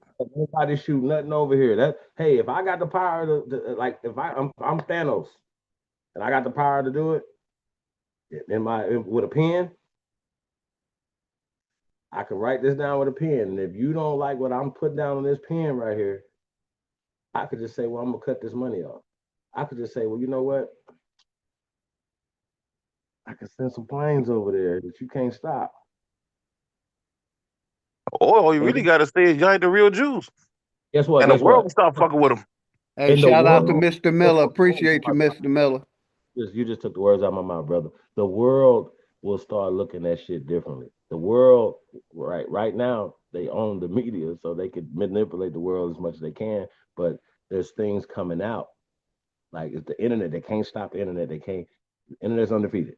That's for everybody. No matter what they're gonna do, Hey, you can't stop information. when it comes to the theater of the Jews, what is the only thing they want in this world? The only thing they want? What you That mean? The temple. world. They That literally say, temple. No, the only thing they want is that temple to be rebuilt. And we're in the times right now, and we've seen them. They kick everybody out, and it's a real estate deal. They about to rebuild that temple, bro. Yeah, but them Not the boys ain't give a dress, fuck about man. them temple, man. Them ain't the real Israelites. They're Israelis.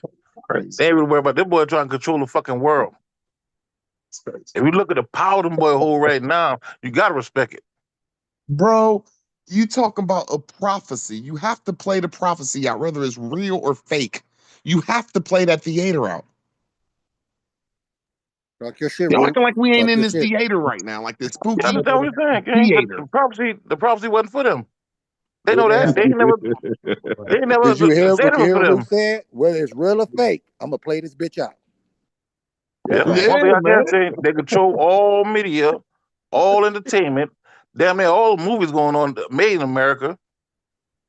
They controlling a lot of And y'all shit. ain't even see the big war though, the economic war that was going on over there, and they shut the J word people in America, shut the richest people in the world down, the Muslims, because they was about to build that long city.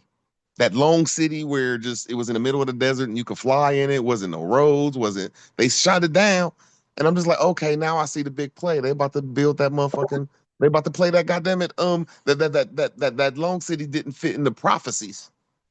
It's just not in the prophecies. Like, why are you doing this, Muslims? It's not prophet. It's not in the Muslim prophecies. Why are you doing something that Muhammad didn't say do? So, Yeah, but they and I'm all not talk saying about I'm it. They right. I'm all just talk about the looking at great it. jihad. These people, they call themselves Israelis or Jews, but they're really Christians. That's where all their power come from. And they going against the Muslims. That's the only op they got right now. And the Muslims No, are the growing. Muslims, even the Muslims say that the temple is supposed to be built, bro. Yeah, I understand that, but he know the Muslim Okay ain't never said then, that those fool. people supposed to build it. How can you argue that? Because only certain people can build a temple. That That's why proves my David couldn't point build that the they temple. all working together. That proves my point. Mm. If the Muslim is okay with that, that proves they all working together. No, they doing business Yeah, together. I That's think it. They Root, ain't I working think together. Root Hold passed up on. Yeah, the they really good working point he together, had Hold bro. on. because Trump, what it's Trump an said on actor, the it's Air a Force play. One right there.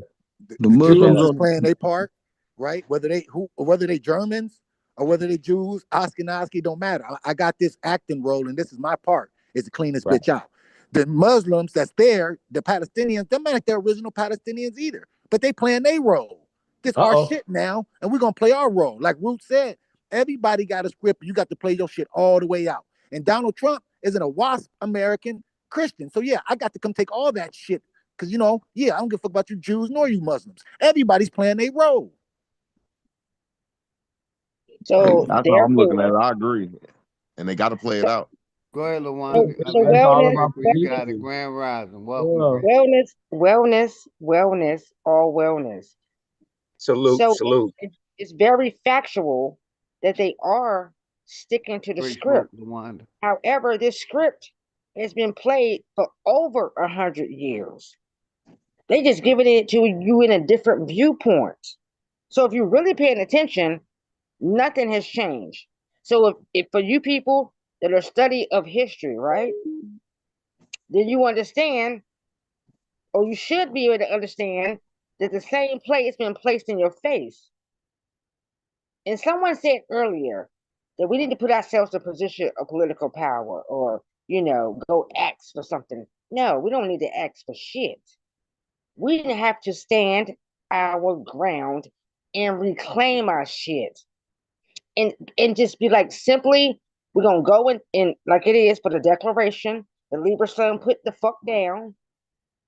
We are declaring that we actually know the truth has been stealing from us from a very long Hey, time. Grateful, I'm gonna give it right back to you. Pardon me a million times. Much love, sister. Like we were talking about earlier, one of the wings down. Black folks need to take that goddamn wing right there. Go ahead, Grateful. You got it, sister. My bad. I apologize. Much love always. You got it, No, sister. no, it's Take your all good. time, Grateful. But this is what we have to do. We have to get to first and foremost declaring us. Because if the mindset is not correct, the thought process is not correct, we're not gonna line up. It's not gonna happen. We can do it individually. However, we need it collectively. And this is our plight and fight. And this is what you all should be fighting for to get the minds back first. Reclaim the Judas shit that's going on in the mind with our people. And once you do that, then you will start seeing numbers. However, for me, if you still here arguing back and forth for what you said on TV, what they're doing, we ain't doing shit. Just keep dumbing this down. You got to reclaim the actual body, this avatar. You got to get to that. And then you can get to business. If you ain't handling a real problem, you can't get to business. Our What about people the need to subject? be worked on. Our What people about the need to be subject? worked on. My bad. What you say? What about the subject? You didn't hear what I said, did you? Yeah, I'm just like, what about the subject? The subject is our people. No, that wasn't the subject. No, that's the subject. That's why I know you lost right now. You didn't hear nothing I said. You wasn't here when we was talking about for like 10 minutes. You didn't hear nothing I just said. You didn't even comprehend what I just said. You ain't comprehending what I'm saying. Salute All to right, everybody. well, Good to see each and every one of you all. Thank you go so ahead. much, Big Straight Dog, smoke. Philly OG. What's going on with it, Straight y'all? smoke. Straight smoke. Get these people the business for me because you on my time. And I know you on my time. So straight smoke, speak for me, please. Because he ain't getting it. I understand what you're saying, Grateful. I really do. I really do. But I'm just going to do one thing. I can't speak for you, but I understand what you're saying. You're right. We got to reclaim the mind and the body. I get you. But big dog, where we at? What we doing, y'all? What's going on? Chief Holiday, Copper Draco, Darvis, Executive Sessions, my nigga Root. What's up with y'all, man? What's going Salute, on? salute, salute. Peace to the God. Peace to the God. Peace to you, brother. Salute, my brother. Well, Salute, since Lasandra. so straight smoke, since you can't speak for me, I'm gonna say this again. In order for us to to reclaim, not put us, because we have never lost position. We just lost the way. We just went off the path. Basically, we just went off the path. We done went amok, astray, and some more shit. So to reclaim and put us back on the straight path, walking upright and tight and never losing it again, we have to go out here and snatch up our people and reposition their minds. You know what I'm talking about? We gotta put Yeah, I them back do. we gotta put them back in the placement of that. Listen, you are the one that's always been glorious. You're the grace. You have all of the knowledge. It's already there. Right. But listen But though, you've been dumbed down to ignorance. They no, but gave that's you shit like the TVs and all that. Even your peoples might have done it to you. They dumbed you down and they just allowed But that's what Chief been certain saying all morning, all afternoon, really all morning. That we we've been under these word spells. So he's facts. saying the same thing you saying. Facts. And we have. So we got to change some spells. So before we can go do any business anywhere, we got to go grab our people. We got to change their position within themselves. Even if they don't like us. We got to go Well, change that mindset. Grateful. Real quick, it's straight smoke. I'm gonna chime in on just what you said, okay? The hardest part about what you're talking about is that some of these people, you have to understand, they believe ignorance is bliss. Some of them like what's going on. Some of them want to stay in that realm that you're speaking about. Not everybody wants to wake up, if you will. Hey man, no disrespect to none of y'all, man. What about the conversation we was having 3 minutes ago? Like 3 minutes I ago, just bro. chimed in. I just chimed in, brother. I No, don't not that know. conversation, bro. I don't know about that But conversation. I no, don't know what that when conversation. when God's walk on the plank, God speak to their people. That's what it is. That's what we're doing though. God walks in, God speaks to their people. God don't transverse to the same transgressions that you're speaking about when it comes to the government, the policies. No, God come to build it and God get to the business, which is his people, her people, and getting the people to understand that they, the originals of all these lands, whether it's China, whether it's the Philippines, whether it's anywhere, to bring us back to what we are and what we have always been and what we will continue to be. We gotta clean this bitch up. So that's the talking point for real. We gotta clean this motherfucker up. So Root, for you want to stay on, let's get back to the talking points. Let's do this. However, my guy, that's not helping the people for real. That's just Hey, keeping them what is more. wrong with you, man? Are That's you keeping them practicing more some type dumbed of down. witchcraft or something? Hey, I'm not gonna fall back, baby. That's Baby, keeping are them you more dumbed practicing down. witchcraft? Grateful, you're telling us what you're saying that okay, just in general, here's what we're gonna do. We need to get to the minds and the hearts of the people. Let's talk about that. The only way to do that is to communicate. We can't communicate all in one place together because we're all around the country. And so with this thing that we've been using, this internet, and we can share videos, this is a classroom, this is a meeting area, but this is the beginning of when we start strategizing in real life.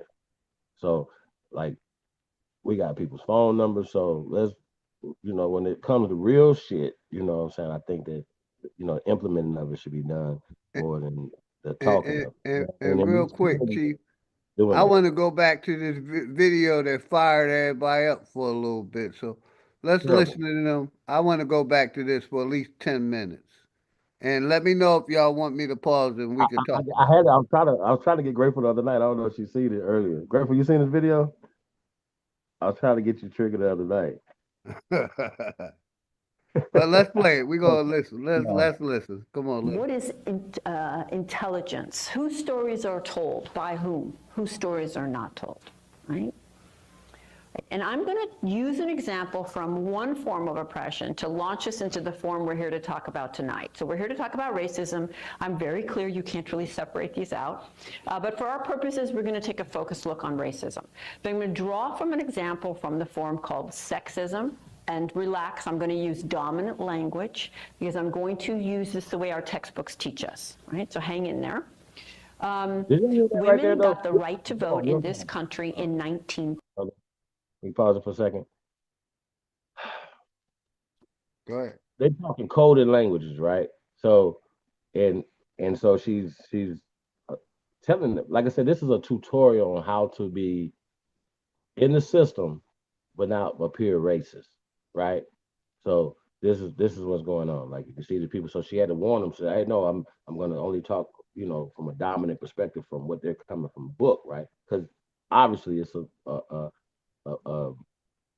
pale male dominant perspective, right? So once again, she could.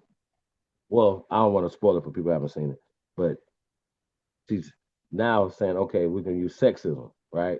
And you can see how that separates our community.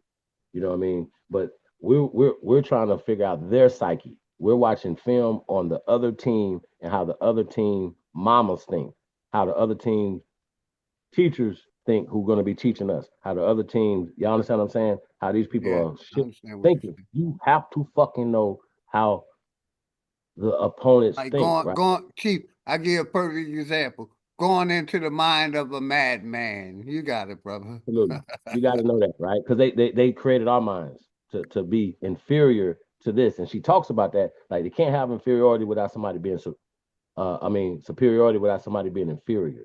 So if they socially engineer inferior, and then you got to associate the words that go with inferiority. So that's why we say that when we're speaking not only in codes, but codes that break the spells that we the spell breakers. They're casting spells. We're breaking their spells with codes, right? That they all know. Every last one of them in that room know. But the lady that's speaking, could you guys imagine us speaking to her, right? And say, hey, no, hold on, you're not white, right? And then start breaking it down historically. And then fact checking the shit she's saying. That's what we're here for too. Not just to listen to her like she's teaching us shit. No. We fact check the fact checkers, right? So we're fact checking the shit that's coming out of her motherfucking mouth, right? Now she's about to say some shit that's just not factual, but it's social and it's pushed socially. 1910, them people right there, and that's not too long ago, people were in chains. 1909, 1810, like, don't get it fucked up. So we just exposing true American slavery in America. Let's get it. And we're going to break down this whole degenerate system, right? Because I don't call it white supremacy. That's scientifically, that's historically not factual, but they're writing it in history, and this is the source of their power. It's all mythological. Hey, shout out my brother Damian Dixon. Let me shout out the chat real quick because the chat rocking with us. Appreciate all of y'all. None of your business. Jews, Damian Dixon, Kelly Green, Texas, Enoch, Keep Lamont, Lady Spade, Tone. Tone. We need critical thinking. Good seeing you, fam. Been a minute. We need critical thinking. Root word. Boot camp. Sunshine. We definitely need Jude. Got a pack house. Appreciate all y'all support. That's right. So before Like, she even go in, I can pretty much tell you what she's gonna say, and I have not seen this video. When she speak about a dominant, my bad, but when she speak about dominance, right? It's to push, it's to continually to push their narration of what they think we are or what we should be or what some of us presented, you know. You know, some of us move that way. Some of us are, you know, we think if I go over here and love is love, and I can just love who I want to love, but you don't understand secretly that motherfucker naturally don't fuck with you. Hold on, They're real using funny, you. right, before I They're forget this. using you to put you in a position, to put them in a position that then they're in your light. I ain't trying to have them in my life, Rick. Well, I do business with them like I do business with anybody else. Other than that, I don't want them in my life. So I ain't pushing. I'm pushing Real fast. separation. That's what OG pushing. But So go before ahead, I Chief. forget, And then I want to play the video. hold on, My real bad. fast. Go ahead, Chief. Real quick, right? I just want to point everything out. Once again, these women, sons that come out their body, right? And their husbands, right? They have loyalty to them. So ultimately all the feminist stuff is that's there, but ultimately when you start talking about family, a woman is going to have more loyalty to her family and the people, right? And so these same men that they're talking about within this system still protected them, still protect them, still their husbands still provide for them, you know what I'm saying? So and protect them within the system that they still benefit from. So she's not going to say anything that's going to once again even hint of taking the system down, just like Jane Elliott. They could say all this liberal shit they want to, but they're the worst type of prejudice and people who use the system while acting like they are for people of color. You understand what I'm saying? And they use coded words. So she's gonna use coded words that affect us in a way that trigger us. And that's why we gotta understand they know that. And so they cleverly use these words when they're having conversation with you to keep you in an inferior state. So this is that's why I said I hope this don't trigger you too much enough. But I don't. Yeah, I that's want to why make I'm glad sure Chief that brought this video yeah. up and sent it so we could play this, John, because I'm trying to trigger some people, man. But we I'm got to trying to understand. No, trigger some we people. well, no. What, For me, I'm what she never talking triggered. about? Their husbands and their sons come before this bitch. What the fuck she talking about? So y'all can kiss my whole ass if y'all think that they don't know that. Oh, they do. But listen, this is the They thing. don't, they don't want to go I'm to work never either. triggered. Hold on. They don't want to go to work either. So they want their husband to have great paying jobs to be able to put their sons in great positions. They need the system. They don't want to go to work. They want to be mothers. And they never have. And that's how Oh, come. And this is the problem. Hold up, before we get to the video, this is the problem I had with my sisters. Y'all took on an allergy like the mamas wasn't working around these like the mamas of me wasn't around here really handling business. We are business like we've always been business like. We handled the field of our homes. You know what I'm talking about? We handled the children. We handled the nieces and nephews and all that too. We handled the babies outside of our homes. We never sat down. We didn't just let our man, we knew our men took care of us. But we said, baby, you ain't gonna do it alone though. We're not gonna let you just do this alone. This is us. You know what I'm talking about? We freaking was like, oh, okay, if you're gonna do that, I'm gonna do this over here. So we're gonna make sure that the whole is taken care of. And this is a problem. We gotta work next. We start side eyeing our nigga. Why the fuck am I side eyeing my fucking man? He is great to me. He is everything. We start talking crazy to him. We start saying, oh, let me do this and do that. No, that's the glory for me. Huh? And I'm the glory for him. We stop speaking to each other in very demonic ways when we never spoke to each other that way. Ever. hey, listen, y'all And remember how that's we felt powerful too, Grateful. when Tyson got beat by Jake Paul? That's how they feeling right now from the Super Bowl. If you think in a negative way, not even looking at it as the Eagles as being America's team, and you know what I mean, like they don't even focus on that.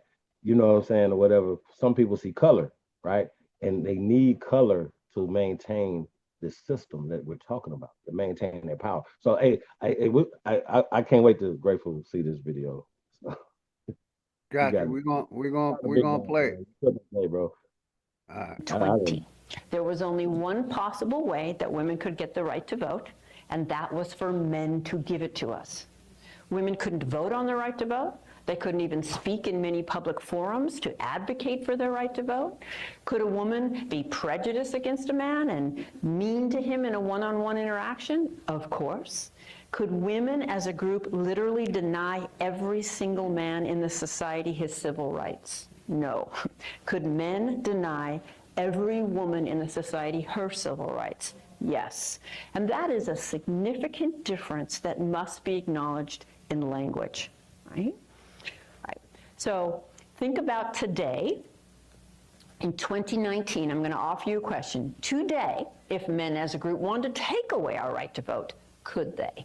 Now that's a little easier to see today than it was about 10 years ago when I first started asking this question. But I have been asking this question for many years because this is the best example of the difference between individual prejudice and institutional power, when yours is backed. And most people, when I offer that question, there's confusion, they're not so clear. Some people are sure that they could, some are not, which is also part of how oppression works. So let me just show you some basic statistics from 2019. The Fortune 500 CEOs are 98% male. The 10 richest Americans are all men. 7 of them are the richest people in the world. I think economic power is probably the ultimate form. The presidency and the vice presidency has always been 100% male. The Senate, keep in mind, we're celebrating the most diverse Senate, Congress we've ever had. 75% male. House of Representatives, 70% male. The current cabinet, 84% male. U.S. mayors, 80% male. U.S. governors, 84% male. Federal judges, 87% male. Police officers, 85% male. So I'll just ask you again, if they wanted to. I'm not saying they would. My point is, by definition, institutional power is deeply embedded in the fabric of society. It's embedded across history. These are not flexible systems. Okay. Now, I don't know if there's any laws. We know about the Mann Act, right? That was specific, right? And they said it's only for the women, but the women carry the children, and children become men, right? So that in the Emancipation Proclamation, before the Emancipation Proclamation, right? So we're just thinking about this, right? So they asked the question, can they take their right from voting? Because they gave them the right to vote. They never gave us a right to vote, to be able to take our right to vote. I just want to point that out. And I'm talking about us in general. We wasn't saying male or female. That's not in our document. As it pertains to when we're talking about democracy and voting and stuff like that. So we're talking about these things. Of course, the father was the head of the family, but his wife and everybody else votes counted. They didn't give us, that's an American right. They were giving that right. I want to point that out. And that's 1920. But my point to y'all, like, well, why would they give them the right to vote? Why would you want your wife to start having rights and stuff over you if you trying to oppress her? If that's the thing that you were doing, right? You needed to help you to get in position, even more position. You need numbers. You need influence. And so these same women that didn't have a right to vote were the teachers of us, you follow me? Nurses. Up until 1920, then they had the right to vote. And now they dominating these fields even more, like as they're about to show, you know what I'm saying? So I just think that we got to think about that, but she said that economics and stuff, to her, and her estimation, to me too, is the highest form of what they call racism that holds this system. I said it again, if these people didn't have the economic power, they wouldn't have the power to do this, right? If we were economic power, we wouldn't allow people to miseducate us or put imagery out or stuff of us in a negative way, right? We wouldn't allow that because we would be economically empowered to distribute imagery and things or whatever. So we allow other people to do that don't have our best interests at heart. So this is what we're dealing with, the psyche of these people. And if you if you understand them, and it just helps to maneuver through this shit. But they use words as weapons, as codes, and they know when and if you don't know the codes and how the spells are being used, so you're gonna be under their spell and they're gonna run circles. Shout out to Big Dog once again, man. Shout out to everybody tapping in, man. Do us a favor, man. Like, share, subscribe, man. Share us on all your social media platforms. Don't be a customer. Go. Systems. Heads up. Got you, We live Chief. in Let me know when you want me to patriarchy. pause We it live in again an on everybody. androcentric, male-dominated, patriarchal society. We always have, and it didn't end in 1920. And I'm very confident that if Hillary Clinton had become president, patriarchy wasn't going to end that day. Anymore, I mean, if the word patriarchy came out of her mouth, any more than we can see that racism did not end upon Obama's presidency. I would argue it got an infusion. All systems of oppression can allow for exceptions. The rule will be consistent, right? 2019. And just in case you need a visual on my claim that we live in patriarchy, this is the House Freedom Caucus. This is arguably the most powerful committee in the nation. Talk about making I gotta decisions pause it at for the a moment, table please. that will. This is a problem I really have. My sisters, y'all the problem. Y'all invited these bitches to our house. Y'all invited these bitches. I see it every day in Florida. Y'all invited these bitches to our house and they think they have a voice for us to speak. Them Hey, hoes Turkey, can't get your speak for man. me. They cannot speak for me. I don't have them type of persons or around me. However, a lot of y'all do. It was never, or how can I say this shit? And I want to get it correct when I say it. These days it's very much patriarch or matriarch. Nobody ever in what I was given, what I know, we wasn't on that shit. We were. We was one. The gods. The God is one. That's all it is. The God is one. The division came through this fucking spells. The dividedness, you not knowing that even if we battling tethers or not, goddamn it, this is our land, the whole land. Not only the Americas, all of this shit. They kept dividing, and you motherfuckers dumbed down to the divisions.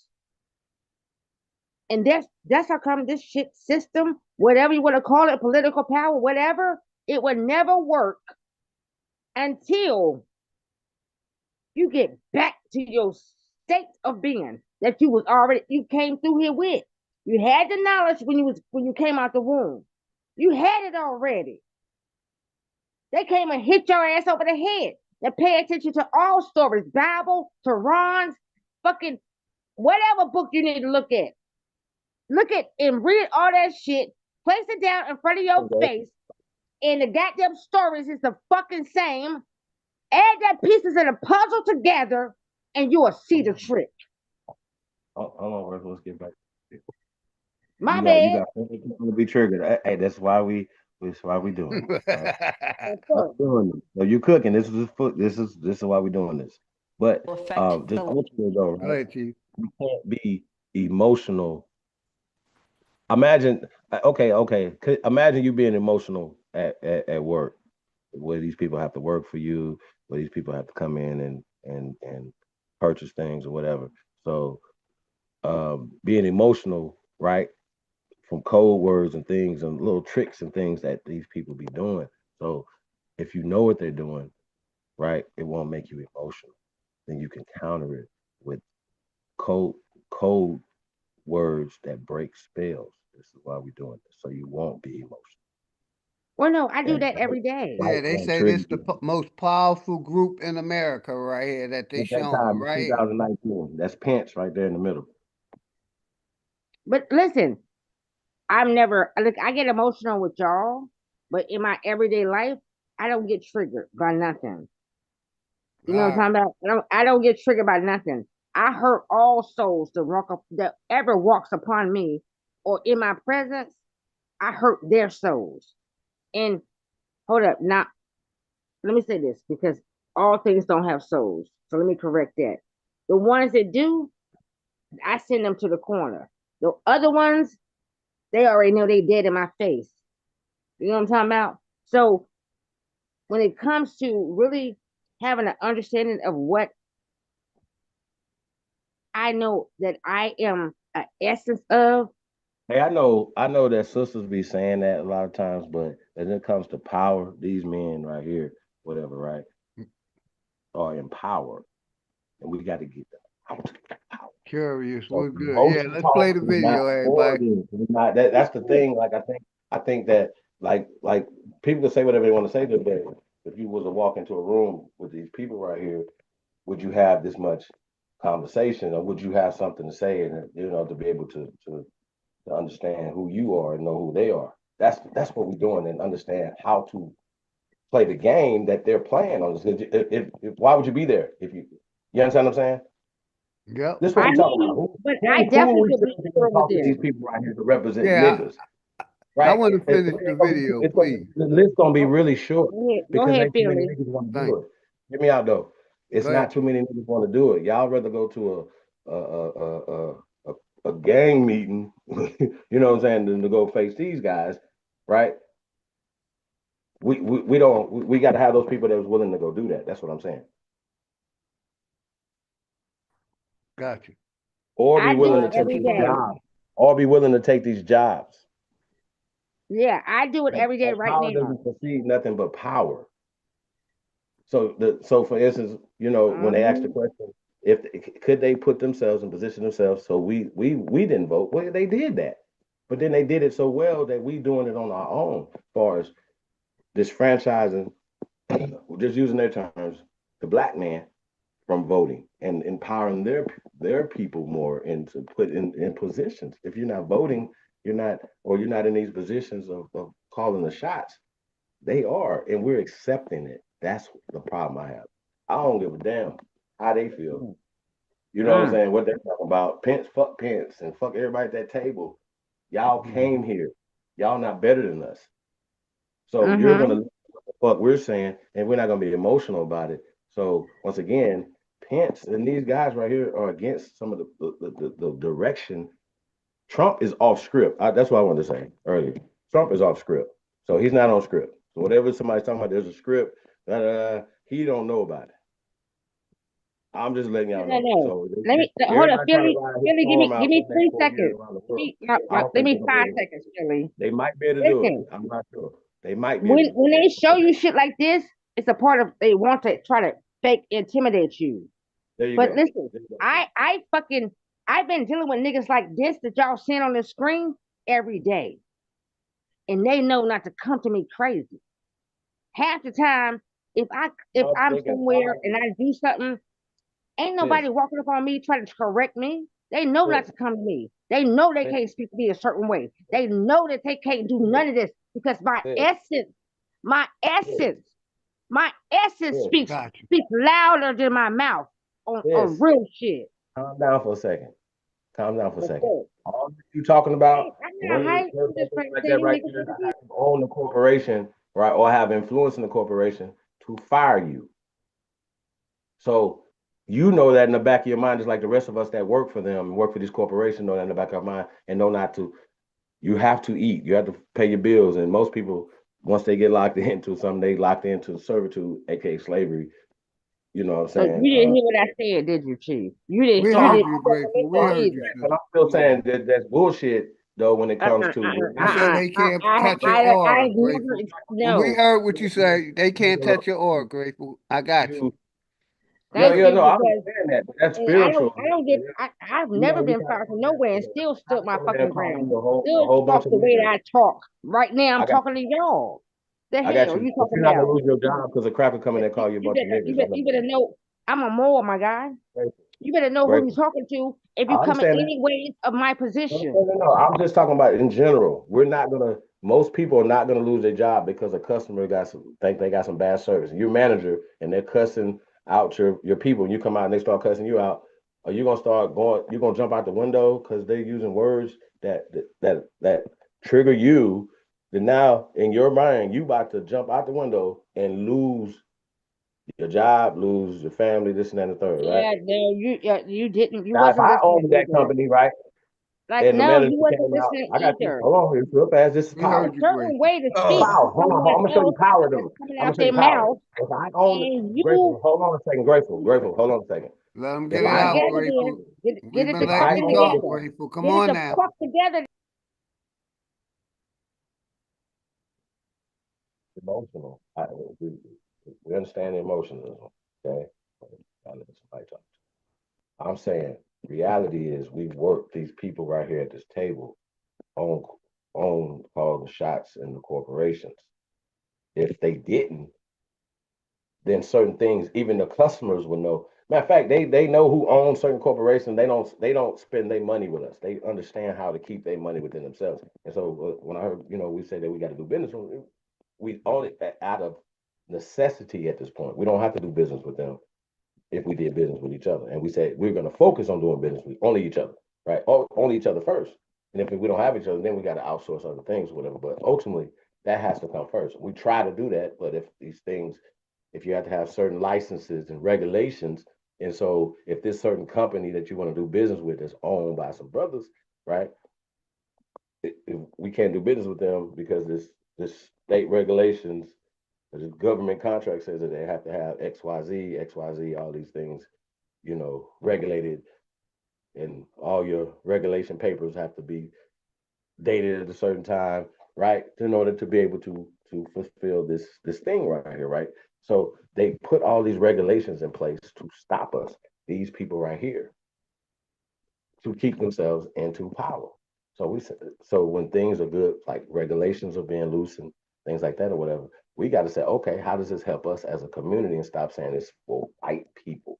That's a system that they took advantage of, and they took advantage of all the things that we're not taking advantage of in this system that we live in. No matter what nobody say, we live in this system.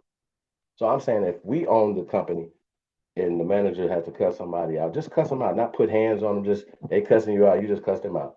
You shouldn't get fired for that. I'm not gonna fire you. You know what I'm saying? I'm not gonna suspend you. You know what I mean? Because that customer's wrong, was in the wrong. So that's all I'm saying. Right, well, I'm not banging on you. We're just talking in general. It's like I think we got to stop I putting all got this you. on It's us. Like all love, we're bro. talking about us individually, and we got to stop being like like it's only about us. No, it's about everybody. And these people are in position. Why are they in position? That's all I want to know. Why did they get in position? That's what we're trying to break down. So not just saying, hey man, this is happening, they did this to us. No. How? Why? When? We gotta answer those questions. We gotta start diving into those questions and not be in We the group definitely of people do. That's the that say rabbit hole. we about to go march and yell. We're not doing that. We're putting in That's the legislation, rabbit hole. lobbying, we creating laws. Y'all understand what I'm saying? Real shit, not talk. Talk is talk. Okay, so we're going to, and I'm going to say this publicly. This is a public announcement. We are going to go to the said White House. Well, I don't think it was, yeah, whatever. Not a However, good idea.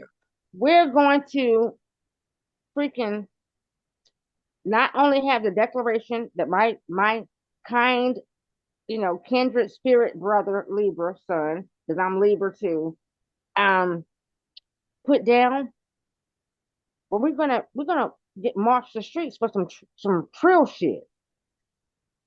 This is what we're gonna do. And if I have to, I'm gonna put my pen to paper too. And I would ask all y'all to put y'all pen to paper and start writing down where is it that we need to, because writing too is a spell. So you say it enough times, it comes to fuck true. You know what I'm talking about? That's just a little magic. Since you motherfuckers talking about, oh my gosh, is she a witch? No, that's just what it is. We the ones that taught them. We gave them the fucking way. But we not there no more. So how they got our knowledge But we are not using our own knowledge that was given. We know a fucked up cousin engaged in a business, but guess what? We hold something, y'all. We hold something that we didn't give away. It's something that we have not given away to them. And that's how come they keep peeking into us. That's how come they keep studying us, because we hold something very mighty that they still want to this day. So I would implore to every last one of y'all, get a pen, get a piece of paper, start writing all of the things down, provide an intention to it, and then let it be. And allow the manifestation of her, which is us, our sister, or moms or whatever, however, we'll bring it too. Go ahead and play the video, because y'all know I'll get some. Yeah, I'm playing the video. Let's straight smoke tap in. Go ahead, straight smoke. Hey, hold on real fast too. Uncle Sam, right? How y'all think they felt about Uncle Sam Jackson playing Uncle Sam, or seeing, people of color representing America and the colors and stuff like that? Don't get too metaphysical and all that type of stuff or whatever. We're just talking about that. So you got to straight smoke, because I know you got into that a little bit, but we're talking about how we get into the psyche of a madman, is what somebody called it, right? We get into the psyche of a madman. These madmen took our shit. And we're talking about their women, how the women that raised them, that they come from, that teach them, right? No matter what you say, the mother is going to protect that first. So the system helps protect that. So we can't go to them for help. They the worst. Okay, so this is what we're talking about. That's all I'm saying, y'all. We just breaking down the psyche, man, so we won't be disarmed all the fucking time. And always, because those men right there back them up with all the Karen shit that they do. Karen's gonna got a lot of niggas fucked off. And so then they come with a story yesterday talking about the little girl that got Karen, her family got Karen, and the shit was going down at Walmart, right? And some shit went left for the cop, right? But this little baby was mugshots on the thing. So we got to follow up on that too, right? But because they don't do that. You don't do that to children. You protect the baby no matter what. And they were in the right. So it wouldn't be no reason except the baby was all the way chunky or some shit. You know what I'm saying? But this baby was in the right, and the mom was in the right. So nobody's pictures out there but this baby's mugshot. The fuck? So they gotta be held accountable for shit like that. That's all we're saying. So this thing is to trigger, but so you won't be really triggered after we have these conversations. If you're a warrior, what the fuck is you triggered about? Because somebody said a word to you? Of course you are triggered, because they created it. It was programmed in you to trigger you to be inferior, to push up their superiority. So if you're triggered, why? We on the couch, we healing. We healing today. That's what we doing. We healing. Don't be scared. Y'all scared of this? Yeah. And real quick, we're in America, nigga. We putting foot, boot, belt to ass. Y'all know that. Don't come outside like this. Don't come outside in America like this. And Chief, okay? Real quick.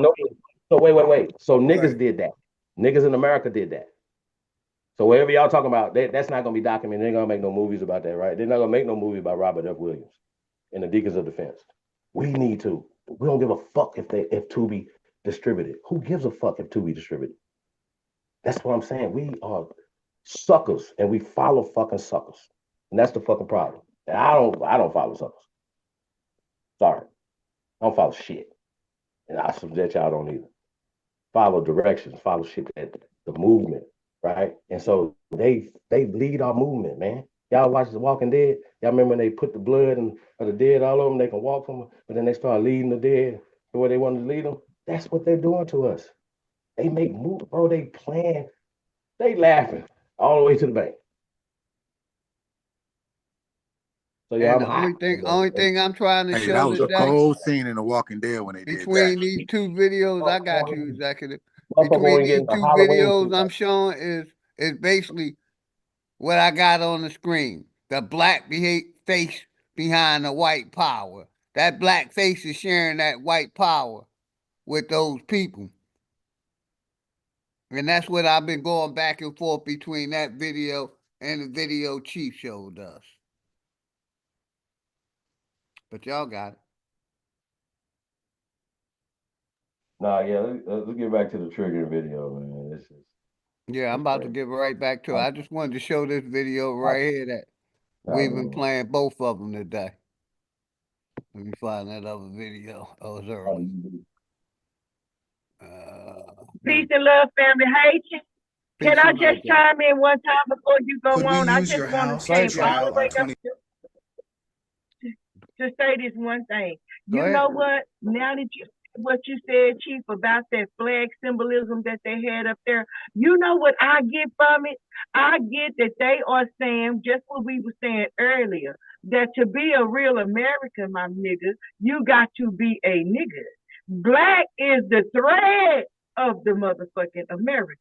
You cannot have America without motherfucking black people, the harmony to the flag, the flow to the flag, the wave to the motherfucking flag, the salt of the earth is the niggas behind the flag. Do you understand? And that was followed by the Mardi Gras Indians coming out in the opening of the Super Bowl. Come on, bro. Like y'all, we got like don't let them their media not cover it. We gotta cover it. We gotta not let them. The Kendrick is growing. Hey, trust me. I'm gonna end it probably in like a half an hour with Smoke. It ain't gonna be much longer. Go ahead, Chief. Y'all know what I'm saying? That song is 2-3 years old. You know what I mean? So I mean,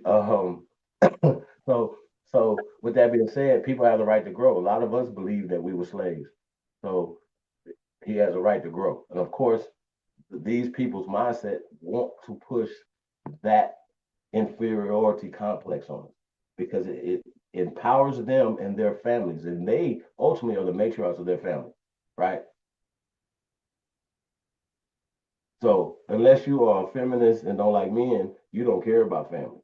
And we know who set that trap up. So allowing them to vote, they can't take that from us because we were never given the right to vote. We are the givers of rights to vote. Remember that. And so I'm with all definitely the givers of light. Shit. Excuse me? I said we are the light. Absolutely. So yeah, so let's get back to this. I hope y'all don't be too triggered. I'm shout out to Jackie for coming in. Jackie, I don't know if you've been watching this, but this was for you too the other night, but we did get the. And also, Philly, don't end your shit in 30 minutes. Keep it going. What happens? Like keep it going. My beloved wellness, sis, wellness to you. All is well and well is with you. Philly, no, don't you stop those. Listen, no, don't stop. When listen, I think I know. However, we doing very well right now. We're really getting to the people. And people talking any smack, y'all know I don't get into chats. I don't get into people talking about whatever they're saying. But this is very well right now. We are bringing up the water from the ground right now. We're bringing up the water from the ground and we're watering our people. Yeah. Right. You know what I'm talking about? That's what we're doing right now. Mm-hmm. We're bringing the well up from the ground to fucking water our people. That's what we at. That's what we're doing. Philly, don't end this. Because the well is watering. Yeah, I ain't gonna end it now. I'm gonna end it probably in like the last half an hour. We got Latrell hand raised. What's good? I know half an hour. You gotta keep it going, Philly. We're gonna take it over Smoke Signal channel, the hottest channel on YouTube. Yeah, I got beef. I need to go to the smoke show because I got beef. What you want to get to the smoke show, Jackie Brown? Beef. Well, hold up. Greeting. You don't never had no beef for nothing. All you gotta do is put motherfuckers in a headlock and send them on their fucking way. Now, what I'm saying, Grateful, I'm going on almost 10 hours, so I like sharing the airwaves. I normally only go 4 or 5. It's been a long while since I did a 10-hour stream. So like I said, I know Smoke gonna crank it up probably about 7. And I know the enemy's public coming on tonight. I like to share the airwaves with my brothers. I ain't a selfish guy. But let me get Latrell the mic. What's up, Latrell? Go ahead, brother. You can unmute. Appreciate you being patient, man. Powerful stream. I want to thank everybody for coming up. Go ahead, Latrell. You got it, brother. No, I'm live. I was watching. Thank you for allowing me up here. I was watching, a Will Smith and Big Sean music video. I think it came out about 11 days ago, and Will Smith, which I already suspected that like the celebrities they have more wealth and more riches to where like they could do research and all that. And since Will Smith from Philadelphia, and I just heard Root Word say about an hour ago that Philadelphia is a black city. So in one of his lyrics on his last chorus or whatever, he referenced that he learned like um a bunch of him from Moors. And I find it funny. So like Nas, I have listened to some of Nas music and heard him reference the Moors and like history, certain history on the Moors. I would just like when y'all have time, just look at the video. It's featuring Big Sean, and actually Will Smith could always rap, and he in there rapping, man. Thank y'all for allowing me up here, man. Let's get it, I huh? appreciate you, Capitone. Let's Anytime. get it, Papa Tone. Hey, that's my boy. And, But and, now let and me real just quick, say this, Papa Tone. Don't be go ahead, confused. Cap. Just read one minute. Don't be confused, Papa Tone. Hollywood study are used for an agenda.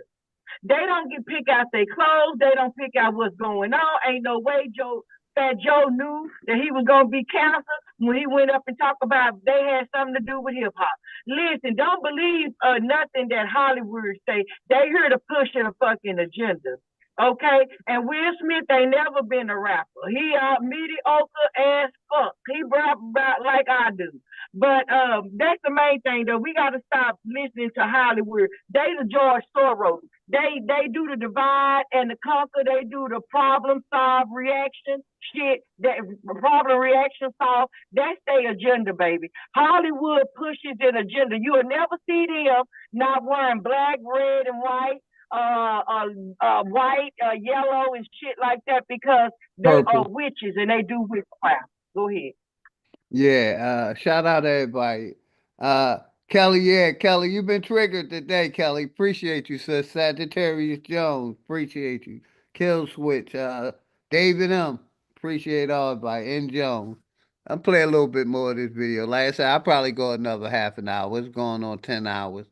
I like to share the airwaves, you know what I mean? I know my brother Smoke. Get it, Like Philly. yes, Now man. fuck that. Get it, Philly. We gonna go 22. Nah, I mean, I'm fucking uh, around. you ain't get my wife to curse me out, Grateful. She gonna like, get the fuck off of you. She gonna be down here, get the hell off of this goddamn internet. No. Yeah, so I don't mind. I do, I ain't doing all day, but I had to I, I had to shoot some shit. Well, I appreciate you, big dog Philly OG. you Salute to already know, everybody on straight. the panel. Everybody Nah, have a I ain't great shutting it day. down, brother. You can take your time. Like I said, I'm play some more of the video after you get finished, and then probably in 15 minutes 20 minutes we gonna let everybody close out. Go ahead, Straight Smoke. Take your time, brother. Well, back to what Chief Holiday was saying. Mm-hmm. That's I like that because if you cannot understand your enemy, you won't even know what to look for. You won't know what the plan of the enemy is that he has for you. If you cannot identify your enemy, you all the way messed up in the game. Great Smoke, I'm gonna give it right back to you, brother. That's why I wanted to play it. I like to see how my enemy think. You know, even if Exactly. this the woman, I mean, my enemy's woman, I want to know how they think too. You know what I mean? Because what you're They seeing is the man sit and talk perpetualness. with them most of the time. Go ahead, Straight Smoke, you got it. What you're seeing is the perpetualness. The mentality of these people, they carry it from generation to generation to generation. It doesn't stop. And that's all It I keeps. wanted us to see. You know what I mean? But it got people hyped today, boy. So what? Yeah, the masking. That's right. what the fuck it is. It's the masking of this shit. Go And ahead, a lot Straight Smoke. of you You still niggas got be it, fucking brother. with these bitches. A lot of you niggas be fucking with this mask ass hoe. I ain't messing with it. I'm just Just 'cause saying she I fuck, ain't messing with it. I love listen, my just 'cause she fuck you, my nigga, sisters. don't mean she That's the give a only fuck about ones your I mess I with. sister. see you So on the other side, big dog. all right, brother. Straight smoke. I see you over. I see you over. My Smoke response to Signal that would channel be later, brother. that mothers No, don't hold up. allow I the thought children. Straight smoke. He wasn't gonna finish his statement. You cut him off, Grateful. How could he finish when you cut him off? It's like I I was cut just him saying off, that Grateful. bitches I'm be only joking. I masking. cut him off, sis. I'm only joking. Shit, that's Hold fun. on. So if sisters are so against But y'all let Grace know a little bit. She don't always just be talking. She's saying some shit right now. But go ahead, Chief. You and Grace will chop it on up a little bit. I'm not. No. We're gonna I get back to kind the of video. wanted to play the video a little bit more, but I'm y'all gonna get back to got the it. video. We'll talk later. We got all night to talk. Trust me. So listen. If we don't want our men to sleep with white women, then don't have them teaching our men, the little boys. Start there. What? The video. How Okay. about that? If we are Jackie, against did you hear what he black said? men and sisters sleeping with white women, why do sisters allow white women to teach their sons? And not only that, it's plenty. It's a good amount of sisters that's sleeping with the white man too. So you can't just blame it on the white man. We got them Candace Owens and a bunch of black Well, we women can sleeping with the white do the man math. too. We So we can can't do just it leave it fast. on We can just take the the numbers right man. now. We go to right now and see how many niggas is with a white woman and how many women is with a white man. Now I know you don't want to do that statistic because Yeah, you I no, really we don't don't care because I'm with a we black don't woman. want y'all to start competing with that. I really don't care, No. Jackie. It Hold ain't on, hurt me either way. I'm just hold saying on, it's hold on. both sides of the coin. It's not just Hold one on. side. I'm talking about the point is we are right when we say y'all niggas has been the ones to sell out. And let me tell you why I say that even deeper. Just like the video you just showed where UBTV told you who their infatuation is with. It's not the black fairy pussy. It's the big black dick. Okay. So he got his I hands can't, in hey you. Jackie, I agree with you, but he infatuated with y'all goddesses. Stop that, Jackie. Stop that. You know it's all love. It ain't just our thing. He love that juicy juice too, Jackie. Stop.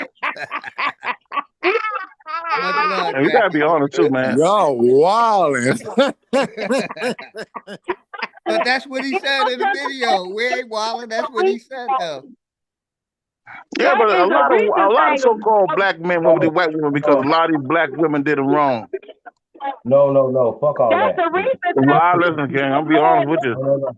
I'm saying that the statistics of sisters, They're sisters black women are are going so, around being with white men. But that's not a normal. What is normal is when you see African women go with white men. All That right, is I got normal. y'all. But you don't see American women going with white men. That's a new thing no, we because talking about we the don't education have right now. our Hold on, we talking about You know education. why? Because if you ever go over there have a baby by a white woman and actually try to fucking take care of Come on, it. sis. We Be talking about the Hey, education. hey, we gonna play the We talking video. I about this got example. y'all. Everybody hold your thoughts, Chief. We gonna go to video for 5 minutes just to bring the the tension down real quick. Real quick, That we live in patriarchy. This is the House Freedom Caucus. This is arguably the most powerful committee in the nation. The chat said Talk play about the making video. decisions at the table. that will affect the lives of people who are not at that table. They're literally discussing the health care bill when this picture was taken. Right? In case you need an image from popular culture, this is cover of Vanity Fair. This is a slide I made. I don't even know who it is. I just Googled white guy. And I got this, and I thought, oh, that's a good one. If you have young people in your life, and if you have kind of self-awareness yourself, you know that children are deeply shaped by films, by media, by imagery and marketing, right? The way that they think about the world and understand the world. We've been saying and all that of for us a pretty minute. much have been deeply shaped by film. Those who write in direct TV, film are our radio, cultural all narrators, and they shape how we see ourselves. And how we see ourselves in relation to other people. And of the 100 top grossing films of all time across the world disseminated from the US, 99 were directed by men. And 95 of them white. Institutional power is the ability to disseminate your worldview to everyone and to shape how they see themselves, how they see you, how they see themselves in relationship to you. To tell the story of the other, when you are not in relationship with the other, when you don't know the other, to be able to represent the other, and to do it and position yourself as simply telling universal human stories, not from any particular position. So that Mike Lee is a film director who makes films about the human condition, and Spike Lee is a black film director who makes films about black issues. When I started working for Buck Mason. Commercial, give it a second. I'm play like another minute on it, and then we're gonna pause. Out on holidays. This one came out to commemorate the anniversary of women gaining suffrage. And then some folks did this. Which women got access to the vote in 1920? Yeah, white women. So another dimension of institutional power is that your group's experience is held up as universal. So while we were oppressed as women, we were certainly privileged as white. There is no more universal woman's experience than there is a universal human experience on the physical plane where we live in the here and now. Right? And that recognition, I'm sure many of you know, was termed by Dr. Kimberly Crenshaw intersectionality. Right? All right, so legal authority and institutional control is what transforms people's prejudice into a far-reaching system. So let's look at race in 2019, right? So the presidency and vice presidency, 100% white. The U.S. Senate, 91% white. I just have to point out again, the most diverse Congress we've ever had. The House of Representatives, 73% white. The current cabinet, 89% white. The governors, 98% white. Mayors, 88% white. Military advisors, just think about who we go to war with. 100% white. Federal judges, 88% white. Police officers, 80% white. The people who decide which TV shows we see, 93% white. The people who decide which books we read, 90% white. People who decide which news is covered, 85% white. People who decide which music is produced, 95% white. School teachers, 82% white. Full-time college professors, 84% white. Owners of men's pro football teams, 97% white. Owners of men's pro basketball teams, 98% white. The players, 75% black. Right? And yet, what is the definition of a racist, of what it means to be racist in the mainstream, right? Well, it's an individual, always an individual, not a system, who consciously does not like people based on race. Apparently, if it's not conscious, it doesn't count, and is intentionally mean to them. It also has to be intentional to count. Individual, conscious, malintent across race. That is a racist. And I don't know that you could come up with a better definition to protect the system of racism than this one. Because this definition makes it virtually impossible to talk to the average white person about the inevitable absorption of a racist worldview that we get from living in a culture in which it is infused and embedded across all its institutions. right? I think that this definition is the root of virtually all white defensiveness on this topic. Have you guys noticed any white defensiveness on this topic? Because if that's my definition of a racist, and you've just suggested I've said or done something racist, much less that I benefit from racist just by being white, what I'm going to hear is you just question my very moral character. And now I need to defend my moral character, right? And I will. Right? So racism is a system, not an event. It certainly occurs in specific moments that we can identify, but of course it's 365, 24/7. It's the system we're in. And part of being raised as a white person in this society has been to be raised to be what I think of as functionally illiterate on this topic. I had opinions, I spouted them freely, I cringe today when I think about that. And part of gaining literacy, and of course that is a lifelong I'm play a process. couple I more will not minutes be now. I'm gonna finished shut it down with. and let Part of everybody gaining literacy talk. has We're been gonna talk to about understand the kind of that. And Chief, collective dimensions. Chief, we might have to set something up at later on in the week or next week, and just me and you talk about this, man, because this is crazy. We might have to sit down, I like to talk to and we Chief let too. people I come like up to talk. afterwards. Go ahead, Jackie. I like to talk to Chief too. I like to get a few things understood or get an understanding in them. You know what I mean? Very interesting. Well, shit, Philly, you need to talk to me. No, I'm just playing. But no, you need to talk to me. Because Like I for do stay on a example, cosmic, I I don't do stay on a understand cosmic how level. you feel. You know what I'm talking about? I do. I'm very much in the clouds. I sit up. Not only am I in the clouds, I'm in the ground too. And You gotta walk down from the clouds like dangerous. It's out of danger. huh? You gotta step out the clouds You already know sometime. I'm dangerous. So I got your toe on the ground though. Like we gotta address this on the ground, y'all. Like we gotta get out the clouds on some of stuff. Like, you know, No, I 'cause like for you to address that right now. How do a white teacher teaching my son equivalent to him having sex with a white woman? okay, so You said if you don't want black men to have sex with white women, don't let them teach your kid. Can you explain that and make that a little bit more I detailed? asked the question. I'm saying if that's such a big issue, right? Why isn't sending your babies? Because that's your baby, right? Not somebody you don't know, other men, your baby.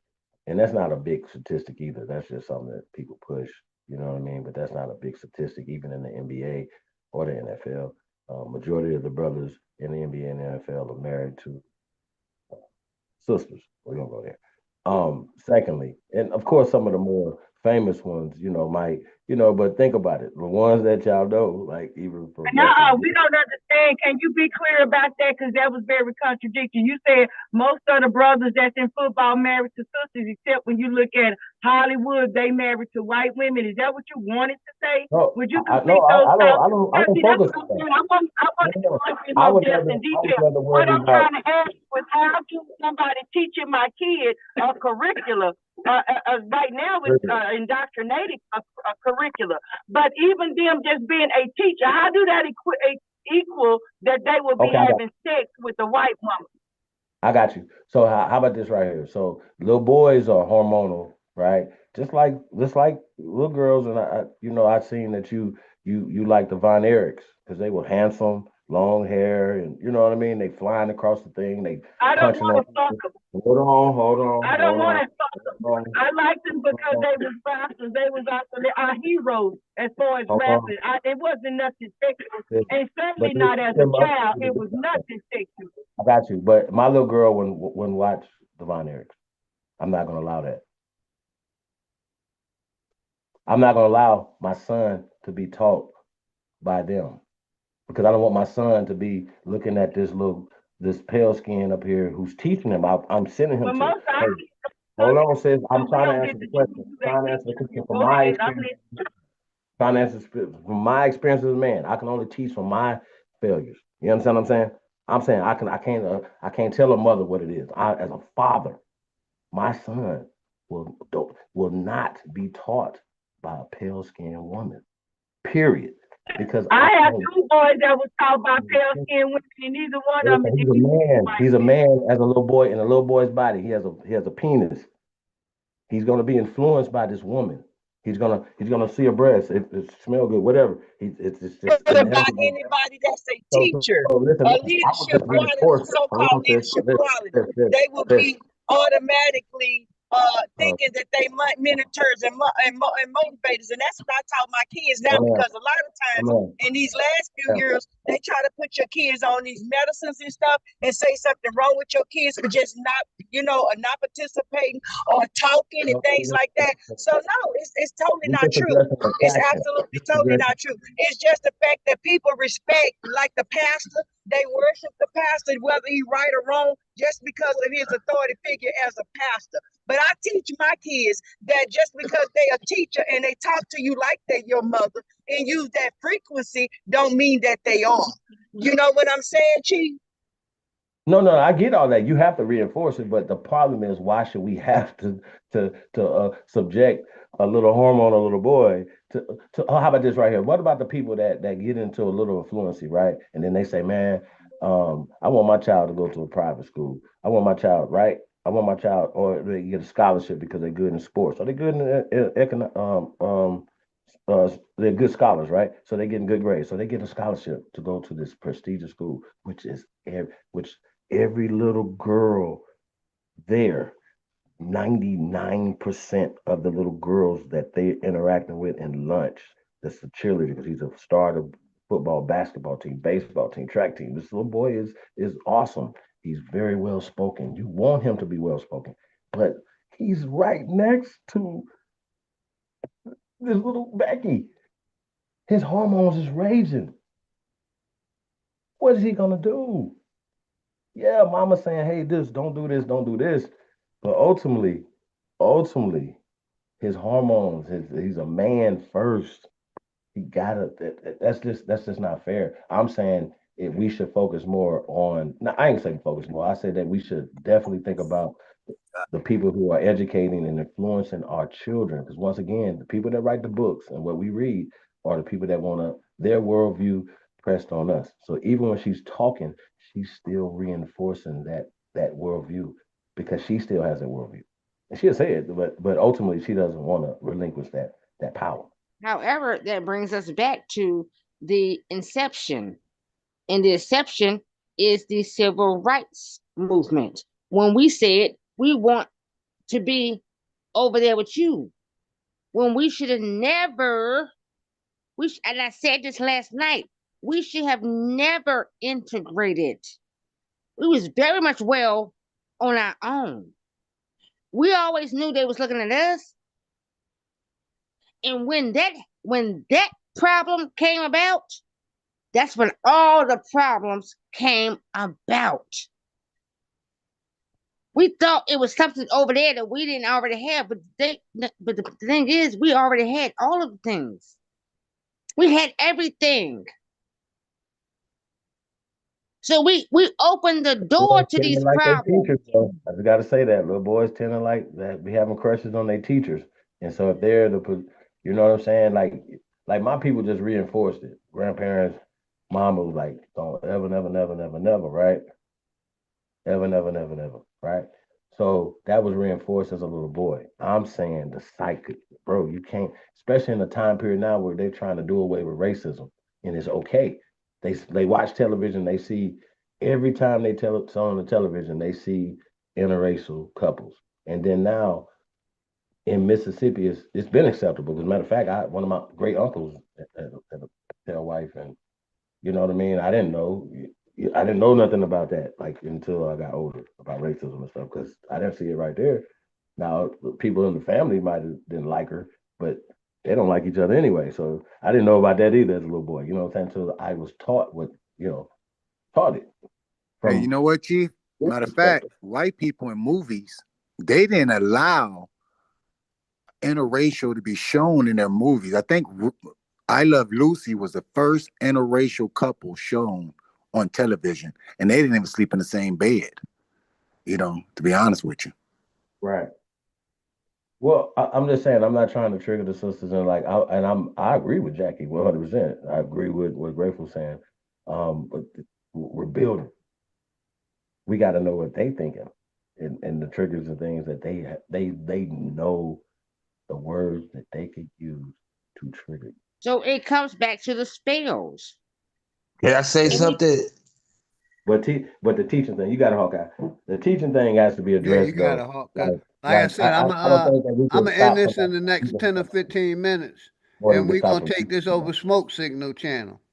I Right. already got it redirected. Go ahead, y'all got it. Go ahead, Hawk. Man, I'm waiting for OG to push play. It's gonna set Hawkeye off. This gonna be I would crazy. say, nah, nothing set me off. I'll just be like, I know what I'm dealing with already, so I don't got faith in these people. I know who they are, but a lot of people want to be atheists. But I would say it comes down to Hey, household. I don't have faith. I'm gonna give it right back to you. I don't have faith in the God you talk about, but I don't have faith in white people either. I got more faith in my people than I got in God or these crackers.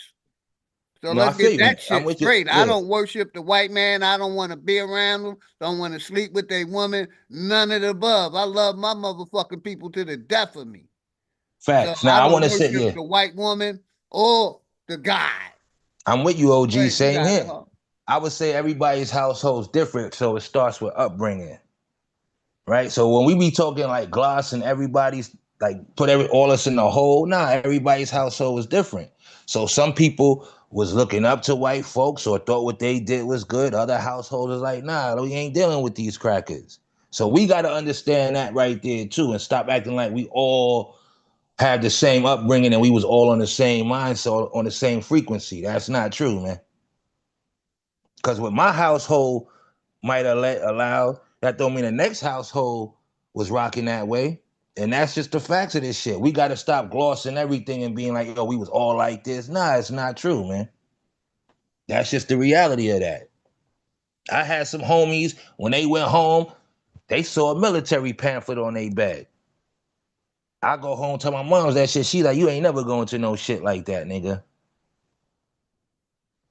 You see the difference? That's household, that's upbringing. So how my shit is, I can't speak for somebody else. And that's what the reality of this shit is. I think a lot of people take shit when they was younger. Hey, Huck, did you have a father in your life? Was your father in your house? Oh yeah. And then my mom's got Okay, him that's out. the But yeah. difference. I didn't have no father. I just had my mother. My father got No, I killed. said, but my pops left when I was young, So but he it's a was around at difference one point. between, I understand what No, you're no, I'm not saying. saying that Your with you, family OG. I'm didn't. not saying, I'm just saying But in hold general. on. Let me Yeah. say what I'm saying. I didn't want to stay in my mom's house because when I turned a certain age, I got hit with addiction. I was ready to become a man and learn how to be a man and I leave feel you. my mom's house so I'd never have to return.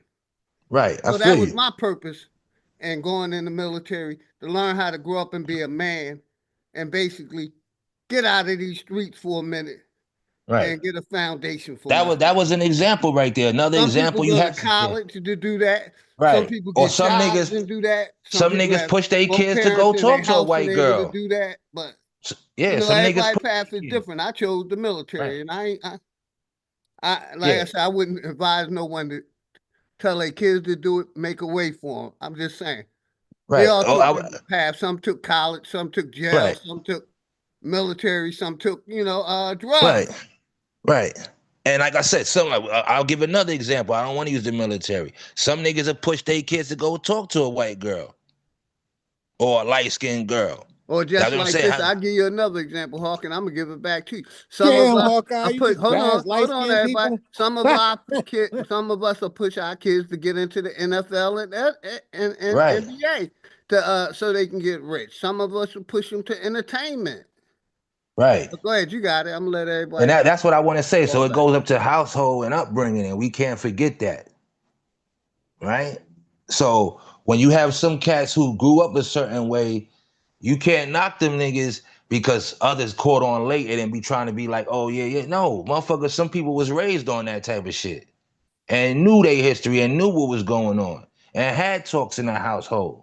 A lot of these talks that we talking online, what makes us think motherfuckers wasn't talking like this, they parents wasn't talking like this in the household. So And that that's so real when shit you too, man. A lot of time, yeah, man, our mothers had to do the job of our fathers, so they really ain't had time to have these talks with us. right. Mama Thank you, doing daddy Darvish. job. We Yeah. gotta know where the fuck daddy at. And that's why I be looking at some of these conversations. A lot of this shit is in-house talk. You don't let your left hand know what the right hand know. Yeah. Like I said, We can there's say pros and fuck the cons cracker again with that. all day. I can say, because when I was young, I went to school on some bullshit one time, and my mom's checked me when I got home. Like, nigga, when we talk in this house, you don't, and I'm like, oh shit. Okay. But all we were trying to do today was show you how these white women think, man. Oh yeah, now I know Show that you how already. the enemy think, how their women is thinking. That's all. Yeah. Nothing. No, I Nothing. feel you. Like I said, I don't want to sleep with the cracker. None of that shit. I was. I'm with you, when OG. she played the video, it triggered me, so I wanted to trigger some other niggas. Right. No, I feel you. And this was a good video. You see I what I'm missed the saying? rest. And yeah, this was a good bill, man. Like I said, Yeah, I'm it was. gonna bring that video back and probably next week and talk about it some more. I want to play. We didn't get to finish it. I wanted to hear all the shit Right. because the thing they talked about, you know, how these people are in position of power that's controlling all our education, our history, our science. They all goddamn rich white people. Right, of A course. few sprinkled goddamn black pepper in there. Yeah, that's it.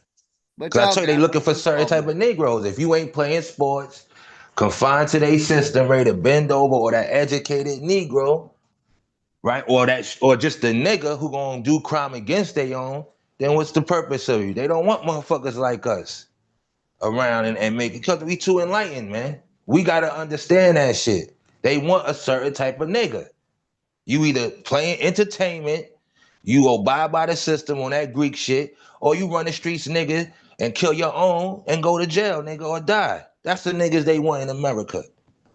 All right? They don't want a motherfucking critical thinker, somebody who's here, empowerment for their people and walking around proud. They like a nigga to walk around with his head down and be high and be dissing his own women and boom, boom, boom, and can't organize. And then they also they don't want a nigga that's trying to get out of this system because if enough of us Facts. try to get out of it, we'll find a way to build our own system. Facts. From And under we, there yeah, governing. But go ahead, Pop. facts. And those are the traps they set for us, and we got to know that. So that's when we be like, yeah, standing on a code, there's a code. But our people forgot that code because we all worrying about the dollar, and I got mine. You go get yours. And that shit started with the, well, I'm not going to say, I say it started probably in the 60s, exploitation era. You know what I'm saying? So we just got to, I'm a realist, man. I deal with the facts. I'm very keen on history and know how our people been, from dealing with old heads, my own household, and just living. So when people be talking certain shit, I be like, you could tell who was outside, who talked to elders, and who was really in tune with their family. I ain't saying the community be off, but it be like, yo, don't act like everything that motherfuckers is saying is right and exact. Come on, man. We can't act like, yo, these people just hoodwinked us in these last couple of years and boom, this shit just started. Nah. I'm never going for that. This shit was a process, and the process is still going. Because the battle's never ending. Until we all gone, or until they see a whole bunch of mulattoes, Steph Curry type of niggas, or like I said, the entertainers. When they could tell what type of nigga you are, then you not a threat. When people can't read you, you the threat.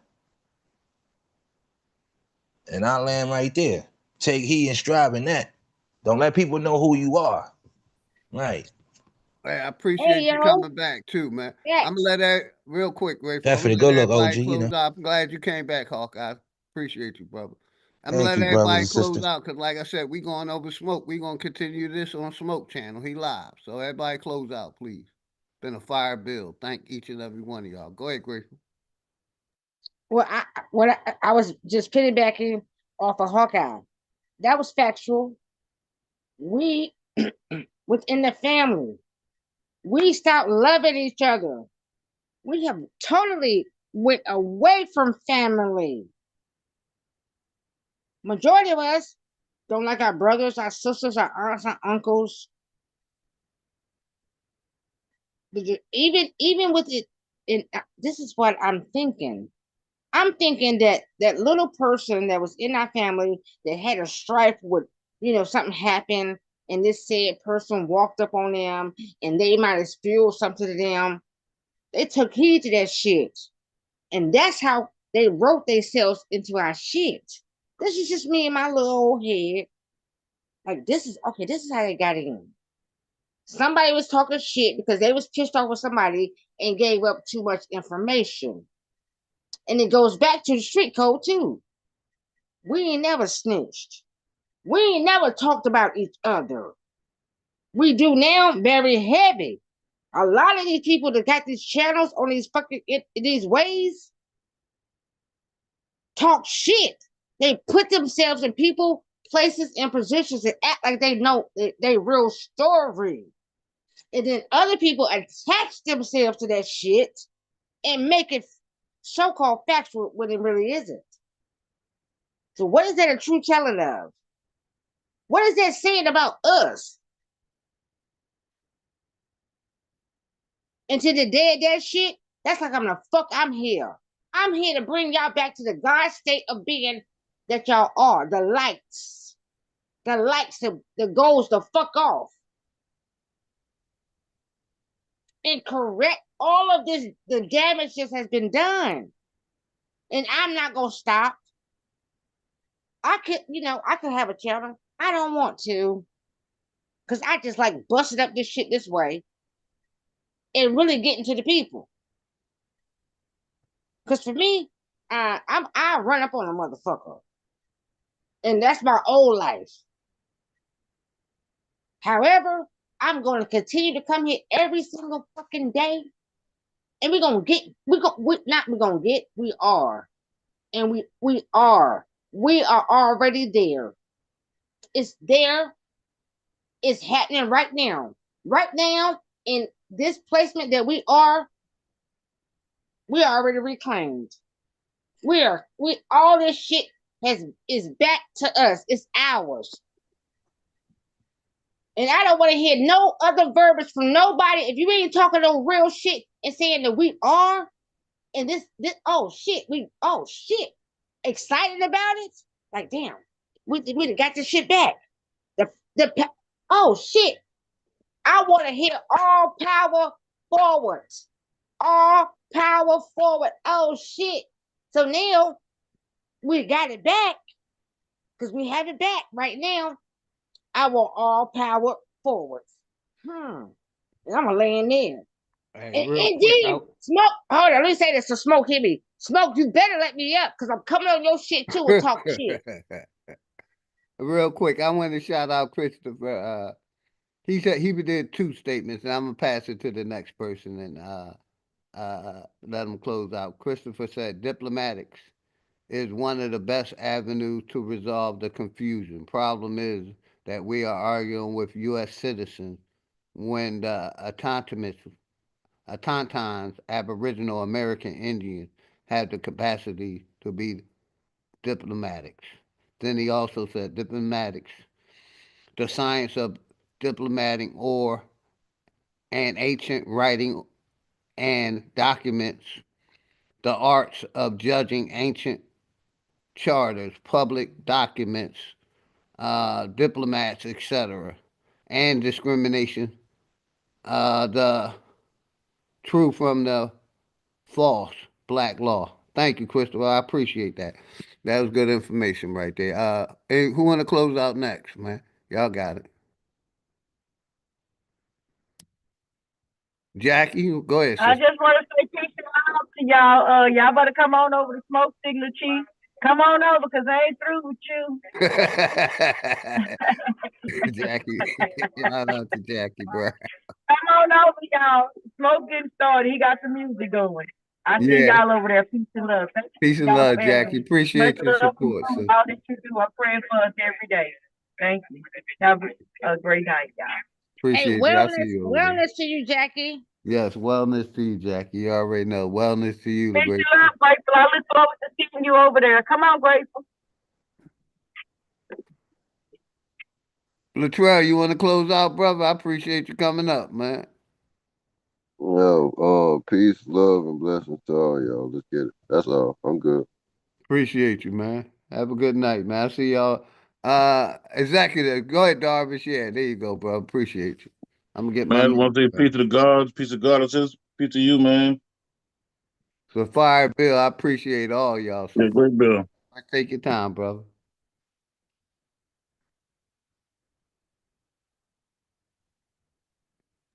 You say everybody's automatically going to be a smoke channel?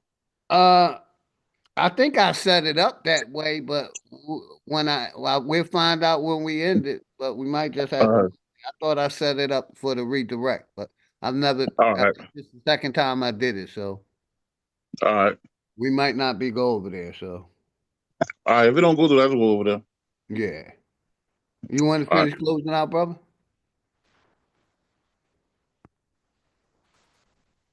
Executive, you want to close out? Yeah. Shout out to Big Dog OG. I'd like to welcome everybody to the Chief Holiday Sector. A lot of people don't realize you're in the Chief Holiday Sector, but you'll figure it out. And I ask a lot of Aboriginals, could you tell me about the Out of America Theorem or the Out of America Theory? And I only get one brother that answers the call. My good brother, Chief Holiday. Welcome to the Chief Holiday Sector. We out of here.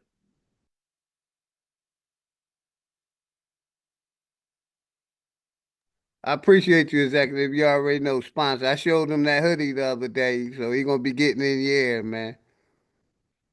Chief, you want to close it out, brother? Appreciate you. And I'm gonna shout out the chat and play a song, man. I appreciate all the support. This was a fire jam. You there, Chief? He might be busy. All right.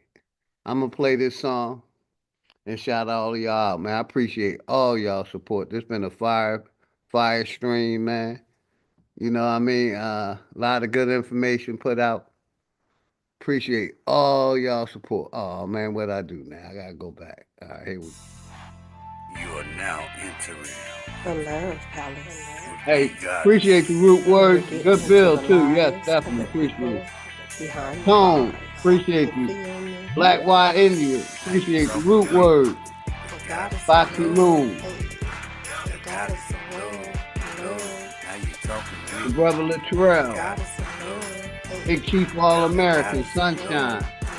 Green, appreciate your support. Enoch. Christopher. Hawkeye. Lady Spade. I'm gonna play that till next time I go live. Hey, that video, I got it though. Thank you. Sponsor Executive Tone, David M. Big Chief All American. Wild Savage. Greatness, walk in the Yes, building, I did you miss me. Flat earth don't mean niggas live on the frisbee. Niggas still believe in religion and watch Aboriginal Dr. Niggas Doom. put their faith in the system that don't was fuck good, with bro. them. Black gloves cover my hands, committing homicide. Memories, plotting revenge, it left me traumatized. Coming from the bottom and trying to get to the other side. The greatest motivation in life, watching my mother cry. Big corporations still consider it slaves. Freedom got a price, they call it minimum wage. The money make predators, these descendants that pray. But we ain't never done. New beginnings await. If you ain't fucking with me now, you really think I need y'all to roller coaster ride of life? It's kinda like a seesaw, but when you get to this view, everything that seems small. It even got these bitches diving mouth first to these balls. Man, shit change when I get in the V. Cause I just let my ego drive when I sit in the seats. I mean, I used to be a bummy nigga, simple and clear. Then I cleaned up and turned into the pimp of the year. Any nigga harming a child is a terrorist. Niggas still believe in the book. Need a therapist, you fly, but you catching the bus. This shit embarrassing. Quick to say you stacking them bucks. This shit hilarious. Niggas thought homie was soft, but he a block nigga. Quiet ones always let off. You gotta watch niggas. Legend is 12 was thirsty and tried to stop niggas. Same cat, him and his mans turned into cop killers. Motherfucking power to my Flat Power family, man. And if nobody told y'all they love y'all, OG and his family love y'all, man. Hey yo, the chosen one, light skinned nigga, yeah. Golden one, father to the fire with this shit. I control the sun. Niggas did the double cross thing. Got his ball sling, put the barrel under his chin and made his thoughts ring. But fuck the government, the way that it stands. Every branch attached to it, all the way to Japan. I hope niggas break from it any way that you can. It only take a few steps to walk away from the plan. Shit, I hope niggas wake up, learn we gotta win. School shooting made the news, they turning into a trend. They wanna keep you dumb and blind. Voting for your favorite crooks, always for the lesser evil, never for the greater good. Can't sleep, one eye open like a cyclops. Can't believe none of they truth, this shit is psyops. The sunset and sunrise, good mornings turn to goodbyes. Meeting at the funeral service, that's when the love dies. Father killed 2-year-old, now that's a monster. Woman shot her husband on live, he need a doctor. Homie didn't make it, of course. See, that's that girl lost, she did that in front of their kids, and the world saw. It's been a few years in this world, been on some crazy shit. Desensitized the mind, they made this shit exist. I'm just trying to tell you the truth, that's the way it is. Hood Politics Part 4, my name Dangerous. Like I always like to close out, man. If nobody told y'all they love y'all, I love y'all. Chief, I see you on the other side, brother. I see you on Smoke Signal Channel. Darvis, appreciate you. Everybody have a good night. See you all over Smokes. We out. Peace.